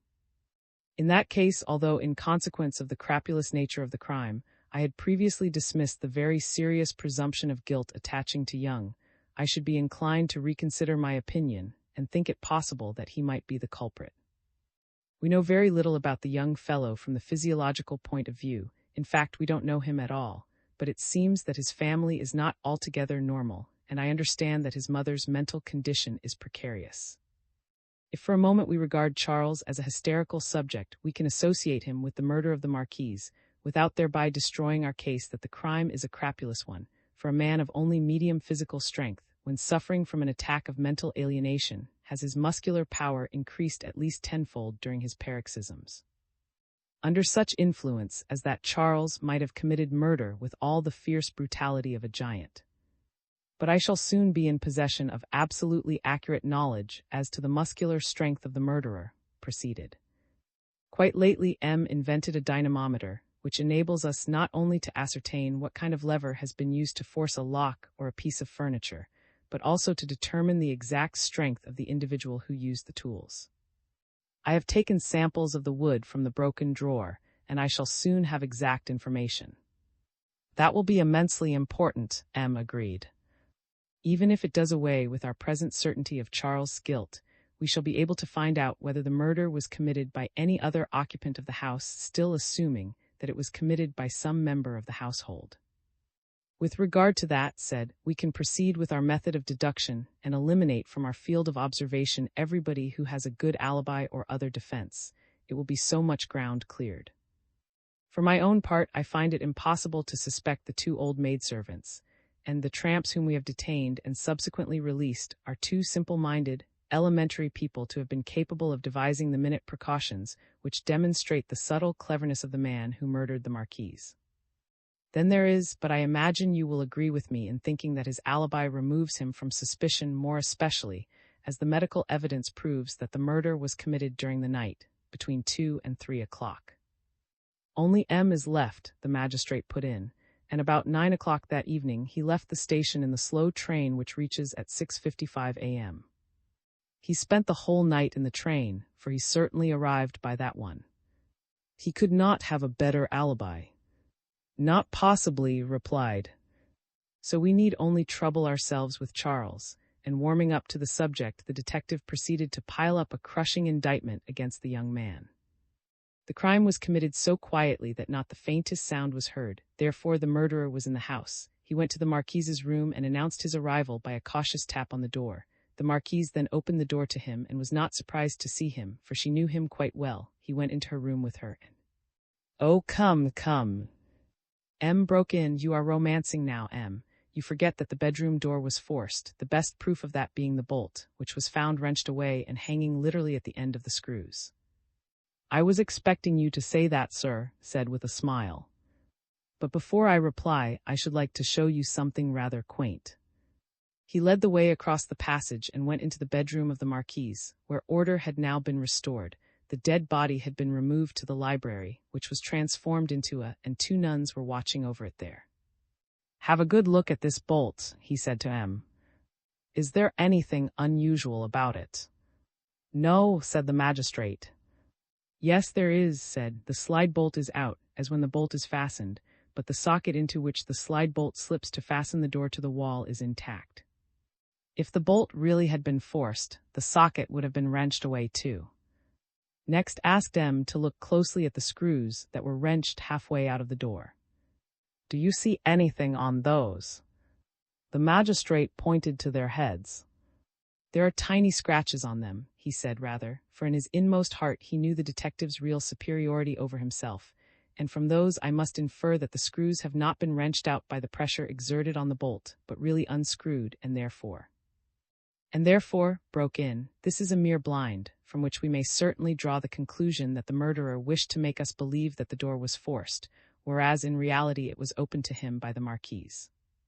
Therefore the murderer was personally known to her. The murderer was personally known to her, he repeated. Now I should like to remind you of young Charles' equivocal in the course of the evening that preceded the crime.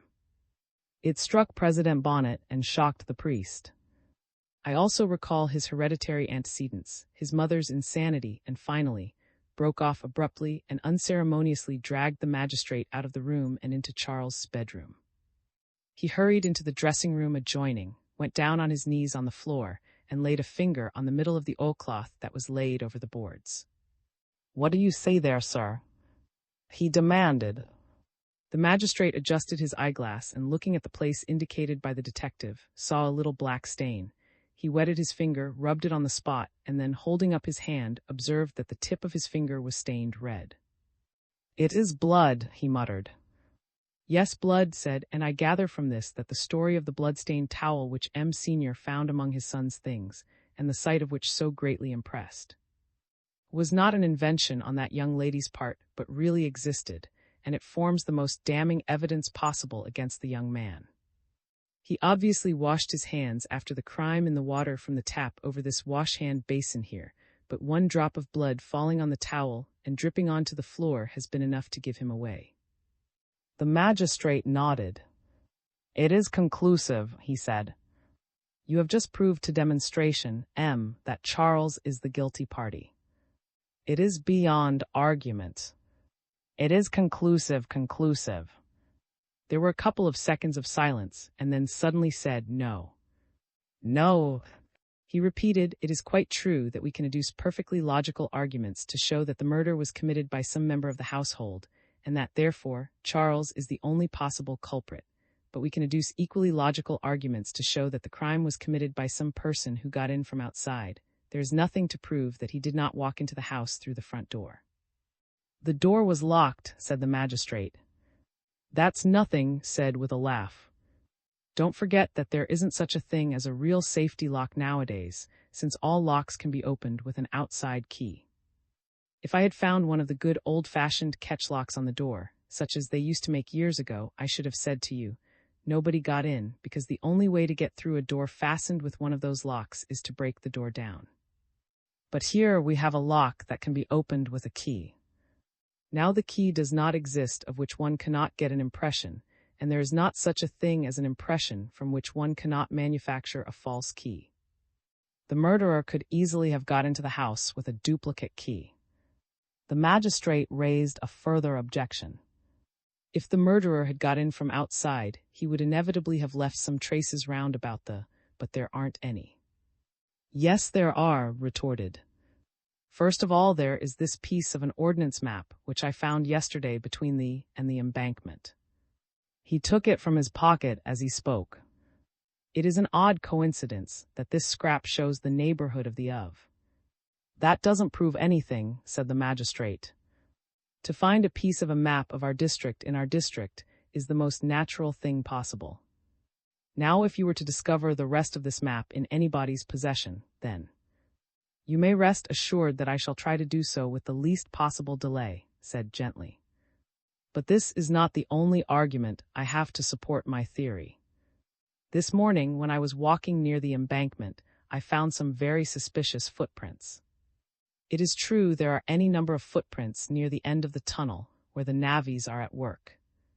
But at the other end of the tunnel, where there is no occasion for anyone to pass by, I found that the earth of the embankment, which was crisp with the frost, had been disturbed, showing that someone had clambered up the embankment. The tips of his shoes had been driven into the earth, and I could see distinctly where his feet had been placed. But unfortunately, the soil there is so dry that the footprints were too faint for me to hope to be able to identify the maker of them. But the fact remains that someone did climb up the embankment, someone who was making for the railway." The magistrate did not seem to be impressed by his discovery. "And pray what conclusion do you think ought to be drawn from that?" he inquired. sat down in an easy chair, threw back his head and closed his eyes as if he were about to indulge in a long soliloquy, and began to express his thoughts aloud. Suppose we were to combine the two hypotheses into one, to wit, that the murderer was in the prior to the accomplishment of the crime and left the directly it was accomplished. What should you say, sir, of a criminal completing his deed, then hurrying over the couple of miles that separate from the railway and catching a passing train, and on his way climbing the embankment at the spot where I found the footprints I mentioned?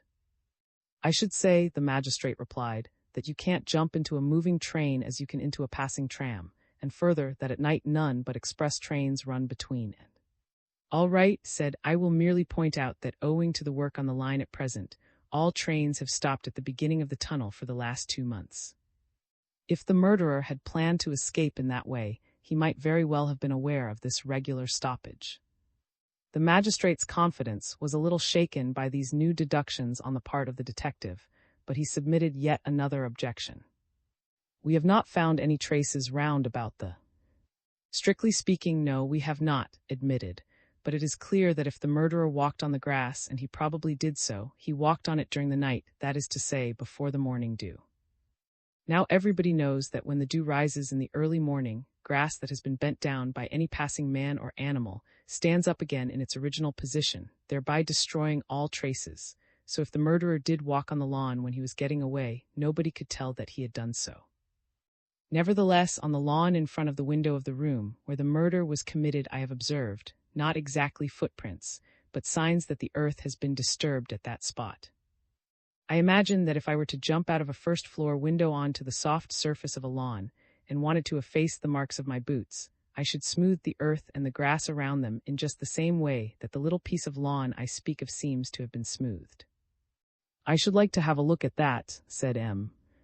Well, there's no difficulty about it, replied. Come along. The two men hurried down the staircase and out of the house. When they reached the patch of grass which the inspector said had been made up, they crouched down in it closely. Just by the side of the grass, even overhanging it a little, a large rhubarb plant outspread its thick leaves almost parallel with the soil. Happened to glance casually at the nearest leaf, and uttered an exclamation of surprise and gratification. Gad, here's something interesting. And he drew the magistrate's attention to some little of earth with which the plant was peppered. What is that? Enquired M.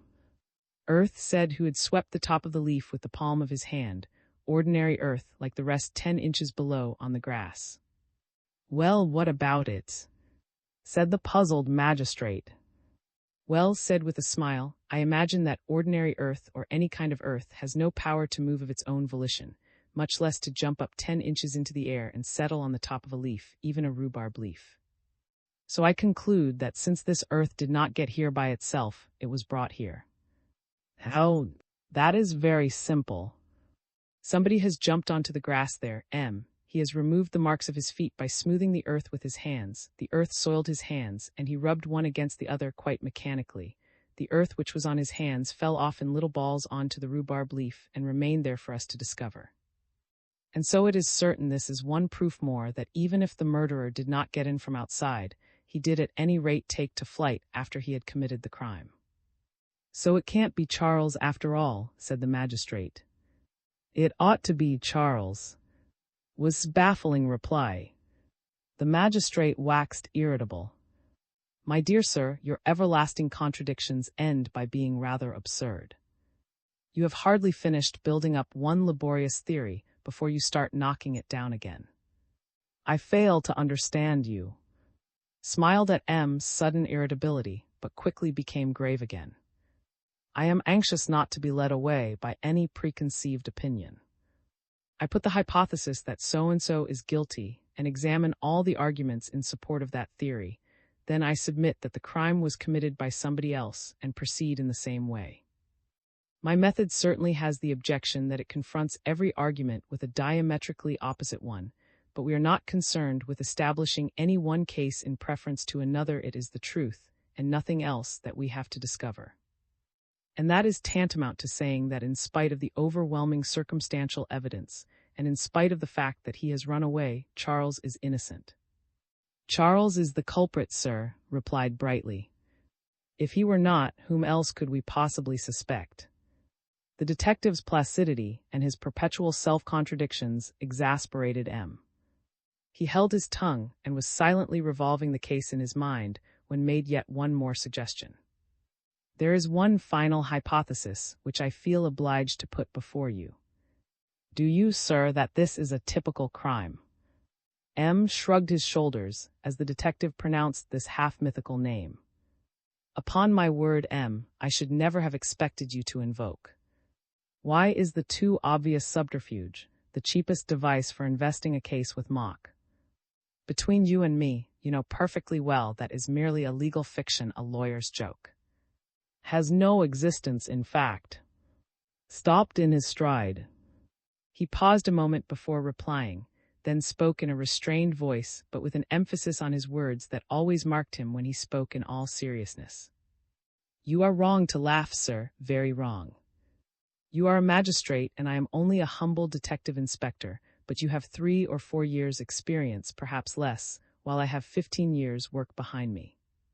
I know that does exist, and I do anything but laugh when I suspect his intervention in a case. M. could hardly conceal his surprise and went on.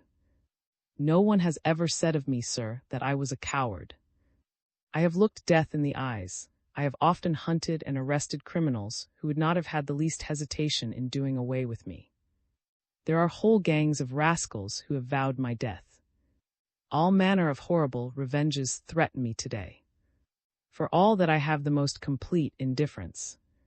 But when people talk to me of, when I fancy that I can detect the intervention of that genius of crime in any case, then, M., I am in a funk. I tell you frankly, I am in a funk. I am frightened because as a being against whom it is idle to use ordinary weapons, because he has been able to hide his identity and elude all pursuit for years, because his daring is boundless and his power unmeasurable, because he is everywhere and nowhere at once, and if he has had a hand in this affair, I am not even sure that he is not listening to me now. And finally, M., because everyone whom I have known to attack, my friends, my colleagues, my superior officers, have one and all, sir, been beaten in the fight. Does exist, I know, but who is he? A man can brave a danger he can measure, but he trembles when confronted with a peril he suspects but cannot see. But this is not a devil, the magistrate broke in testily. He is a man like you and me. You are right, sir, in saying he is a man, but I repeat, the man is a genius. I don't know whether he works alone or whether he is the head of a gang of criminals. I know nothing of his life, I know nothing of his object. In no single case, yet, has it been possible to determine the exact part he has taken. He seems to possess the extraordinary gift of being able to slay and leave no trace. You don't see him, you divine his presence. You don't hear him, you have a presentiment of him. If is mixed up in this present affair, I don't know if we ever shall succeed in clearing it up. M. was impressed in spite of himself by the detective's earnestness. But I suppose you are not recommending me to drop are you? The detective forced a laugh that did not ring quite true. Come, sir, he answered. I told you just now that I was frightened, but I never said I was a coward. You may be quite sure I shall do my duty to the very end. When I first began, and that was not yesterday, nor yet the day before, to the importance and the power of this, I took an oath, sir, that some day I would discover his identity and effect his arrest. Is an enemy of society, you say? I prefer to regard him first and foremost as my own personal enemy. I have declared war on him, and I am ready to lose my skin in the war if necessary, but by God I'll have his. Zaisto. M. also was silent. But the magistrate was still, despite the detective's strange utterance, and presently he could not refrain from making a gentle protest and appeal. Do please bring in a verdict against someone, M., for really I would rather believe that yours is a creation of the imagination. Shrugged his shoulders, seemed to be arriving at a mighty decision, and began. You are quite right, sir, to require me to draw some definite conclusion, even if you are not right in denying the existence of. So I make the assertion that the murderer is. The sound of hurrying steps behind them made both men turn round. A postman, hot and perspiring, was hurrying to he had a telegram in his hand. Does either of you know M? He asked. My name is, said the detective, and he took the telegram and tore the envelope open. He glanced through it and then handed it to the magistrate. Please read that, sir, he said. The telegram was from the Criminal Investigation Department and ran as follows. Return immediately to Paris. Are convinced that extraordinary crime lies behind disappearance of Lord. Privately suspect work. VII. The Criminal Investigation Department. Does M. Gurn live here, please? The concierge at No. 147 Rue looked at the inquirer and saw a tall, dark man with a heavy, wearing a soft hat and a tightly buttoned overcoat, the collar of which was turned up to his ears. M. Gurn is away, sir, she answered. He has been away for some little time. I know, said the stranger, but still I want to go up to his rooms if you will kindly go with me. You want, the concierge began in surprise and doubt. Oh, I know, of course you are the man from the What's-Its-Name company, come for his luggage. Wait a bit, what is the name of that company? Something English name, I fancy. The woman left the door, which she had been holding just ajar, and went to the back of her lodge. She looked through the pigeonholes where she kept the tenants' letters ready sorted, and picked out a soiled printed circular addressed to M. Gurn. She was busy putting on her spectacles when the stranger drew near, and from over her shoulder got a glimpse of the name for which she was looking. He drew back again noiselessly and said quietly, I have come from the South Steamship Company. Yes, that's it, said the concierge, laboriously spelling out the words. The South, what you said. I can never pronounce those names. Rue, isn't it? That's it, replied the man in the soft hat in pleasant, measured tones. Well, it's very plain that you don't bustle much in your place, the concierge remarked. I've been expecting you to come for M. Gurn's things for nearly 3 weeks. He told me you would come a few days after he had gone. However, that's your business. Cast a mechanical glance through the window that looked onto the street, and then surveyed the stranger from top to toe. He seemed to be much too well dressed to be a mere porter. But you haven't got any handcart or truck, she exclaimed. You're not thinking of carrying the trunks on your shoulder, are you? Why, there are at least 3 or 4 of them, and heavy. The stranger paused before answering, as though he found it necessary to weigh each word. As a matter of fact, I merely wanted to get an idea of the size of the luggage, he said quietly. Will you show me the things? If I must, I must, said the concierge with a heavy sigh. Come up with me, it's the 5th floor, and as she climbed the stairs she grumbled, It's a pity you didn't come when I was doing my work. I shouldn't have had to climb 100 stairs a second time then. It counts up at the end of the day, and I'm not so young as I was. The stranger followed her up the stairs, murmuring monosyllabic sympathy and regulating his pace by hers. Arrived at the 5th floor, the concierge drew a key from her pocket and opened the door of the flat. It was a small, modest place, but quite prettily decorated. The door on the landing opened into a tiny sort of anteroom, from which one passed into a front room furnished with little but a round table and a few armchairs. Beyond this was a bedroom, almost filled by the large bed, which was the first thing one saw on entering, and on the right there was yet another room, probably a little office.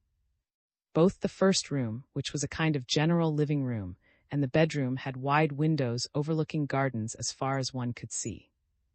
An advantage of the flat was that it had nothing opposite, so that the occupant could move about with the windows open if he liked, and yet have nothing to fear from the inquisitiveness of neighbors. The rooms had been shut up for several days, since the tenant had gone away indeed, and there was a stuffy smell about them, mingled with a strong smell of chemicals. "I must air the place," the concierge muttered, "or else M. Gurn won't be pleased when he comes back.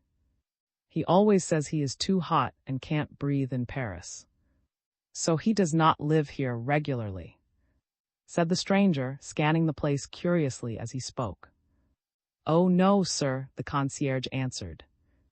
"M. Gurn is a kind of commercial and is often away, sometimes for a month or 6 weeks together," and the gossiping woman was beginning a long and incoherent story when the stranger interrupted her, pointing to a silver-framed photograph of a young woman he had noticed on the mantelpiece. "Is that Gurn?" M. Gurn is a bachelor. Replied, I can't fancy him married with his roaming kind of life. Just a little friend of his, eh? Said the man in the soft hat, with a wink and a meaning smile.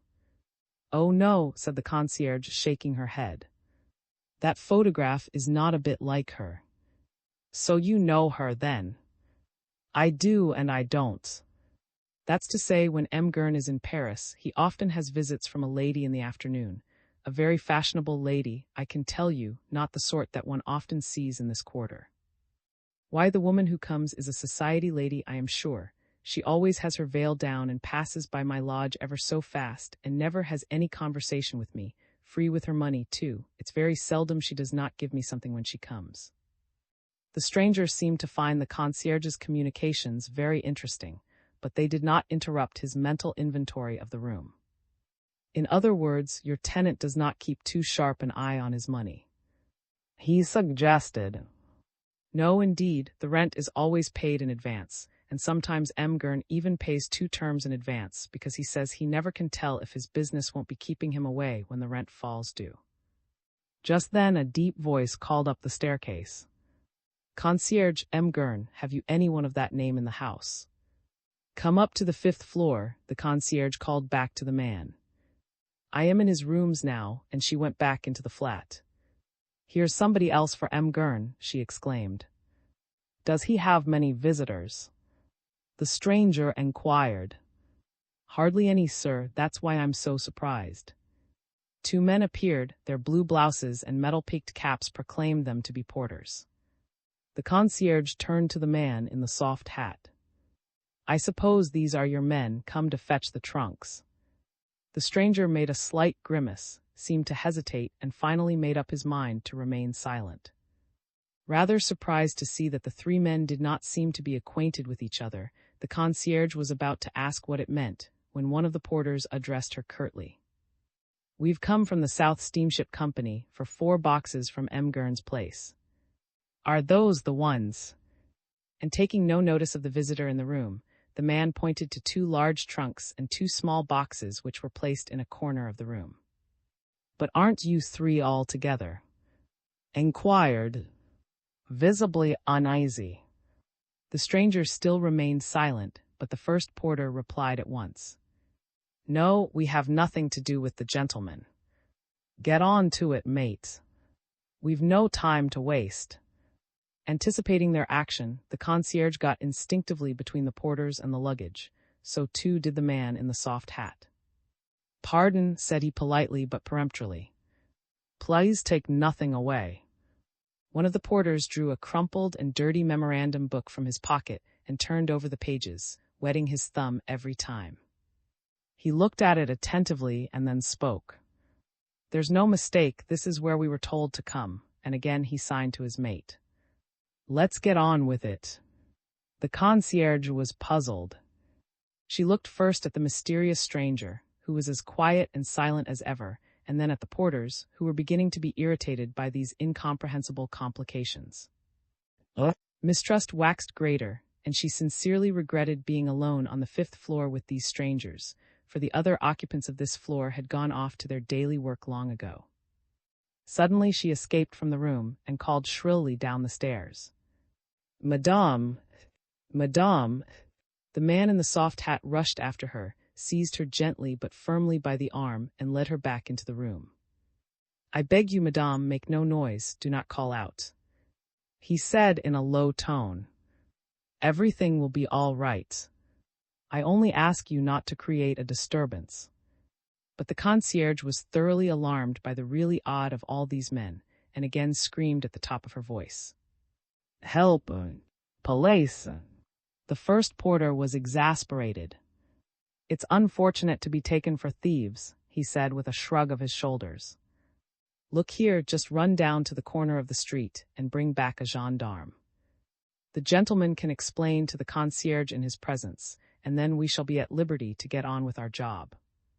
Hastened to obey, and several tense moments passed, during which not a single word was exchanged between the 3 people who were left together. Then heavy steps were heard, and reappeared with a gendarme. The latter came swaggering into the room with a would-be majestic air, and solemnly and pompously inquired, "Now then, what's all this about?" At sight of the officer, every countenance cleared.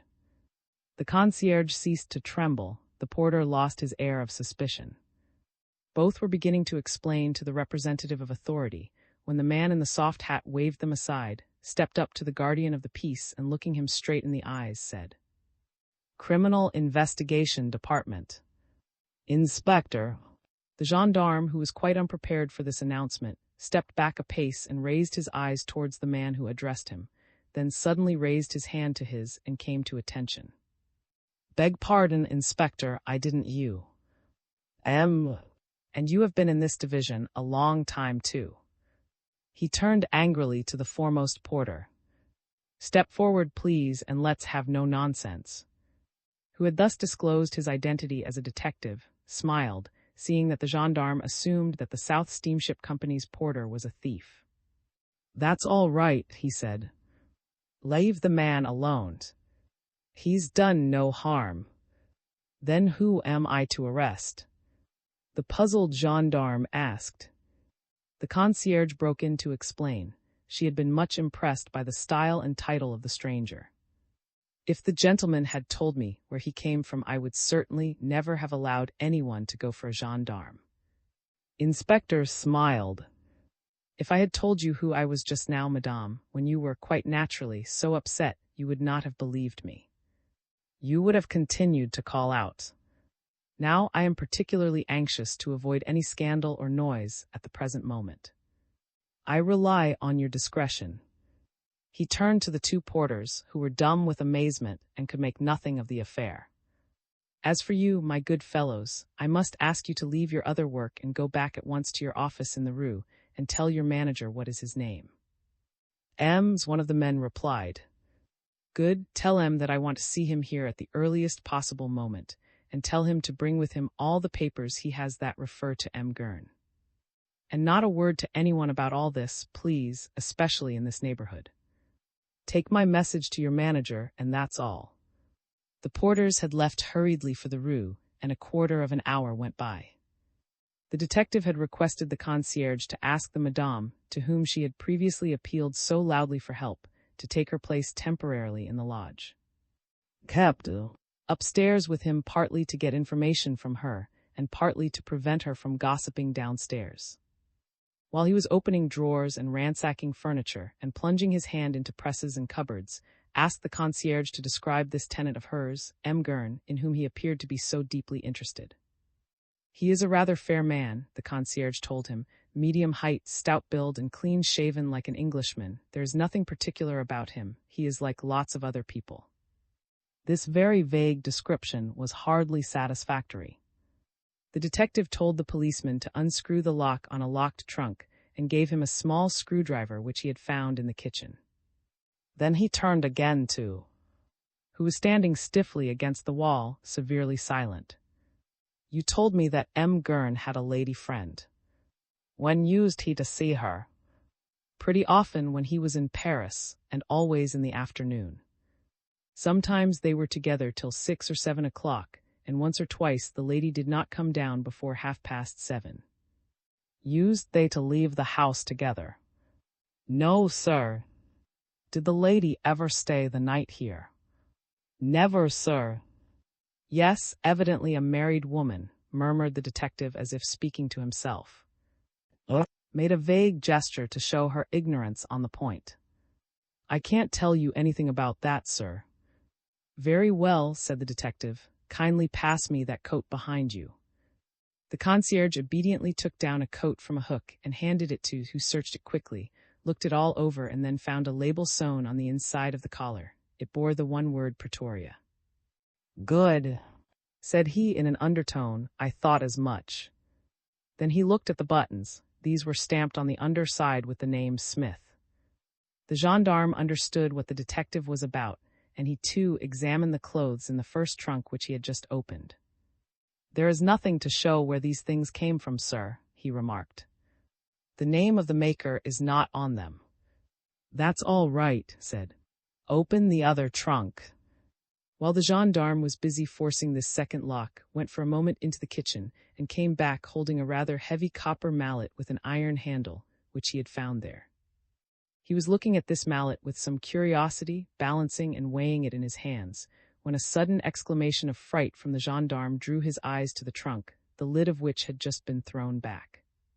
Did not lose all his professional impassivity, but even he leaped forward like a flash, swept the gendarme to one side and dropped on his knees beside the open box. A horrid spectacle met his eyes, for the trunk contained a corpse. The moment caught sight of the ghastly thing, she fell back into a chair half fainting, and there she remained, unable to move, with her body hunched forward and haggard eyes fixed upon the corpse, of which she caught occasional glimpses as the movements of and the gendarme every now and then left the shocking thing within the trunk exposed to her view. Yet there was nothing especially gruesome or repellent about the corpse. It was the body of a man of about 50 years of age, with a pronounced brick-red complexion and a lofty brow, the height of which was increased by premature baldness. Long hair drooped from the upper lip almost to the top of the chest. The unfortunate creature was doubled up in the trunk, with knees bent and head forced down by the weight of the lid. The body was dressed with a certain fastidiousness, and it was obviously that of a man of fashion and distinction. There was no wound to be seen. The calm, quiet face suggested that the victim had been taken by surprise while in the full of life and killed suddenly, and had not been subjected to the anguish of a fight for life or to any slow agony. Half turned to the concierge. "When did you see M. Gurn last?" "Exactly, please, it is important." Babbled something unintelligible, and then, as the detective pressed her, made an effort to collect her scattered wits. 3 weeks ago at least, sir. Yes, 3 weeks exactly. No one has been here since, I will swear. Made a sign to the gendarme, who understood, and felt the body carefully. "Quite stiff and hard, sir," he said, "yet there is no smell from it." "Perhaps the cold." Shook his head. Even severe cold could not preserve a body in that condition for 3 weeks, and it's not cold now, but there is this. And he showed his subordinate a small yellowish stain just at the opening of the collar, close to the Adam's apple, which, in spite of the comparative thinness of the body, was very much developed. Took the corpse under the armpits and raised it gently, wishing to examine it closely, but anxious also not to alter its position. On the nape of the neck was a large stain of blood, like a black wen and as big as a 5-shilling piece, just above the last vertebra of the spinal column. "That's the explanation," the detective murmured, and carefully replacing the body, he continued his investigation. With quick, clever hands, he searched the coat pockets and found the watch in its proper place. Another pocket was full of money, chiefly small change, with a few louis. But looked in vain for the pocketbook, which the man had doubtless been in the habit of carrying about with him, the pocketbook probably containing some means of identification. The inspector merely grunted, got up, began pacing the room, and questioned the concierge. "Did M. Gurn have a motor car?" "No, sir," she replied, looking surprised. "Why do you ask?" "Oh, for no particular reason," said the inspector with affected indifference, but at the same time he was contemplating a large nickel pump that lay on a whatnot, a syringe holding perhaps half a pint, like those that chauffeurs use. He looked at it steadfastly for several minutes. His next question was addressed to the gendarme, who was still on his knees by the trunk. "We have found one yellow stain on the neck. You will very likely find some more. Have a look at the wrists and the calves of the legs and the stomach. But do it carefully so as not to disturb the body." While the gendarme began to obey his chief's order, carefully undoing the clothing on the corpse, looked at the concierge again. "Who did the work of this flat?" "I did, sir." Pointed to the velvet curtain that screened the door between the little anteroom and the room in which they were. "How did you come to leave that curtain unhooked at the top, without putting it to rights?" Looked at it. "It's the first time I've seen it like that," she said apologetically. "The curtain could not have been unhooked when I did the room last without my noticing it. Anyhow, it hasn't been like that long. I ought to say that as M. Gurn was seldom here, I didn't do the place out thoroughly very often." "When did you do it out last?" "Quite a month ago." That is to say, M. Gurn went away a week after you last cleaned the place up. Yes, sir. Changed the subject and pointed to the corpse. Tell me, madame, did you know that person? The concierge fought down her nervousness, and for the first time looked at the unfortunate victim with a steady gaze. I have never seen him before, she said with a little shudder. And so, when that gentleman came up here, you did not notice him? Said the inspector gently. No, I did not notice him, she declared, and then went on as if answering some question which occurred to her own mind. And I wonder I didn't, for people very seldom inquired for M. Gurn. Of course, when the lady was with him, M. Gurn was not at home to anybody. This dead man must have come straight up himself. Nodded and was about to continue his questioning when the bell rang. Open the door, said to the concierge, and he followed her to the entrance of the flat, partly fearing to find some intruder there, partly hoping to see some unexpected person whose arrival might throw a little light upon the situation. At the open door saw a young man of about 25, an obvious Englishman with clear eyes and close-cropped hair. With an accent that further made his British origin unmistakable, the visitor introduced himself. I am Mr. Manager of the Paris branch of the South Steamship Company. It seems that I am wanted at M. Gurn's flat on the 5th floor of this house, by desire of the police. Came forward. I am much obliged to you for putting yourself to this inconvenience, sir. Allow me to introduce myself, M., an inspector from the Criminal Investigation Department. Please come in. Solemn and impassive, Mr. Entered the room. A side glance suddenly showed him the open trunk and the dead body, but not a muscle of his face moved. Mr. Came of a good stock, and had all that admirable self-possession which is the strength of the powerful Anglo-Saxon race. He looked at the inspector in somewhat haughty silence, waiting for him to begin. Will you kindly let me know, sir, the instructions your firm had with regard to the forwarding of the baggage, which you sent for to this flat of M. Gurn's this morning?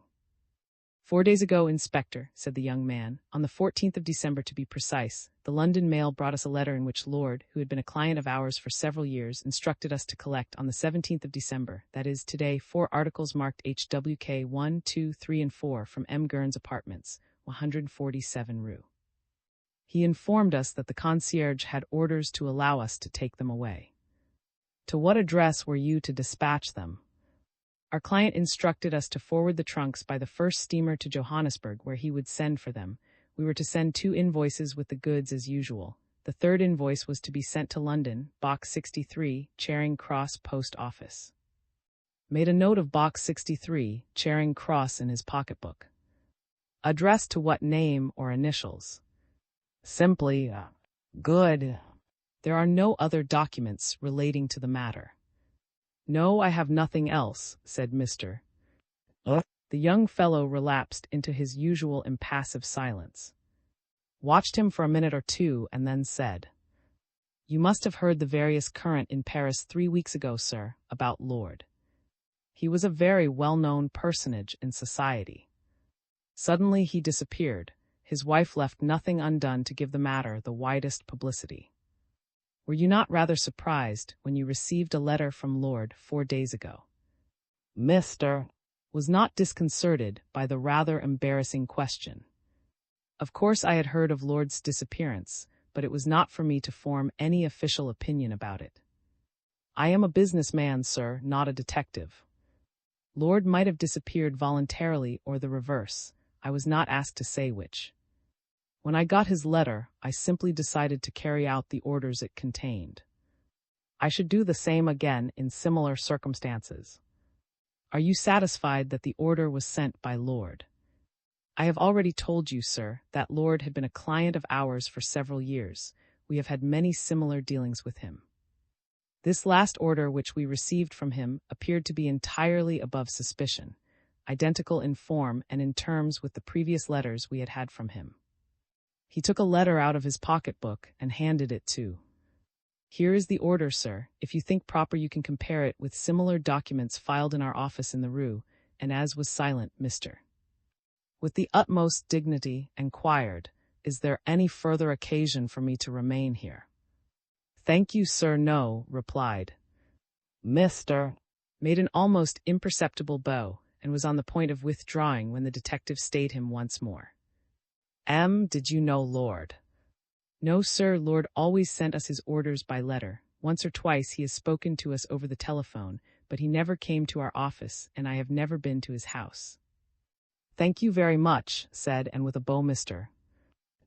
With meticulous care, replaced every article which he had moved during his investigations. He carefully shut the lid of the trunk, thus hiding the unhappy corpse from the curious eyes of the gendarme and the still terrified. Then he leisurely buttoned his overcoat and spoke to the gendarme. Stay here until I send a man to relieve you. I am going to your superintendent now. At the door he called the concierge. Will you kindly go down before me, madame? Return to your lodge, and please do not say a word about what has happened to anyone whatever. You can trust me, sir, the worthy creature murmured, and walked slowly away from the house with head bowed in thought. There could be no doubt about it. The body in the trunk was that of Lord. Knew the Englishman quite well. But who was the murderer? Everything points to Gurn, thought, and yet would an ordinary murderer have dared to commit such a crime as this? Am I letting my imagination run away with me again? I don't know, but it seems to me that about this murder, committed in the very middle of Paris, in a crowded house where yet nobody heard or suspected anything, there is an audacity, a certainty of impunity, and above all a multiplicity of precautions that are typical of the manner. He clenched his fists, and an evil smile curled his lips as he repeated, like a threat, the name of that terrible and most mysterious criminal, of whose hellish influence he seemed to be conscious yet once again. Did really commit this murder? And if he did, shall I ever succeed in throwing light upon this new mystery, and learning the secret of that tragic room? A dreadful confession. While was devoting his skill and incomparable daring to the elucidation of the new case with which the Criminal Investigation Department had entrusted him in Paris, things were marching at, where the whole machinery of the law was being set in motion for the discovery and arrest of Charles. With a mighty clatter and racket, came down the slope and stopped before Old Mother's cottage. He arrived in his own equipage, and an extraordinary one it was mounted upon a tricycle of prehistoric design, with 2 large wheels behind and a small steering wheel in front, and a rusty handlebar from which all the plating was worn off. The solid rubber tires which once had adorned the machine had worn out long ago, and were now replaced by twine twisted round the felloes of the wheels. This was forever fraying away, and the wheels were fringed with a veritable lacework of string. Must have picked up this impossible machine for an old song at some local market, unless perhaps some charitable person gave it to him simply to get rid of it. He styled this tricycle his engine, and it was by no means the whole of his equipage. Attached to the tricycle by a stout rope was a kind of wicker perambulator on 4 wheels, which he called his sleeping car, because he stored away in it all the bits of rag he picked up on his journeys, and also his very primitive bedding and the little piece of waterproof canvas under which he often slept in the open air. Behind the sleeping car was a third vehicle, the restaurant car, consisting of an old soap box mounted on 4 solid wooden wheels, which were fastened to the axles by huge conical bolts. In this he kept his provisions, lumps of bread and fat, bottles and vegetables, all mixed up in agreeable confusion. Made quite long journeys in this train of his, and was well known throughout the southwest of France. Often did the astonished population see him bent over his tricycle, with his pack on his back, pedaling with extraordinary rapidity down the hills, while the carriages behind him bumped and jumped over the inequalities in the surface of the road until it seemed impossible that they could retain their equilibrium. Old Mother had the cause of the racket. The healthy life of the country had kept the old woman strong and active in spite of the 83 years that had passed over her head, and now she came to her door, armed with a broom, and hailed the tramp in angry, threatening tones. "So it's you, is it, you thief, you robber of the poor? It's shocking, the way you spend your time in evil doing. What do you want now, pray?" Slowly and sheepishly and with head bowed, approached Mother, nervously looking out for a whack over the head with the broom the old lady held. "Don't be cross," he pleaded when he could get in a word. "I want to come to an arrangement with you, Mother, if it can be done." "That's all according," said the old woman, eyeing the tramp with great mistrust. I haven't much faith in arrangements with you. Rascals like you always manage to do honest folk." Mother turned back into her cottage. It was no weather for her to stop out of doors, for a strong north wind was blowing, and that was bad for her rheumatism. Deliberately followed her inside and closed the door carefully behind him. Without ceremony, he walked up to the hearth, where a scanty wood fire was burning, and put down his pack so as to be able to rub his hands more freely. "Miserable weather, Mother." The obstinate old lady stuck to her one idea. "If it isn't miserable to steal my rabbit, this is the finest weather that ever I saw." "You make a lot of fuss about a trifle," the tramp protested, "especially since you will be a lot the better by the arrangement I'm going to suggest." The notion calmed Mother a little, and she sat down on a form while took a seat upon the table. "What do you mean?" the old woman enquired. "Well," said, "I suppose your rabbit would have fetched a couple of shillings in the market. I've brought you 2 fowls that are worth quite 18 pence each, and if you will give me some dinner at 12 o'clock, I will put in a good morning's work for you." Mother looked at the clock upon the wall. It was 8 o'clock. The tramp's proposal represented 4 hours' work, which was not to be despised, but before striking the bargain, she insisted on seeing the fowls. These were extracted from the pack, tied together by the feet and half suffocated. The unfortunate creatures were not much to look at, but they would be cheap, which was worth considering. "Where did you get these fowls?" Mother asked, more as a matter of form than anything else, for she was pretty sure they had not been honestly come by. Put his finger to his lip. "Hush," he murmured gently, "that's a secret between me and the poultry." "Well, is it a go?" And he held out his hand to the old lady.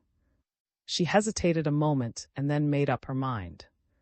"It's a go," she said, putting her horny fingers into the man's hard palm. "You shall chop me some wood first, and then go down to the river for the rushes I have put in to soak. They must be well swollen by this time." Was glad to have made it up with Mother, and pleased at the prospect of a good dinner at midday, he opened the cottage door and leisurely arranged a few logs within range of the axe with which he was going to split them. Mother began to throw down some grain to the skinny and famished fowls that fluttered round her. "I thought you were in prison," she said, "over stealing my rabbit and also over that affair at the Ov." "Oh, those are 2 quite different stories," replied. "You mustn't mix them up together on any account. As for the job, every tramp in the district has been run in. I was copped by Ems Moran the morning after the murder. He took me into the kitchen of the inn. Gave me something to eat. There was another chap there with me, a man named who doesn't belong to these parts. Between you and me, I thought he was an evil-looking customer who might easily have been the murderer, but it doesn't do to say that sort of thing, and I'm glad I held my tongue because they let him go." I heard no more about it, and 5 days later I went back to attend the funeral of the Marquise. That was a ceremony, if you like. The church all lighted up, and all the nobility from the neighborhood present. I didn't lose my time, for I knew all the inn ladies and took the best part of 16 shillings, and the blind beggar who sits on the steps of the church called me all the names he could put his tongue to. The tramp's story interested Mother mightily, but her former idea still dominated her mind. "So they didn't punish you for stealing my rabbit?" "Well, they did and they didn't," said, scratching his head. "Ems Morand, who is an old friend of mine, took me to the lockup at Saint, and I was to have gone next morning to the court where I know the sentence for stealing domestic animals is 3 weeks. That would have suited me all right just now, for the prison is quite new and very comfortable, but that same night sergeant shoved another man into the clink with me at Saint, a raving lunatic who started smashing everything up and tried to tear my eyes out. Naturally, I gave him as good as I got, and the infernal row we made brought in the sergeant.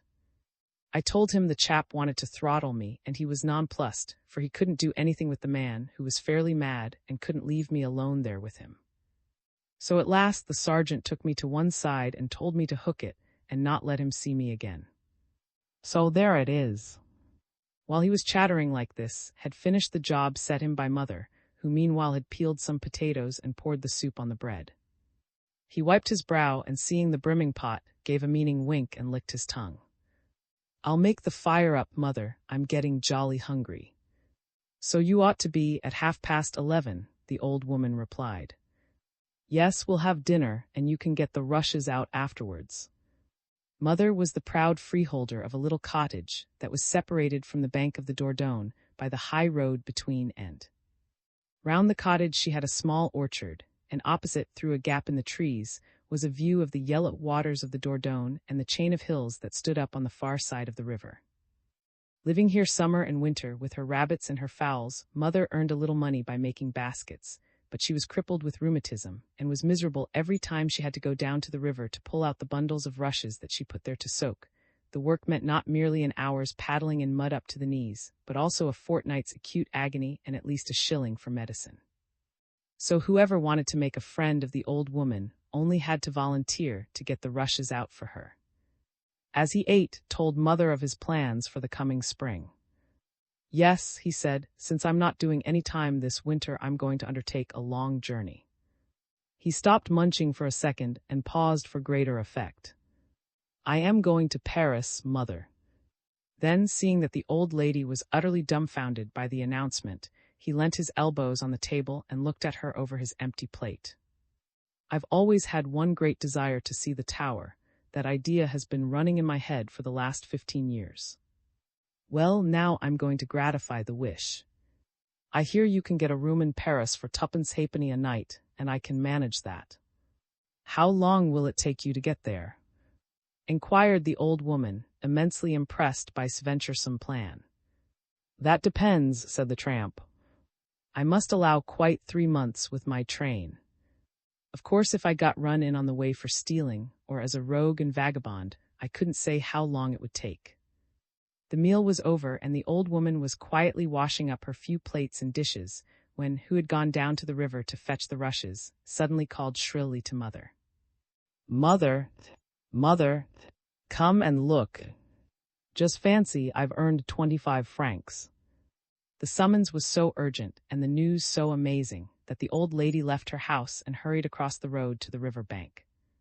She saw the tramp up to his waist in the water, trying with a long stick to drag out of the current a large object which was not identifiable at a first glance. To all her answered with the same delighted cry, I have earned 25 francs, too intent on bringing his fishing job to a successful issue even to turn round. A few minutes later he emerged dripping from the water, towing a large bundle to the safety of the bank. Mother drew nearer, greatly interested, and then recoiled with a shriek of horror. Had fished out a corpse. It was a ghastly sight, the body of a very young man, almost a boy, with long, slender limbs. The face was so horribly swollen and torn as to be shapeless. One leg was almost entirely torn from the trunk. Through rents in the clothing strips of flesh were trailing, blue and by their long immersion in the water. On the shoulders and back of the neck were bruises and stains of blood.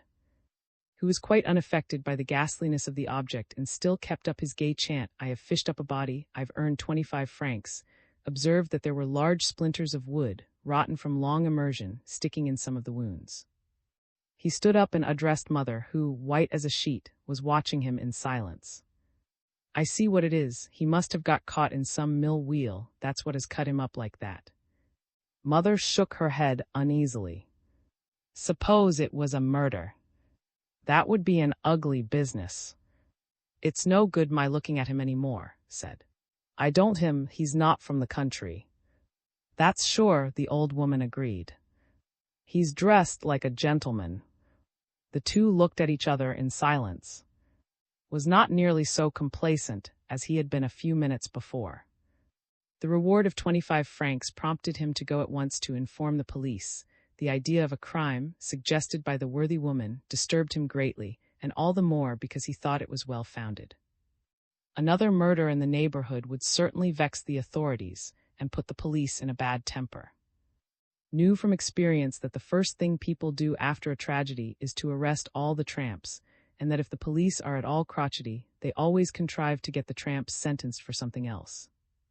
He had had a momentary inclination to establish his winter quarters in prison, but since then he had formed the plan of going to Paris, and liberty appealed to him more. He reached a sudden decision. I'll punt him back into the water. But Mother stayed him, just as he was putting his idea into execution. You mustn't suppose somebody has seen us already. It would land us in no end of trouble. Half an hour later, convinced that it was his melancholy duty, left 2/3 of his train in mother's custody, got astride his prehistoric tricycle, and slowly pedaled off towards St.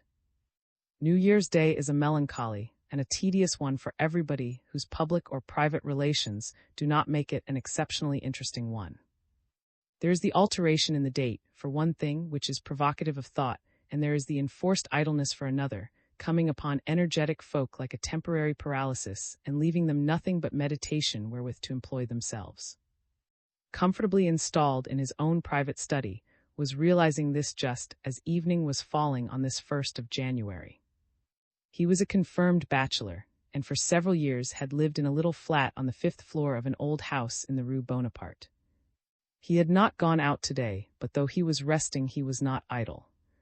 For a whole month past he had been wholly engrossed in his attempt to solve the mystery surrounding the 2 cases on which he was engaged, the case and the case, and his mind was leisurely revolving round them now as he sat in his warm room before a blazing wood fire, and watched the blue smoke curl up in rings towards the ceiling. The 2 cases were very dissimilar, and yet his detective instinct persuaded him that although they differed in details, their conception and execution emanated not only from one single brain, but also from one hand. He was convinced that he was dealing with a mysterious and dangerous individual, and that while he himself was out in the open, he was fighting a concealed and invisible adversary. He strove to give form and substance to the adversary, and the name of came into his mind. Allain? What might be doing now, and if he had a real existence, as the detective most firmly believed, how was he spending New Year's Day? A sharp ring at the bell startled him from his chair, and not giving his manservant time to answer it, he went himself to the door and took from a messenger a telegram which he hastily tore open and read. Have found in the Dordogne drowned body of young man, face, from description possibly Charles. Please consider situation and wire course you will take. The telegram had been handed in at and was signed by M. Something fresh at last, the detective muttered. Drowned in the Dordogne and face. I wonder if it really is Charles. Since M and his son had disappeared so unaccountably, the detective naturally had formulated mentally several hypotheses, but he had arrived at no conclusion which really satisfied his judgment. But though their flight had not surprised him greatly, he had been rather surprised that the police had not been able to find any trace of them, for rightly or wrongly credited them with a good deal of cleverness and power. So it was by no means unreasonable to accept the death of the fugitives as explanation of the failure of the police to find them. However, this was a fresh development of the case, and he was about to draft a reply to M, when once more the bell rang sharply. This time did not move, but listened while his man spoke to the visitor.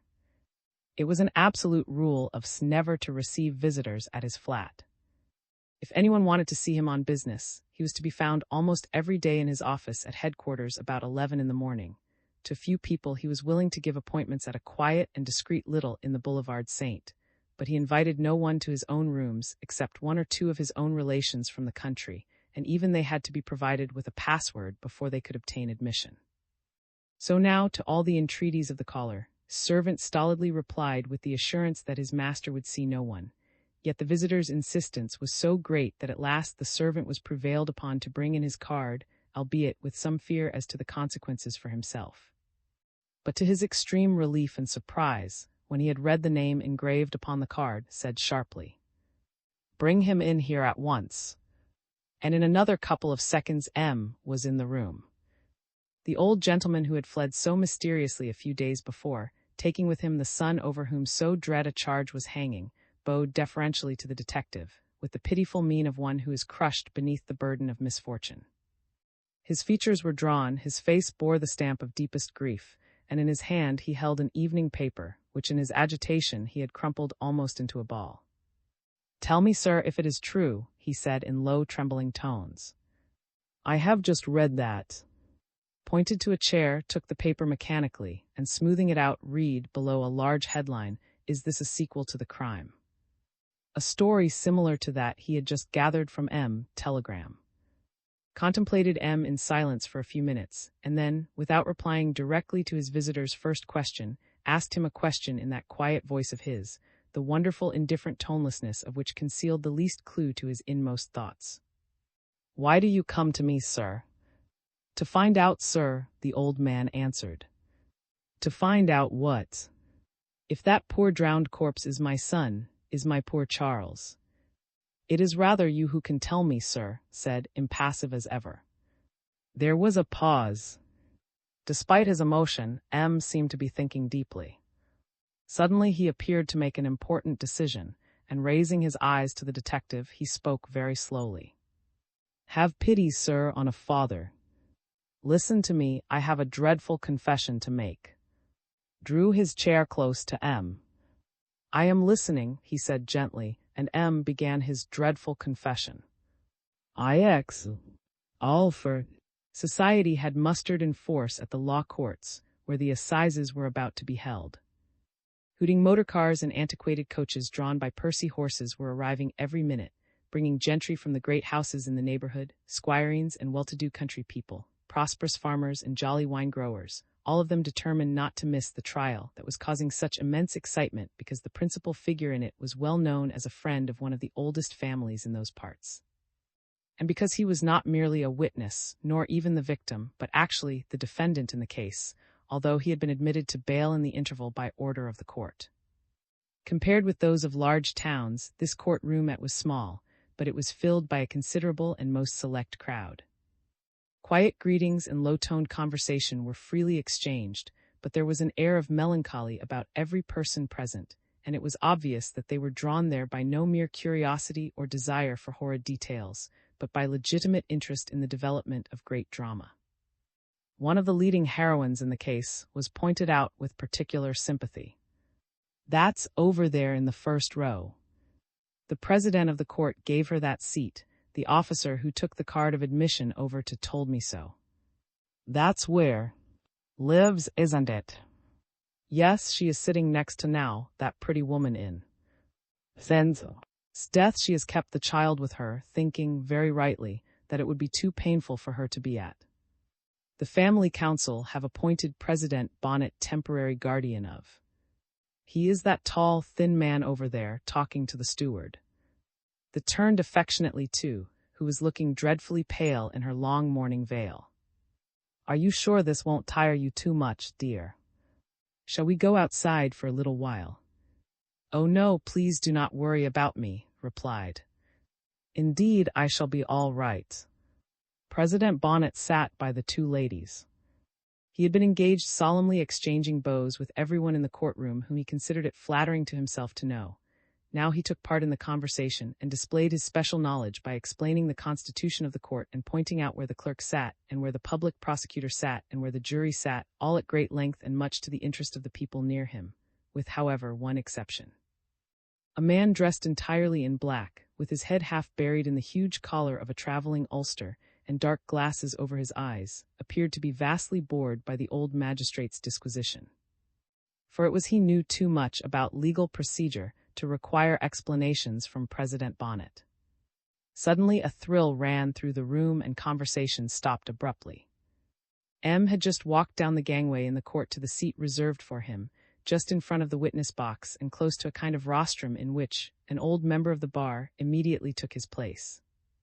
M was very pale, but it was obvious that he was by no means overwhelmed by the fatality overhanging him. He was indeed a fine figure as he took his seat and mechanically passed his hand through his long white curls, flinging them back and raising his head almost as if in defiance of the inquisitive crowd that was gazing at him.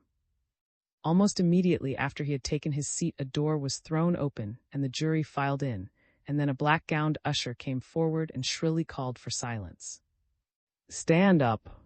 Hats off, please. The court." With solemn, measured steps and heads bent as if absorbed in profoundest meditation, the judges slowly proceeded to their seats. The president formally declared the court open, whereupon the clerk rose immediately to read the indictment. The clerk of the court was a most excellent man, but modesty was his distinguishing characteristic, and his chief desire appeared to be to shun responsibility, figure as little prominently as possible, and even escape observation altogether. Assizes were not often held at, and he had had few occasions to read an indictment as tragic as this present one, with the result that he lacked confidence now. He read in a toneless, monotonous voice, so nervously and softly that nobody in the body of the court could hear a word he said, and even the jury were obliged to lean their elbows on the desk before them and make an ear trumpet of their hands to find out what it was all about. However, was only a few feet from the clerk. He did not miss a word, and it was evident from his nervous movements every now and then that some passages in the indictment hit him very hard indeed, and even lessened his general confidence. When the clerk had finished, sat still, with his forehead resting in his hands, as if crushed by the weight of the memories the indictment had evoked. Then the sharp, thin voice of the president of the court snapped the chain of his thoughts. "Stand up, sir." And pale as death, rose and folded his arms across his breast. In firm yet somehow muffled tones, he answered the preliminary formal questions. His name was his age 59, his occupation a merchant owning and working rubber plantations in South America. Then followed the formal whether he had heard and understood the indictment which had just been read. "I followed it all, sir," he replied, with a little gesture expressive of his sense of the gravity of the facts detailed and the weight of the evidence adduced, which won general sympathy for him. "I followed it all, but I protest against some of the allegations, and I protest with my whole energy against the suggestion that I have failed in my duty as a man of and as a father." The president of the court checked him irritably. "Excuse me, I do not intend to permit you to extend the pleadings indefinitely. I shall examine you on the various points of the indictment, and you may protest as much as you please." The unfeeling rudeness provoked no comment from the defendant, and the president proceeded. "Well, you have heard the indictment. It charges you first with having aided and abetted the escape of your son, whom and held in another place had implicated in the murder of the Marquise, and it charges you secondly with having killed your son, whose body has been recovered from the Dordogne, in order that you might escape the penalty of public obloquy." At this brutal statement of the case, made a proud gesture of indignation. "Sir," he exclaimed, "there are different ways of putting things. I do not deny the purport of the indictment, but I object to the summary of it that you present. No one has ever dared to contend that I killed my son in order to escape public obloquy, as you have just insinuated. I am entirely indifferent to the world's opinion. What the indictment is intended to allege, the only thing it can allege, is that I wrought justice upon a criminal who ought to have filled me with horror, but whom, nevertheless, I ought not to have handed over to the public executioner." This time it was the judge's turn to be astonished. He was so accustomed to the cheap triumphs that judges looked to win in court that he had expected to make mincemeat of this poor, broken old man, whom the law had delivered to his tender mercy. But he discovered that the old man had fine courage, and replied with spirit to his malevolent remarks. "We will discuss your right to take the law into your own hands presently," he said, "but that is not the question now. There are other points which it would be well for you to explain to the jury. Why, in the first place, did you obstinately decline to speak to the examining magistrate?" "I had no answer to make to the examining magistrate," answered slowly, as if he were weighing his words, "because in my opinion he had no questions to put to me. I do not admit that I am charged with anything contrary to the code, or that any such charge can be formulated against me. The indictment charges me with having killed my son because I believed him to be guilty of the murder of, and would not hand him over to the gallows. I have never confessed to that murder, sir, and nothing will ever make me do so. And that is why I would not reply to the examining magistrate, because I would not admit that there was anything before the court concerning myself, because since the dreadful tragedy in my private life was exposed to public opinion, I desired that I should be judged by public opinion, which, sir, is not represented by you who are a professional judge, but by the jury here who will shortly say whether I am really a criminal wretch. By the jury, many of whom are fathers themselves, and when they think of their own sons, will wonder what appalling visions must have passed through my mind when I was forced to believe that my boy, my own son, had committed a cowardly murder. What sort of tragedy will they think that must have been for a man like me, with 60 years of life behind him?" The outburst ended on a sob, and the whole court was moved with sympathy, women wiping their eyes, men coughing, and even the jury striving hard to conceal the emotion that stirred them. The judge glared round the court, and after a pause addressed the defendant again with sarcastic phrases. "So that is why you stood mute during was it, sir?" "Odd. Very odd. I admire the interpretation you place upon your duty as a man." "It is quaint," interrupted the sneering speech. "I am quite sure, sir, that there are plenty of people here who will understand and endorse what I did." The declaration was so pointedly personal that the judge took it up. "And I am quite sure that people of principle will understand me when I have shown them your conduct as it really was. You have a predilection for heroics. It will not be without interest to bring things to the point. Your attitude throughout this affair has been this: it is not for me to anticipate the issue of the which will be held some day into the murder of. But I must recall the fact that the moment you believed your son was the murderer, the moment you discovered the blood-stained towel which furnished the circumstantial evidence of his guilt, you, the man of mind, you never thought of handing over the culprit to the police who were actually in the precincts of but only thought of securing his escape and helping him to get away. You even accompanied him in his flight, and so became in a sense his accomplice. I suppose you do not deny that?" Shook with emotion and answered in ringing tones. "If you are of opinion, sir, that that was an act of complicity on my part, I will not only not deny it, I will proclaim it from the housetops. I became the accomplice of a murderer by inducing him to run away, did I? You forget, sir, that at the moment when I first believed my son was the culprit, I was not his accomplice then. I suppose there was a bond between him and me already that I could not possibly break. He was my son.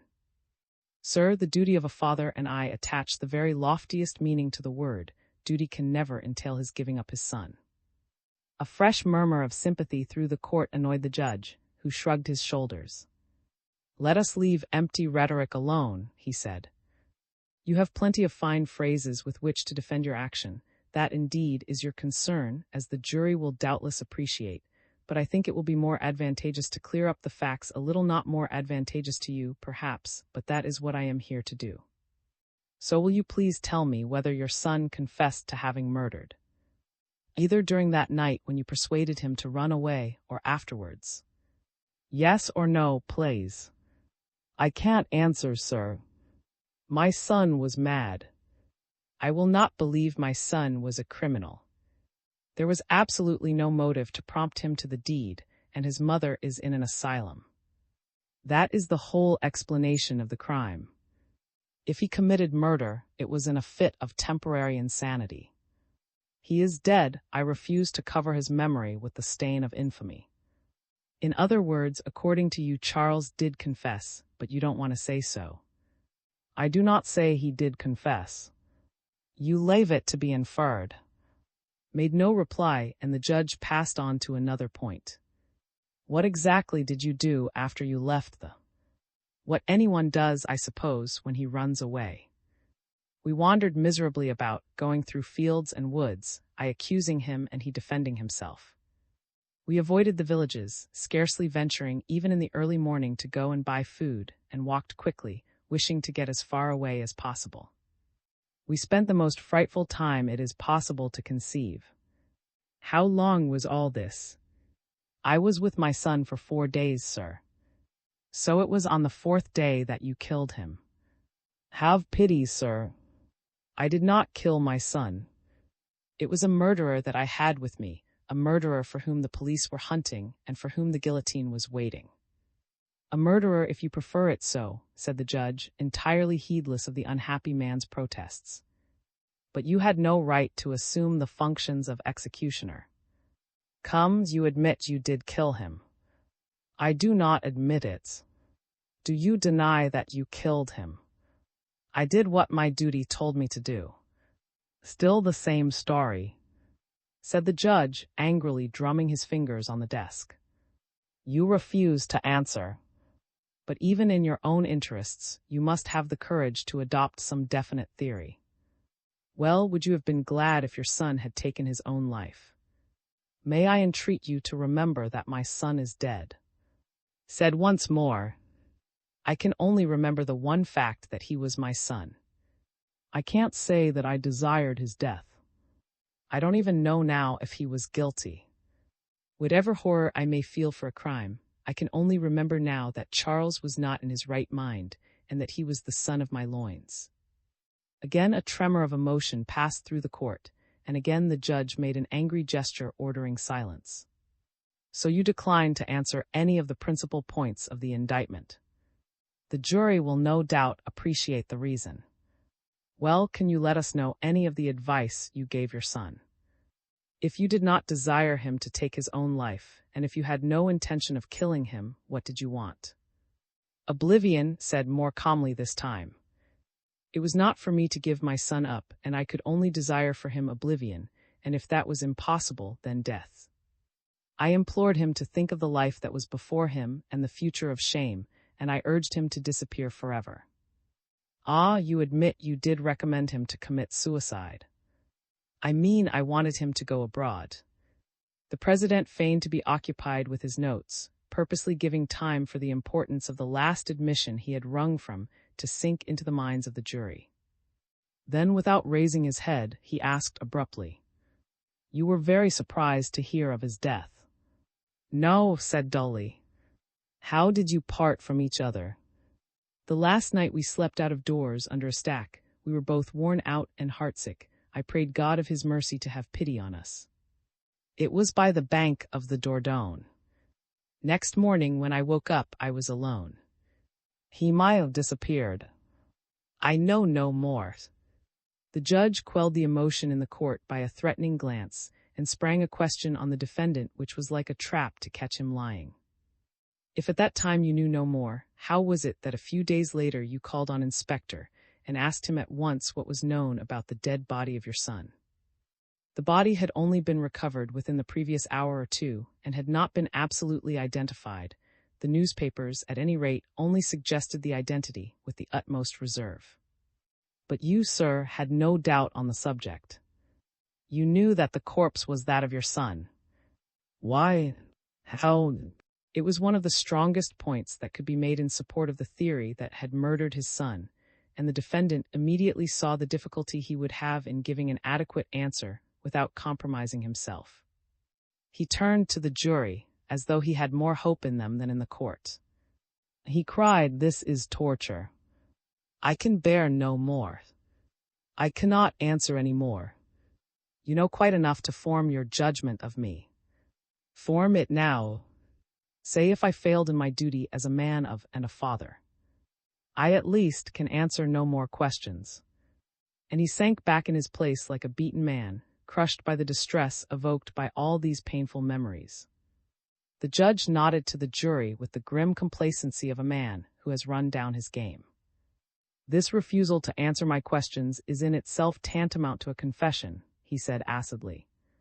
"Well, we will proceed to call the witnesses. I should like to say that the most interesting witness would undoubtedly be the tramp who recovered the body of Charles, but unfortunately that individual has no fixed abode, and it has not been possible to serve him with a subpoena." A number of witnesses succeeded one another in the box, without, however, throwing any fresh light upon the matter. They were peasants who had met the two when they were flying from the village bakers who had sold them bread, and who had seen but been unable to recover the floating corpse. The people in the court began to weary of the proceedings, the more so as it was confidently that had proudly declined to call any witnesses on his behalf, and even to allow his counsel to make any rhetorical appeal to the jury. It might be imprudent, but there was something fine in his defiance. There was, however, one more thrill of interest for the public. The judge had explained that he deemed it unnecessary to call the detective, inasmuch as all the information he had to give was already detailed in the long indictment, but as his granddaughter was present in court, he would exercise his discretion and request her to answer one or two questions. And much taken aback by this unexpected publicity, followed the usher to the witness box. "Mademoiselle, I need hardly ask if you am, but do you identify him as the person whose conversation with young Charles you overheard on that fatal night at the Ave?" "Yes, sir, that is M," she replied in low tones, and with a long and tender look of pity at the defendant. "Will you please tell us anything you know that has any bearing upon the charge brought against the defendant, the charge of having killed his son?" Made a visible effort to restrain her distress. "I can only say one thing, sir, that M was talking to his son in tones of such terrible distress that I knew his heart was broken by the tragedy.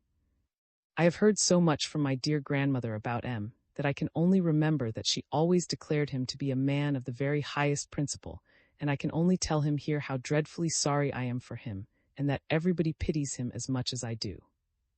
The judge had expected that would be a witness hostile to the defendant, whereas anything she was going to say would obviously be much to his advantage. He cut her short. "That is enough, mademoiselle." "Thank you," and while was going back to her seat, wiping away the tears that would come to her eyes despite her bravest efforts to keep her self-control in the presence of so many strangers, the judge announced that there were no other witnesses to be heard, and called upon the public prosecutor to address the court. That personage rose at once and made a harangue that was eloquent enough, no doubt, but introduced no new features into the case. He relied upon his law rather than his facts, rapidly recapitulated the defendant's contradictions and pitifully weak arguments, if arguments they could be called, claimed that the facts had been proved despite the defendant's steady refusal to answer questions, and insisted on the point that the defendant had no right whatever to take the law into his own hands and either kill his son or aid and abet in his flight. He concluded by asking for a verdict of guilty and a sentence of penal servitude for life. To him succeeded counsel for the defendant, whose speech was brevity itself. He declined to make any appeal but simply asked the jury to decide whether the defendant had not acted as any high-principled father would act when he discovered that his son had committed a crime during a fit of insanity. He asked only for an impartial decision on the facts, from men of high principle, and he sat down conscious of having focused the issue on the proper point and secured the sympathy of the public. The judges to their room, the jury retired to consider their verdict, and was removed between two warders. Had not stirred during the whole trial, or displayed the least sign of approval or disapproval at any of the questions and answers exchanged. He sat now unobtrusively listening to the conversation that passed near him, relative to the issue of the case. President Bonnet opined that had blundered in refusing to put up any defense. He had shown contempt of court, which was always unwise, and the court would show him no mercy. Was of another opinion. According to him, was a sport of fate, deserving pity rather than severity, and the court would be very lenient. Another man declared that had been in an impasse. However fondly he loved his son, he could not but hope that he might commit suicide. If a friend committed an offense against the laws the only thing to do was to put a pistol into his hand. And so on, the only point on which all were unanimous was their sympathy with the defendant. But a bell rang sharply. Grave and impassive, the jury returned, the judges filed once more into their seats, was led back into court by the warders. In tense silence, the foreman of the jury spoke. "In the presence of God and of man, and upon my conscience, I declare that the answer of the jury is no to all the questions put, and that is the answer of them all." It was acquittal. There was no applause, but yet it seemed as if the words that set the defendant free had relieved every bosom of an overwhelming dread. The air seemed easier to breathe, and there was no one there but seemed physically better and also happier, for hearing a verdict which gave sanction for the general pity they had felt for the unhappy defendant, a man of and a most unhappy father. By their verdict the jury had implicitly applauded and commiserated, but he still sat in the dock, broken and prostrated by terrible distress, sobbing unreservedly and making no effort to restrain his immeasurable grief.